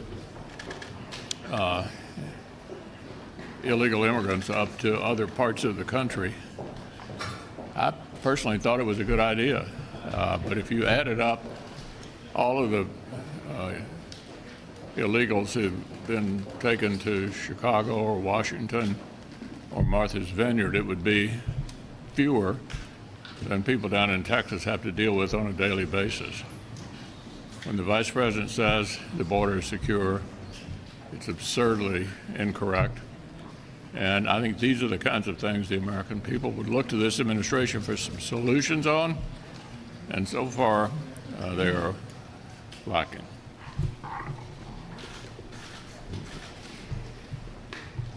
Over the weekend, the administration hinted that they may get rid of the toddler mandate at Head Start facilities. But as of right now, this rule, which is still in effect, requires children as young as 2 years old to wear masks, even when they are out on the playground. It's very clear the impact this has on a student's educational development, and the data is pretty self-evident on that, and yet the administration has adhered to, and I have fought them for months to try and get this policy changed, and we are now in the third year of this policy that requires kids, again, 2 years old, to wear masks even when they're out on the playgrounds. So I'm hoping that this is an indication of the administration's views on not only this but other subjects with respect to the pandemic. The president, I think as everybody knows, over the weekend said the pandemic is over. Well, it would have been nice if he had come to that conclusion before he used the pandemic as the legal basis to do a loan bailout for student loans across this country. It could have saved taxpayers in this country somewhere between $600 billion and $1 trillion, is which the Penn-Wharton budget model suggests the student loan bailout program will cost taxpayers in this country. It is simply a shift from the 13% of people in this country who have student loans to the 87% of the people in this country, taxpayers who don't have student loans, who are going to end up paying the bill for this. It is yet another slap in the face from this administration to hardworking taxpayers across this country. And it is unfortunate because the administration, had they been willing to acknowledge that the pandemic was over sooner, might have avoided passing a bill, another bill, on to the American taxpayers to the tune of upwards of $1 trillion.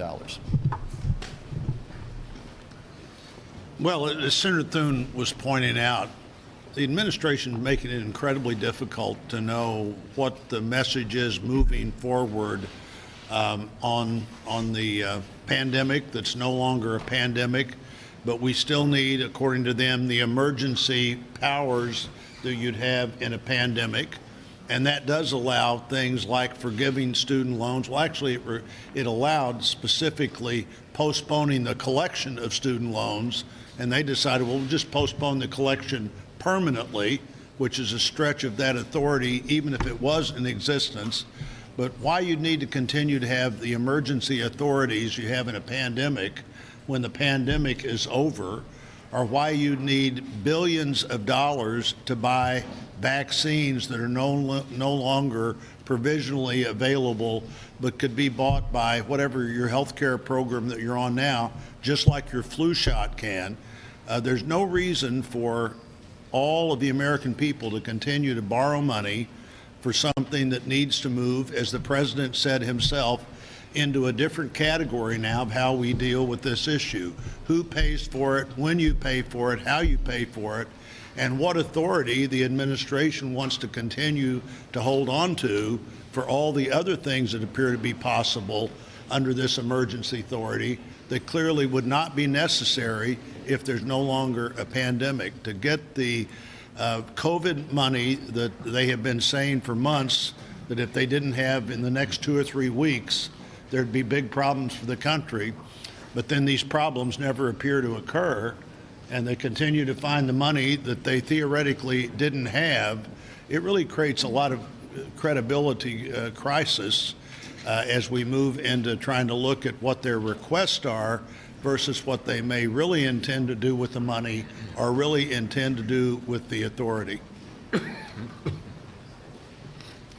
In Iowa and all across the Midwest, we are rapidly approaching what is my very favorite time of year, and that is harvest time. And I have very fond memories as a little girl riding in the combine with my dad and my uncle and my grandpa, and as I got older, then getting in the tractor and actually driving the grain in a wagon to the bins where the grain could be dried. But as we are approaching this harvest season, farmers are facing sky-high diesel fuel. That's the fuel they need for their combines and their tractors. And then once the grain goes into those bins, we have to dry down that grain. And we do that by using propane gas. And this year, liquid propane costs are nearly double what they were last year. And then as those temperatures come down, our livestock producers have to heat their barns for their animals. And then we roll into home heating season in Iowa, where our home heating costs are expected to go up by 17%. And electricity is at a 40-year high. You see where I'm going, folks? Things are really hard on folks across the Midwest right now. It's hurting our farmers, our livestock producers, our neighbors. And yet the White House saw fit to have a very elaborate party on their South Lawn just a week or so back, celebrating the plight of everyday American who's out there trying to make ends meet. So what we need is common sense legislation, which is why today I'm promoting Senator Shelley Moore Capito's permitting reform bill. I think this is a common sense way to move forward, open up energy production, and help bring down those prices, not just for our farmers, but for everyday American.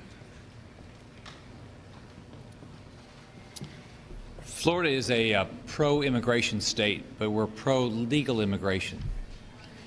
You just saw the numbers that this is the first year that 2 million people have crossed our southern border illegally.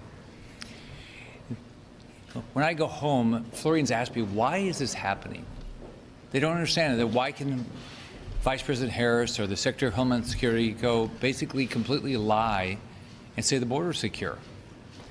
Floridians don't want people coming across our border that are terrorists, they're criminals. They don't want drugs coming across the border. Floridians know how many people are dying of drug overdoses. So when people ask me, why is the Biden administration doing this? No one can ever explain why they're doing this. Why do they want to have an open border to the land of opportunity? The other issue that Floridians bring up is, why doesn't Joe Biden care about the fight for liberty and freedom in Latin America? And why would Joe Biden reduce sanctions on the Cuban regime or Maduro regime in Venezuela? Last week on Thursday, I had a press conference in front of the White House with activists from Cuba and Venezuela and Colombia and Nicaragua.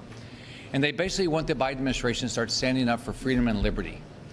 Hold people accountable that are part of the groups that are out there harassing citizens in their states. Fight for the peaceful protesters that are in prison in Cuba right now.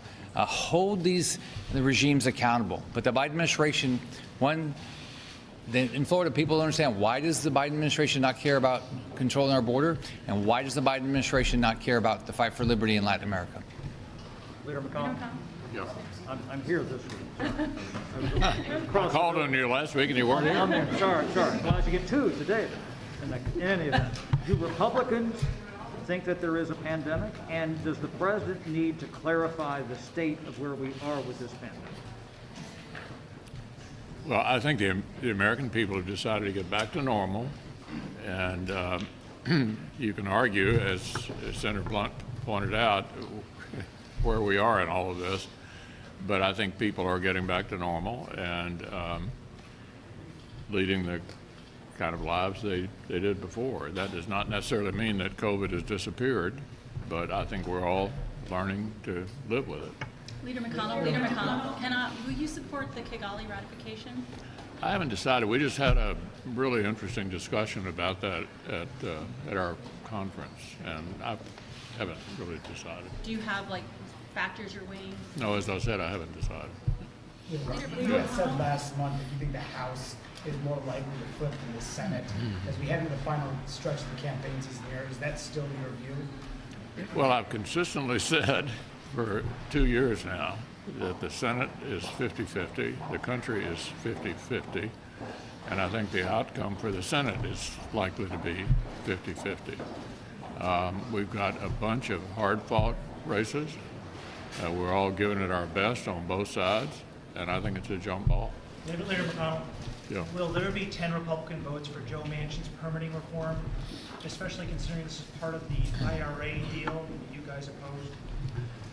Well, I think the best answer to that is that all of us, I believe, voted for Shelley Moore Capito's permitting bill during the vote-a-rama. That's the one I think that most of us feel would actually make a difference. I don't think Senator Manchin has yet actually produced his bill so that you can take a look at it. Most of us would like to see genuine permitting reform.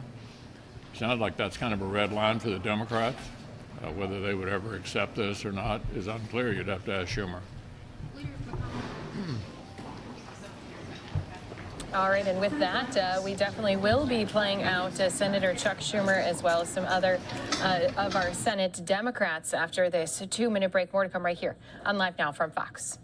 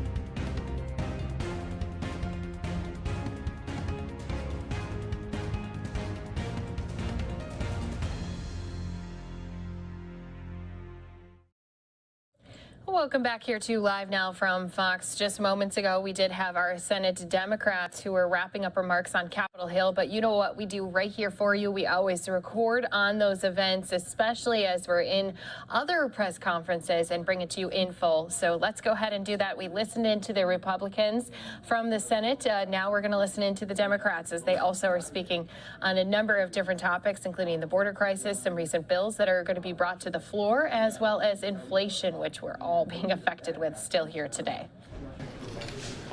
Okay, good afternoon, everybody. I'm proud to be joined by Senator Stabenow, who will be here in a minute, Senators Menendez and Whitehouse. So the Senate's continuing on our productive streak. With today's vote on Judge Florence Pan of the D.C. Circuit, we will have confirmed our 83rd judicial nomination of this Congress and our 6th Circuit Court nominee this month. You all know how important those Circuit Court nominees are.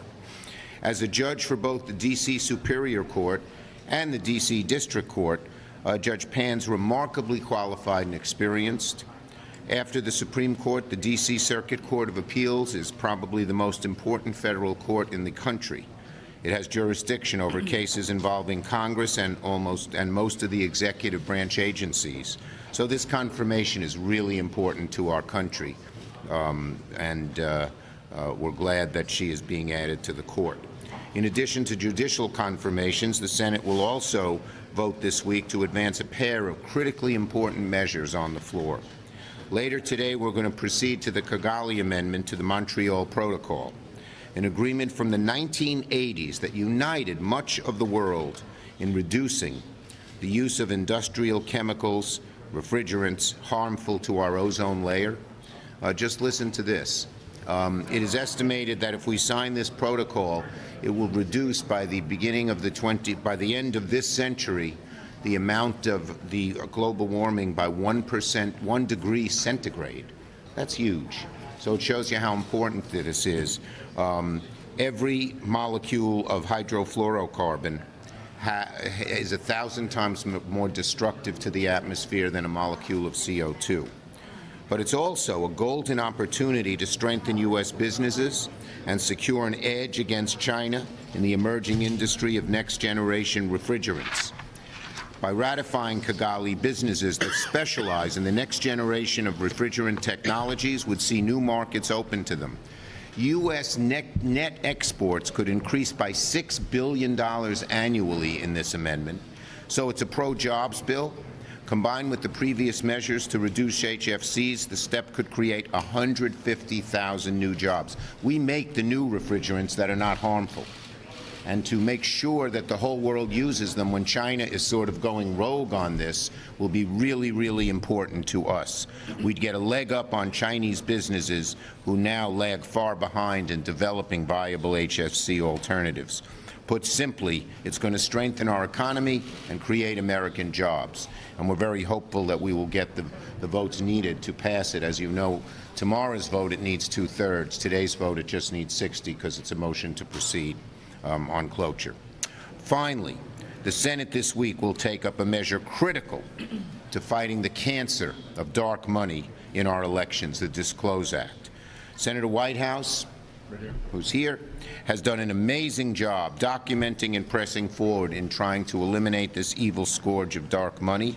He's been our champion. The President just spoke about it about 15 minutes ago, about how important it was to pass this amendment. And Senator Whitehouse is documented and pressing forward on all of this in a great way. The Disclose Act is simple.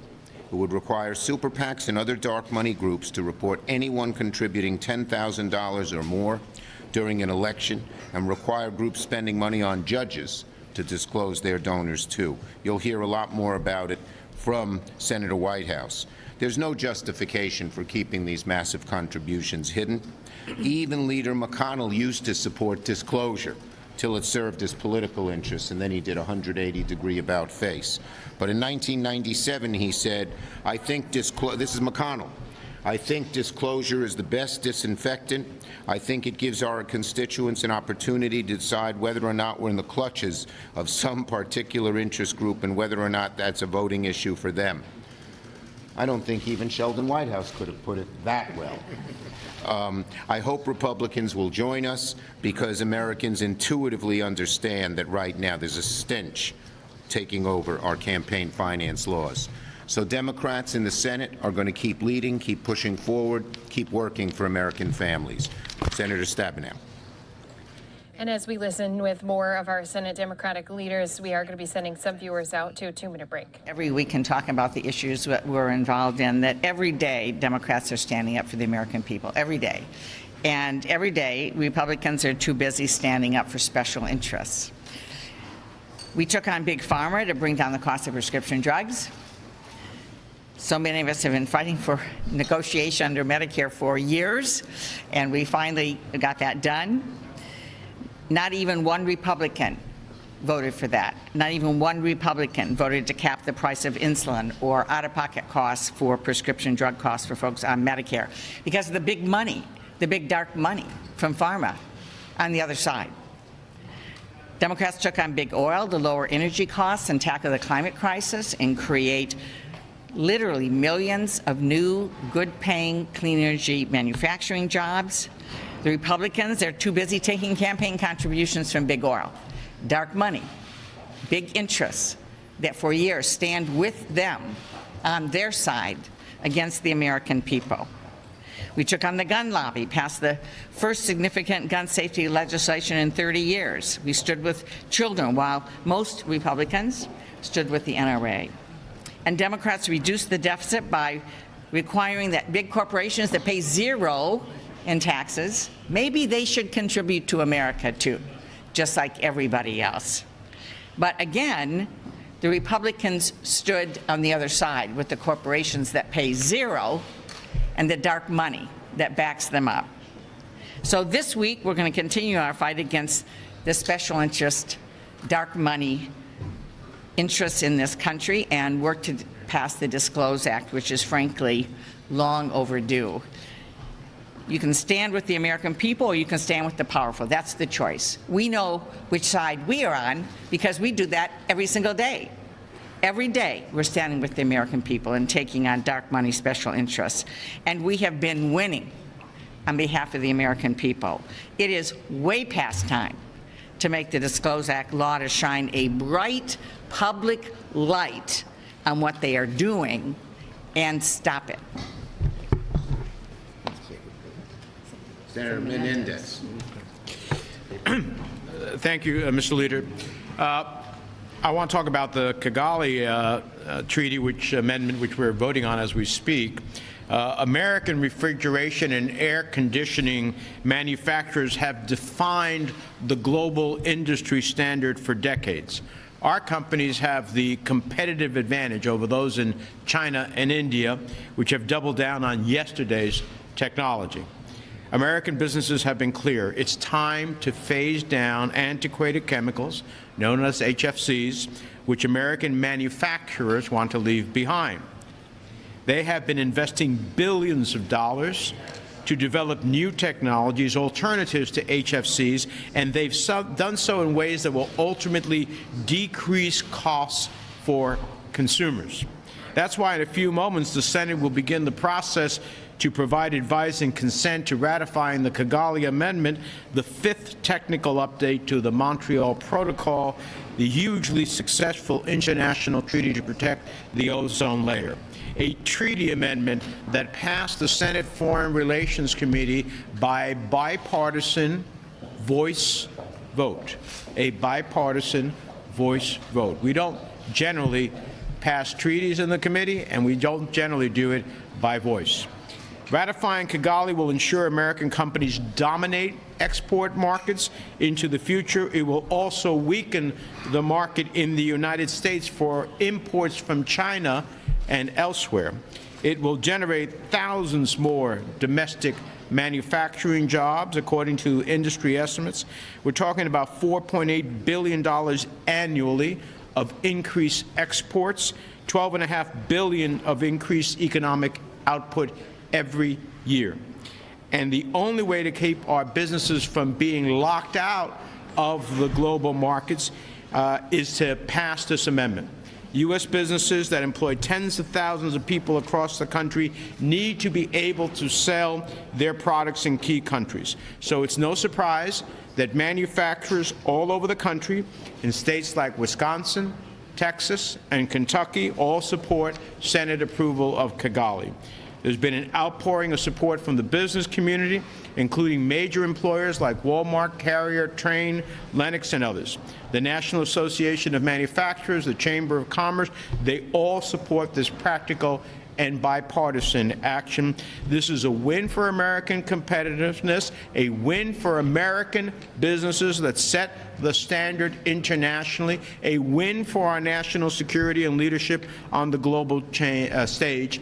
And it's critical for the United States to join the 137 other nations that are already party to the Kigali Amendment so that the United States can reap the economic benefits associated with ratification and protect U.S. business interests. If we do not ratify, we lock our companies out internationally from being able to sell the more advanced product that they have created that can lead to thousands, tens of thousands of new jobs in the United States, billions of dollars in economic activity. If we want to beat China, this is another dimension of beating China, pass the Kigali Treaty. Thank you, Bob. And now our hero in terms of combating dark money, Mr. Sheldon, whatever his middle initial is, White House. No middle name. No middle name. I was deprived. Thank you, Leader. The theatrical misrule of the Trump administration created a MAGA spectacle of cruelty, bombast, corruption, and lawlessness. And that spectacle dazzled and distracted many from the creeping, insidious, clandestine influence of dark money, what the president defined today as money that flows in the shadows to influence our elections. We now know that dark money brought us a decade of climate denial and obstruction, a national campaign of voter suppression, the special interest capture of the Supreme Court at a so far documented cost of $580 million, filtered through front groups played like piano keys, and a Republican Party that has become as dependent on dark money as a deep-sea diver on his air hose. The public sees and feels that their government too often responds to secretive special interests and not to them. Americans across the political spectrum, from Tea Partiers to Bernie bros, are justifiably furious. They want answers. And the disclosed vote will make crystal clear who wants to remove the dark money toxin from America's political system and who insists on protecting and defending it. Thanks very much. Senate Democrats here on Capitol Hill talking about a number of things, but especially ahead of these elections in November. Live Now from Fox, going to step away for a brief break, but boy, we still have a lot more to get to here today. We'll give you a fresh update on Hurricane Fiona. Plus, you can see Secretary Blinken speaking at the Global Food Security. It's all coming up here after this 2-minute break.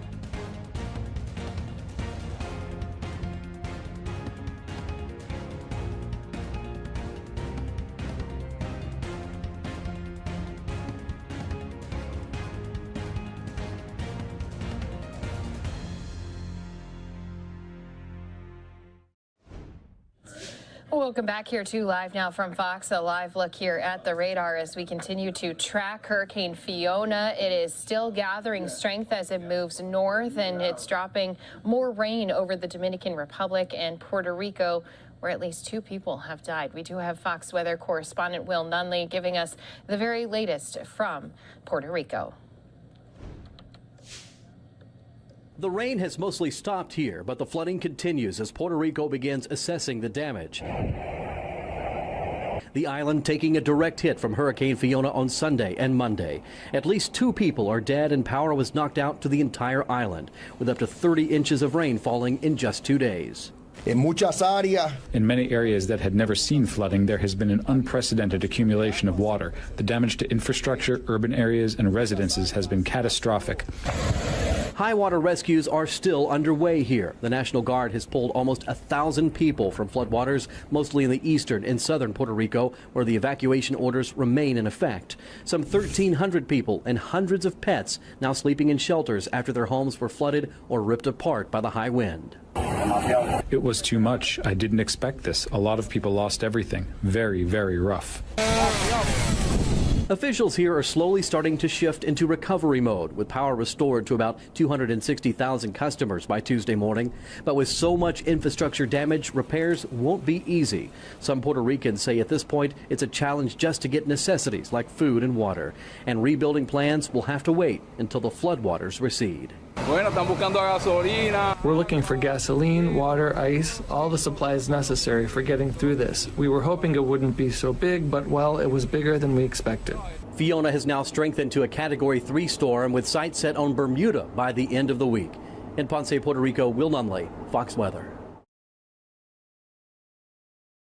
And as we continue to just take a look at some of that destruction that was left behind, there was definitely a lot of cleanup that, as we just saw, is going to have to be underway as this hurricane continues to push its way through. Hurricane Fiona becoming the first major hurricane of the Atlantic season overnight near the Turks and Caicos Islands. And the already deadly storm is facing forecast to intensify even more as it's now tracking towards Bermuda as well. So Fiona has been steadily strengthening. It could reach up to a Category 4 intensity by late Wednesday as it eyes Bermuda again later this week. And even with Hurricane Fiona pulling further away from the Caribbean, its outer band's going to continue to produce that heavy rain that's isolated over portions of the Dominican Republic and Puerto Rico through today. And the Fox Forecast Center, as we just heard, warning that those rains can produce even more life-threatening flash flooding in the area that's already seen so much damage and destruction. Now, Fiona had made 2 landfalls as Category 1 hurricane. The first one Sunday afternoon along the extreme southwestern coast of Puerto Rico. The second one early Monday along the eastern Dominican Republic. And again, there was some estimated clocks of gusts of winds up to 103 miles per hour, while in the Dominican Republic, they saw a gust of 98 miles per hour that was recorded.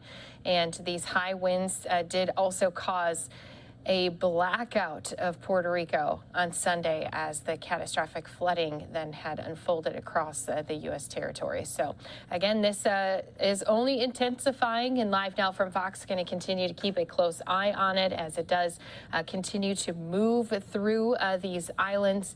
And our Fox Weather team also going to continue to give us updates along the way. And as we head into a new hour, we want to continue to give you even more of our top stories and breaking news and, of course, live events happening all across the country. Thank you so much for being here with us. I'm Christy Larson. We were talking just ahead of that last break of that final hour that we have a global food security summit that has been going on. This is where a lot of our different officials from around the world are speaking, especially as we know that there has been a lot of impacts because of the war that has been going on now since February in Ukraine from Russia as well. So let's go ahead and bring you the very latest from that meeting. This again is going to be coming to you from the top. And a special thanks to my colleagues that are here today with me, President Sall of Senegal and Chair of the African Union, Prime Minister Sanchez, President of the Government of Spain, and Secretary of State Blinken from the United States. Together, we will co-chair this event, and let me thank you for your participation in this important meeting. Ladies and gentlemen, food security is the major global challenge today, and this food crisis is being exacerbated by Russia's war against Ukraine.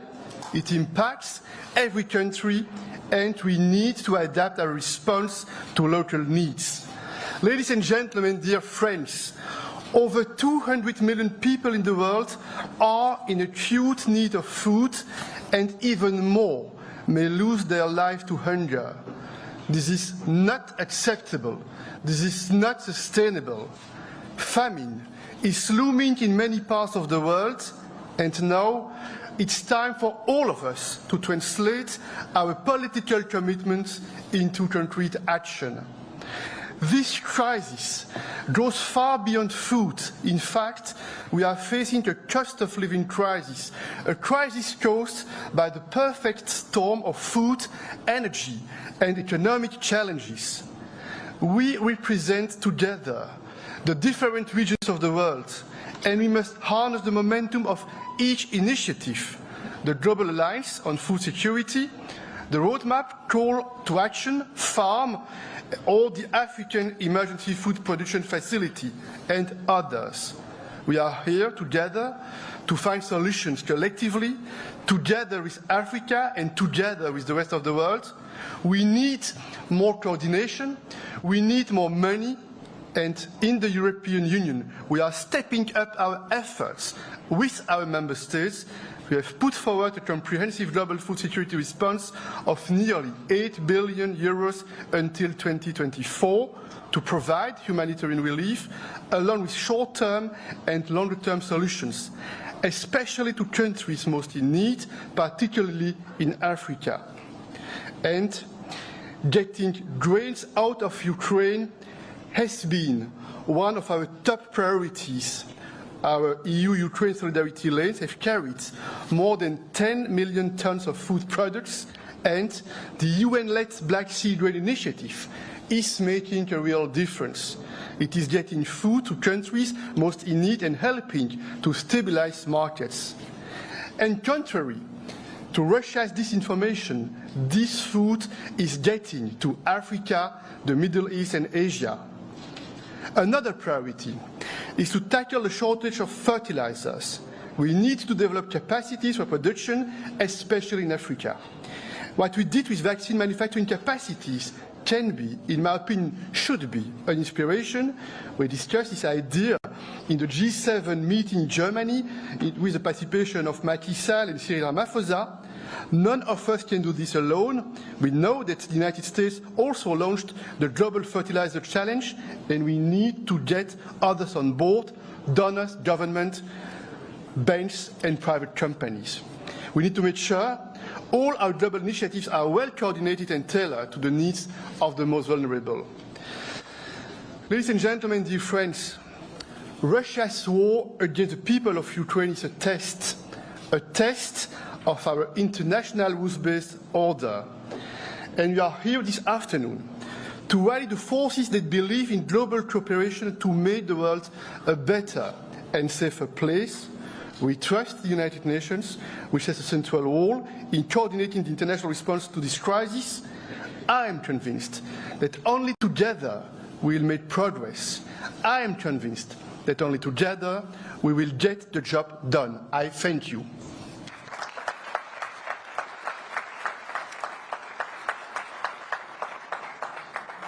Et maintenant, Excellences, Mesdames et Messieurs, j'ai l'immense plaisir de céder le relais et la parole à mon ami, à notre ami, le président de la République du Sénégal, président en exercice de l'Union africaine, Macky Sall. Je vous en prie.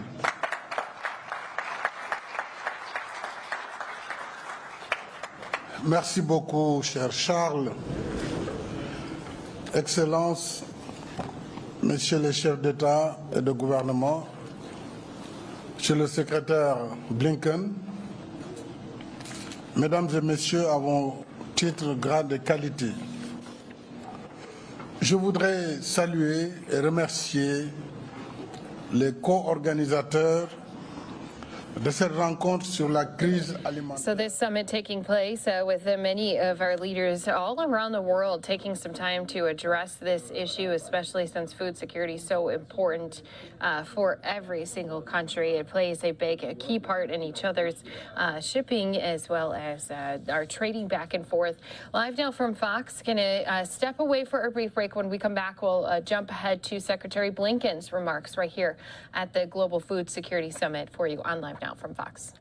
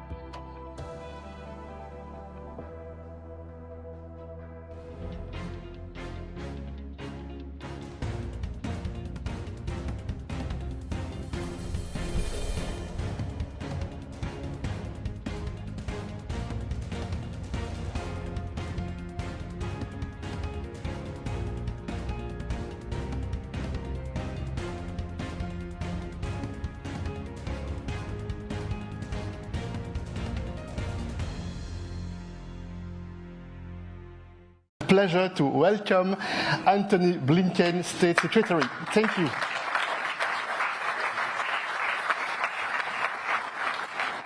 Merci beaucoup, Monsieur le Président. President Sanchez, President Michel, President Saul, Chancellor, thank you all so much for being part of this today. Let me actually start by inviting another colleague to the stage, President Petro of Colombia. Would you please join us if you're here? And maybe he's not here. There we are. Mr. President.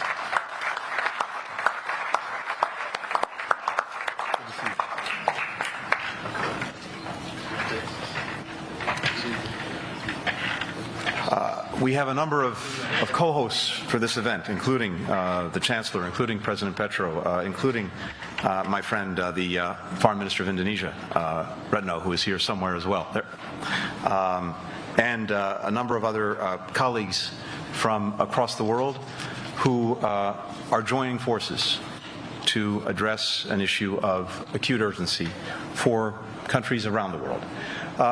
At the outset of 2022, conflicts, COVID-19, the effects of the climate crisis had already driven more than 190 million people into acute food insecurity. According to the World Food Program, President Putin's brutal war of aggression in Ukraine may add 70 million people on top of that, an already staggering number becoming even more staggering. In May, I had the opportunity to speak about these issues at the UN Security Council, a meeting that the United States convened on the link between food insecurity and conflict. We also chaired a food security ministerial here at the United Nations, where we launched one of the initiatives you've heard about already, the Roadmap for Global Food Security, a call to action. It calls on member states to take 7 actions, which include keeping food and agricultural markets open, increasing fertilizer production, investing in climate-resilient agriculture. More than 100 countries have signed on to the roadmap. Many are already acting on those commitments. action is crucial because the current crisis is one that no individual country or even group of countries can solve alone. And that's why we're here together. The work before us is clear. First, we have to get emergency aid to the people who need it. Since February, the United States has provided more than $6.1 billion in humanitarian assistance and $2.3 billion in development aid to combat hunger and strengthen food security. I'm proud to say that we're consistently the largest donor to the World Food Program, providing more than half of all contributions. Some countries with the capacity to do more are among those doing the least. That needs to change.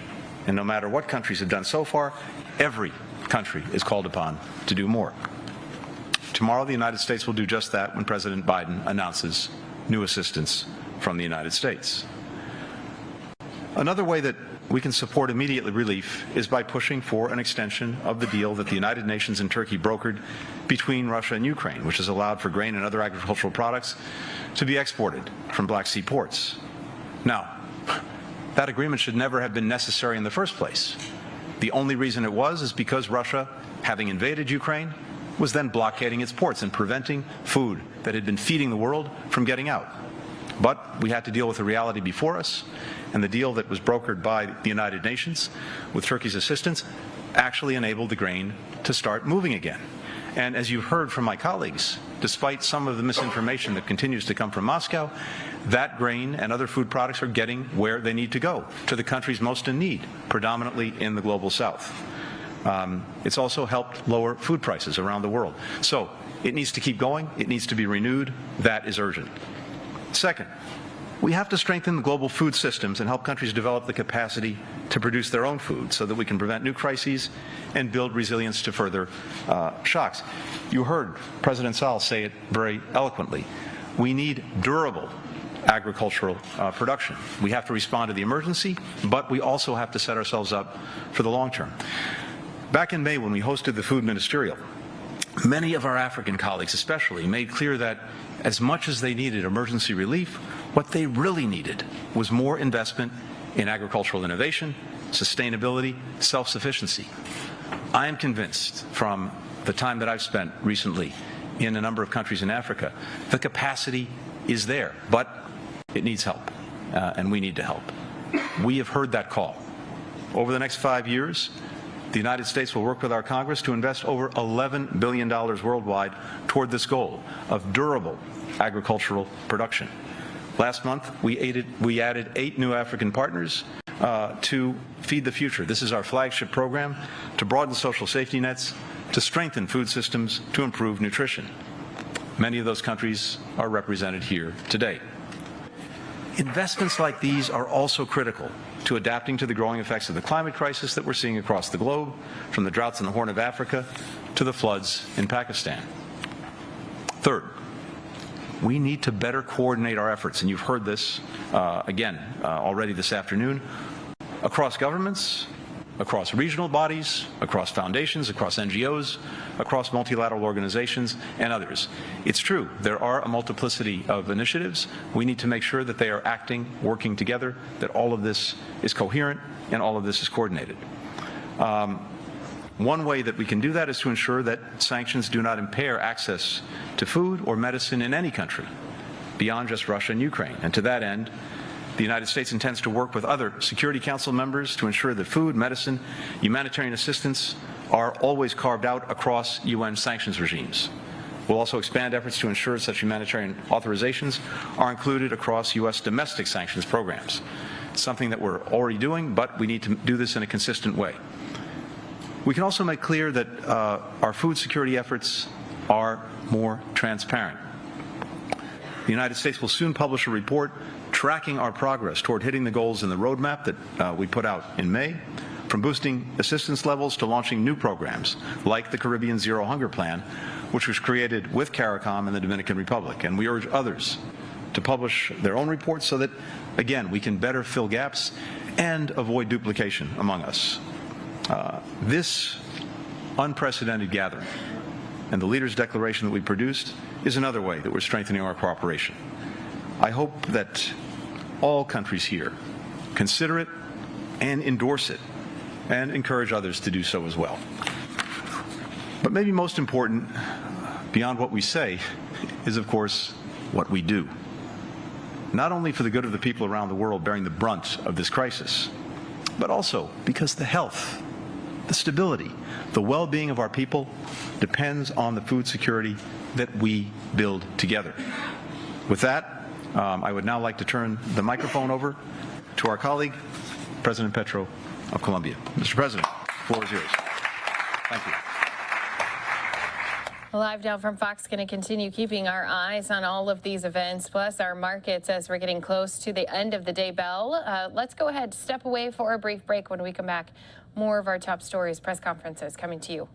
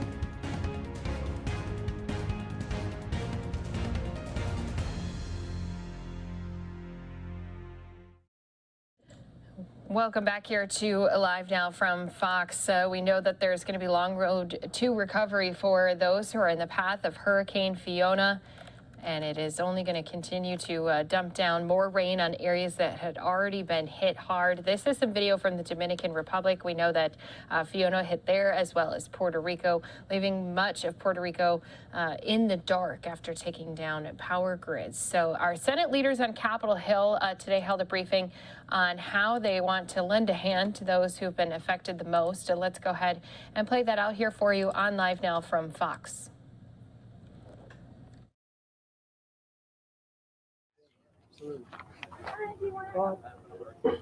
Good morning. Buenos dias. My name is Frankie Miranda. I am the president and CEO of Hispanic Federation. Thank you all for coming today. I want to thank our friends and champions for Puerto Rico, the members of Congress who are here today. Thank you. Thank you so much.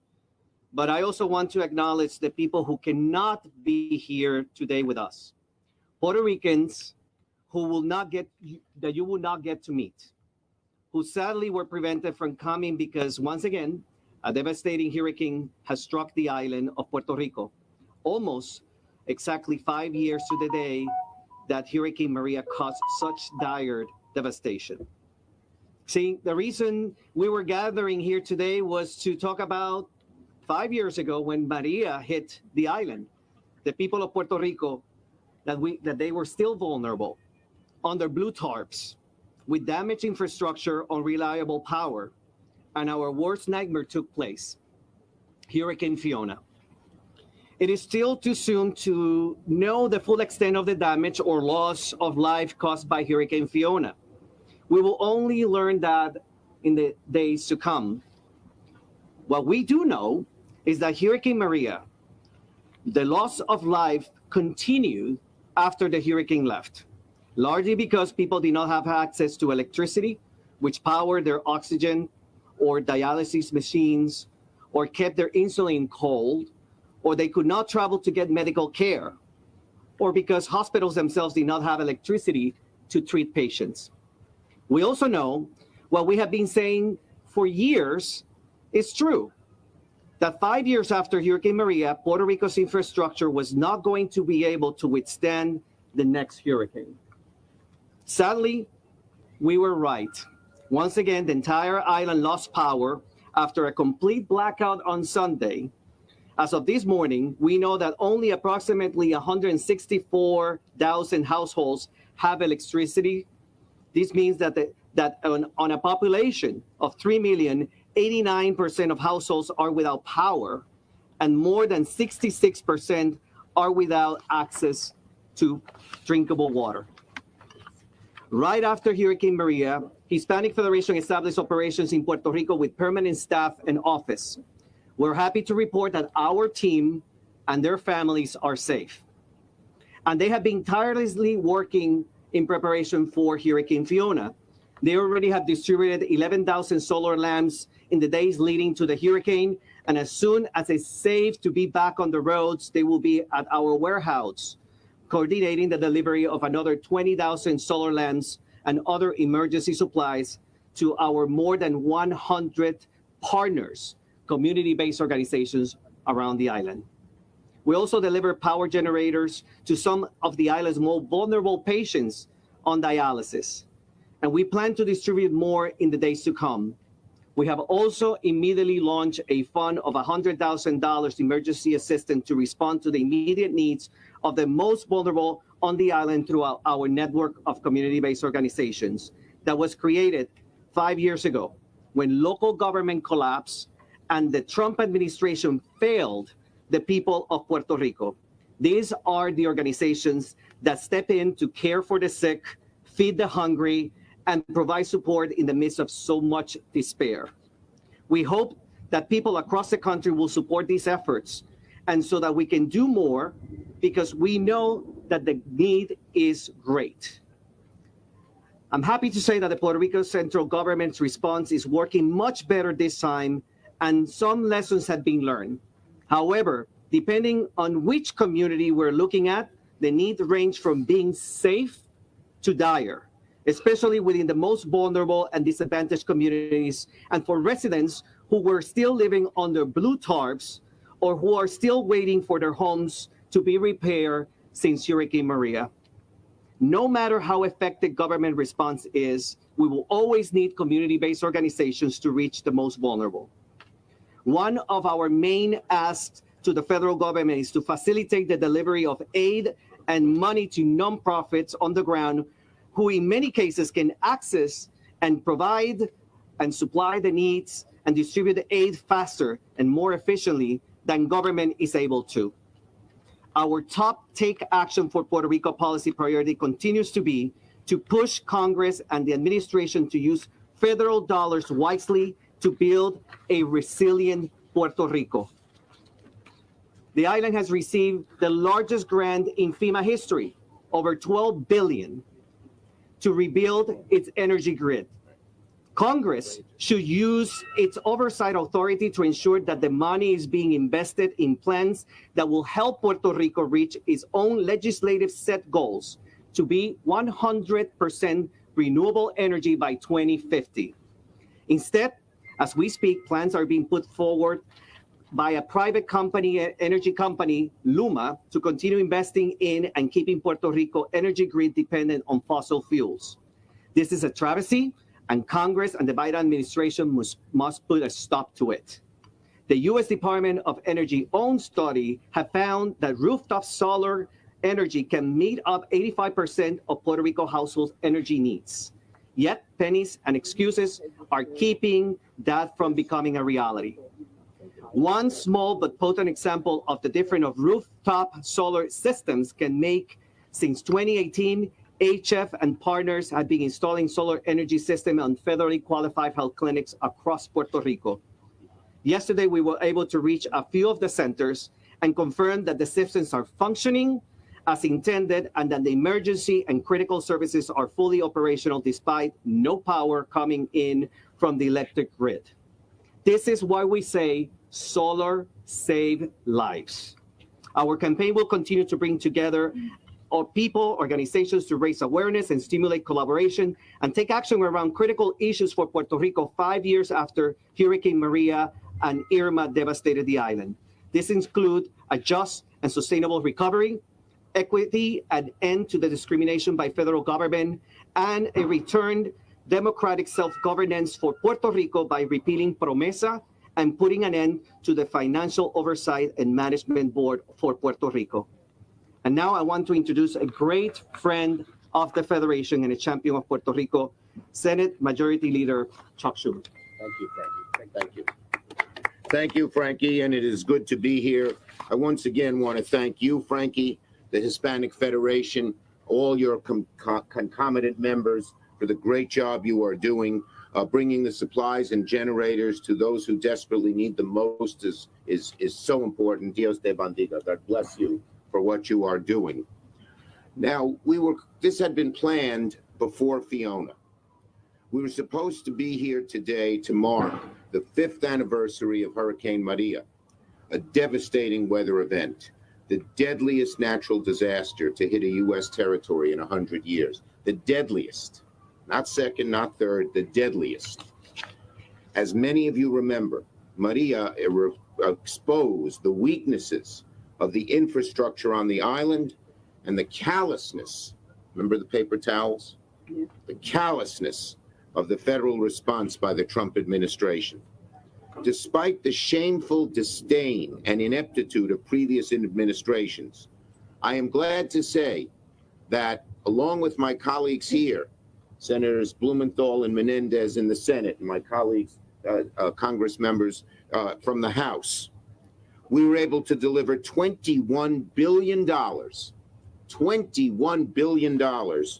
to our fellow citizens in Puerto Rico to deal with housing, health care, water, and half of it went to power, as Frankie mentioned, $12 billion.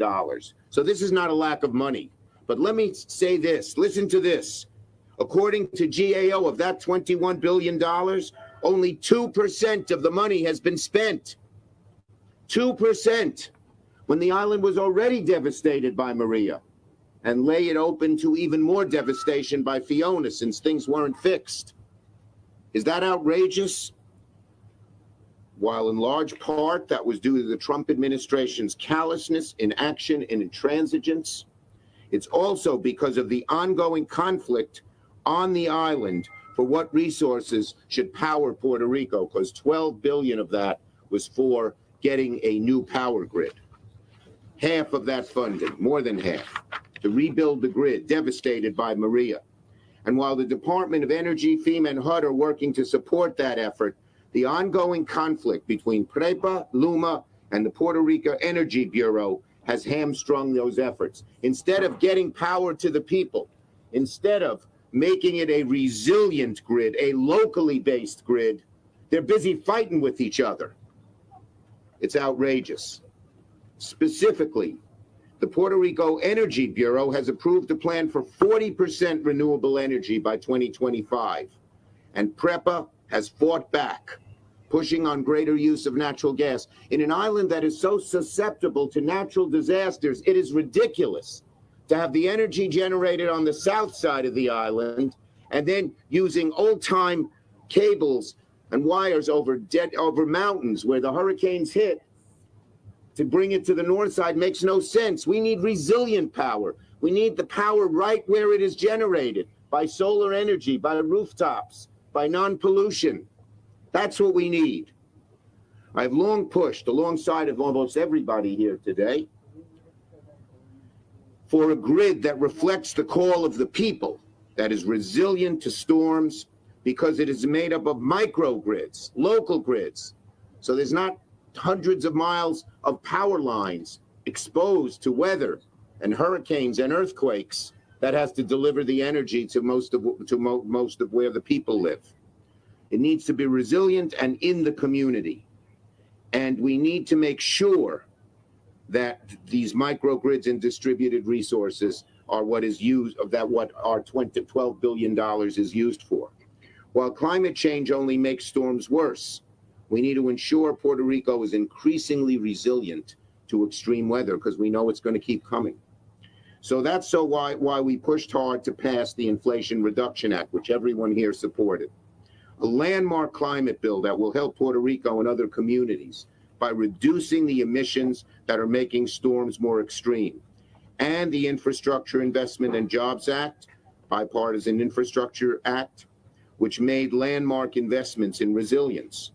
Unfortunately today, we're confronted once again with another devastating natural disaster, Hurricane Fiona, that has left our fellow citizens in Puerto Rico without power, running water, and some without a roof over their heads. As of this morning, more than 1 million customers on the island are without power, out of a total of 1.5 million. That's customers, so a house that has 3 people, so it's a lot more than 1 million people. It's just 1 million places where the power is. And all of them lost power before the storm even made landfall. The situation is a disaster. Enough is enough. The Puerto Rican Energy Bureau must push PREPA and LUMA not only to restore power, but to once and for all create a distributed, more resilient grid, and we will back them up. These 2 agencies, PREPA and LUMA, cannot stand in the way once again, because you've seen by their inaction the disaster and the harm that has gone to the people of Puerto Rico. So that is my first focus on the energy. But that we have to do more, of course. There's an immediate emergency.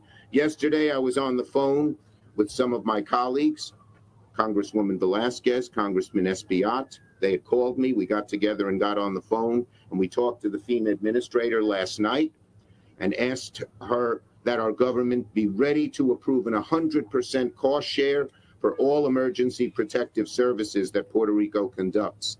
This government doesn't have the money to lay it out, and the people are suffering, and they are our fellow citizens. That means that covering the island's costs for distributing food, water, disaster, and emergency medical care. I'm also proud to support my colleagues for more flexibility in assessing federal disaster assistance. Sometimes the bureaucracy gets in the way of the real needs of the people, while ensuring that Puerto Rico can rebuild stronger than before. As of late last week, the FEMA Disaster Fund, we pushed for this. Senator Menendez Blumenthal and I, as majority leader, pushed to have the FEMA fund be flush with money. It is. It has $15 billion. So either both on the power side, the electricity side, and on the emergency relief side, there's enough money. It's not a money issue. It's getting the money to where it's needed, both in the short term and in the long term. We also sent a letter from the New York delegation calling on FEMA to be ready to support Puerto Rico on any upcoming requests for aid, including a major disaster declaration that will unlock the long-term funds needed for recovery, as well as to respond. And this morning, I'm joining another bicameral letter supporting Puerto Rico's recent application for that. Look, folks, we have a lot more work to do. In the immediate term, get the dollars out, get them out quickly, and don't make Puerto Rico have to find the money to pay the 25%. And in the long term, make sure these dollars are used so there is a resilient, modern grid system, so we're no longer coming back here after the next hurricane and saying half the people of Puerto Rico don't have power. Thank you, everybody. Well done. Thank you.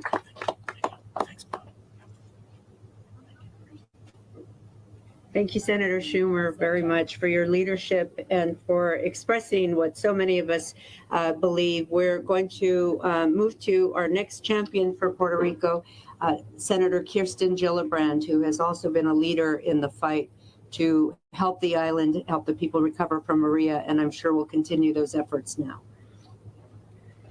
Thank you.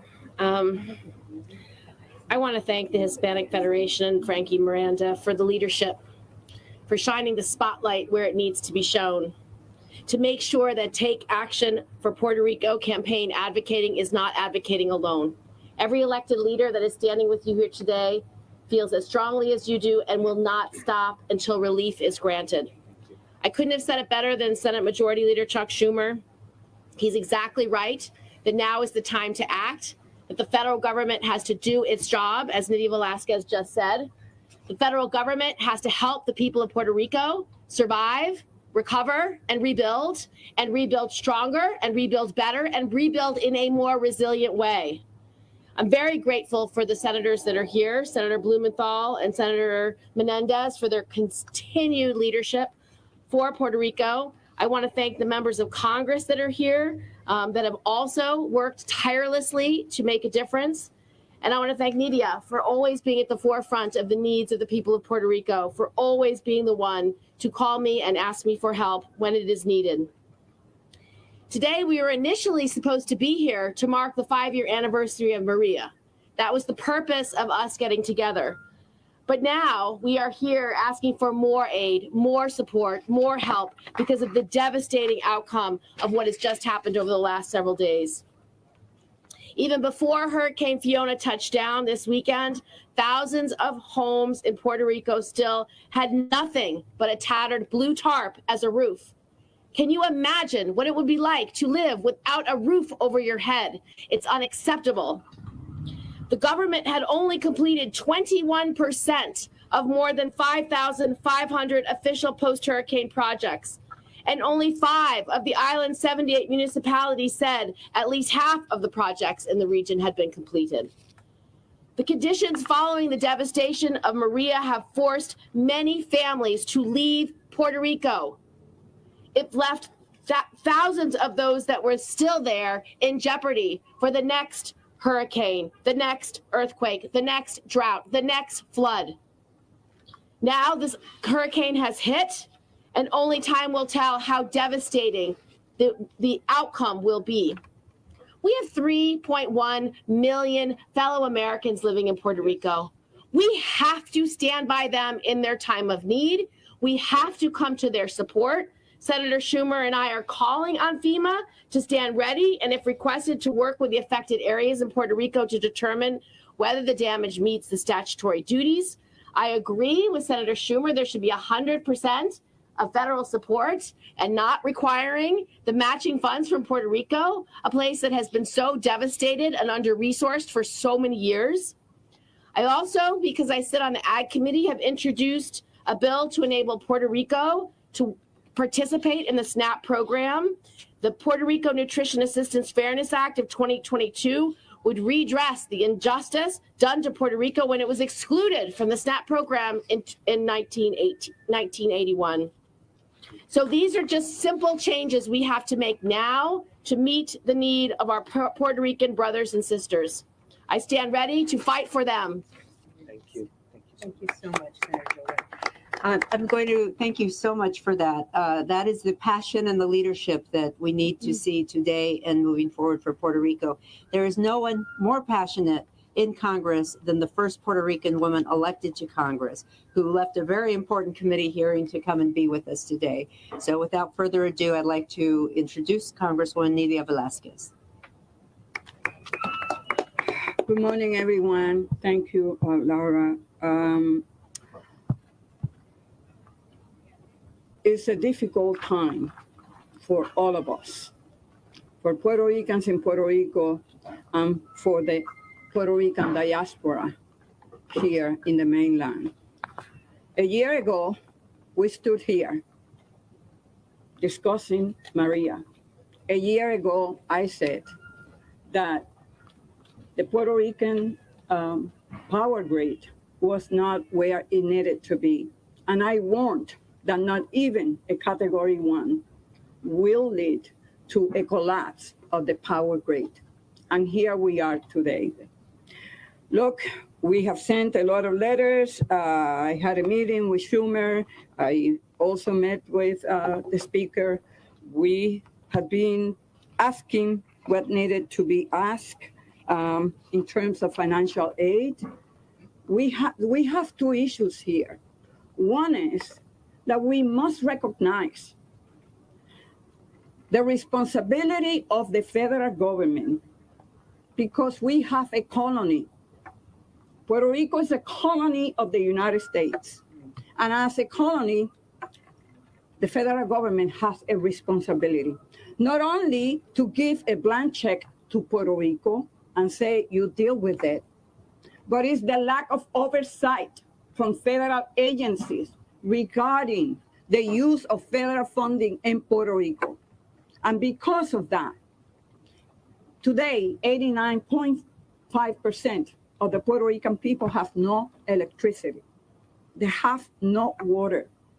People are, I don't know how many people have died already, and we don't know how many lives will be lost as a result of Fiona.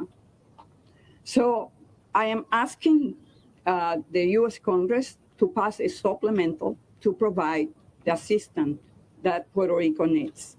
We don't know yet how much it has to be provided. We are just waiting for the governor of Puerto Rico to conduct and finalize the damage assessment. But in the meantime, FEMA is responding. And the difference between this time and last time is a president that really moved immediately to instruct the federal agencies, particularly FEMA, to put federal assets on the ground. And because of that, we have saved lives in Puerto Rico. But we need to do much more. And let me just say this to the government of Puerto Rico, and Senator Schumer is correct. We need to put all the pressure to make sure that Puerto Rico moves from fossil fuel to a more resilient energy source. And that is the issue. Otherwise, we're going to be here again and again because climate change is a serious issue that is not going to go away, particularly in terms of the Caribbean islands that suffered the brunt of any climate change with all these hurricanes going in their way. So I just want to conclude by saying, if this is not enough evidence that the contract with Luma to privatize the electrical grid is failing, then I don't know what is. 1 year ago, as I said, I stood here and I warned the federal government and the people of Puerto Rico time and again, even before the storm. Puerto Rican has been left in the dark by Luma, and we must hold them accountable. We need a sustainable, climate-resilient electrical future for Puerto Rico. And today I am introducing a House resolution along with Senator Bob Menendez to honor the 3,000 plus lives lost to Hurricane Maria and to reaffirm the federal government's commitment to the people of Puerto Rico. But more than the commitment is the recognition of the responsibility that we have with the people of Puerto Rico. It is our colony, and we must act. That means that we need to do proper oversight to make sure that the people of Puerto Rico is provided with the solutions that will provide the kind of future that they all deserve. And then, in terms of policies, it's about equity. It's about providing equal resources that we do in the United States to every state and to every American citizen. The Puerto Rican people, American citizens living in Puerto Rico, deserves nothing less. Thank you. Thank you. Well said. Well said.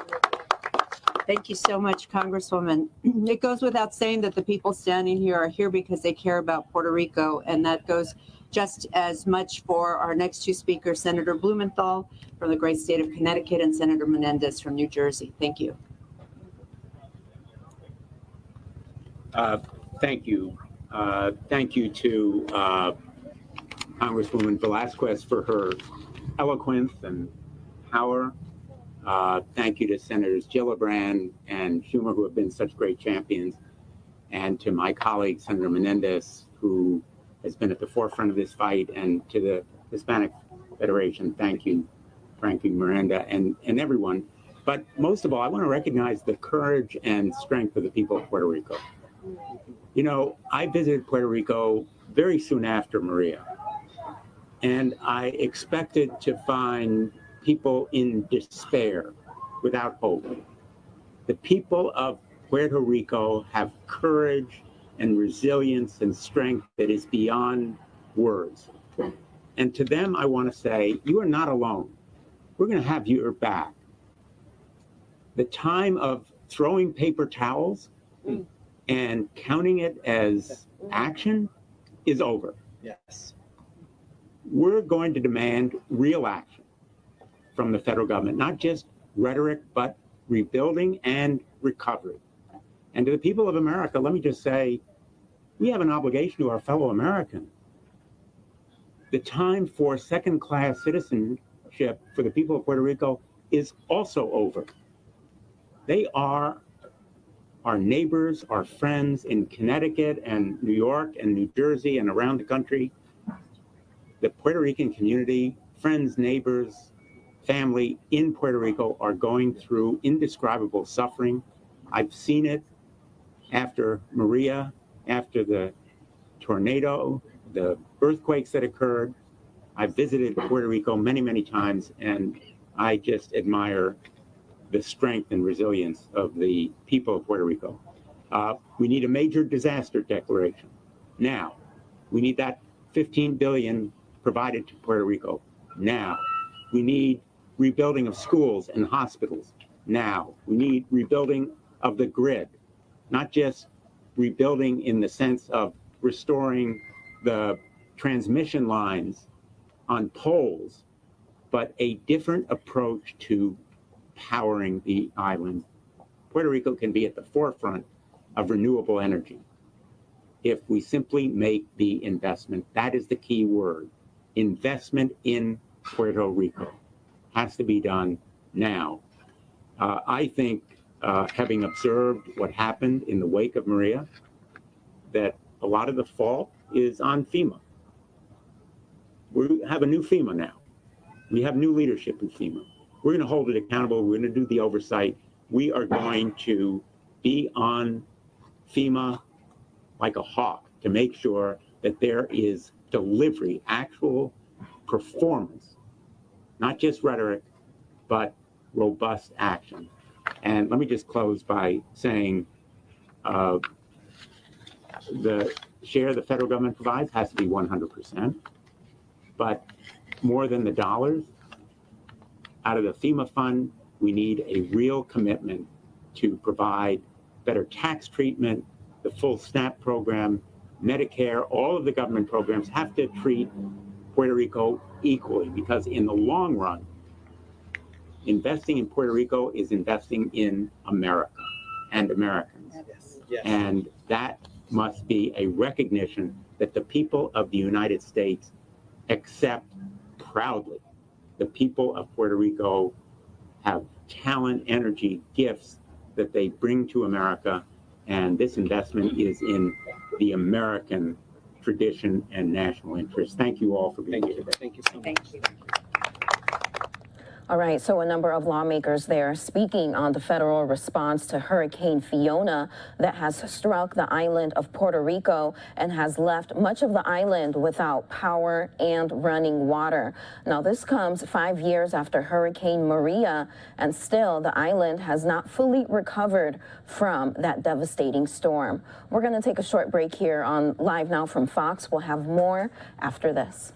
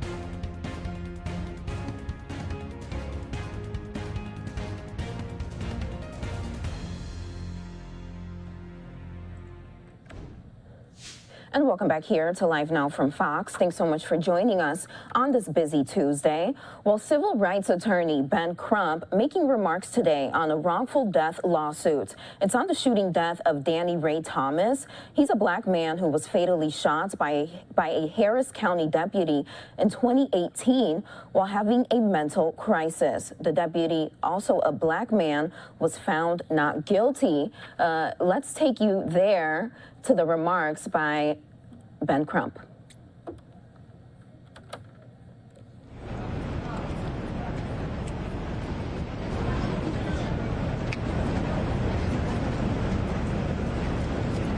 Are you all ready?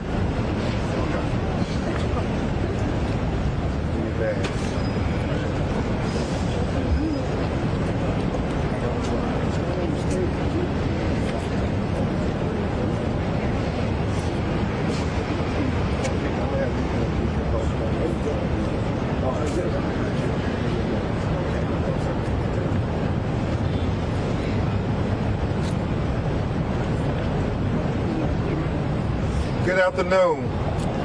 I'm Attorney Ben Crump, along with Attorney Vince Calea and Attorney Bob Hilliard. We have the honor of representing the family of Danny Ray Thomas. Also present in support of the family of Danny Ray Thomas, I have the honor of representing the family of Jalen Randall, whose parents, Juan Randall and Mother Tiffany, are present here with us. We have Marquita, the sister of Danny Ray Thomas, and the beautiful children of Danny Ray Thomas, all present here, who are going to address you.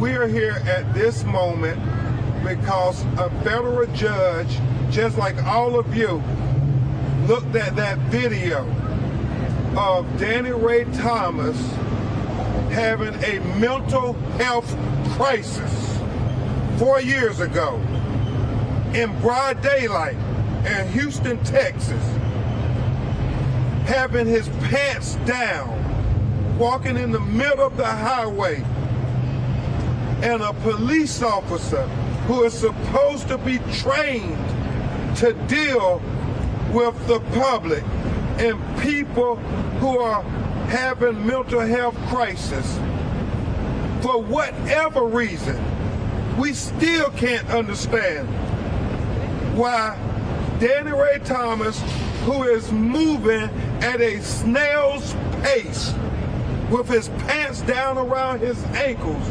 his ass,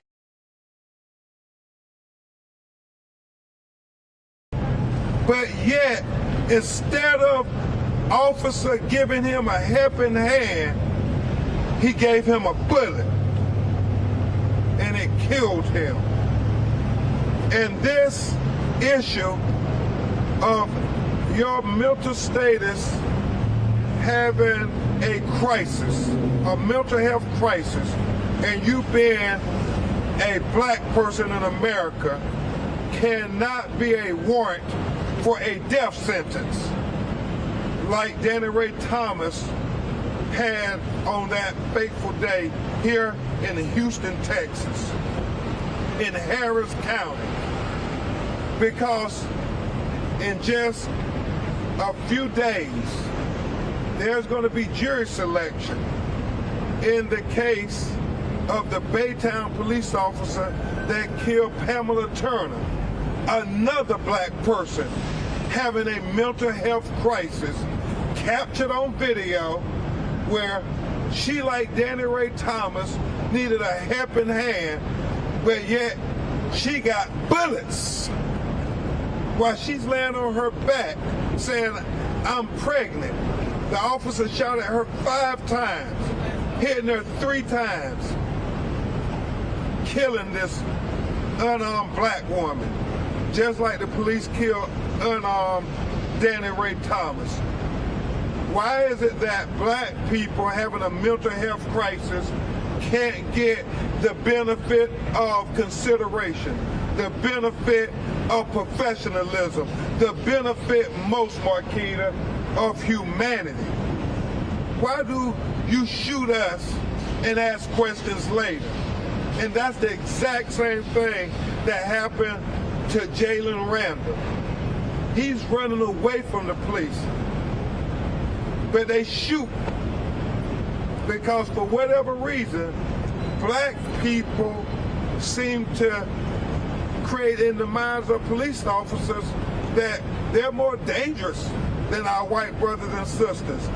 Look at all these videos. Don't take Ben Crump's word for it. Look at the video of her father being shot down in the middle of the street. Look at that video of Pamela Turner being shot down in Baytown, Texas. Look at the video of Jalen Randall being shot down in the street. And what it tells you is we have a problem, Houston, and that the people are going to make you address this problem.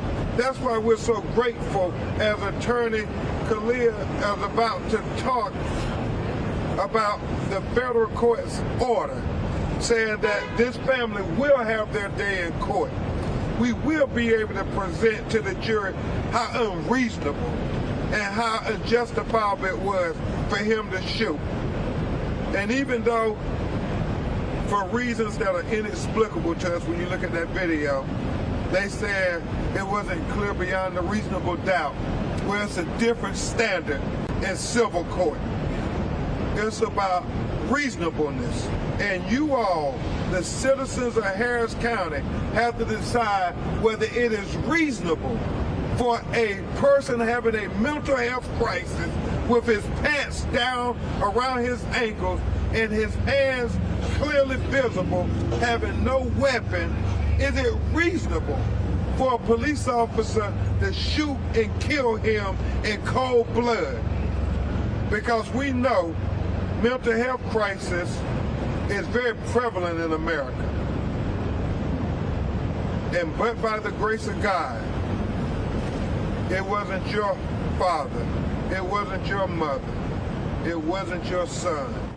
All right, we actually want to cut away from that news conference to bring you breaking news out of the Los Angeles area. LAPD there are pursuing a car. This is after, according to our station Fox 11, that police are in pursuit of a suspected stolen car near South Los Angeles. Right now, we want to take you to live coverage again from our station Fox 11, LA.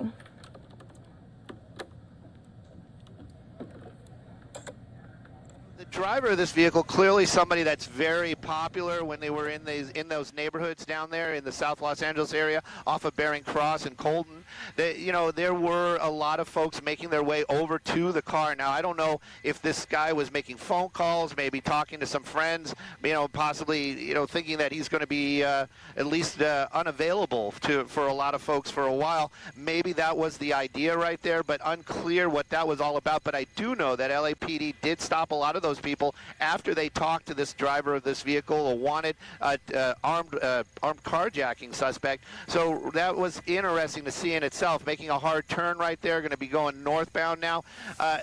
Again, we're kind of at a distance because it's one of those spots where even if it wasn't a pursuit right now, LAX would frown on us being there because this is the approach for LAX airport. So the big jets make their way down there. Safety is always paramount, especially with LAX and of course with those passenger jets. So we'd be at a little bit of a distance anyway. My pilot today is Dylan, and he's doing a great job trying to keep track of where it is out there and also putting us in the best spots even at a distance. Right now though, still slow moving, making our way back into neighborhoods. I'm not seeing those names of those neighborhoods that we were talking about earlier on. Don't think he's exactly in that same spot, but I'm curious to see if more people are going to come out and meet this vehicle, even though LAPD is right there on his bumper. And that's not completely unusual to, let's see this vehicle coming to a slower stop here, a slow roll rather, but not unusual for the drivers in these pursuits to go back to the neighborhoods where they're from. And like you said, perhaps there was some kind of communication between him and people there on the ground. Yeah, as the driver was going through some of those South LA neighborhoods, we saw some people there on the sidewalk kind of waving. So it's almost like they anticipated that the driver was going to come by through that area. What kind of a vehicle are we looking at here, Stu? That looks like a Tahoe. I would believe that's a Tahoe, possibly a Yukon. It's an older one. You never want to say that anymore. All the cars from 2000 and up are pretty solid. But you know, it is definitely an older Tahoe, probably a Yukon. But it's a bigger car. Those are big vehicles, and a lot of times we'll hear them say, "Oh, they're not going to pit it because of the size." The size really doesn't have much to do with that. It's all about, you know, the amount of weight on that rear axle, and any one of those SUVs, the LAPD SUVs, would be able to spin that around if they would make contact. I'm wondering if it is just that this person most likely armed, and that's the reason why they're not doing the pit maneuver. There's been many opportunities, and again, I am just a guy in a helicopter watching chases, but I'm sure a lot of folks at home too have been like, "Oh, look at the speeds. He could have got him." So maybe they're not doing it right now because of the possibility, or the strong possibility, that that driver may be armed, or there may be a weapon in that vehicle. So that might be the reason why they're not, because there's been plenty of opportunities, and especially with these slow speeds. Right now, though, still making our way, appeared to be northbound on Hoover. We are getting closer to that neighborhood where we were listening earlier on, so I'm wondering if he's going to make a turn, make his way over to Bering Cross. But right now, just a slow-moving pursuit. Armed suspect possibly armed suspect behind the wheel, but it's definitely an armed GTA, meaning that that's a carjacking victim's car that we're following right now with LAPD.